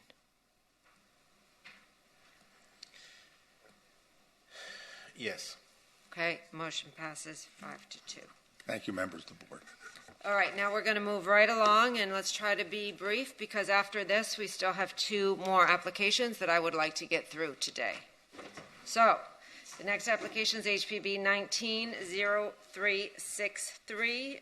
This is, is that 0361? This is Ocean Terrace Park, and it is Ocean Terrace between 73rd and 75th Streets, including portions of 73rd, 74th, and 75th Streets. Again, we briefly discussed this. This is a result of an agreement that the city entered into with the developer. The subject site is within the Harding Town Site, Altos Del Mar Local Historic District. The proposed project will transform the existing streets and surface parking lots into an oceanside park. It includes the closure to the vehicular thoroughfare of Ocean Terrace and the removal of the on-street parking. The staff believes this is a very well-designed waterfront amenity for the entire North Beach neighborhood. It features an organized system of footpaths that link the Bandshell Park to Altos Del Mar Park, creating a continuous oceanfront park from 72nd to 77th Streets. There is vehicular access on the south side. We do have an active condominium building that needs access to their entry drive, and there is also a drop-off on the south side for the Bandshell Park and the Senior Center. In addition to the park, the applicant is provided a elevated gathering lawn at the center of the park and a raised dining deck with shade structure at the north end of the park. Staff is very supportive of the proposed design, which includes a significant amount of native landscaping.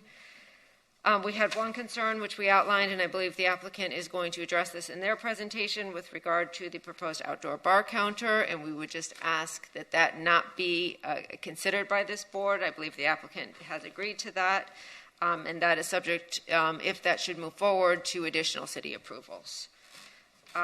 The one complicated part of this are the 9 variances that are being requested. So all of the variances being requested are either in the dune overlay or the oceanfront overlay. And the majority of the variances result from the construction of the beach walk, which will continue at its north and south links. Typically, like the city's beach walk that most of you are familiar with, is located east of the erosion control line. That would be outside of private property. That would be outside of the dune overlay. So the dune overlay is between the erosion control line and the bulkhead line. In this case, the developer is proposing to do a continuous walk connecting to the north and the south, but that walk, which will be consistent with the city's beach walk, is located to the west of the erosion control line. So in the dune overlay, which I know most of you are familiar with, there are restrictions such as setbacks and materials used, as well as lot coverage. Because that is just being shifted and it's within a GU private or GU government-owned property, they are subject to all of those regulations. So the majority of the variances are for the setbacks within the oceanfront and dune overlay for the proposed structures, as well as the lot coverage and the materials. Instead of using wood, which is the only permitted material in the dune overlay, they are going with a paver system. So staff has no objection to that due to the fact that east of the erosion control line, there will not be the beach walk because it's just being shifted west. So the net amount of coverage is not really changing if you take the larger area. And the same with the oceanfront overlay, the required setbacks are being asked to be varied. And again, these are primarily for the park amenities. Staff does not believe that they have any negative impact on the environment or the surrounding historic district. And we do understand, because this is a very unique program as a public amenity park for the dune and oceanfront overlay, that we believe that presents a unique circumstance which warrants the variances. Point of order, Debbie. I'm confused on this, so, and maybe someone else is too. Can you give a 2-minute summary of why the city felt it was appropriate to give up public property for this private amenity? They're not. I want to hear it from the city, not from you. So there's a good amount, and I think it would be helpful to put up a diagram showing, is still GU, is still city-owned property. So the vacated portion of the right-of-way is not this entire parcel. It is a portion of Ocean Terrace, 73rd, and 75th Street. But east of that Debbie, if I is still city-owned property. No, it goes beyond that, if I may, Mr. Chair. The city has all of what was Ocean Terrace. The city retains a perpetual easement for that for public use. So the entire site is for public use. The formerly vacated street is not being privately used by the upland property owners. It is a perpetual public easement for public use, for park, for access, so the entire project is public use. In fact, really, we are only doing this, we are not the owners of any portion of what's before you. This is we are doing this as part of the development agreement on behalf of the city. It's the city's project. And, So the and city Jack, owns that's all of it. correct. The city either owns it or has a perpetual easement for public use for the remainder. So why do I hear continual complaints from people who write me and call me that this is not appropriate? They're probably wrong because The entire park is for public use. There are portions that were vacated, portions of right-of-way, not of GU property. There were right-of-way, and then in return, the applicant gave the city back a perpetual easement. So the technical ownership for a portion of the property we're talking about today is the applicant. However, it is perpetually to be used for public use. And So that they can't be put taken gates. away no matter what. They can't put gates. They can't check your ID to make sure you live on, in their residential tower to use the park. It will be perpetually open to It the, is like to the Lincoln public. Road or Loomis Park. It's perpetually dedicated to the public use. Okay, thank you. I do get calls and things about this. There's always misinformation that people sometimes But spread. I'm an innocent. I can only listen to what I. Okay, thank you. Sorry. Ready, Mr. Chair, for our presentation? Thank you. Again, Neeson Kazan and Chris Machado of Ackerman for the applicant. In this instance, although we are the applicant, it is a city project on either city-owned land or on the land that was vacated for which the city has a perpetual easement for eternity for the use of that for public use only. Now, with that said, I'd like to make a couple other prefatory remarks. Number one, the same disclosure we made with regard to the agreement Saint-Tropez applies here as well. Number two, with respect to the conditions, we agree with the staff condition, and at this point in time, we are taking out the bar counter that was shown in the pavilion from consideration. And the third thing I'd like to add is that there be additional condition added to the approval, and I'll give you the specific wording. It is subject to the approval of the city, because again, this is the city's property.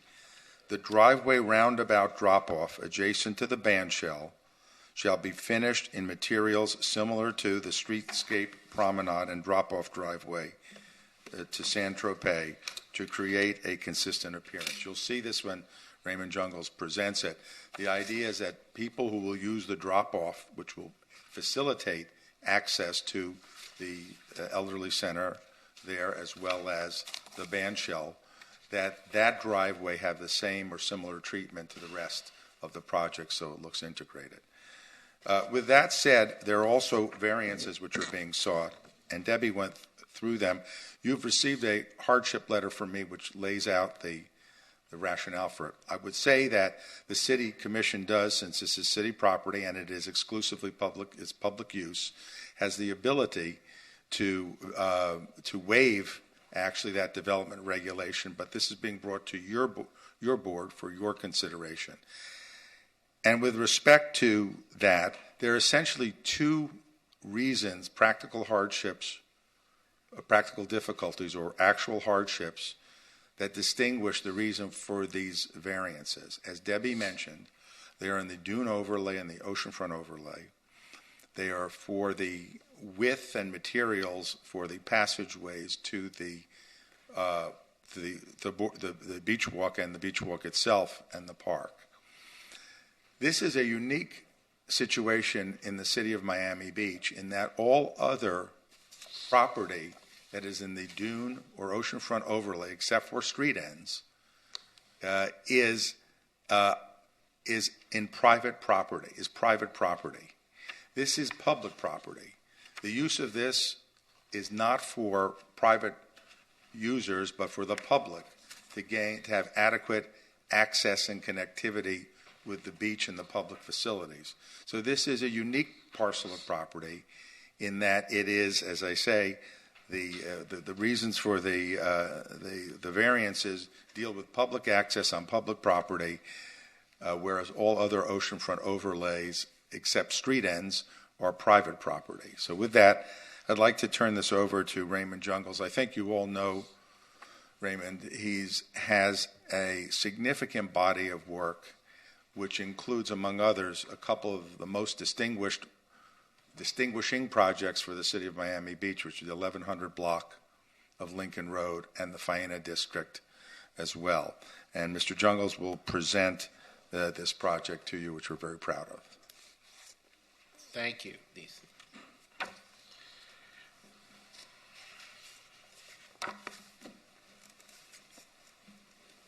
Good afternoon. It's a pleasure to be here. I was wondering if we could get the presentation up on the screens.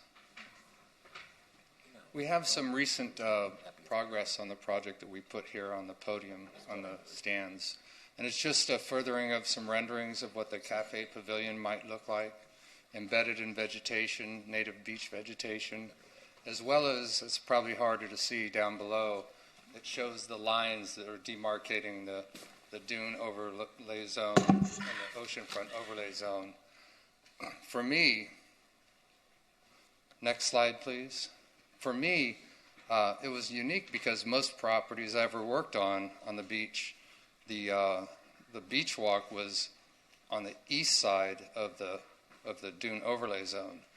This time, as you can see, what's up above you right now, we had to connect the northern part of the beach walk with the southern part of the beach walk. Right now, it currently goes back to the city to make use of the sidewalk that was there. It was expedient, and I don't think it was a good design solution, but it was what was there before. Next slide, please. So you can see the existing condition. I knew it well. I was actually hired to be a lifeguard on the beach when they did the big park in the ocean, the North Park, and I used to work at 72nd Street. And back then, there was no beach. It was literally created when I was a lifeguard by the beach renourishment. So this is such a great asset for the city of Miami Beach that you have this connecting beach walk now that goes all the way along the coast with a native dune between it and the sand. And the beach vegetation line is pretty much determined by the erosion of the wind on the beach. Next slide, please. So there you see on the top the north and the south connecting parts of the beach walk. It doesn't meet the standards of the Miami Beach beach walk, which has to be wider and it has to be of a friable material like we did at Faena District. But we will do the new connecting section with by the city standards, and I imagine eventually all of the beach walk will be unified. Next slide, please. So this is what we thought was a great opportunity to bring an amazing streetscape as well as a park to connect with the natural dunescape there.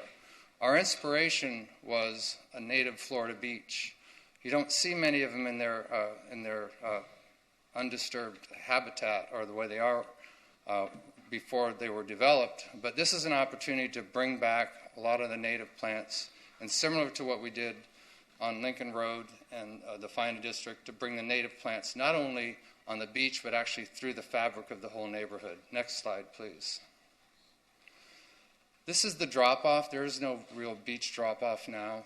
All of the area that we're creating a park and streetscape is pretty much either dune plantings or asphalt and concrete, but there now be a designated drop-off area, and traffic is closed now, as you know, the north-south traffic, except for the access to Santro Bay.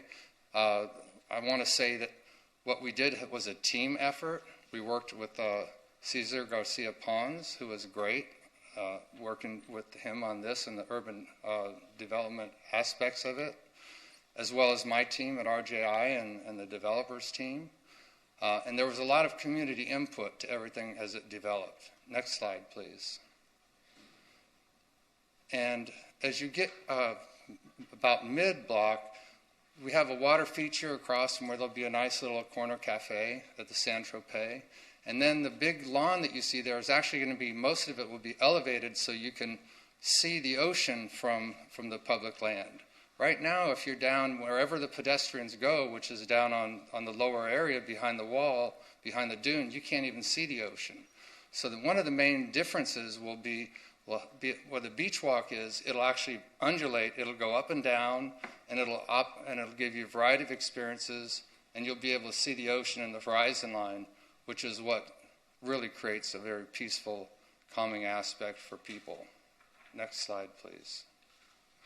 There's actually there's more beach access points than there were initially.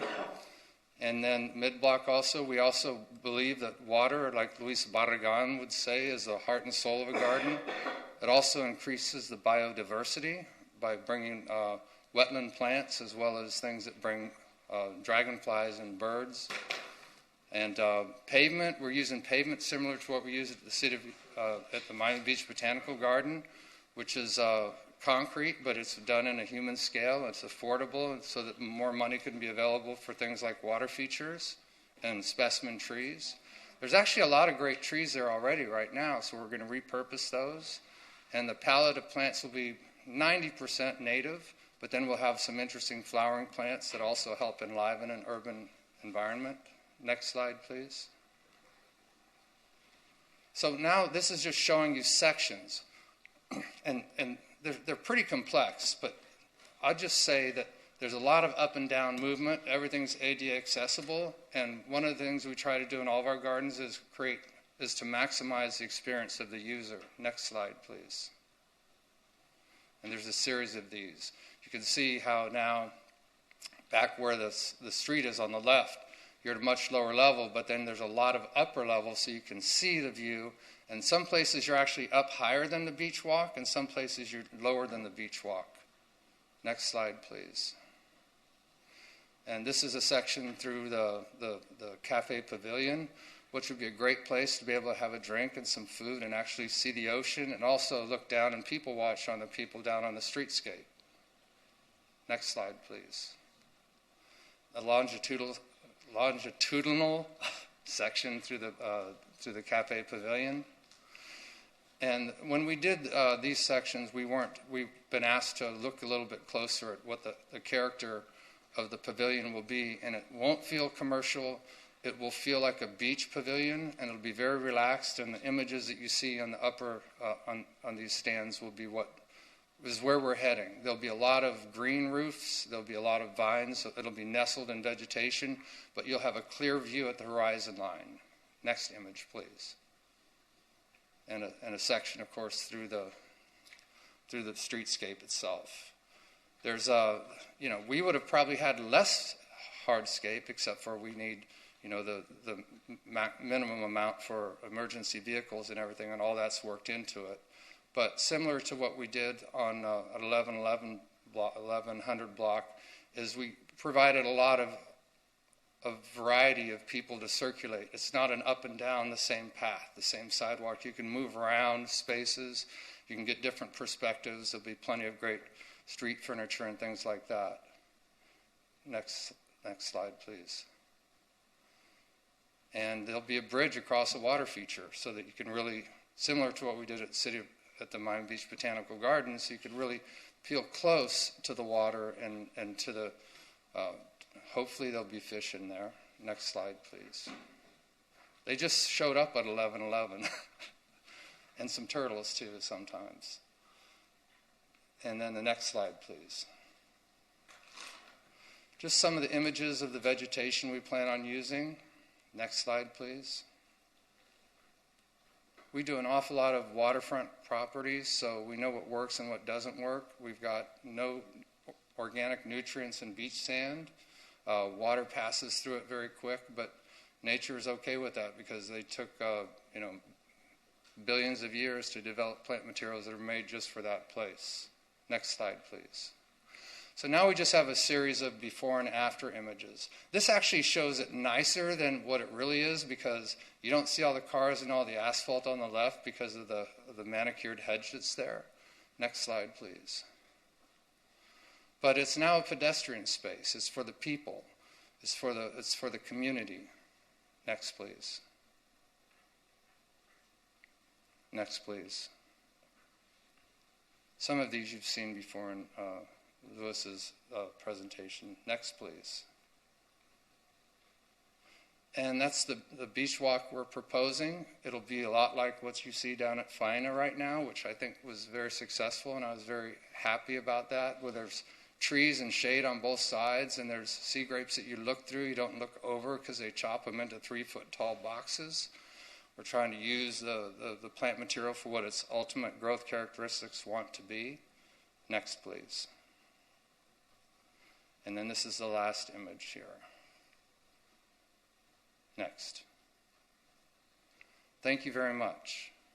Appreciate it.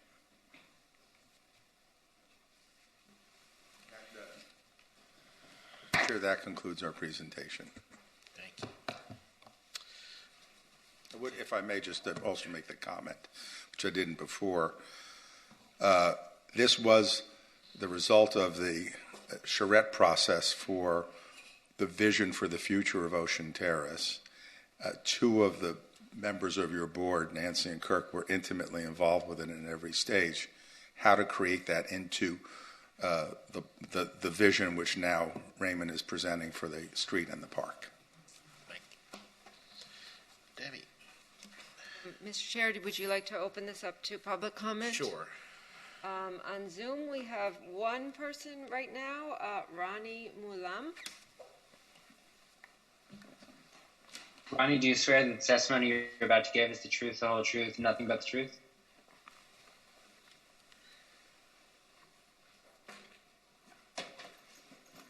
Hello?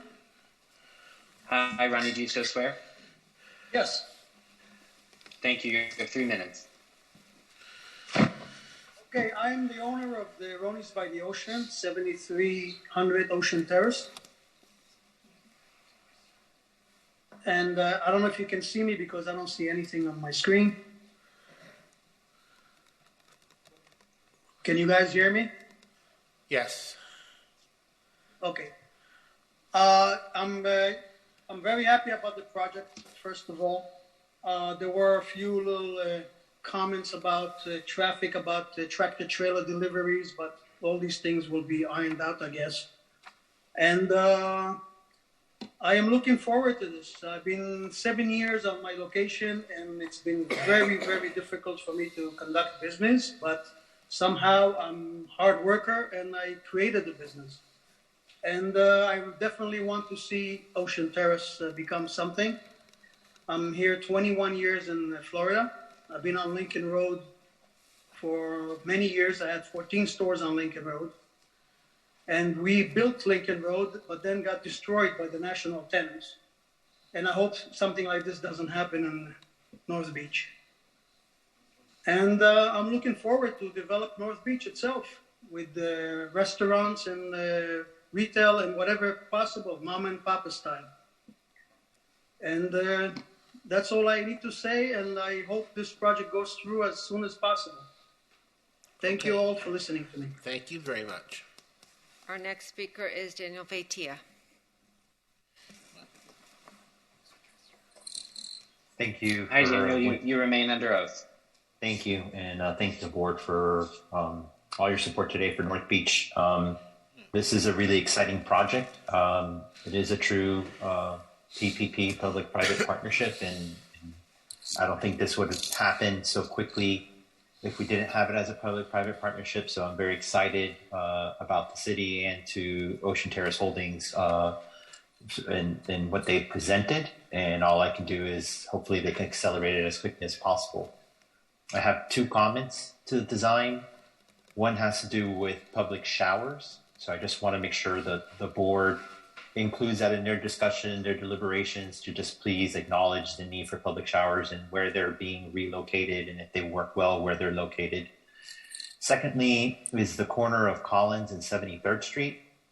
Thank God the Van Shell has been a tremendously successful community center for North Beach. And I think they're going to continue to succeed, and they're really great for the community, also a destination, inviting people to come and experience our community. So I'm a little bit concerned about the corner of 73rd and Collins, and would like to make sure that there's a lot of room for pedestrians to gather at that corner, because that's where we see a lot of pedestrians gathering to do the crossing over to the parking area. And there is a planter there at that corner, and I just think maybe we can do an aggregate material and just make that as pedestrian compliant and supportive as possible. Thank you again for your support of North Beach today. Have a good day. Thank you very much. Okay, our next speaker is Ronnie Eisenberg. Hi, Ronnie. Do you swear that the testimony you're about to give is the truth, the whole truth, and nothing but the truth? I do. Thank you. You have 3 minutes. So again, been a resident of Miami Beach for 52 years, and I live on Biscayne Point and president of the Homeowners Association, and we've been watching this process with Ocean Terrace since its beginning, and we've written letters on our support of the project almost from the beginning. I think the changes that have taken place and the accommodations that the developers now come to the table even offers the community more access and more open space. My kids and I, we take our bikes outside our island and go over to the boardwalk at least a couple times a month over to the volleyball courts, and to have something as beautiful as this where we can get something to eat other than Ronnie's. Ronnie, we love your restaurant. But I just want to let you know, when we talk about it at our board here, we were all in favor and very excited about the continued momentum of this type of development, positive development. So I think we've looked at those buildings long enough, and it would be great to start seeing shovels turning dirt there. Thank you very much. Our next speaker is Victor Diaz. Hi, Victor. Do you swear under oath that the testimony you're about to give is the truth, the whole truth, nothing but the truth? I do. Thank you. Thank you, members of the board, and thank you for your service on the Historic Preservation Board. My name is Victor Diaz. I am the president of Unidad of Miami Beach, Inc., the operator of the North Beach Senior Center, which we actually built and developed in Bandshell Park. I also was involved in the renovation of the Bandshell and of Bandshell Park. Unidad of Miami Beach, Inc. has been servicing the community from Bandshell Park since 1993. We currently operate the North Beach Senior Center and had designed it to revitalize Bandshell Park and to create an asset to enhance the revitalization of the Bandshell as well. So the second floor is designed as a public community meeting room that is used for community events. And we have been able to attract world-class events like Super Bowl events and Art Basel events to North Beach that previously never considered Bandshell Park and the North Beach area as a viable alternative. As I look at this design, having served on the land use boards for 16 years, I have 3 comments that I'd like to bring to the board's attention. One has been addressed by the applicant. A tremendous amount of the loading and traffic circulation of this project is now going to be placed on 73rd Street. I commend Daniel Vicia for his comment as well about the impact on the pedestrian crossing at Collins. But the new turnaround that is being created in what is now a portion of Bandshell Park and the Sand Bowl merits the additional design consideration that Raymond and his team have given to the rest of the design. So I would seek the board to clarify from staff what it means when the applicant proffers the new condition, and I urge the board to adopt the new condition, that the paving and treatment of that turnaround lane be enhanced to incorporate into the design of the rest of the Sand Bowl. We don't want asphalt there. It has to be, in order to be a successful pedestrian entrance to the park, it has to be an integrated part of the design. And I would ask city staff to state if they have any objections to expanding the pavement treatment that characterizes the rest of the site to that portion of the turnaround lane. The second comment I would like to bring to the board's attention is like the one that Daniel raised with respect to public showers, public bathrooms. I have been told by both the applicant and by staff that the new Altos Del Mar bathrooms that were built on the north side of the site provide sufficient coverage to provide public restroom facilities for this entire new public park, which otherwise does not have a public bathroom. I emphasize this, and I want staff to confirm on the record that that is the case, because if not, I do not want an unintended consequence of this project to be the unnecessary loading of users into the accessory use bathrooms that were created for the senior center. So I want to make sure that the Altos Del Mar public bathrooms does provide sufficient public restroom facilities for the users of this new public space. And finally, I hope that the Historic Preservation Board will go on record in a separate resolution, not as a condition of your approval, but in a separate resolution to urge the City Commission to dedicate funds from the new CRA to create a public park ranger project or public dedicated funding for the policing of this project, much like they did for South Point Park. Having been involved in the revitalization of many public spaces in Miami Beach, we know that the success of this project will depend not only on its intelligent design, but also on its activization and making sure that the city properly polices it so that it doesn't become a magnet for the homeless. We have a terrible problem in Bandshell Park. I would hate to see this wonderful promenade not being used by the public because it is abandoned to the homeless and other people who want to loiter in the area. So with those three comments in mind, I ask the board to please deliberate on those three issues carefully. I urge you to approve this project subject to those three conditions, and I thank you for your time. Thank you, Victor. Next, Debbie. The next speaker is Benton. I, Benton, do swear under oath that any testimony you're about to give is the truth, the whole truth, and nothing but the truth? I do. Thank you. Yeah, I appreciate the time and I appreciate the consideration of this project. I just wanted to give a perspective of the Rhythm Foundation. You know, we've worked really closely with all the community partners, including Ocean Terrace Holdings, at numerous intervals here to make sure that our input is considered for all those things that, you know, in the spirit of what Daniel and Victor and Ronnie have all mentioned, you know, to actually create the intended use that this vision lays out. We are incredibly supportive of this, and we really do think this is going to create a pedestrian experience that, you know, raises the level to what you see in terms of activities going on in that area currently. So like I said, we have been given the opportunity to review and meet with Ocean Terrace Holdings, and the specific concerns we have re the impact of our operations of the bandshell have been thoughtfully addressed, and we are encouraged that we will be able to continue to provide input as the project does become a reality, hopefully. More generally, the project helps to further promote North Beach as a quality destination, and we believe is perfectly in sync with our long-term goals that we share with the city for the area. Thank you for consideration of this project today. Thank you. Our next speaker is Betsy Perez. Hi there, everyone. Can you hear me? Yes. Hi. So I am a direct neighbor. I don't think there's anybody except for the Saint-Tropez that's as close as to this area as me. I invested and waited patiently for the revitalization, so I completely support this beautiful park as well as the other project. As a matter of fact, Barry Klein was my fantastic and amazing architect back then when I purchased my property. We talked about how beautiful this area could become. Now it's finally happening. So Barry, thank you for the newbies on the board that may not be familiar with the area. In case you didn't know, this will be a continuation of Altos Del Mar Park, which is just completed, and it will be the most beautiful public amenity for all of Miami Beach. Altos Del Mar Park is a raised green area that Uncle's about, and the visitors that are out there each day are looking to love it. The turnaround at the other end, where the bandshell is, makes all the sense in the world because each day I see cars try to go there and can't turn around. So the turnaround makes a lot of sense and it will solve that problem. So with all this being said, I hope that we have your support to help this beautiful amenity in North Beach take place. Thank you so much, everyone.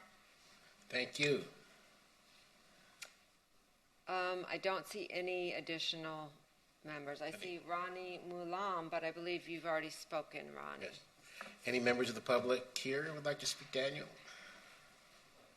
Okay, thank you. Daniel Serraldo with Miami Design Preservation League, and I am sworn in already. We appreciate the team meeting with us to review the project. We did just want to focus on our ongoing concerns about potential lack of accessibility to the proposed park.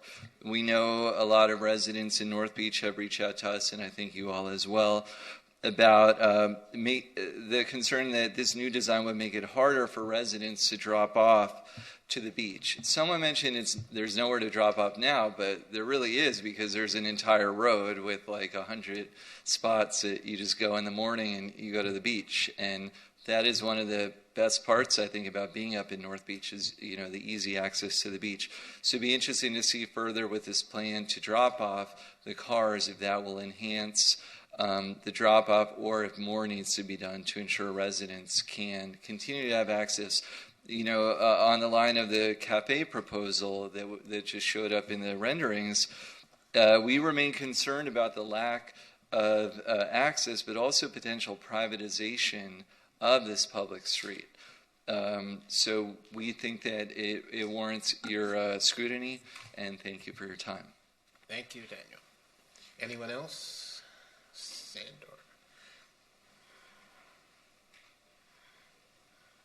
I'll be Sandor Scher, Ocean Terrace Holdings. I'll be very brief. I just wanted to let the board know that Victor and I have spoken about his concerns. As somebody who worked very closely with him to build the Unidad project, I can certainly say that those are accessory bathrooms, and the Alto Stomar bathrooms in our analysis certainly seem that they cover this area. We've looked at a number of charts from Loomis Park and other places with how much distance is between public bathrooms. And as far as his other comment regarding allocating resources for park rangers, policing, and in general just overall public safety at Bandshell Park and in this area, we certainly strongly echo that. Our interests are completely aligned on that. And the last part, which was the enhancement of the paving in the turnabout, we've spoken about that. We've currently specified a cobblestone paver there, but we'll work with staff to find something that is compatible with the entire streetscape and certainly at the same level, so that turnabout has a same feeling of arrival that the rest of the promenade does. So I just wanted to put that on record from our side. Thank you. Thank you. Barry? Yeah, I just want to, I'm probably going to have to leave. I have another meeting, but I want to say I think I really like the up and down of the path. That's one of the things sort of disconcerting about the existing beach walk, the recreational corridor, that a lot of times you don't see the ocean. To Victor's point, and at Loomis Park, how many bathrooms are there? There's the bathrooms down at 5th or 6th. Isn't there another set at about 10th? Yeah. They're 1,500 feet apart. Okay. But to Victor's point, what concerns me is the proximity of that turnaround to the senior center, where those couple bathrooms are. I would think. The bathrooms are on the other side. No, there's a men's room on the north. There's a women's room on the south of the senior center. Oh, the accessory bathroom. Right. So that concern, I think there'd be an increased use for those. At least for me, I know they're there. And are there any bike racks here? There will be. But we don't.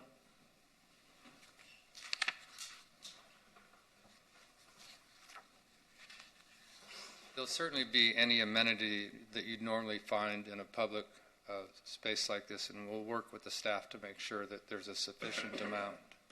They haven't been placed yet, or selected what they're going to look like, or like that. You know, we have talked about that in some of the community meetings and everything, and I have to admit that it's been years since I designed this park, Yeah, so I'm a little bit rusty on some of the details, but I assure you, as a bicyclist, I place a high value in bicycle racks. Okay. Yeah, I Sanders, understand if I that. misspeak, let me know. Sorry? I was talking to Sanders, sorry. Yeah, I would just like, I hope that the board and the city discuss the bathrooms if it's enough. I just wanted to So get my if I comments on the could- record. Sorry. I during the review process, actually from the beginning really of the initial design phases, we met in terms of the city, we met with various departments. So it's not just, myself that's looking at this. We met with the Parks Department and Transportation and the Fire Department. I did reach out prior to this meeting because I too received some of Victor's comments.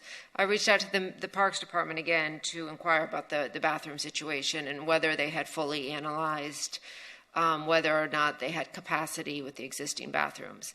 They replied that they do not believe they are going to need more facilities. That's really more of a policy decision, but I think it's certainly something that we could incorporate in our order in terms of the city exploring it and just verifying that there is enough capacity with the existing bathrooms, just so that it's not kind of lost in the final review process. But it's not something that I would recommend the board mandate at this point, but just to point out that the permitting of this park will require, the Parks Department to make that call. Yeah, I would hope that the board includes that, because I'm not going to be here for the vote, but and to work with staff on acceptable lighting and bike rack quantities and placement and selection design. Yeah, no, absolutely. Just one final thing on the bathrooms. The concern that and that I share with Victor is that the bathrooms at the senior center were never designed to be the public beach bathrooms. They're hidden. They're under a metal shroud. I mean, they're everything environmentally that creates issues and safety problems. And they were accessory use bathrooms for certain events.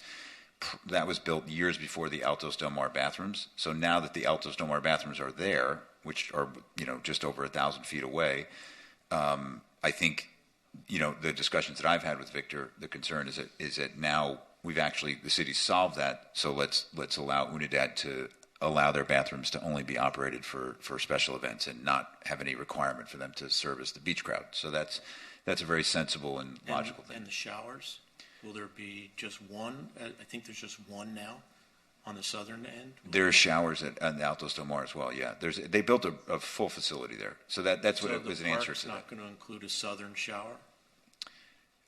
We will. I think I don't know, to be honest with you, if there's a shower on the south that we're keeping or not. Yeah, I'm not sure that detail. Who could tell me that? So as Debbie said, we went through this with all of the Parks Department people, and they're really the ones. Again, this is the city that's driving the boat on that. It's we're not saying you get a shower, you don't get a shower. The city is the one who says this is what we want, and then we implement. I thought Mr. Jungles would take charge of. For instance, at the Fina District, there's a shower at every beach crossing. Sorry? There's a shower at every beach crossing, dune crossing. So there'll be sufficient showers. Thanks. Welcome. I'll stay here in case there's any more questions. Any more questions? Kurt? I actually have a lot of questions. So I think for starters, and I appreciate all the public comment, and I think, I was at the presentation you did at the Senior Center a while back. I know that the sentiments from a lot of individuals from the community was the idea of their public beach, which Ocean Terrace is the most public of beaches, certainly for North Beach, was being potentially privatized.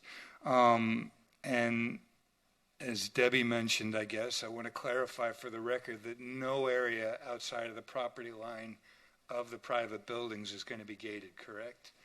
So with that in mind, and that's a nice reassurance, just from the design of the project, to me, and I'm just going to be blunt, it does still feel like public access is being discouraged. And I say that because you have an entrance at 73rd Street and a turnaround, but 74th and 75th, if you're not going to the hotel or to a private property, there's nowhere for you to go. You pull in and you're done. And so my question would be, why are we not including a turnaround at 75th? And to further emphasize, I would point out the fact that north of 63rd Street, particularly with the easement being granted for this park, and adding on to it the granting of the easement and getting rid of the cul-de-sac at 87th Street, there really are very few places for an elderly individual or a handicapped individual to be dropped off at the beach. And again, for 75th Street, for instance, I just wonder why wouldn't we just let somebody come through, do a turnaround, and drop somebody off? Why are we discouraging it that way if we're trying to send a message that, yes, this is an amenity for the public? And I further accentuate that in saying that it was the hope of the community with the with the development of this entire block that it be activated. And so if we're not making it more accessible, it just begs the question of how are we doing that? I don't understand why we're cutting off access on, I mean, I could understand 74th. I don't know why we're cutting off access on 74th and 75th for the street. And my recommendation would be that we put our turnaround at 75th. So that's one of my points. I also wanted to ask which one of actually a couple of the callers mentioned about maintenance and security. Who does that fall on? The city will be maintaining the So park. the city's going to maintain it, Yeah, and the our city's Parks going to be Department. responsible for keeping it secure. Correct. I thought the showers was a good question. I know the city, the residents of the community advocated for a really, really, really long time just to get that public amenity at 75th Street, the bathrooms that did not exist there for years, which meant that there was no public restrooms from 63rd to 81st Street. If we're really serious about embracing community, building community in North Beach, then it shouldn't just be a question that we'll figure it out with parks, whether there's going to be showers, whether there's going to be public amenities, whether there's going to be access. I think it's our job to sort that out. I think access, public showers, yes, I think are things that we should consider today.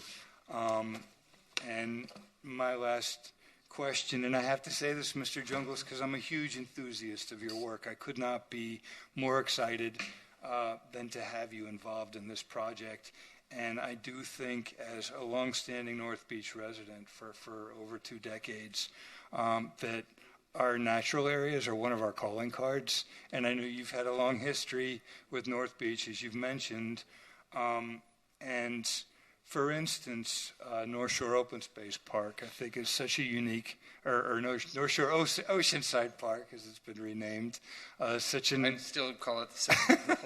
It's a wonderful amenity, but, for instance, within that park, and I'm going to be speaking Chinese for some people, but for instance, I know of one false mastic tree in all of the city of Miami Beach that happens to be in that park, and I don't know if it will exist once the park gets renovated.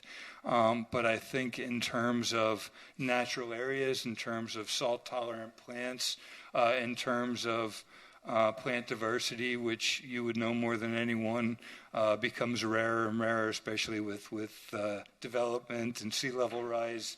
I'm looking at the plant page, and I don't want to put you on the spot, but 10 out of 21 trees and palm trees here are not native, and you said that 90% will be. And with this opportunity in mind, it's important to me that we try to. I think you're the expert at this, right? At doing that, at landscaping. I think you're the best of the best when it comes to native plants.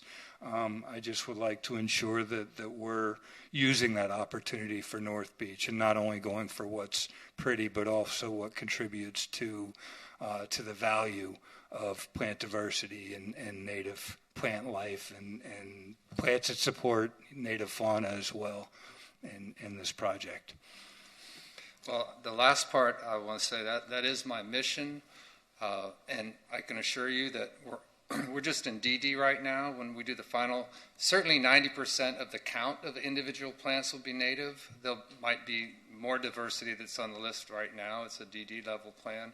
We're currently doing a park, Phipps Ocean Space Park in Palm Beach. It's 100% native. They're even having us remove coconuts because they're on invasive species list in many places, particularly Monroe County. I want to say that our plan stops at 65th, but there's a public parking space there that there is access to, and there's turnaround there, there's drop-off there, but we don't control north of 75th, so we didn't show it on the plans, but it was considered completely when we were doing this. As far as 74th goes, there is a dead-end drop-off, like so many dead-end roads in Miami Beach where you drop off at the end of the road, except for here, you'll drop off, then you'll have to cross the park and the streetscape instead of just being right at the park, at the beach passageway. So I hope that helps answer those questions. And I love showers. I mean, maybe I overshower, no, but I have to say that I think it's part of the community theater to have the showers in the right place where it's fun to watch people take showers. I place them purposefully where other people can enjoy people watching showers, and sometimes we make them very private. So, being a public park, there'll be public showers, of course. Sorry, other thing I just want to emphasize again, because I don't think we really know what's happening with the library site. I don't think we know what's happening with the parking lot. And so again, I would emphasize that we at least have a vigorous discussion about the possibility of having vehicle access on 75th Street, however that be, whether it's in connection with the existing parking lot or if the parking lot goes away, that we have a plan in mind so that the community can actually have easy access to what is supposed to be a public park and a public beach. Thank you. Thank you. Nancy. Turn your...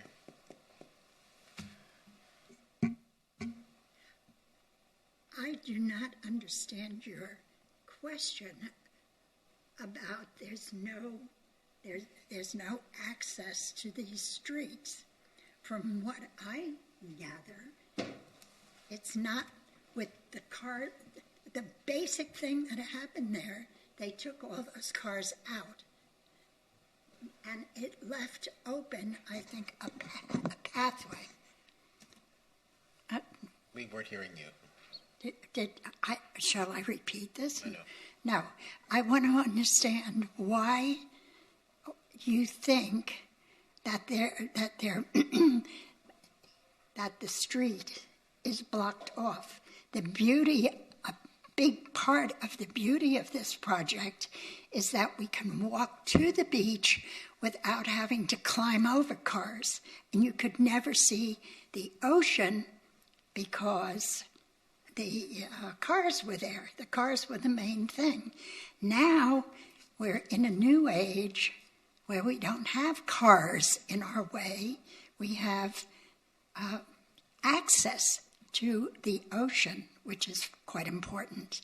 So tell me what I'm missing, that the cars... What you're missing that I'm looking at is if you look at, all you have to look at is this handout, right? If you look at 74th and 75th Street, I saw that. They're becoming driveways, basically.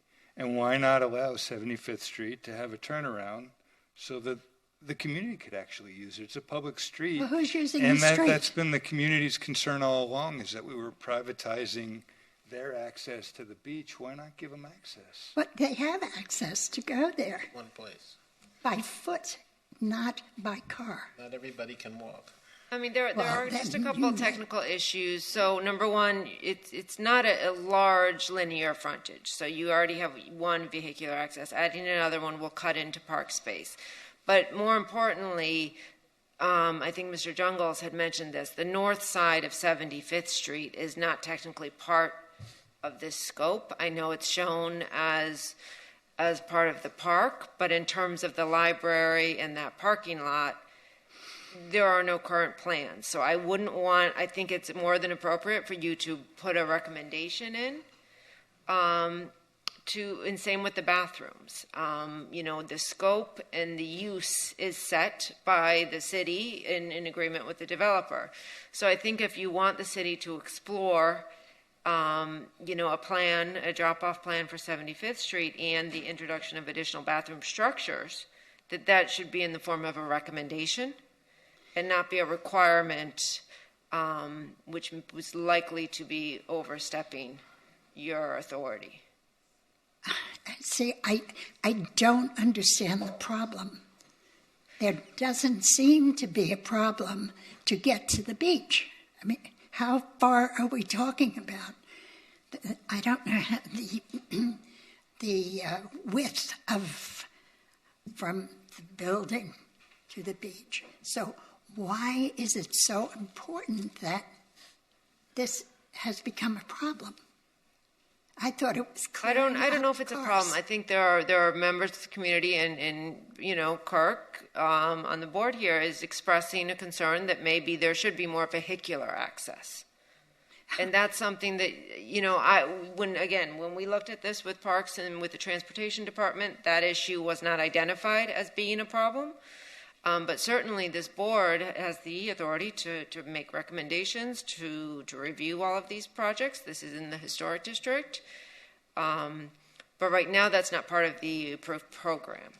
I guess because as this project came down the pike, I was happy that we were getting rid of the cars and that kind of access, that the beach would be free and open and people could walk back and forth.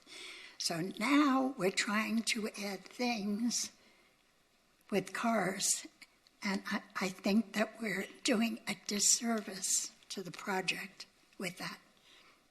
I disagree, because you of all people should know you wouldn't want to walk 2 blocks from the access down there all the way up to where there is no access. In the heat of the day, I don't think you do very well for those 2 long blocks. I think you're discriminating against disabled people. Well, I agree with Kirk. Thank you so much. I personally love that cars are being removed and that this will become a walkable space for people in the community. It's on my jogging path, so I'm very familiar with the area and would love to see this project move forward. I think the thoughtfulness of relocating the existing trees is a super important point, and glad and hope to see other projects do that in Miami Beach as part of the wider sustainability and resiliency goals of the historic districts that we have. I had a question. How did you take, resiliency into this, and how is it only costing $14.8 million? Well, the resiliency is mostly about the selection of species that will thrive there. Also, the dune is pretty high. It's at like 13-foot elevation at the highest point, 11.5 to 13. So we've actually created some higher areas along the dune ridge there. So other than that, it's not something that you can address simply through landscape. Where I'm going with that is, I think to have pockets of the city similar to this project would be fantastic, and especially if it's only costing that amount of money, to have that as part of the wider resiliency of the city, especially as a public-private partnership, I would encourage more of that. Yeah, no, absolutely. It's one of my missions. Thank you for that. Just to one of the things that we talked about early on was the fact that when you take pavement and you rewild it and you turn it into natural habitat, you've now created a biofiltration area for rainwater. So all of this rainwater that we're constantly dealing with, that we're pumping out, that clogs up our systems, like that entire issue literally goes away in this very, very large paved area when you take when you decide that people and nature are the priority versus cars, and everything that comes with cars. So that's from a sustainability perspective, it's a huge driving issue for Raymond in this. And that's something that we do a lot. Is we manage the stormwater on site, where we do shallow retention areas and let it percolate back down to the natural water table versus putting them in pipes and dumping it into the storm sewage system. So I should have talked about that. Thank you, Sandor. And then the plants do an awful lot better too when you do that for them. They get all that we get 160 inches of rain, or 60 inches of rain a year here. So then it gets concentrated in those shallow retention areas, and the plants just thrive. Who hasn't spoken down there? Max. Thanks. My thoughts and my notes are a little bit jumbled here as I've had my thoughts coming into this and then tried to be responsive to discussion so far, so forgive me if it kind of hops around a little bit. First and foremost, I think this is a great community asset, and relevant to some of the conversation that we were having before. I think that this streetscape project helps to soften the impact of the change in scale that we've been talking about too from this project. So there's a good amount, like these projects work together in that way. I had a couple maybe technical points that maybe are city staff questions as much as anything else. The variance number 6, I was wondering why it was a hardship to meet the 80% open space in a streetscape park type project, unless I can answer the question that is it that the beach walk or the paved areas aren't considered open space? Is that the... Correct. Okay, then that makes sense to me. The other point, I did just want to acknowledge the dune preservation overlay. This topic has come before us a couple times over this year, and we've taken pretty conservative, protective readings of what the, why that overlay is there and what we're allowing in the space. I think this project is an entirely different circumstance than what we were talking about in previous applications, so I wanted to acknowledge that. But and I know the resiliency code review is going on, and that's kind of a wider effort, but maybe just as, if it would be possible, maybe not even directly related to this application, but if city staff could maybe get a explanation for the board, maybe in the next meeting, just on the particular issue of the requirement for using wood, what the intent was there. If this is purely an aesthetic thing about, connecting what was the wood boardwalk with the properties there, I think it would be very easy for us to say why we can sort of disregard that. But if there was another reason for it, perhaps trying to discourage more permanent, fixtures, and I think that's kind of a different case than we would want to acknowledge. But as I understand it, this is a net reduction in the dune preservation overlay area of paved surface. So for that reason, I'm comfortable with that variance.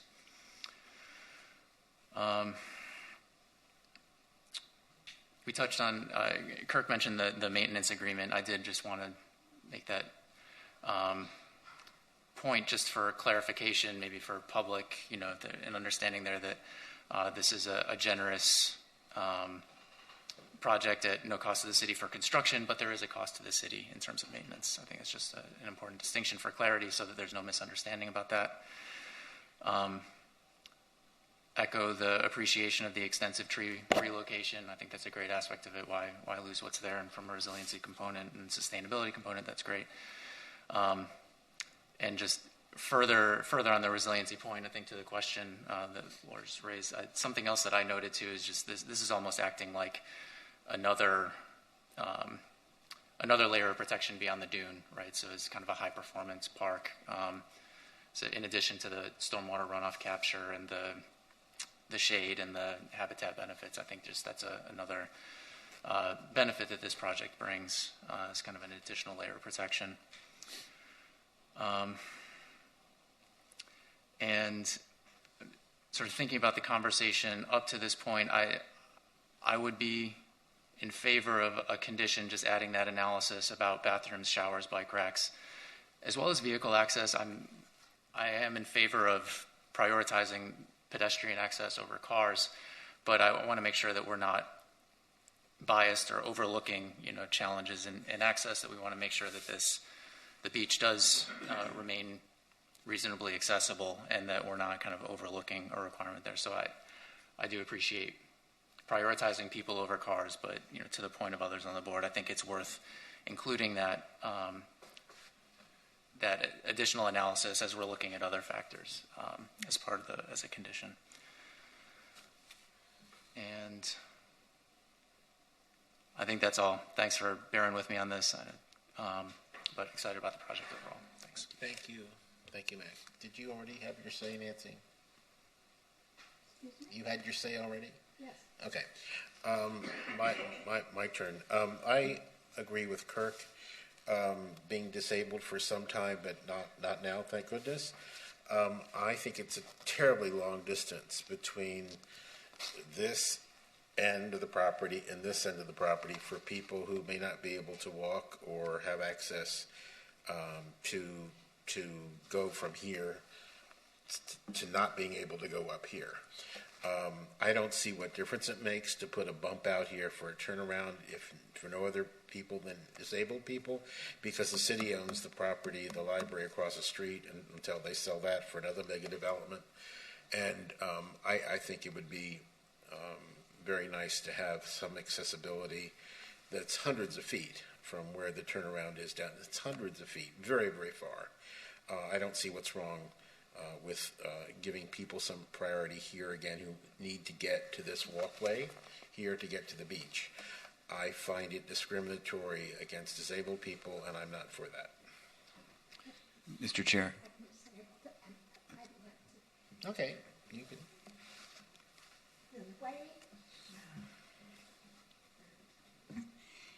The way this was presented before, it sounded like you didn't want anything to happen across there. The way you're saying it now, we're at the edge, you have some place where handicapped people can turn around? Or are you also talking about cars down there turning around? Well, handicapped people get there via car. They can't walk from where they're coming from. There are some who have push carts. So I don't mind something at the edge. I didn't want to see that all of a sudden we're going to be invaded with a bunch of cars coming down there to block up. They're not blocking, they're dropping people off No, and then that's going. blocking, don't worry. You have a garage right here, Nancy. They can go in the garage and park. Oh, well, that's good. That's good. But I don't think that should be a It's place. not a parking lot. I'm not suggesting a parking lot. I'm talking for just a drop-off place for people who can't But walk that 300 wasn't- feet from wasn't two how you streets did. away. Mr. Chair. Yes, sir. Could I try and address your concerns? So there probably isn't a single issue that's more important to me than accessibility, for my own personal reasons related to my father and my brother. Much more severe than anything that anyone on this board hopefully has ever had to deal with in their life. So when we were looking at this and how to do this, one of the biggest problems that exists there currently is that the only place for anybody to be dropped off is in the middle of a street. And if you've ever unloaded a van with a wheelchair with a ramp, you can't do that in the middle of a street. So the way this was designed was that on 73rd Street, for the first time, this area would have 3 lanes of drop-off, without a curb. So it would be 3 lanes without a curb, differential paving, and 73rd Street would be one of the most accessible experiences that you could have from a drop-off. The other consideration that we took into account was on 75th Street. The idea of people dropping off on 75th Street, again, in the middle of the street, doesn't work. The idea of people dropping off in a parking lot, which is a much more controlled environment than a street, does work. So our approach to this was that there's 3 main points that are very accessible for someone who needs access. There's the 73rd Street drop-off, which is not dramatically would be an understatement in terms of the improvement to what that represents. There's 74th Street, which is essentially not just the entrance to our condominium and the entrance to Saint-Tropez, but it's also the end, a viable street end, again, without a curb, which would be an excellent place to drop off. And there's 75th Street, which when you come into 75th Street, you can you make a left-hand turn, you go to the parking lot, you drive straight to the beach, to right where the Altos Del Mar bathrooms are, the handicap accessible bathrooms are, and you can get out there. So there's 3 spots right now that are all part of this plan that are no more than the distance of the block, which is as good as we can possibly ask for for that kind of access. In addition to that, obviously, as you know from the project that you just approved, there's also the ability to pull into the project, and we've put a cut-through from Collins Avenue to Ocean Terrace, so you no longer have to walk around the block. So I think when you look at this from that perspective, and you certainly layer in my own unfortunate circumstances that make this such a priority for me personally, there really is a lot that's being done, and I bristle at the use of the word discriminatory when it comes to access, based on everything I've just explained to you, but also based on how much thought and time has been put into this. If we can talk about how to improve any one of those three conditions, those are viable conversations to have, but certainly that word is a very volatile word to just throw around for us, the discrimination word. I would just suggest that. Thank you. Okay, Rick. Thank you. Awesome project. I generally think of street closures as like a bad move, but in this case, knowing that Ocean Terrace is, off to the side, doesn't have much impact, I think, in flow-through traffic, and assuming that traffic studies have been done to demonstrate that, I've been slowly appreciating the thought that has gone into this at the different points that you were just describing at 73rd, 74th, and 75th. The idea of, bringing the park closer to the public, I think is really cool. I do wonder about flexibility. I know that there are some places that will maintain flexibility by using some sort of pavement, pervious pavement, where if you did need to open it up at some point in the future to allow some traffic to flow through, I'm thinking about the local businesses that often rely on, a certain amount of street traffic to thrive, the small businesses that remain on the South Block, I guess it is. Is there any way to maintain some flexibility in case a few years down the road the project as a whole is not doing as well as one thought, that you could reintroduce one lane of traffic or open up some flow? Has that come up at all? So in this situation, because the block to the south is the Saint-Tropez condominium, which ostensibly, will certainly be there for a very, very long time, and our block, which is the block to the north, the numerous charrettes and public work that we did, it was all about activation, pedestrian activation, and we obviously own all of those buildings, and as you just approved, we felt like there was really, it was sort of an answer to a question that didn't exist in this particular situation, and so again, being to the south, it's a private condominium, and the gentleman who owns the one retail establishment on the southern block called in and expressed his support, and he actually is not a tenant; he actually owns that property. So we felt like, in this application, this was the right approach. And again, there was about 18 months of charrettes and planning process. Cesar Garcia Pons, was involved with the master planning with Raymond Jungles, and that's how we arrived here. It was a very public process with a lot of commission direction. So it would be a very large departure from where we are today. Happy to hear about all that input. Yeah, sorry. My answer would be that I hope it becomes such a beloved place that people will bristle at the idea of turning pedestrian and people space back to cars. I can't imagine that happening. My other question was about the, just two quick points. The bar counter, I hope that's a great success. I think that's a real opportunity for a form of sustainable civic art. That should be a great little place. We hope so too. Yeah, and you think about, or I think about, great public parks and beaches around the world that you naturally have a bar counter. I mean, it just seems like it would be a very natural fit. And just brings me to my last point. I would hope that the maintenance of this is tied to, I don't know, somehow that there's public and private hands helping out here, because clearly there's public and private benefit. And I would hope that the operator of that bar counter will be a local and another party, just for the sake of keeping things diverse. And it kind of goes back to my last comment about having kind of one hand controlling so many parts of the puzzle, that it would be an opportunity to have someone else from the community participate and benefit and contribute.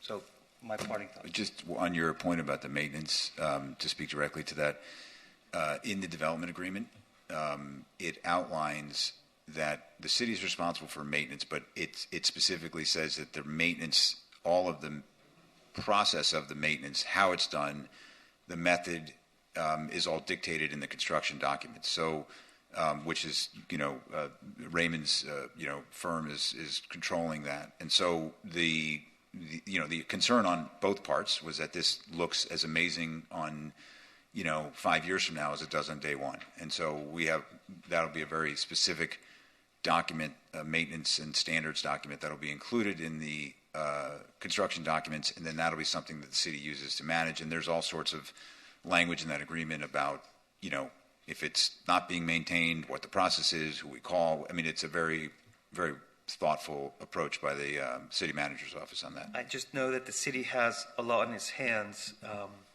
would hate to see, I know that these places need maintenance, and I would hate to see it slip. And I'm curious what, how the private sector would step up if the public sector were having difficulty keeping up with it. There's some in the development agreement. There's some language about that as well. Yeah, it's been well considered. And I would have to say that part of our whole philosophy is to design defensively, and our look is really more natural. So if it doesn't require intensive manicuring, so it doesn't require plants to be cut into boxes or to be forced into a shape that's outside their natural growth characteristics. So, but you're 100% correct. There is no non-maintenance garden. It's just depends on your tolerance, of how much natural you can appreciate and how much you can't. If you saw the block that I transformed in Coconut Grove, it's where everybody loves to go to walk their dogs and to stroll with their kids in strollers and that sort of thing.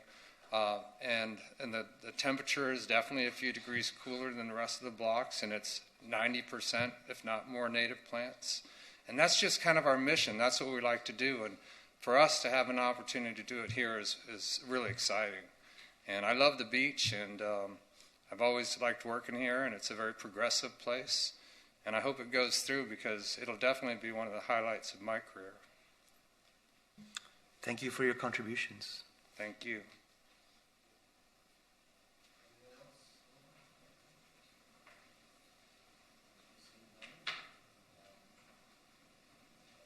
Is there a motion? I move to approve. Okay, and we're making clear we're not approving the actual bar counter itself, correct? Did you want to approve with staff conditions, or the applicant did proffer the condition, which staff thinks is an improvement regarding the finish and material for the 73rd Street roundabout and drop-off, that be commensurate with the, Neeson, did you say with the Saint-Tropez drop-off with the material? Saint-Tropez drop-off and driveway to Saint-Tropez. And I have no problem. I think that's an improvement and would support that. Yes, absolutely, with those conditions and the proffered. Okay. Do I have a second? Can I just mention a couple of things? One thing that was not mentioned as part of the public comment, which I think Daniel Veitia and Victor Diaz both mentioned, was the southeast corner of 73rd Street, where the sidewalk gets very narrow. Is that something anybody is addressing? Is that an issue there, where there's a planter? Do you know where I'm talking about? Southeast corner, 73rd and Collins, not Ocean Terrace. Right.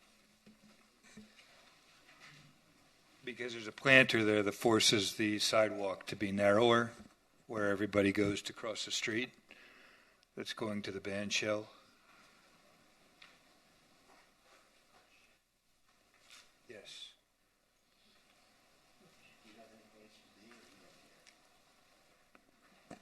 And my other question, Rick, would be if we could make a friendly amendment just as a request that as the city goes to develop or whatever they're going to plan to do with the parking lot at 75th Street, that we encourage them to consider a means of access. I don't know, Debbie, is there a friendly way of wording that? Because that's a separate site, I would do that as a separate recommendation. I wouldn't put it in this order because it's a completely separate site, the parking lot.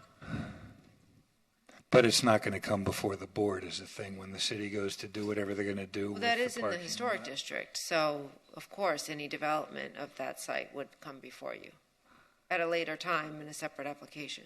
Okay. Mr. Chair?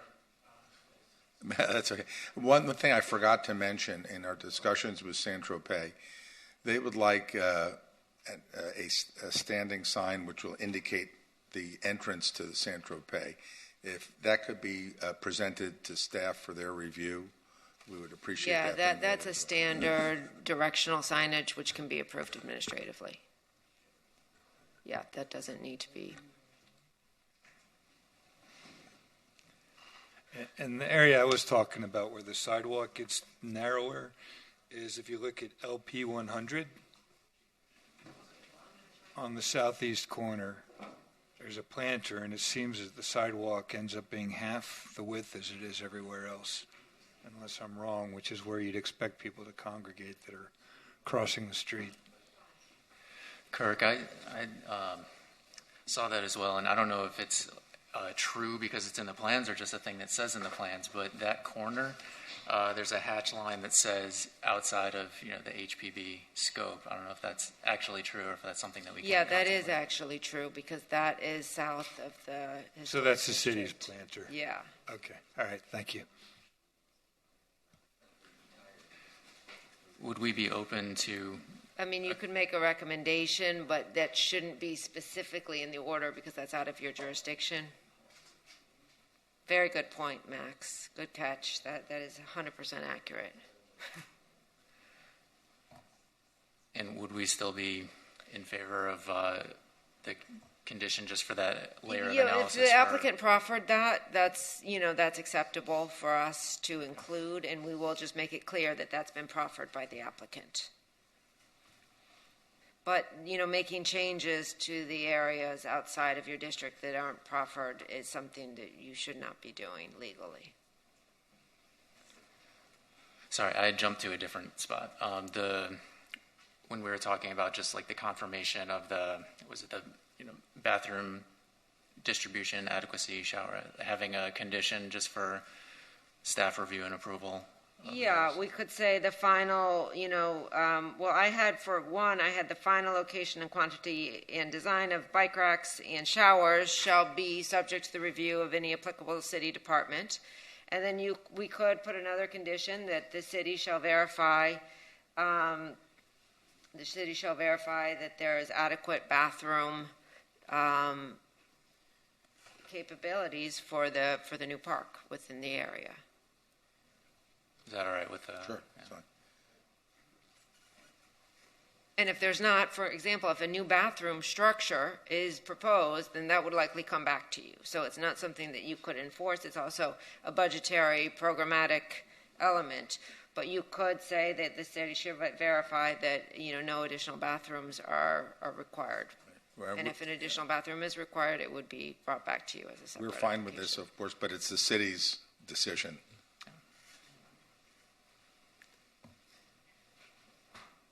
And I'm okay with all of that. So Kirk and Max, I think, made a friendly amendment, Rick, to your motion. You accept that? Yes, ma'am. Okay, do we have a second? A second. Okay, I'm going to call the roll. Ms. Weinstein-Berman? Yes. Ms. Liebman? Yes. Mr. Pascal? Yes. Mr. Litt? Yes. Mr. Lopez? Yes. Mr. Finglas? Okay, project is approved. Thank you very much. Thank you all very much. All right, we do have Need to three make a motion for the applications variances, Debbie? left. Oh, sorry, yes, we need a motion for the variances. Do I have a motion to approve the variances? Moved by Ms. I'll Liebman. second. Second by Rick, all those in favor? Aye. Any opposed? No. Motion passes. Thank you. We have 3 additional applications. I'm hoping we can get through as much as we possibly can. We do not have I haven't been told that we have to vacate the chamber. So let's move on. The next one should be very quick. Sandor, if we could take that outside. HPB 210469, 818 Lincoln Road. An application has been filed requesting a certificate of appropriateness for the installation of a retractable canopy at the second level roof deck. This is a building that was approved by the board, I believe, back in 2015. The project was completed, I think, circa 2017, 2018. There has been a restaurant tenant identified for that second level. That second level includes an open porch facing onto Lincoln Road. So the applicant is requesting a retractable canopy to cover the patrons of this dining area. Staff has worked extensively with the architect and the applicant on refining the design. We're at a place now where we believe that we support the application. We believe it's appropriate to the historic district. We're seeing more and more, with the changes Lincoln Road is going through, these second and third level restaurant spaces. We have only one comment regarding the lighting. Right now, it's kind of unclear what they're proposing for the canopy lighting, so we're recommending that a condition be put in that any lighting element of this canopy be integrated into the frame. And that's really our only concern. The applicant is here. He can give a presentation if you would like. If out of, consideration of time, if you would like, could you let the applicant know if you would like a presentation or if you would just have any questions for them? Is it a short one? The applicant, Norberto Rosenstein, the architect for the project, is here. They've been here nicely all day and have been very, very patient, and the least we can do is let them give their presentation. And I might add, Debbie, that I know for a fact that at least the next one, if not two, will be considerably time-eating.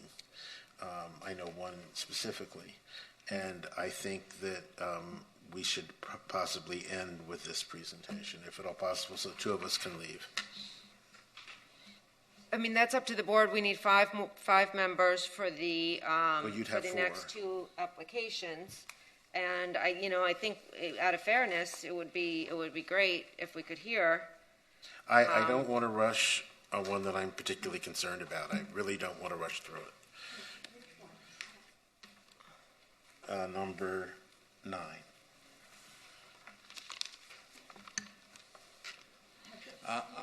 I'm here on 9, and I'd like to be heard. I don't know why you're concerned that it's particularly difficult. Already I'm concerned about your concern, but we will. I'm here.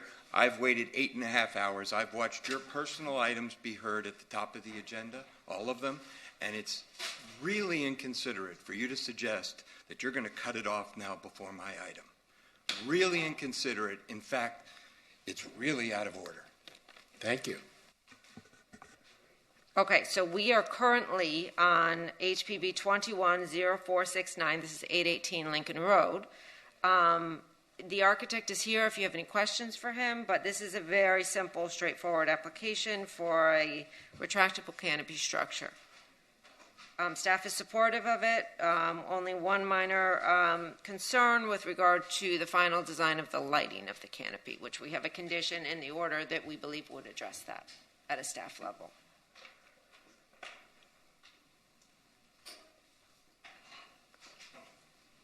Norberto, would you like to add anything? Yes, good afternoon. Norberto, do you mind if I swear you in first? My name is... Hello? Hi, do you swear or affirm to tell the truth, the whole truth, nothing but the truth in your testimony today? Yes, I do. Thank you.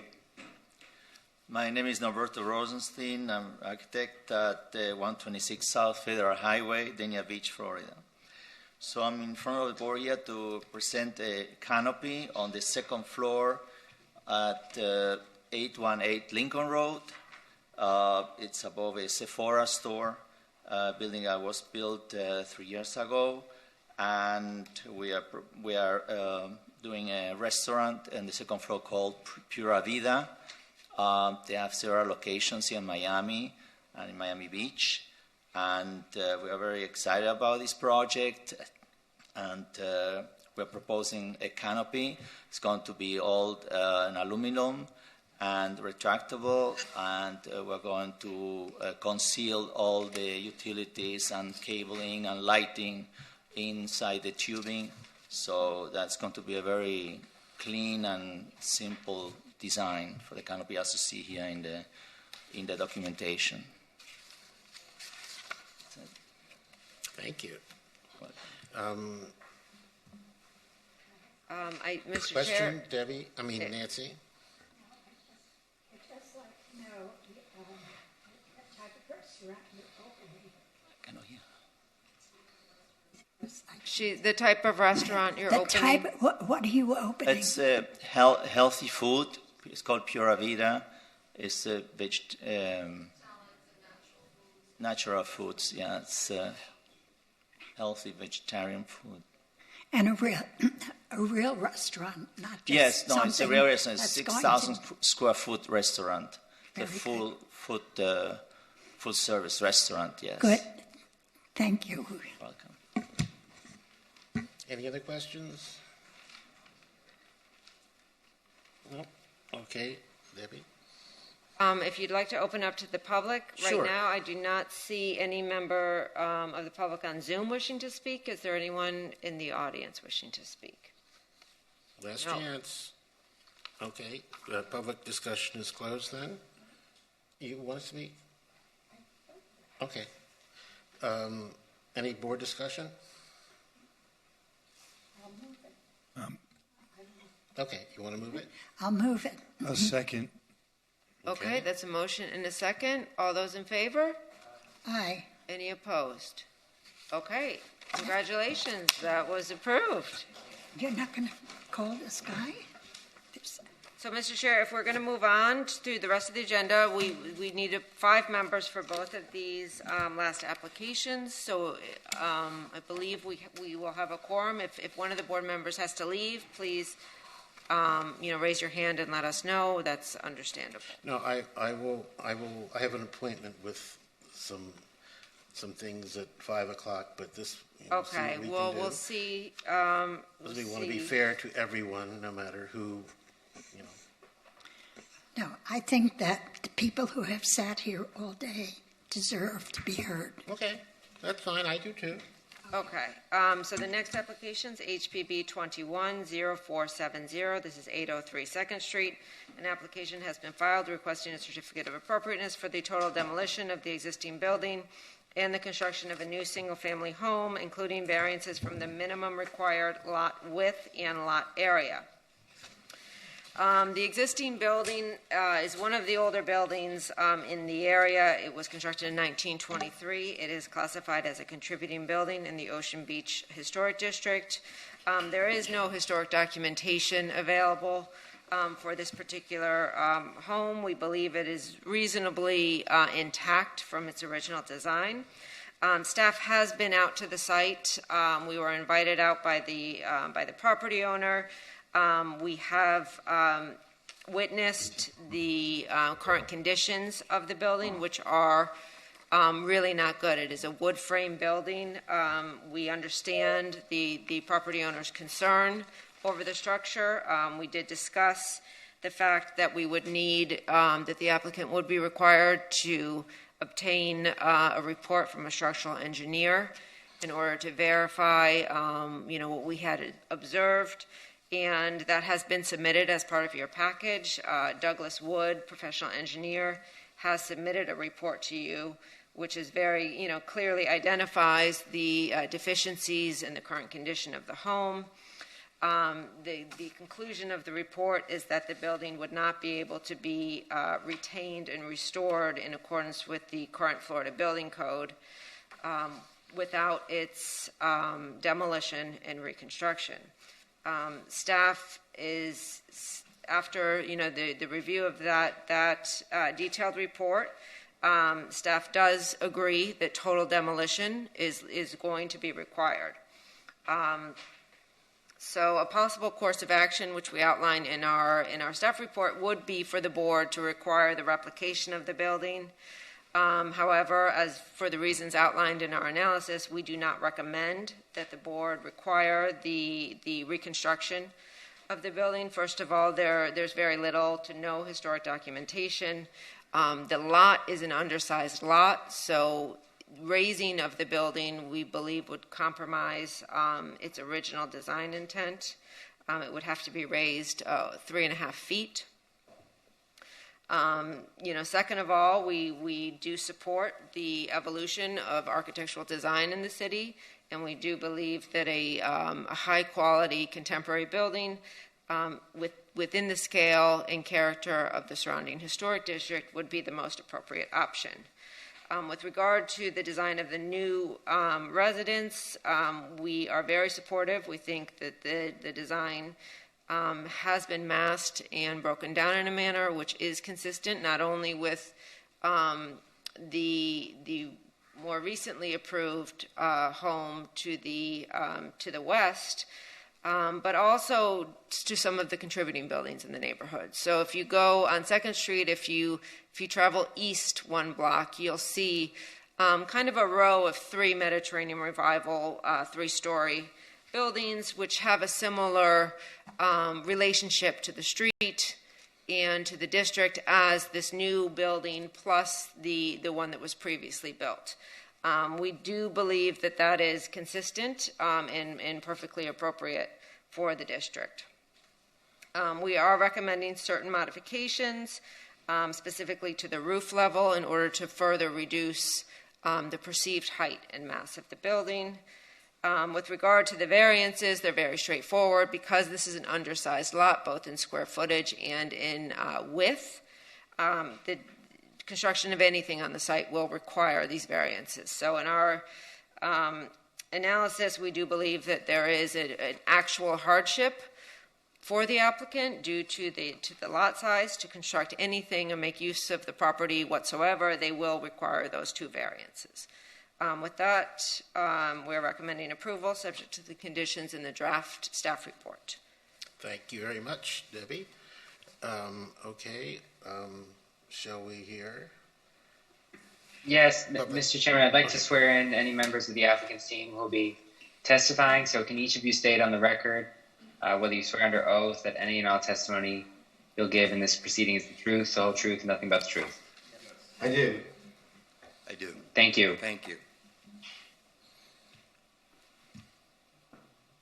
May I proceed? Sure. Great. Thank you. First of all, I hope that I'll be given a fair hearing. Absolutely. Okay, because the posturing before the hearing indicates that the movement and the discussion and the attempt to delay this hearing before my hearing indicates that there is something no attempt quite to delay. otherwise. I have another appointment. So do I. A lot of them. Literally, I put off 2 budget hearings tonight. I'm the city attorney in Indian Creek and I'm the city attorney in Golden Beach, and I have deferred both of those so that I could wait the 9 hours to be here. Okay. In any event, my name is Steve Helfman. I'm joined by my wife, Jerry, who's sitting here. We live at 819 2nd Street, which is 1 lot removed from the premises that we're talking about today.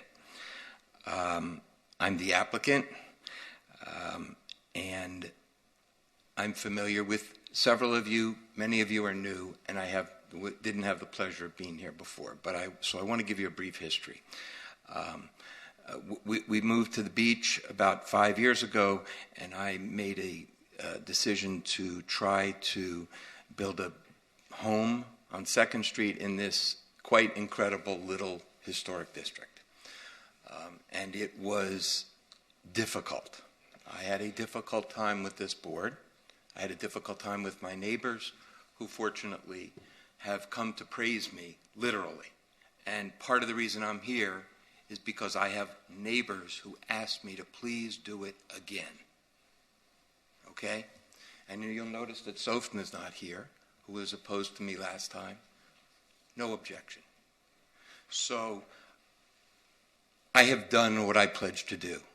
And I want to share with you what I did next door, because I think it is important to see that where you make a commitment and you live up to it, where you can contribute to a district with something new.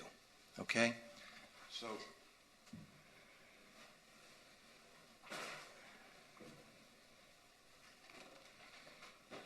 So this is, while it's beautiful, it is the actual home that we built. It was 3,800 square feet. Thank you. It is an incredible urban space, use of the urban space. It has beautified this neighborhood. I will tell you that we get daily compliments on our home. People pass by, from architects, people are photographing the house on a daily basis. I have little children who come by the house and want to know what it is. We have a waterfall in here where they come in and play in the waterfall, okay? We have brought an incredible enhancement to this little pocket where we had a very comparable home to the one that I'm asking to take down. Virtually the same. In fact, this one may be in worse condition than that one was. But in any event, so I wanted to share with you. Now, there's a vacant lot next door where you approved a project that never could have been built. I don't know why you approved it to begin with. It's never been built. And I live next to a vacant sand lot because some developer came along and didn't do what he was going to say he was going to do for you guys, but he flipped it. Okay? So I still live next to a vacant sand lot where there was supposed to be a duplex. Okay? But it never got built because nobody really was capable of executing on it. So I come to you with a little bit of history here in terms of the process and my commitment to make this place a good place. I have lived here now on this street. This was 3 years ago. We moved in about 1.5 years ago. We are in this neighborhood every single day, walking our dog, trying our best to enhance a difficult situation. I don't know if you're familiar with what's going on south of 5th, but we are having a tremendous problem. I have urination on my front lawn. I have defecation on my front lawn. I washed blood off my driveway a couple of weeks ago from an AK-47 shooting, okay? I have people climbing over my fence, okay, trying to get into my home, okay? And we have an incredible, horrible short-term rental problem. All of those little buildings, these cute little buildings that we're trying to preserve, are infested with short-term renters, okay? Directly across from my home, this home that we're proposing, I will show you a picture and you can see the nature of what's going on. No shirts, no pants, twerking all night long, noise. It's a wonderful neighborhood though, okay? But I got to tell you something. This is a struggle. This is a struggle here to do something nice. And I am doing everything I can. I turn in every single illegal project that has been built without a COA. One house removed from this, there's an entire home that was built without a COA. An entire home. I complained for 18 months. Nobody did anything. Nobody, not a single COA. They converted a 4-unit building into a single-family home, and they're so proud. It's online. They're advertising it.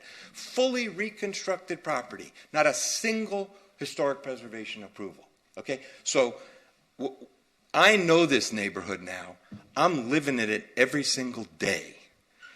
And I'm trying to do what I can to help. And so what's troublesome is that I get a sense immediately that there's pushback, okay? Without even hearing from me about what kind of commitment I've made, okay?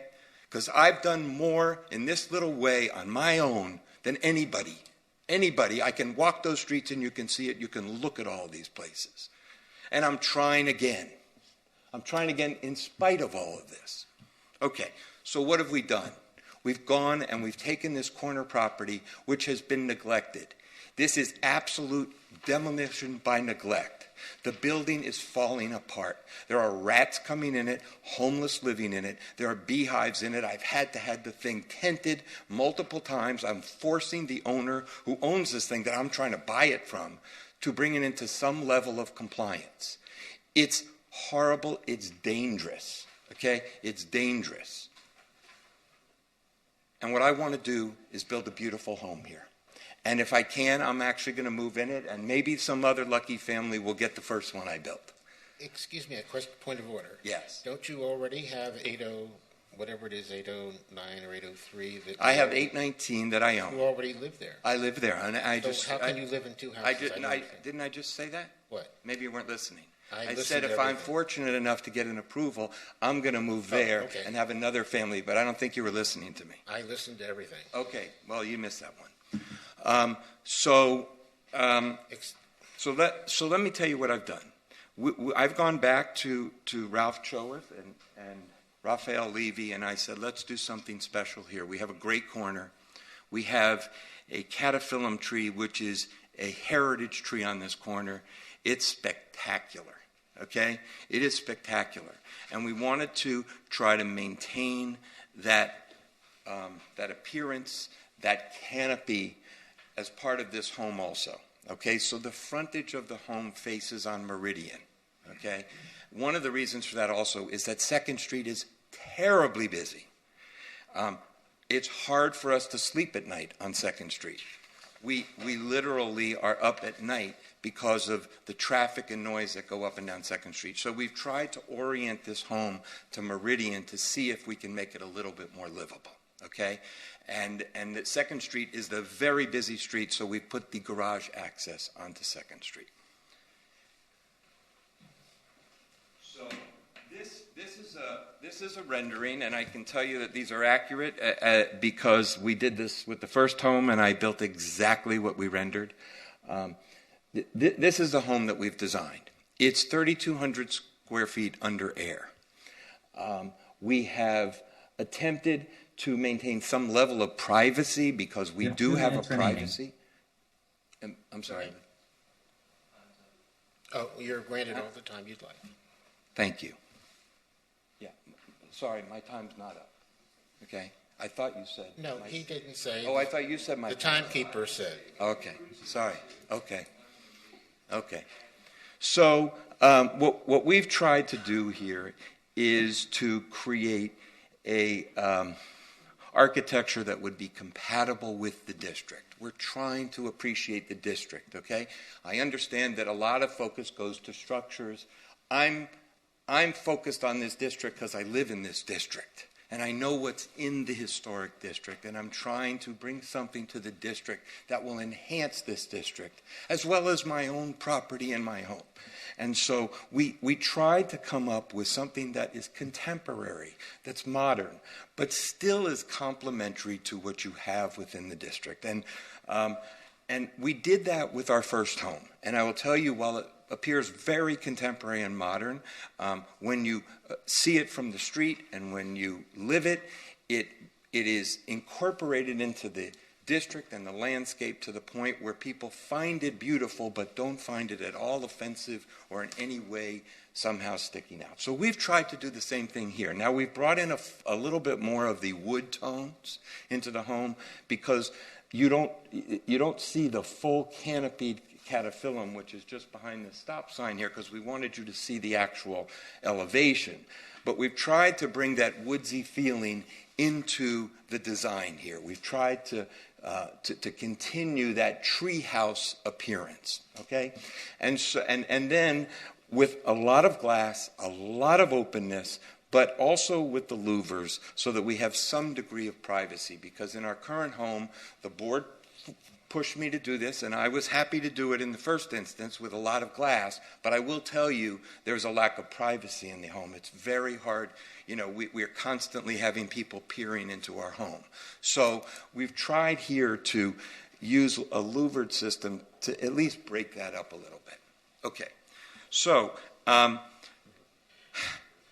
But, excuse me, but Yes. in your last home that you live in Yes. now, Yes. your architect could have not had all that glass if he wanted to, but you insisted. If my memory No, that's not serves me true. correctly. That's not true. That's not true. No. The staff actually made it very clear to us that they wanted us to go back and open up the building with more glass. Oh. In fact, they insisted that my hedge be no higher than 18 inches, which it is today. If anybody wants to go measure it, I make sure that I don't go over 18 inches so everybody can look at my house. Okay? So the answer is that it wasn't his choice. We actually wanted some more privacy. But we don't have it because we're not allowed under our plan to have a hedge in front of our house. Okay? So we have to allow people to look in Minutes are because out. that was the idea. So I know that you want to challenge me, but you're I don't wrong. want to challenge you at all. Yeah, but I'll you're give wrong. you all the time you want, Okay. and I'm being as polite as humanly I possible. understand. So I'm not challenging you No, in any way, shape, or form. So Hang on. please don't give anybody that. Okay, move forward. I'm trying to. I appreciate the time that you're taking. Okay, so let's move on. I am committed to this neighborhood.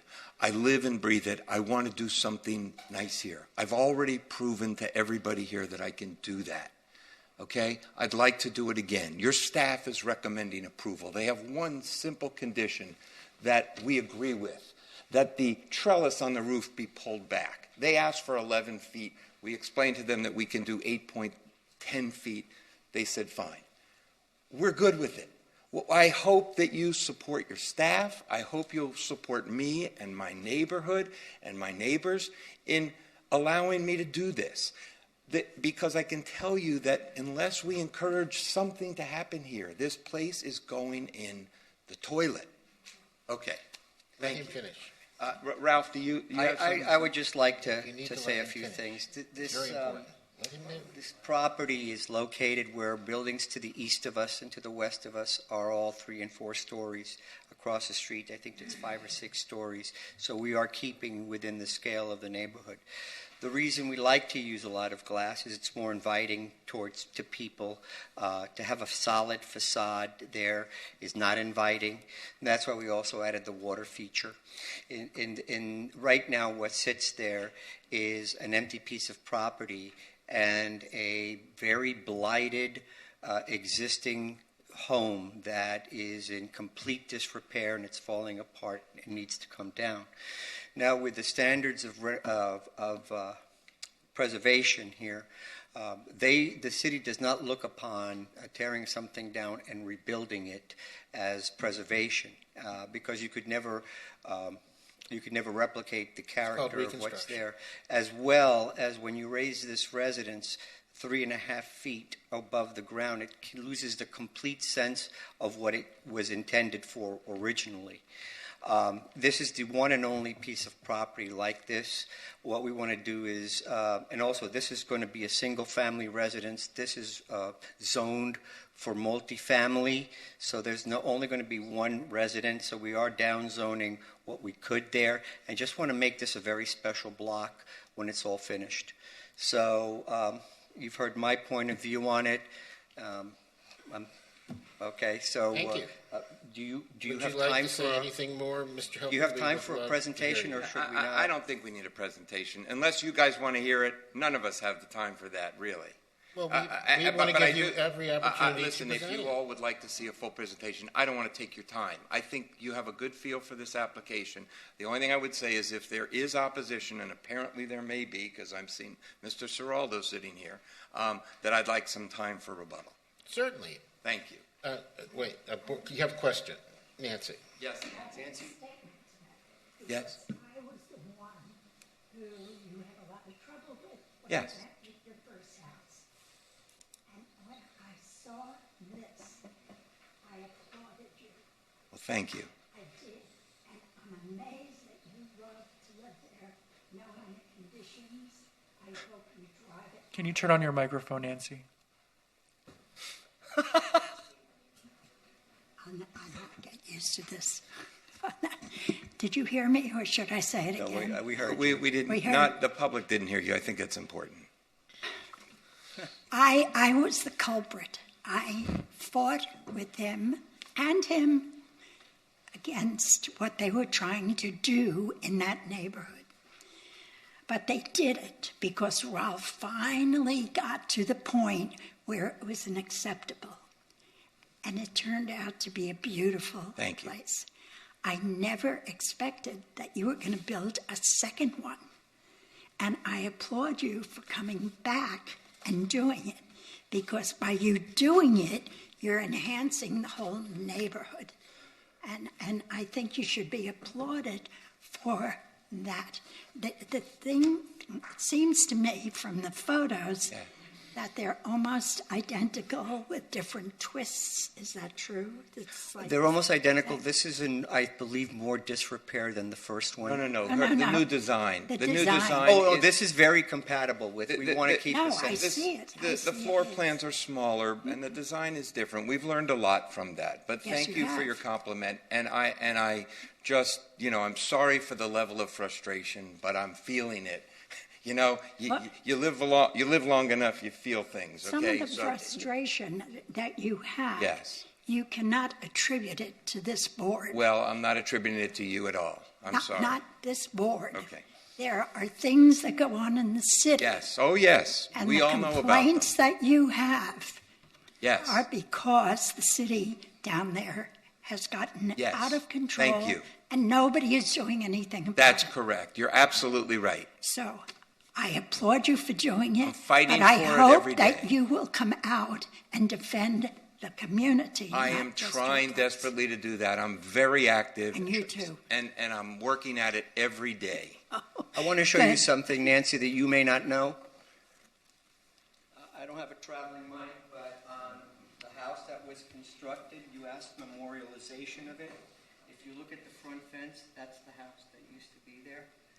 And it's all etched into the actual framework of the gate, and there's a plaque at the very end memorializing the house that used to be there. So I didn't know if you expected to see that. No, I only saw what I saw. Okay. I love my architect. He's talking too much. Are you, right, is your presentation done for now? we- Okay, because we do have, Mr. Chair, we do have members on Zoom that have Yes, their hands please. raised. Which Thank you. You want to go to that now? Please. Our first speaker is Brett. And before we turn to Zoom, do any board members have any ex parte disclosures to make? Yes, I've spoken to Claire McCord and Clotilde Luce, and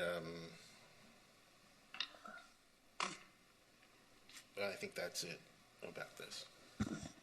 Okay, anyone else? Can I inquire as to what the conversations were? Please, can we continue? I'd love to, but unfortunately you have a chairperson who's been lobbied by people. Of course, we're all lobbied by people. Sir, will you stop interrupting? Let him conduct the meeting? You'll hear what she told me, but I'm going to read your statement. Thank you. Okay. What was next, Debbie? Well, if there are members of the public wishing to speak on Zoom, and I called on Brett. Yes, can you hear me? Yes, Brett, have you been sworn in? I was previously. Okay. Thank you. I have to say this proposal really breaks my heart. I look at this building. I've walked by that building for years. I've gone to South Point Beach for years, Joe Stone Crab.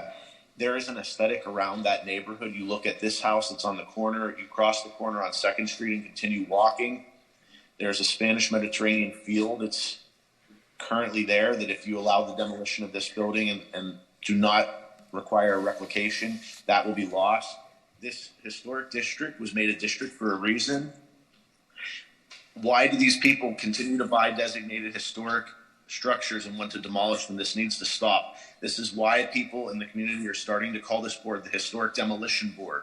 You're supposed to be for preservation and for preserving our history and architecture.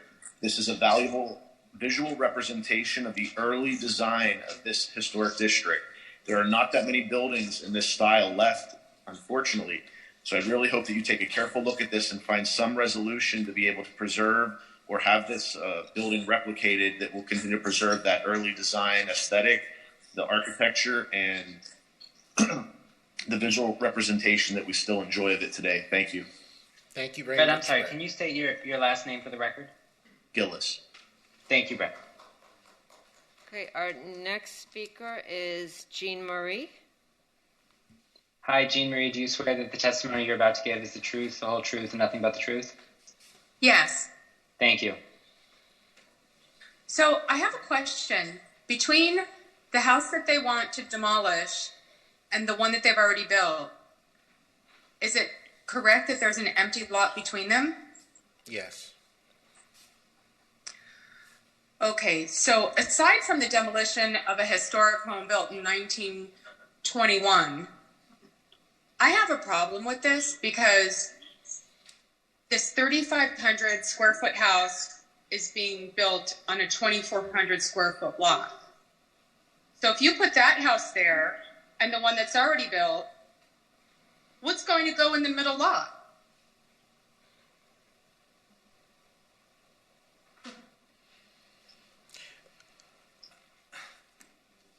Is it going to be another overbuilt home? Jean-Marie, you can make a statement. This is not open for discussion, so you make your own statement and then we move on. It's just you're informing us of your opinion. We don't comment on your opinion. Okay. Well, I was just concerned with what's going to be built in the middle of the homes. I have to agree somewhat with Brett. I understand that the house that they're tearing down is historic. I don't know why it's been allowed to decay into such disrepair as this gentleman is making his presentation to tear it down and build a new home. I live in Mid-Beach right now, and there are plenty of historic homes that also fall into disrepair for various reasons, but people come in and they restore them. And I think that the existing homes should be restored instead of torn down. Thank you, Jean-Marie, for your insight. Anybody else? Yes, Julianne. Hi, Julianne. Do you swear that the testimony you're about to give is the truth, the whole truth, and nothing but the truth? Julianne, you're on mute. Okay, I'm sorry. Thank you about that. I'm a resident south of Fifth. I've been living in the south. Hi, sorry. Do you so swear? Yes, I do swear. I'm sorry. Thank you. I'm a resident of actually, I was born and raised in Miami Beach. I've spent the last 30 years in the south end of the beach. I currently reside at Marana Grande for the past 20 years. Calling in, I do agree with Brett. And I think a lot of people are starting to see something that's happening in our area south of Fifth that you start to wonder what is it that's really going on. Part of the beauty and the charm of our city are these historic properties. We can never replace them.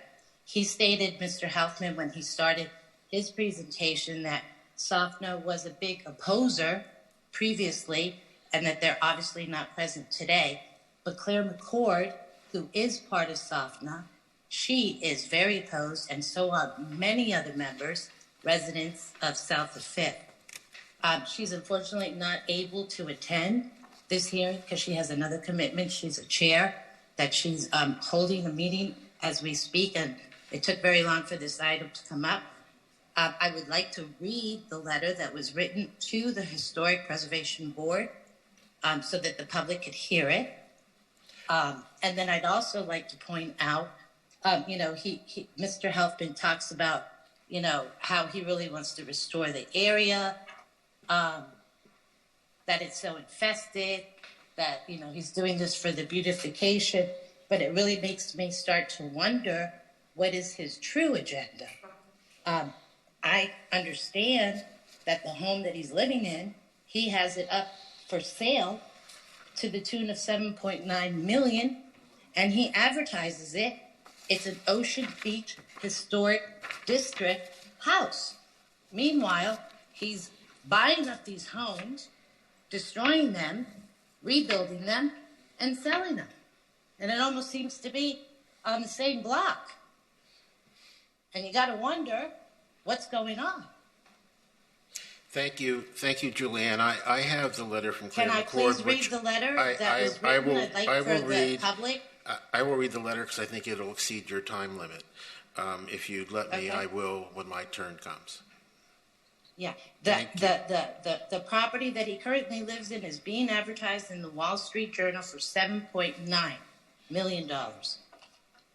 That's why he's going to be moving into a new home when he builds it. And then where is he going to be moving next? It almost seems as if he's going to become the owner of the mini mansions in South of Fifth and what's supposed to be the charm and part of the city. I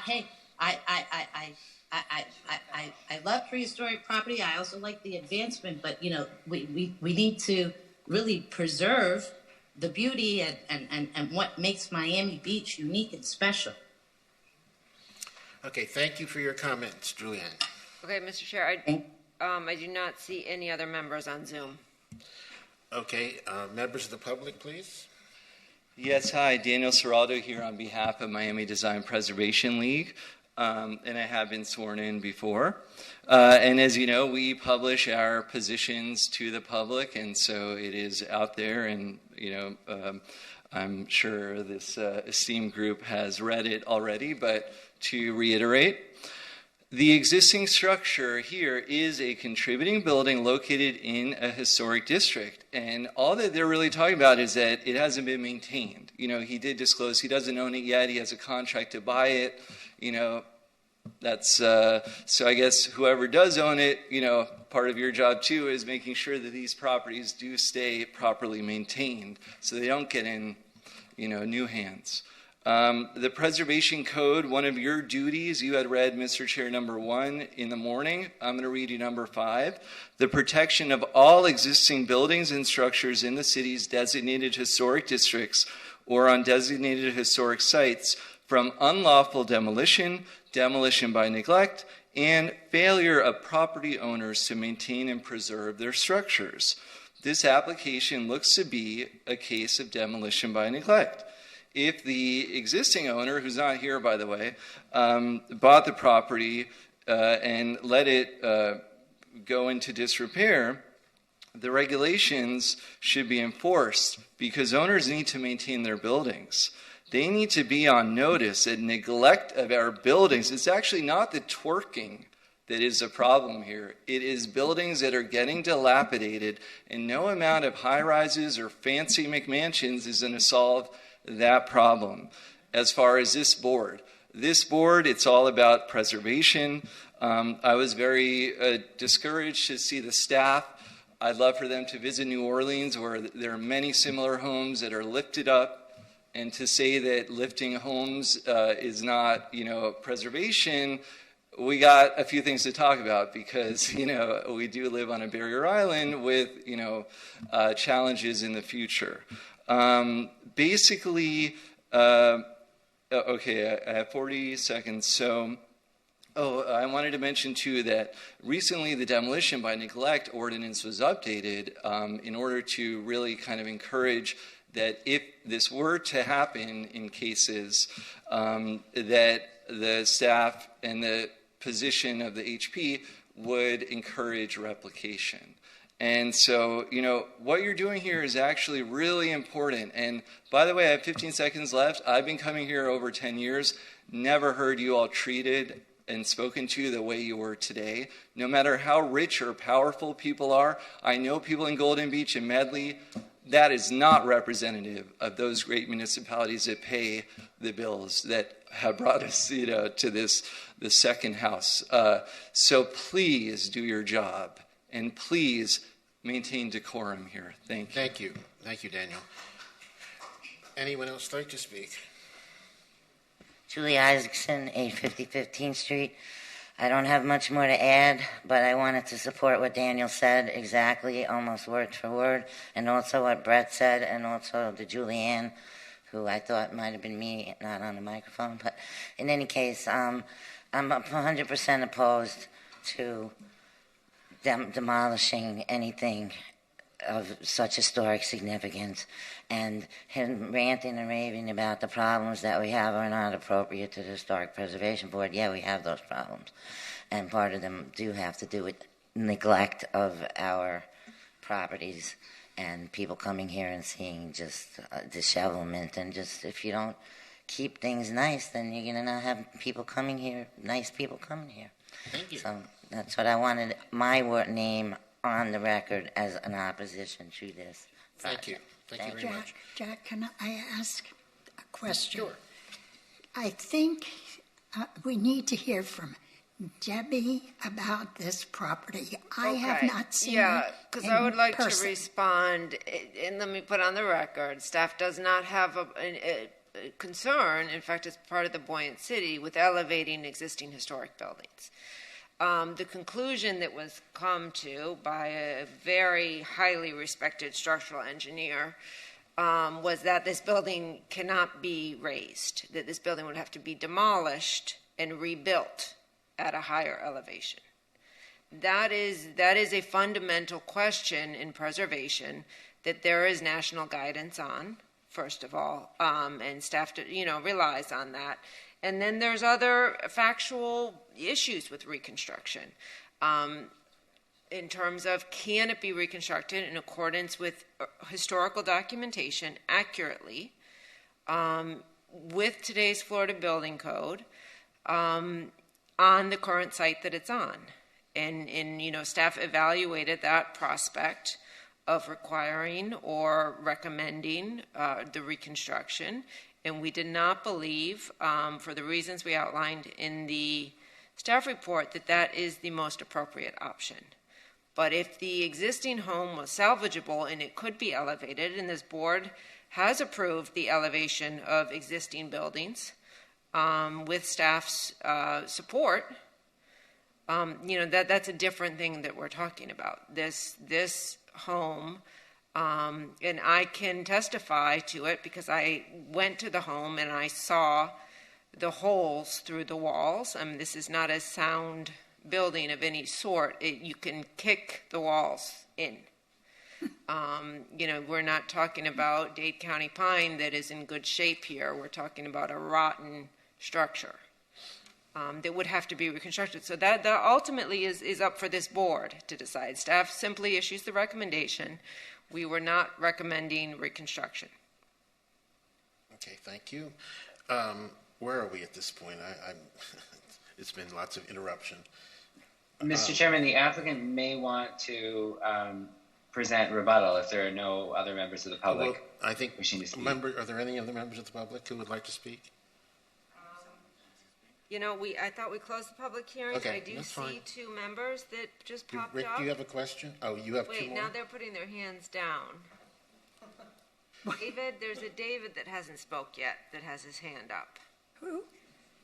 And then I say after this we close the public Okay, hearing. that's fine. David, do you swear that the testimony you're about to give is the truth, the whole truth, and nothing but the truth? That's true, yes. Thank you. You have 3 minutes. Hi, I'm a resident in South of Fifth, and I am actually very close to this house. It is an eyesore, and in fact, there are always like homeless people in there doing drugs. Okay, and it's not something that can sustain any sort of manageable, like any real hurricane. Okay. I do know that the applicant, Stephen Helpman, is a good guy for the community.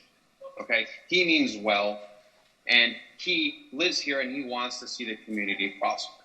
Okay, I also find it very interesting that the historic board is defending this one little corner house when you have 2 properties in the historic district, 310 Meridian and 333 Jefferson, being completely renovated with new windows, new doors, new roofs, and the historic board isn't doing anything about it. Okay? I think it's ridiculous that you're trying to defend one little house when we have a whole neighborhood that is about to be overrun with short-term rentals, and the historic board isn't doing anything about it. We're not in charge of the short-term rentals, sir. Excuse me? We have nothing to do with short-term rentals, but thank you for your comment. That. But look, at the end of the day, it's just ridiculous how this city works, where you have a member of the community who is restoring the neighborhood, Okay, this house is a dump. It's an eyesore. And I live here. I have 3 properties on Meridian. Okay? And, however, there is literally hotels being built without any sort of oversight from your committee to stop this. It's ridiculous. And I think your attention needs to be diverted to that instead of this lone eyesore site on the corner of 2nd and Meridian. So I am supportive of revamping the neighborhood and tearing down this like eyesore where crackheads hang out, and there's like literally a beehive that just is an infestation of the neighborhood. So thank you for your time. Thank you for David, your I'm sorry, time. for the record, could we have your last name? Suarez. Thank you. Okay, that's the end of public comment, Debbie? Yes. So let's close the public hearing. Okay, we're closing public comment. Okay. I was asked by one of the callers to read the letter, so let me do that, and then we'll move on to other people. And Mr. Chairman, I'd also like the record to reflect that the applicant has a chance to present rebuttal if he'd like. Sure. Okay. Dear Historic Preservation Board, unfortunately, like so many other aspects of our city's quality of life, our historic properties are under siege. Our historic homes and buildings are in many ways the soul of our city. They are a living museum, providing a unique ambiance for citizens and visitors. We advertise and promote our brand based on images of history and of these living artifacts, yet when we are called to protect them, we too often falter. One at a time, and at an increasing rate, they are being demolished and replaced by structures that have little, if any, resemblance to the original architectural scale or aesthetic. Rationales for this massacre vary, but one of the most heinous and most preventable is demolition by neglect, where, as you well know, an historic property is allowed to deteriorate until it meets the conditions for demolition. And although the city's preservationists have done crucial work to create historic districts and designate properties as contributing, without enforcing laws that ensure ongoing maintenance of designated historic properties, these buildings are continuously imperiled. Because this case speaks to a larger issue, I am copying the mayor and the commission. We urgently need to upgrade and enforce our laws to ensure protection and maintenance of these properties and hold owners responsible as stewards. They are models for this in other cities. We need to make a clear commitment to the preservation of our historic districts and the structures which make our city unique in the world. The item before you today, 803 2nd Street, is regrettably an example of a designated building that has been allowed to deteriorate. The applicant proposes to demolish it and replace it with a much larger, more modern residence, similar to one he has constructed less than a block away after demolishing another contributing structure that had been allowed to deteriorate. The applicant's argument that the scale of a newer, larger building is compatible in the area is based in part upon his reference to his own building, which replaced the demolished contributing structure, and to buildings across the street which are not within the bounds of the historic district. Although worthy of protection in its own right, 803 2nd Street can be viewed from a larger perspective as part of an ongoing pattern of destruction of our historic properties and the systematic erosion of an ambiance we ought not to take for granted. It's only one building until it's the last one. In fact, this building is the last to remain on the block. Please do not allow 803 2nd Street to be just one more historic building destroyed for want of an advocate. Please protect this contributing property and our district. Many thanks for all you do. Warm regards, Claire McCord, former president of SOFNA. I might add, before I pass it on to my colleagues, that I have bent over backwards to be polite and civil, and I do not appreciate being bullied by people who come before me and aggressively lunge toward the podium as if I've said something wrong. I have said nothing wrong. I am very polite, and I will continue to be, and that's all I have to say. Would anybody else like to speak? Or do I get my rebuttal, or are you going to skip that too? No, it's just that there's complete disregard for the opportunity. Why are you going to the board? What would you like to say? The attorney said I had a right to rebuttal, and you're skipping it. Rebuttal. Do it. I'm Don't trying complain. to, but do if it. you understand my frustration, it's clearly... God. Okay. I understand. And I apologize to the rest of you for what is clearly going on here, and this thing with Claire McCord and everything else, who's not here, former president of SOFNA. There is a problem. There is a neglect problem in this neighborhood. Agreed. It is terrible. Agreed. It is terrible. I'm waiting to see one single, Mr. Chairman, you've got a lot of items on the agenda. When was the last time you put on demolition by neglect south of 5th? Which one did you put on? Okay? Did I put on? Yeah, anyone. I don't anyone. put on anything. Of course not. But that's your job, part of the job of the Historic Preservation Board, okay? So we as the residents have to live with the historic neglect going on there. Okay? There is outrageous neglect. There are buildings, as I said to you, being built. Historic buildings, no COAs. I've been complaining. Code enforcement says it's building says it's this one.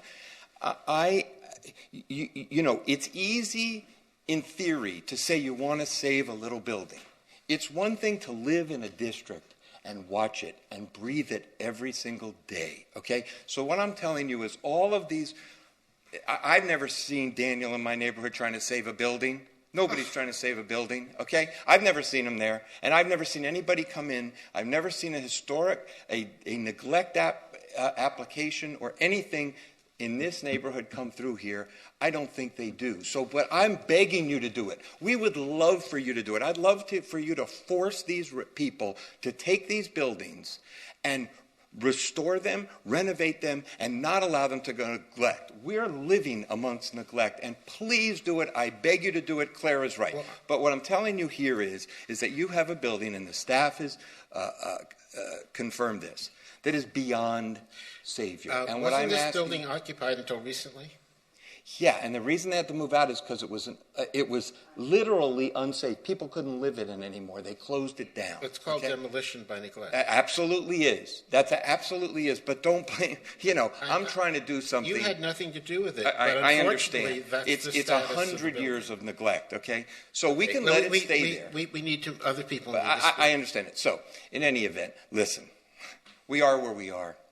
I'm trying to do something. If you don't like my motives, if you think that moving into the house and selling the other one is a bad idea. I didn't say that. No, but I hear people, oh, you got to question what this guy's up to. Even if I was moving, I mean, to think about trying to do something well here for this community. Thank you. That's what this is all We about. appreciate your efforts, and we thank you. Thank you very, very much. Would anyone else like to say something? You already spoke. Nancy. You are accusing us of all this stuff. Do you think that we don't care about what's going on? I think you care. Of course we do. I'm wearing this guy out. Nancy, I think you do care. But I do care, and I cared I know that. from what. But you cannot blame all of the terrible things that are going on in South Beach. I'm not at all. I'm not suggesting that at all. I'm suggesting that there is demolition by neglect going on in our community. Then and this you're board has talking the to ability. the wrong persons. You should Who be should we talking to the leadership of this city. Oh, and believe me, I The am. And mayor tomorrow I'm meeting with and the all manager. the And commissioners. tomorrow at 4:30 I'm meeting with the city manager and one of your commissioners to deal with this specific issue. You need all of the commissioners. Well, and they're all listen, up I for can't get them all re-election. together because of the Sunshine Law. I'd love to do that. But yes, I am addressing that issue head on. Because And I'm meeting with Eric Carpenter and Alina tomorrow at 4:30. And I'm doing what I can. Perfect. That's what needs to be done. Then come to us. Okay, thank you, Nancy. Laura? What? Oh, I'm sorry, Kirk. No, I have a few things to say. This has been a little brutal. It's been a long day, and Anyway, I'm going to move forward with my earnest comments as they are with all of the whatever aside. In any case, I have the privilege of going. I don't live in south of Fifth. I go there every Sunday for a group I ocean swim with, and every time I'm in the south of Fifth neighborhood, I love it. I love the character of south of Fifth, Ocean Beach in particular, because of the age of the structures, the diversity of structures. We don't have bungalows in North Beach, for one thing. And I do want to point out with regard to, I've had the privilege of serving on this board for almost 5 years now, I guess. And for instance, the bungalow that once came before us and was continued and then sort of went away, now I drive by it in south of Fifth and it's being renovated. And that's awesome. The schoolhouse, I think was that a Showman project? Is being renovated, and that is awesome. And again, we don't have structures that are that old in North Beach. We have our own character.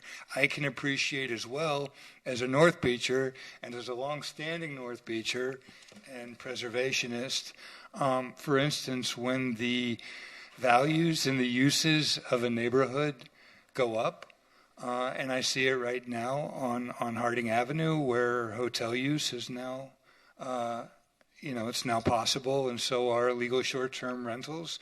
Suddenly we have the two Depression-era Nellenbogen houses that are for sale, and they have an uncertain future because the value of the land is too much. And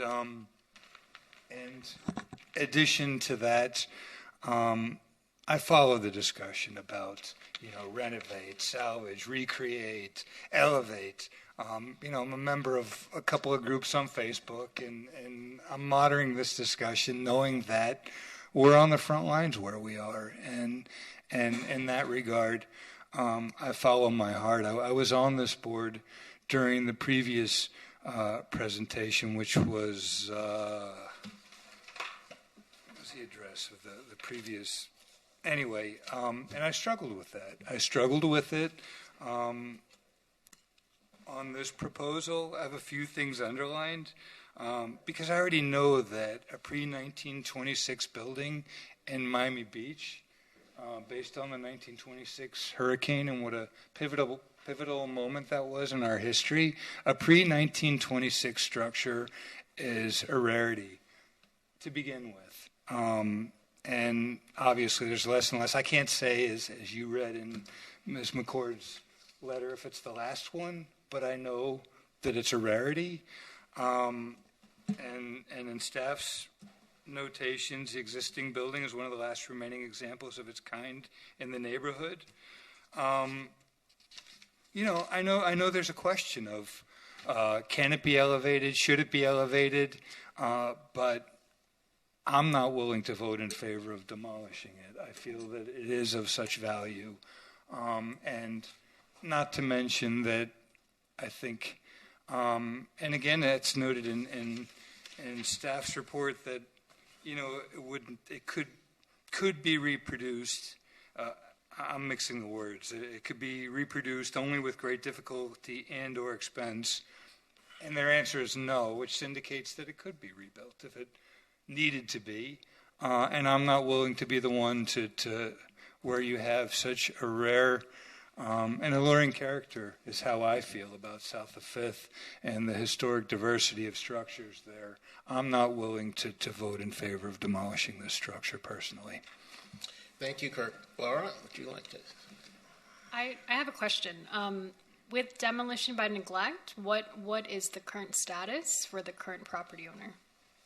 Yeah, that's a legal terminology in our code. The city has filed in our history one legal case that's currently pending, and that was for the Deauville Hotel, which we've described. So, we do have a list. Code compliance and the building department do issue unsafe structures violations. That is through the building department. But the technical process for demolition by neglect requires the city to enter into litigation against the property owner. And again, that is something that we've only done once and are currently in that process. So I know that term is thrown around a lot because technically it means one thing, but practically speaking, a lot of things are demolition by neglect.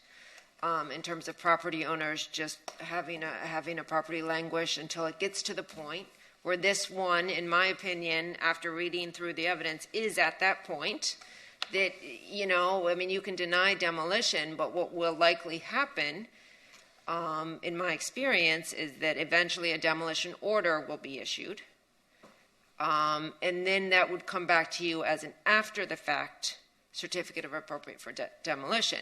And what Mr. Seraldo was alluding to, at that point, there is a presumption that the board will require that any new structure not exceed the square footage and the height, I believe it's also the height, but definitely the FAR of the previously existing home.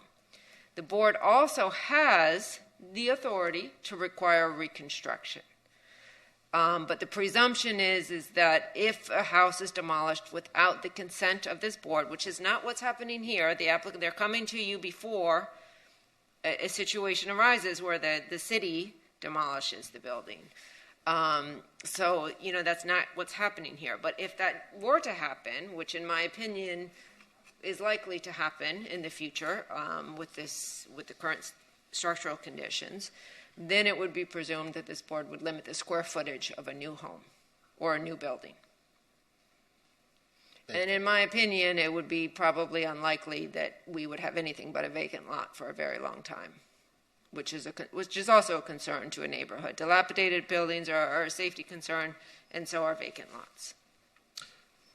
Thank you, Debbie. Rick, do you have something to say?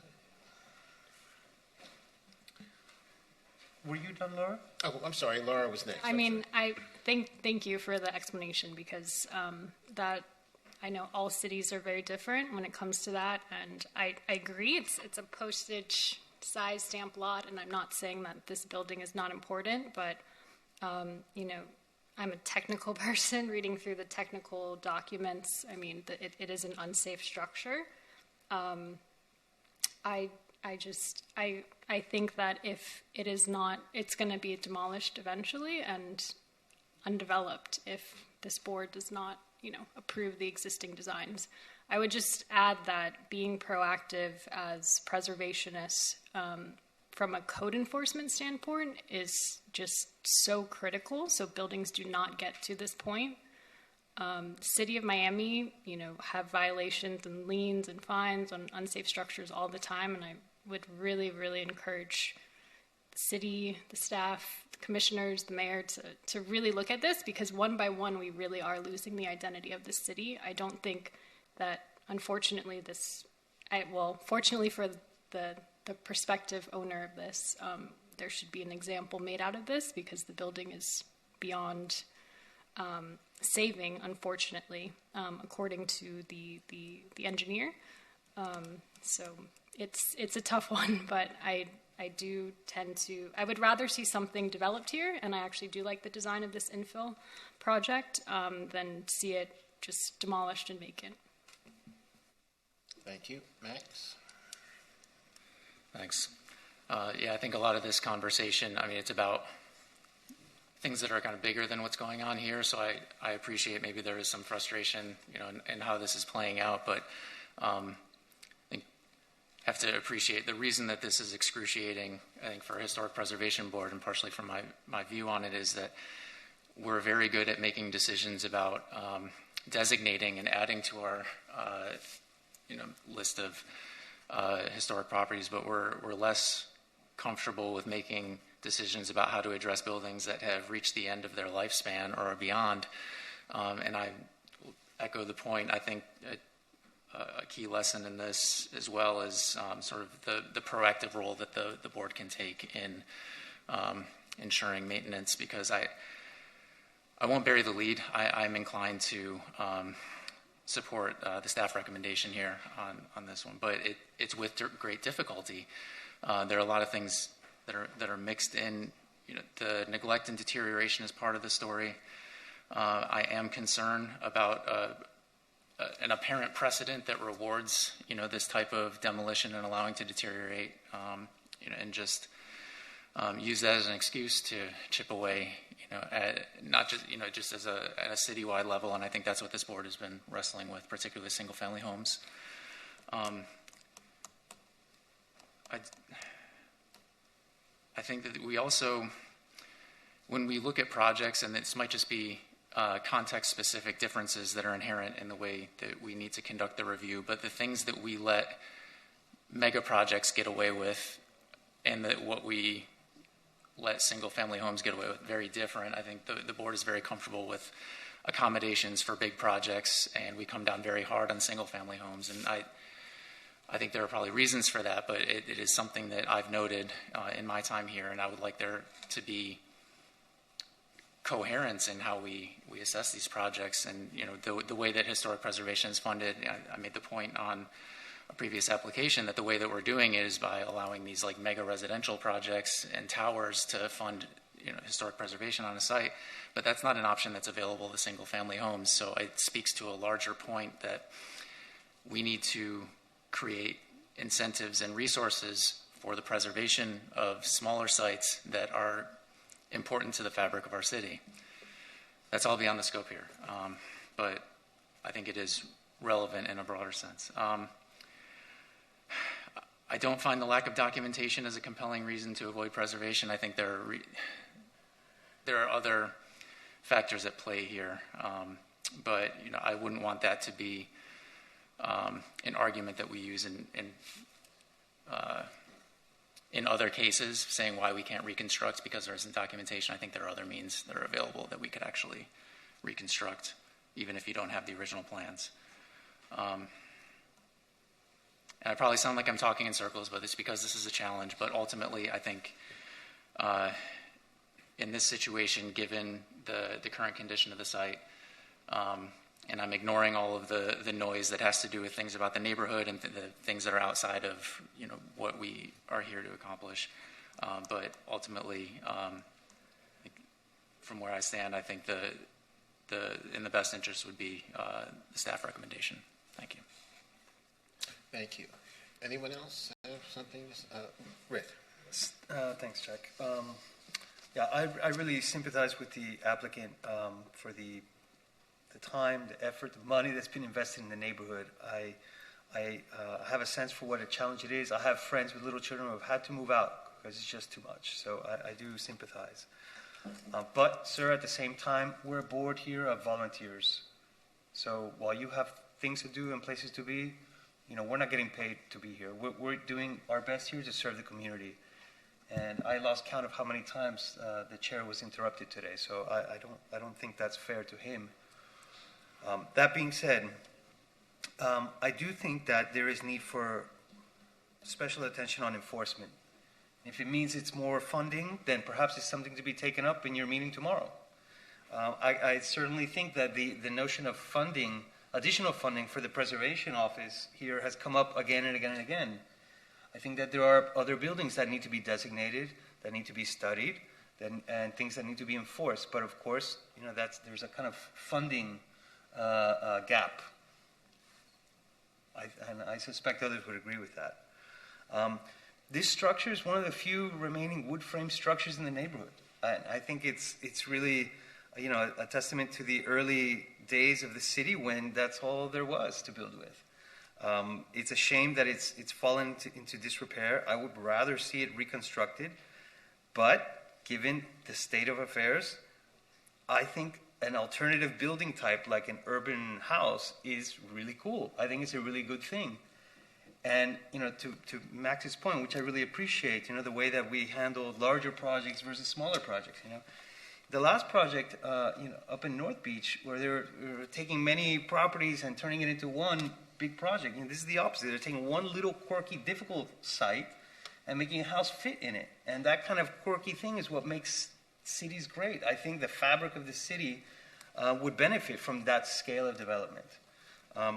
Would I rather see a well-maintained historic building there?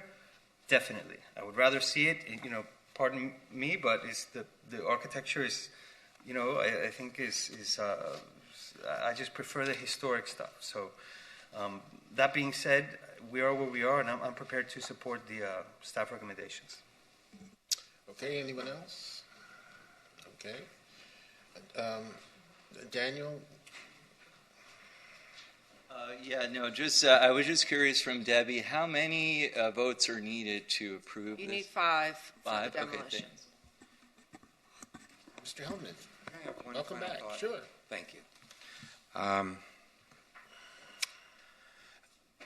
Kirk, I don't suspect that Jack's going to vote for this. I didn't think so to begin with. And honestly, this is really probably with you. Excuse me, I am not prejudiced. I know that. Well, you just said I was. No, I and didn't expect I take it. exception to that. Okay, it's okay. I didn't expect it. But Kirk, this really, I think, is going to come down to you. Yes, we need 5 votes.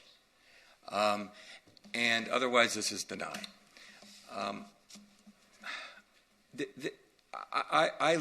Forgetting about the fact that I'd like to do this, I live here, okay? This is, to allow this to stay here is really a death knell, okay? It's really, you're not doing anything for the district by denying the ability for somebody to put something here. Can I please respond? Because I feel terrible here. I feel like I'm being targeted. And first of all, you're not targeted. Wait, please, you're the only one who spoke out against it. Please let me Okay, talk. absolutely. Because, I value the investment you bring to Miami Beach. I value the fact that you're even standing here. My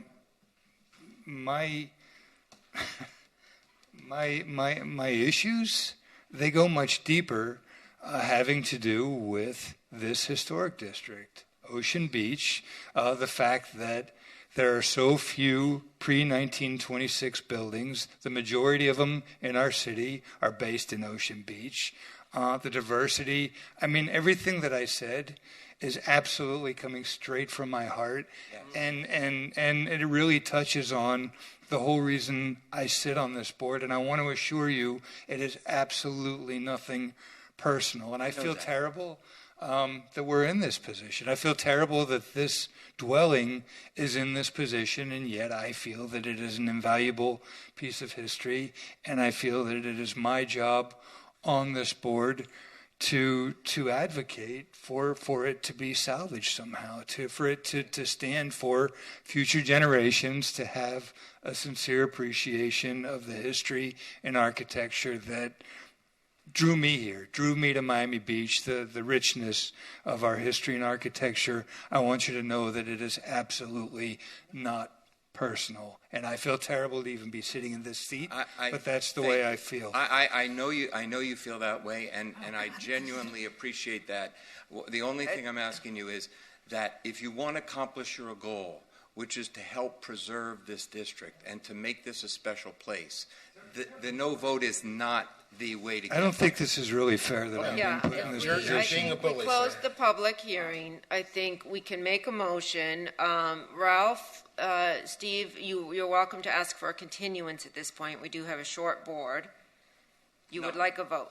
No. So you don't want to continue the item for the I don't full have. board? Unfortunately, I don't have the ability to do that. Okay, so do we have a motion? Are you giving up before we vote? I did my best. Does somebody want to make a motion to approve? Otherwise, I'll make a motion just to get it moving. I'll make a motion to support the fact that he cannot maintain that building the way it is, and that we move forward and let him try again on this one. Okay, so the motion is to approve with staff recommendations, Nancy? Yes. Okay, do we have a second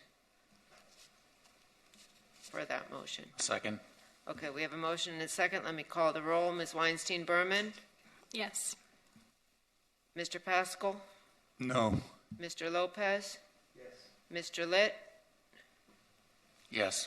Ms. Liebman? Yes. Mr. Finglas? No. Okay, that motion fails. I want to thank the board for hearing us, and Thank you for coming. And I appreciate it. And Kirk, that was ignorance, complete ignorance. All right. You have no right to say things like that. We need to. I do. All right. He's not voting for the community. We have one more application that really needs to be heard. This is an important application. If we could exit the chambers for additional comments, that would be greatly appreciated. Can I just, I'm sorry. My husband, may I say something, please? I've been here all day.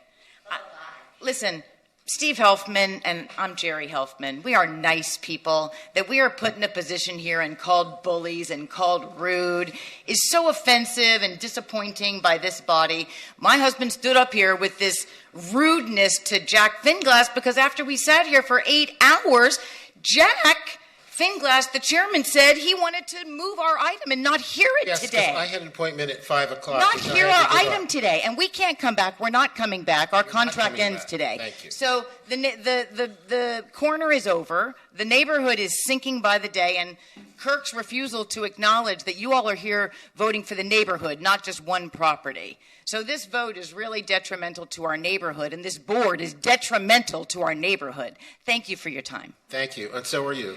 Thank you. All right, guys. Move. None of this is helpful. Okay. We had one We're more not done yet. application.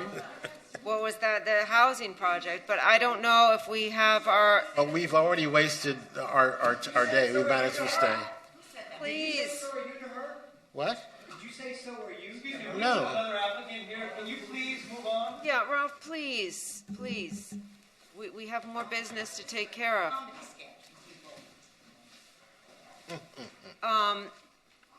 I will introduce the item quickly. This is our last item. The applicant thank you very much for your patience. An application has been filed requesting a certificate of appropriateness for the total demolition of an existing building and the construction of a new multifamily residential structure, including variances from the requirement to provide residential or commercial use to screen the parking at the ground level and from the required drive aisle width for perpendicular parking spaces. This is an existing contributing building in the Normandy Isles Historic District. Staff, it's important to note that this particular project is proposed by the Miami Beach Housing Authority to provide elderly affordable housing in the neighborhood, which is a much needed use. We are very pleased that the Housing Authority has come before you. This is the second project that they've brought before you in this particular neighborhood, and so we are very positive and optimistic that this shortage of much-needed housing is going to be improved. Now, with regard to the existing structure and the demolition, that is, something that staff did not take lightly. We looked at the structure. The structure is intact in terms of its design. It is one of 3 identical buildings within the same portion of the block. You have 2 buildings that mirror each other that were designed that way. And then this third building, again, they're identical, designed by Gilbert Fine, is seemingly part of a mirror as well. However, it wasn't designed that way. It seemed it was designed for a separate owner, that maybe the owner had liked that design and just agreed to have a single building that did not front onto a courtyard with a mirrored building. So it is one of 3. It is not the only one remaining. Further, in the greater district, there are several more buildings that are very similar to this. Now, when discussing with the applicant about retaining the existing home and adaptively reusing it or expanding it for this very specific, unique program, it was determined at that time that would be not possible or feasible for what is the program of affordable elderly housing. For a different program, it may be possible, in staff's opinion, to retain the building and add on to it. However, we've noted in the staff report that it is significantly below base flood. They did provide an initial engineering evaluation that is not the same as the engineering evaluation that we just spoke about, right, in terms of demolition by neglect.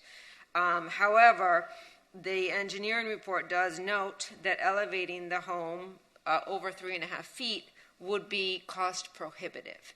Now, when we look at larger projects, and this board and staff has encouraged elevating buildings, that may be possible.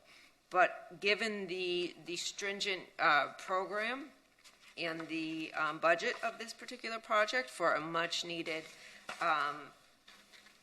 use in the city, staff did not believe that it was appropriate to require that a portion of the existing building be retained and elevated. We also took into consideration the design of the new building, which we really want to commend the whole team for. In terms of an affordable housing project, this is the most creative and thoughtful design that I have personally seen in all of my work. And I really want to commend the applicant for their sensitivity, not only looking at the program and the needs of their residents, but also really understanding the historic nature of the district and what is compatible in the district in terms of scale and massing and also design features. So we're extremely happy with the new proposed design, and for those reasons, we are recommending the totality of the application be approved. We are also supportive of the variance for the drive aisles in the applicant's letter of intent. They kind of outline what the purpose is going to be. So they do have several parking spaces that are currently proposed. However, their greater need is really going to be for transportation for their elderly residents in terms of medical transportation and that type of thing. So we don't anticipate this parking area being used as it traditionally would, where people are going in and out with their own personal vehicles all the time. We are supportive of that. Now, with the active use liner, that is something that we are still kind of pushing the applicant to explore some type of active use. This is a unique building because it's not your typical parking pedestal. It's a very sculptural building, so we understand the challenges there. But at this point, we are not recommending in favor of that variance, which is variance number 1 for the active use liner. And that is all I have. Thank you. Thank you, Debbie. I did forward the board. We received some public comment from Jamie Strauss, and I sent that to the board. Okay. Hi. Good afternoon. Thank you for the Hi, could I opportunity swear to in speak. any members of the applicant's team who will be testifying? Do you swear under oath that any testimony you'll give in this proceeding is the truth, the whole truth, and nothing but the truth? We all do. Thank you. Thank you. My name is Moj Kagan. I'm a member of the Florida Bar, and I'm a long-term Miami Beach resident, and I'm actually lucky enough to have been serving on the Housing Authority of City of Miami Beach as a commissioner for about the last 4 years. I am here in support of this amazing do good, feel good, and have tremendous positive impact project for the City of Miami Beach. Hopefully we'll end today on a high note. This is a this is really... That would be refreshing. Yes, I think we'll turn this whole karma around. I want to thank the Housing Authority members who Mike O'Hara is representing this afternoon. I want to thank Mr. Kasdan, whose firm does this pro bono. So this is all good.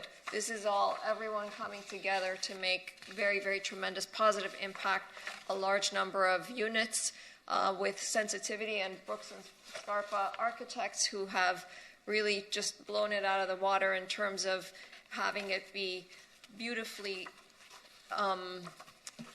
consolidated into the neighborhood to provide housing for elderly and disabled individuals. As we all know, public housing is severely, severely short in the city. Everybody wants to live here, and this just provides access in an amazing way. It's a labor of love. The Housing Authority has applied for and received funding from state and federal sources specifically for this project. I think everyone should be applauded I'm just going to turn it over to the professionals, but thank you for the opportunity to speak. Not evening yet, I don't think. Almost. Good afternoon, Nissan Kasdan and Wes Hevia of Ackerman. We are pro bono counsel of the Housing Authority, and Moj and Debbie actually eloquently explained this project. I'll just have a couple additional words and then turn it over to Jeff Huber. I think we all know that one of the greatest and most pressing needs in this community is housing. And it is even more so for the elderly who do not have the mobility to be able to pick up necessarily and go to another city. And so this project is going to be providing a substantial amount of elderly affordable housing in a neighborhood with architecture, as Debbie herself has commented, which is truly spectacular. Will provide much more housing than if the existing building was remained, but even more importantly than that as well, since there are requirements from HUD, of course, you have to have a safe environment for them, and that includes being above flood elevation. You don't want to have a situation where you have elderly that are stuck in a substandard housing if there's a major storm event, but also have a lifestyle where they could have the facilities that they want to enjoy a full, well-rounded life. And that's one reason why the community room, which is an important room for both safety and socialization, is not on the ground floor, which drives the reason for one of the two variances. So without saying more at this moment, I'd like to introduce Mike O'Hara from the Housing Authority, and then Jeff Huber, the architect, and we'll be here for questions as well. One other thing I would mention, although he's not here physically, Doug Wood, the structural engineer, is available. He's online and can answer any questions regarding the condition of the property. Welcome. Hi, thank you. Thank you for your time and dedication today. The Heron is a 20-unit affordable housing development for elderly persons with special needs. The project is fully funded and represents an investment in North Beach over $5.5 million. Monthly rents at the Heron will start at $443, and the project carries with it an affordability period of 50 years. Early on in the process, we had extensive discussions with the community, including Mr. Pascal and Ms. Liebman. These discussions included a host of issues, including lot aggregation, massing, and respecting the integrity of the historic district. Based on the comments I've heard and seen so far, the neighborhood residents support the project and love the design as it complements the other buildings in the historic district and raises the bar for what is expected in North Beach. On behalf of the Housing Authority, we thank you for your support of this significant effort to develop affordable housing in the city. I'll pass you on to Jeff Huber of Brooks & Scarpa for the design presentation. Thank you very much. Good afternoon, Mr. Chairman, board members, staff. Thank you for having me. This is an incredible project that is very near and dear to our hearts as a firm. We've done a tremendous 10,000 units of affordable housing across the country, and I really do commend the Housing Authority for the work that they're doing in the city of Miami Beach. This is an amazing opportunity for our firm and for the city. If we have the presentation, if we can pull that up.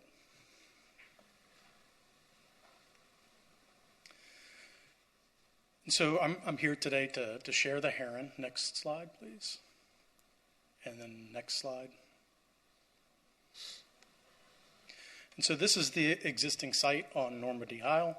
Zooming in, as you saw last June, or this past June, the 1144 project, we are directly to the west of that project. Next slide, please.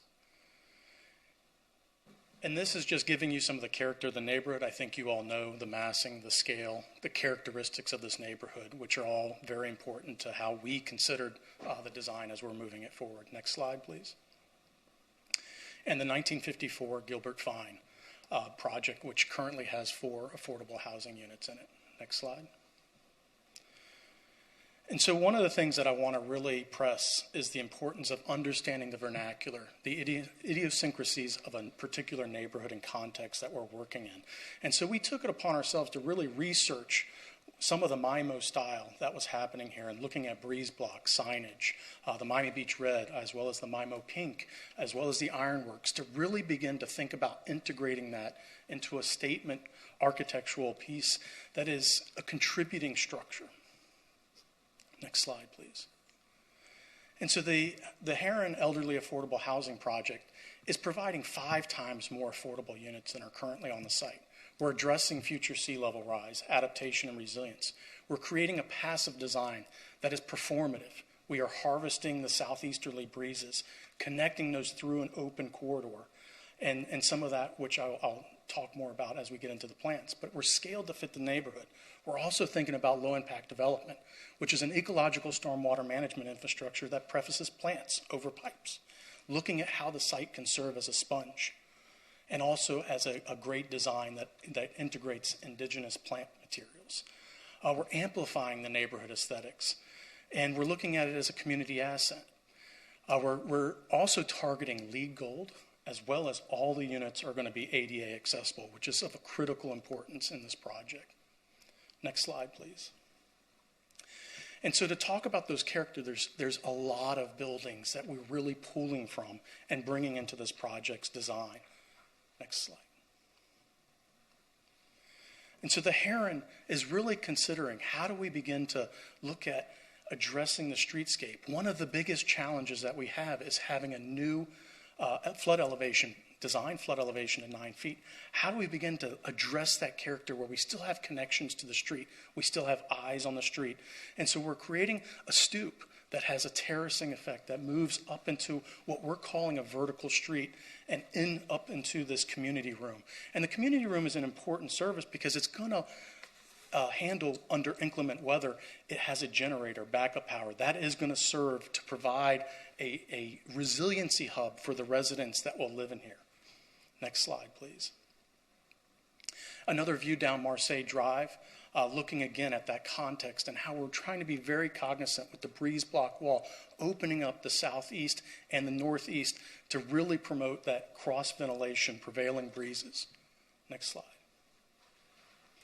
And then from the main drive, looking back and how you can see that character and meeting with the massing, the characteristics again, as well as the scale, the appropriate scale, as well as the elements like these breeze block that you would see in other buildings within the district. Next slide, please. And so the elevations were carefully considered and how they would address and meet all of the by right zoning ordinances in this. And so you can see on the left, the north elevation, which has a characteristics indicative of the MIMO style of architecture. Breeze block walls, signage, a sculpted facade that actually has about it's about 20% more open than what is actually you could do in the zoning code. And then you can see the rear of the south facade and how that again opens up to that southeasterly breeze. And so it's important to note that both of the stairways are completely open. One of the things that we did not want to do is enclose those in a concrete box. And that's largely in part due to it's a housing project for the elderly. We want to encourage them to possibly use the stairs. There's also going to be 2 elevators, and I'll talk about those when we get into the plans. But we wanted to again, create a building that would lend itself for people to use those open elements. Next slide, please. And the side elevations, you see the top being the west elevation, and then I think it's also critical to understand that we're putting a low wall in. We're also putting landscape in that would go ahead and buffer some of the parking that we are integrating into the site. And then you see again the east elevation, which I again talked about being open with the breeze block walls and really trying to harvest that prevailing southeasterly breeze. Next slide. And so this design, in essence, this is looking at the northeastern corner again from Marseille Drive, really tries to connect and really provide an open landscape where the elderly can sit. And I always think of Andy Sweet photos, if you recall Andy Sweet, and just an incredible aspect that this becomes, again, a community asset, a living room for the community that those that live there can sit and dwell, have eyes on the street, and connect with their community. Next slide. And the interior views, where we're utilizing some of that breeze block, some of the ironworks that I've already mentioned. And we just think that pink is a really interesting and cool color. It really evokes that MIMO style. And, we don't see much of that. And so we were really trying to promote that into the Heron building. Next slide. And you can see this is a section that's kind of cut about midway in the short section of the building, looking back towards the north. And so you can see that open stairwell at the northeast corner. The garage, which is 2 foot lower than the actual porch, the entry porch that you move into. And then so you have a second floor of studios, a third floor of studios, and then this section is actually cutting through the community room as well as an office space that is there on site. Again, the community room and office space will be part of that resiliency hub where during inclement weather there is a backup generator with the fuel source that would allow for AC and other things to be on during hurricanes or even after the hurricanes. But I want to stress again that we're designing it in a passive way that will really bring and amplify those breezes through the project. Next slide. A long section, and again, this is looking towards the east through there. So what we have is 8 studios at the second floor, 8 studios at the third floor, and a total of 4 studios at the fourth floor, again, with that community room and an open roof terrace. And you can see also the garage and how that works through there, as well as the landscape that is wrapping around the building. Next slide. Something that, as I pointed out already, low impact development, looking at these ecological stormwater management infrastructure, but also trying to integrate native landscape. Native landscape, I mean, we need to start thinking of landscape as infrastructure. The same way you think about a pipe, you need to start thinking about landscape. Trees have the amazing ability to evapotranspirate up to 100 gallons of water in a day.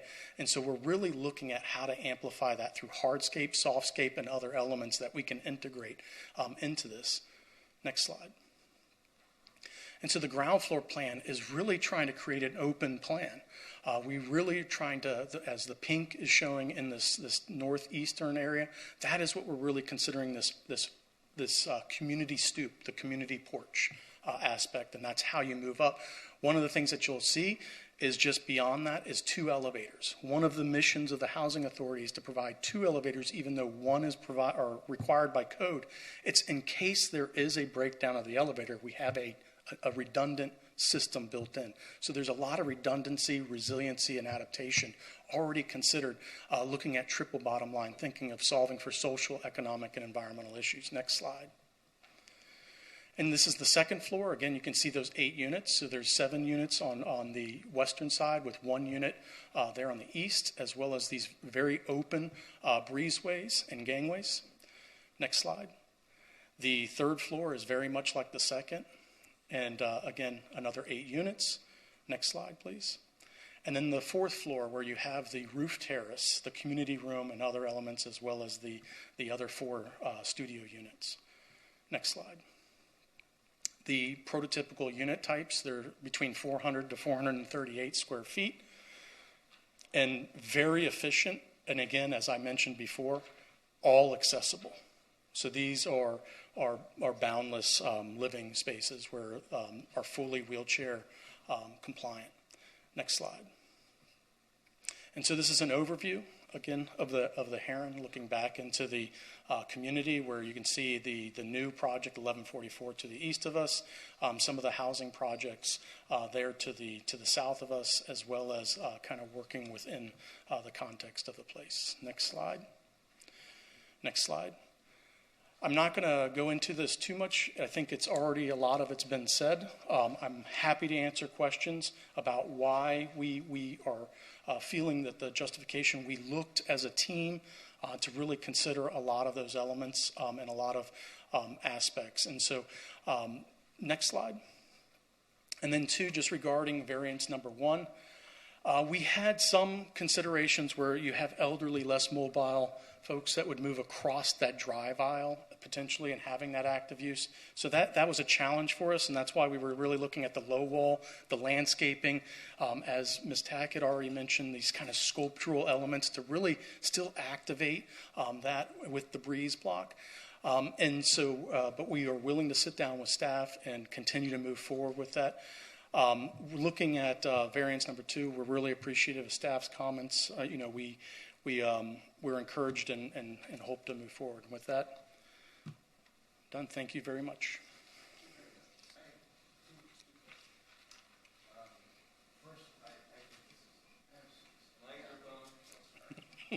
I'm getting like Nancy here. I think it's an absolutely spectacular proposal. I love the form. I love the signage. I love everything. I just have one question, which is germane to our kind of last discussion. It's a wonderful little Gilbert Fine building, and since you're a public entity, would it be improper to ask the city to ask if somebody would like to pick this up and move it to an empty lot? It's a shame to consign it to the scrap heap. It's a nice little building. It's small. Someone could use it for a house somewhere. Just an offer. If nobody takes you up on it, it hasn't cost you really anything. Well, the housing authority owns it, so they could offer it up for someone to come and take.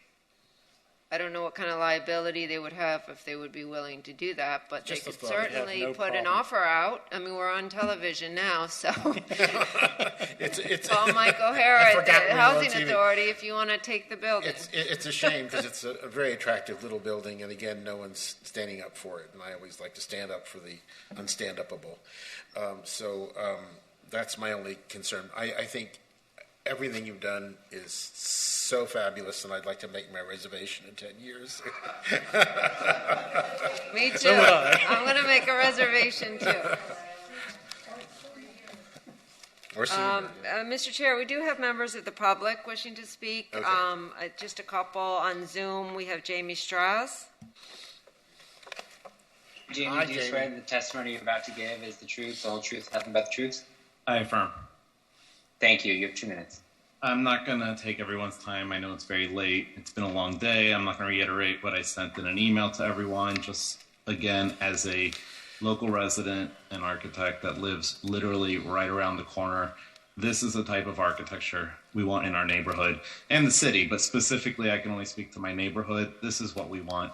And the board has an opportunity to set a high standard for if you are going to demolish something in a historic area, a historic building, or by a historic district, the design must be very high, of a high quality. And Brooks Scarpa did an amazing job. This is such high quality architecture. We're very excited, especially that's fully funded, that this can be in our neighborhood as soon as possible. Thank you very much to the Housing Authority for putting this together, and Brooks and Scarpa, and hopefully you all will approve. Thank you, Jamie. Next speaker is Daniel Vaitia. Hi, Daniel. You remain under oath from earlier. Thank you. For a moment, thank you, Board, for the service you do for our city. Without you, we'd be lost as a city. So I certainly appreciate your dedication and everything you do for us to bring out the best that we can provide. That being said, I want to echo Jamie's comments, but I really want to stay focused on the Housing Authority of the City of Miami Beach on how important they are today. In just 2 months, all of the artificial affordable housing that the city spoke about that was prevalent throughout North Beach has completely disappeared. The rental market changed, and with it, all of our affordable housing. So we knew it was coming, and now more than ever, affordable housing is so critical. And with all the effort and time and dedication that the Housing Authority of the City of Miami Beach puts into these projects, so little units come out. It's a heavy lift. So I want to commend them, not only for the standard of architecture and their team and everything that they put forward, but for their willingness to just push forward and create this affordable housing 1 unit at a time. So thank you for setting the standard in our historic districts, but most importantly, thank you for maintaining the diversity of our community through your affordable housing programs. Thank you. Thank you, Daniel. Our next speaker is William Lane. Hi, Bill. Will you please swear under oath that any non-testimony you'll give in this proceeding is the truth, the whole truth, and nothing but the truth? Yes, of course. Thank you. Hi, everyone. I want to also agree with Jamie and Daniel. This is an amazing contribution. I live on Marseille Drive, and I walk by the three buildings on almost a daily basis. They're very wonderful. I do feel, though, that what Brook and Scarpa have come up with is incredibly innovative, and it's the kind of architecture we need up here, something that's contextual, that takes off on the vibe of North Beach and some of the beautiful architecture we have. I love everything about it. It's just so fresh, and it's sort of the thing that I think we've all been looking for in design. So I'm very supportive. One thing I do feel, though, is the two remaining buildings. It would be wonderful if the housing authority could put some money into maybe the next door neighbor in their own building and bring them up to par, at least make them look like they are, something that are joined and they were designed that way originally. And I think by doing that, it would certainly compensate for the loss of the third building. They're both courtyard houses or apartment buildings, and I think that would add to the success of the proposed building. That's about it. Thank you. Thank you. Okay, I see no other members of the public on Zoom. Daniel, welcome. Okay, thank you. Last one of the day. And I did want to say thank you to all of you who are here as volunteers all day long. I would encourage the city, after what we just saw, potentially to have security or police on hand for certain contentious hearings in the future. Thank you. Okay, as far as this project, first of all, I will say the design is really unique, and having someone like Brooks and Scarpa, who have done other projects in the city, is a really high bar that is set, and another example of the fact that Miami Beach continues attracting the highest quality, or at least striving to have the highest quality new development when it occurs. Unfortunately, we have to oppose this due to the demolition of the 1954 contributing structure. Our role, and it's interesting because hearing today about what some people think our role is, I learned a lot. We are not code enforcement, we are not the city, but our role is preservation and keeping preservation top of mind.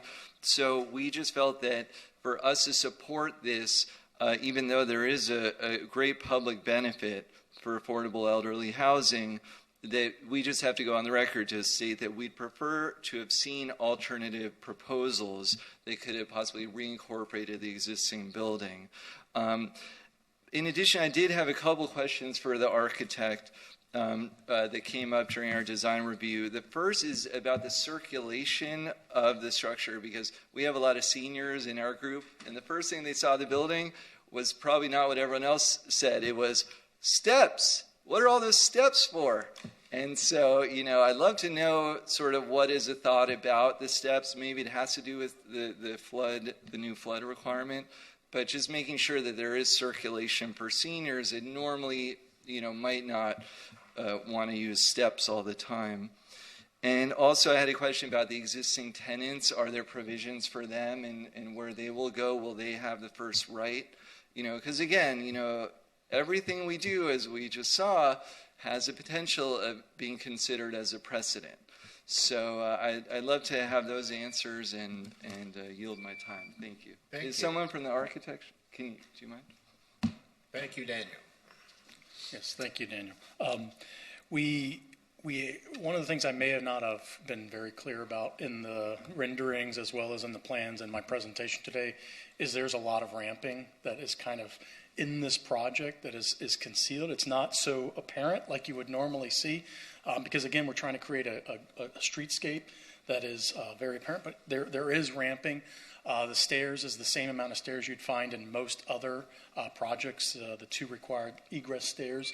Again, we just didn't want to enclose them. We thought that was going to be a detriment to the project to have really dark stairs. So there is ramping, those open stairways and open breezeways in the project. So I'm more than happy to discuss and present it to anybody else. But regarding your second question, the provision for current residents, I would actually let Mike answer that one. But thank you. Thank you. Well, thank you, Daniel, for bringing that up because it is an important point. The residents are already assisted with Section 8 vouchers. They're Section 8 voucher holders. They will be relocated to other housing that we have in the city, and they will be invited to apply for the new housing if they qualify. So we definitely take pride in taking care of our residents, but thank you for bringing that up. Thank you. That's probably the best news I've heard all day, so thank you very much. Thank you, Daniel.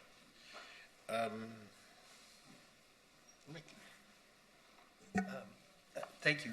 Wonderful project.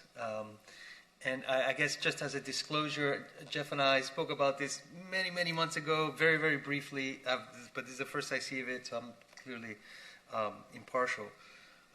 Objectively speaking, though, it really is a wonderful and refreshing project. So thank you to the whole team, actually.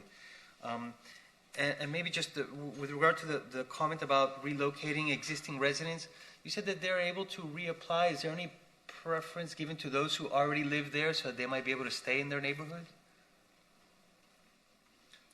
Well, thank you, Mr. Lopez, for the question. Again, it's a very specific program type, elderly persons with special needs. Without disclosing too much about the residents, there may be some that are eligible to apply, but we will help them relocate within Miami Beach. That is the goal. And if they are eligible, we will be pushing for them to be residents in the new building or in the project next door. Got it. Thank you. Just about the building, I really love it because it's very much of the place. It's a smart building. It's a refreshing building. A couple of minor things I'm just curious about.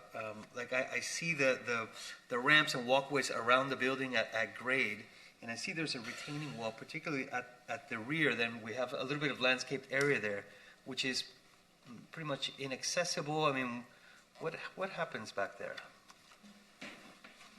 Yes, thank you, Mr. Lopez, for the question. Actually, that is, it's going to be maintained at existing grade. We actually have some existing trees that are on the site that we're trying to maintain there, as well as mitigating a few other ones that we're moving into that area, and that it will serve, it is an easement.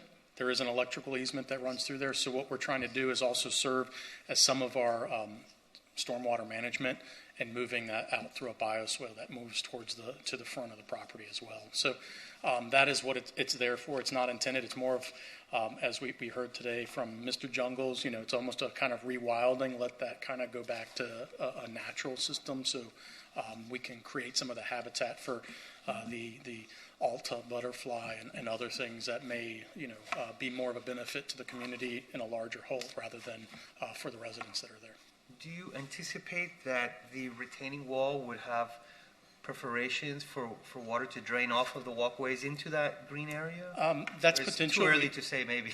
we haven't fully developed it yet, but yes, I mean, kind of like an oolite outcropping where you may have, other plants or other things that go in there. But again, we're still developing those concepts at this time. So.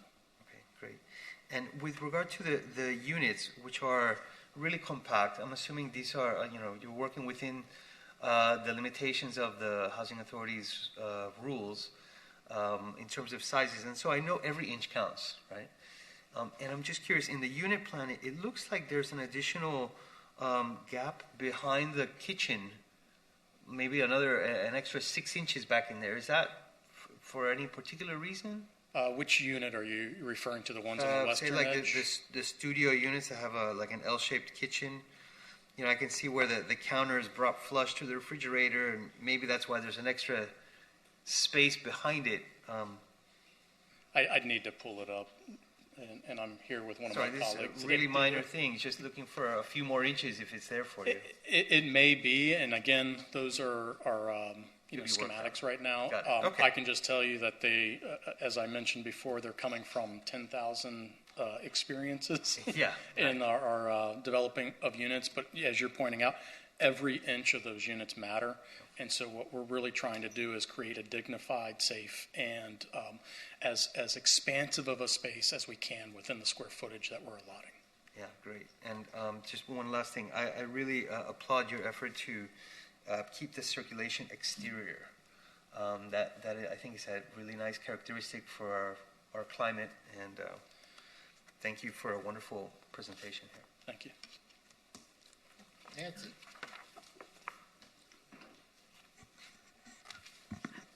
I turned it on. First of all, I must commend you for a gorgeous project, really, and even a more gorgeous purpose. I mean, you couldn't do better. The only thing I have to ask you, you must have an elevator. What was that? I didn't understand the question about all the ramps, and nobody said anything. Sorry, Ms. Liebman. There was 2 elevators, and I did mention them in it. I apologize. I may have briefly gone over that quickly. But there is 2 elevators, and that's why it's part of the redundancy we are building into the project, that we are only required to have 1 elevator by code. But the reason why we're pulling it into the middle of the building is to, again, hoping that the vertical street, the stoop, the porch elements are more utilized, because as we know, our built environment is somewhat not always making us the most healthy people. So what we're trying to do is have the architecture actually promote more healthful activities. If you see the stair, you're more likely to use the stair, or you're more likely to use the ramp rather than using the elevators. And so that's one of the really rationales for. I'm impressed with the amount of review you have done to make this happen.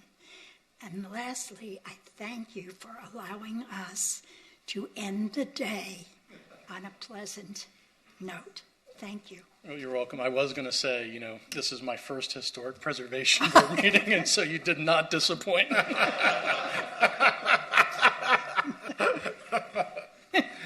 It's a pleasure to have people like you. Max. Piling on good sentiment here. It's a pleasure to support a project like this. Affordable housing for seniors, kind of a critical need in the community and in the city. Appreciate the design. Also, the Sea Level Rise and Resilience criteria, the environmental performance, and the LEED certification are all great things. There are a couple of things that are kind of stuck, and I'm overall love the project, and I'm not going to ruin our ending on a good note, but I'm just going to lodge a couple of things that did stick with me that I think are just important to mention. So there was a statement in the argument for demolition referring to the existing building, because I have a twinge of sadness that this project has to come at the expense of demolition of a contributing building. But in talking about the existing building, it says the architectural character is minimal. And another statement, the current structure includes some pole columns, eyebrows, and textured wall components, but these do not arise to a significant architectural statement. And I do have some reservations about that as the standard for preservation. I think there are contributing buildings where the modesty is the point, and in other contexts, we would look at the existence of the characteristics that are called out here as reasons that we would be celebrating and saving it. So I'm just a little bit cautious about that in the argument for demolition. Again, I don't want a different outcome here, just for transparency in my thinking on the process. And I've just also seen in other staff reports a statement, it talks about a false sense of time with respect to designs that look like they're replicating a particular period versus paying homage. I love the design. I guess as a board member in reviewing expert analysis, I would want to know where that line is, right? Like, when are we referencing a style? When are we copying it? But I do love this design. I would like it to happen. So those are my little nits. I hope it wasn't so much of a wet blanket to spoil any good feeling. I am going to support this project enthusiastically, but I did want to share those thoughts. Thank you. Thank you. We need to wait a minute for Laura to come back. And just to respond to Max, it is a fine line, right? And we highly discourage the replication of historic styles or historic buildings. In my mind, this is a contemporary building. When I look at it, I don't, it's a lot of things about it, including the materiality, the size of the openings.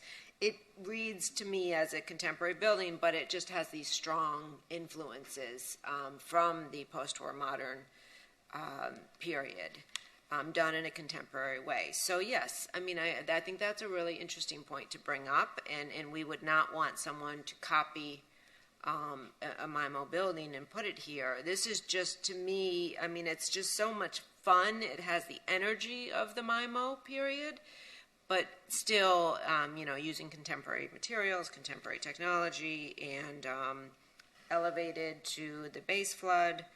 I'm very happy with it. So I think that's an interesting point, because there's a spectrum kind of a reinterpretation of a historic style or an inspiration. Some get much closer and some are very abstract.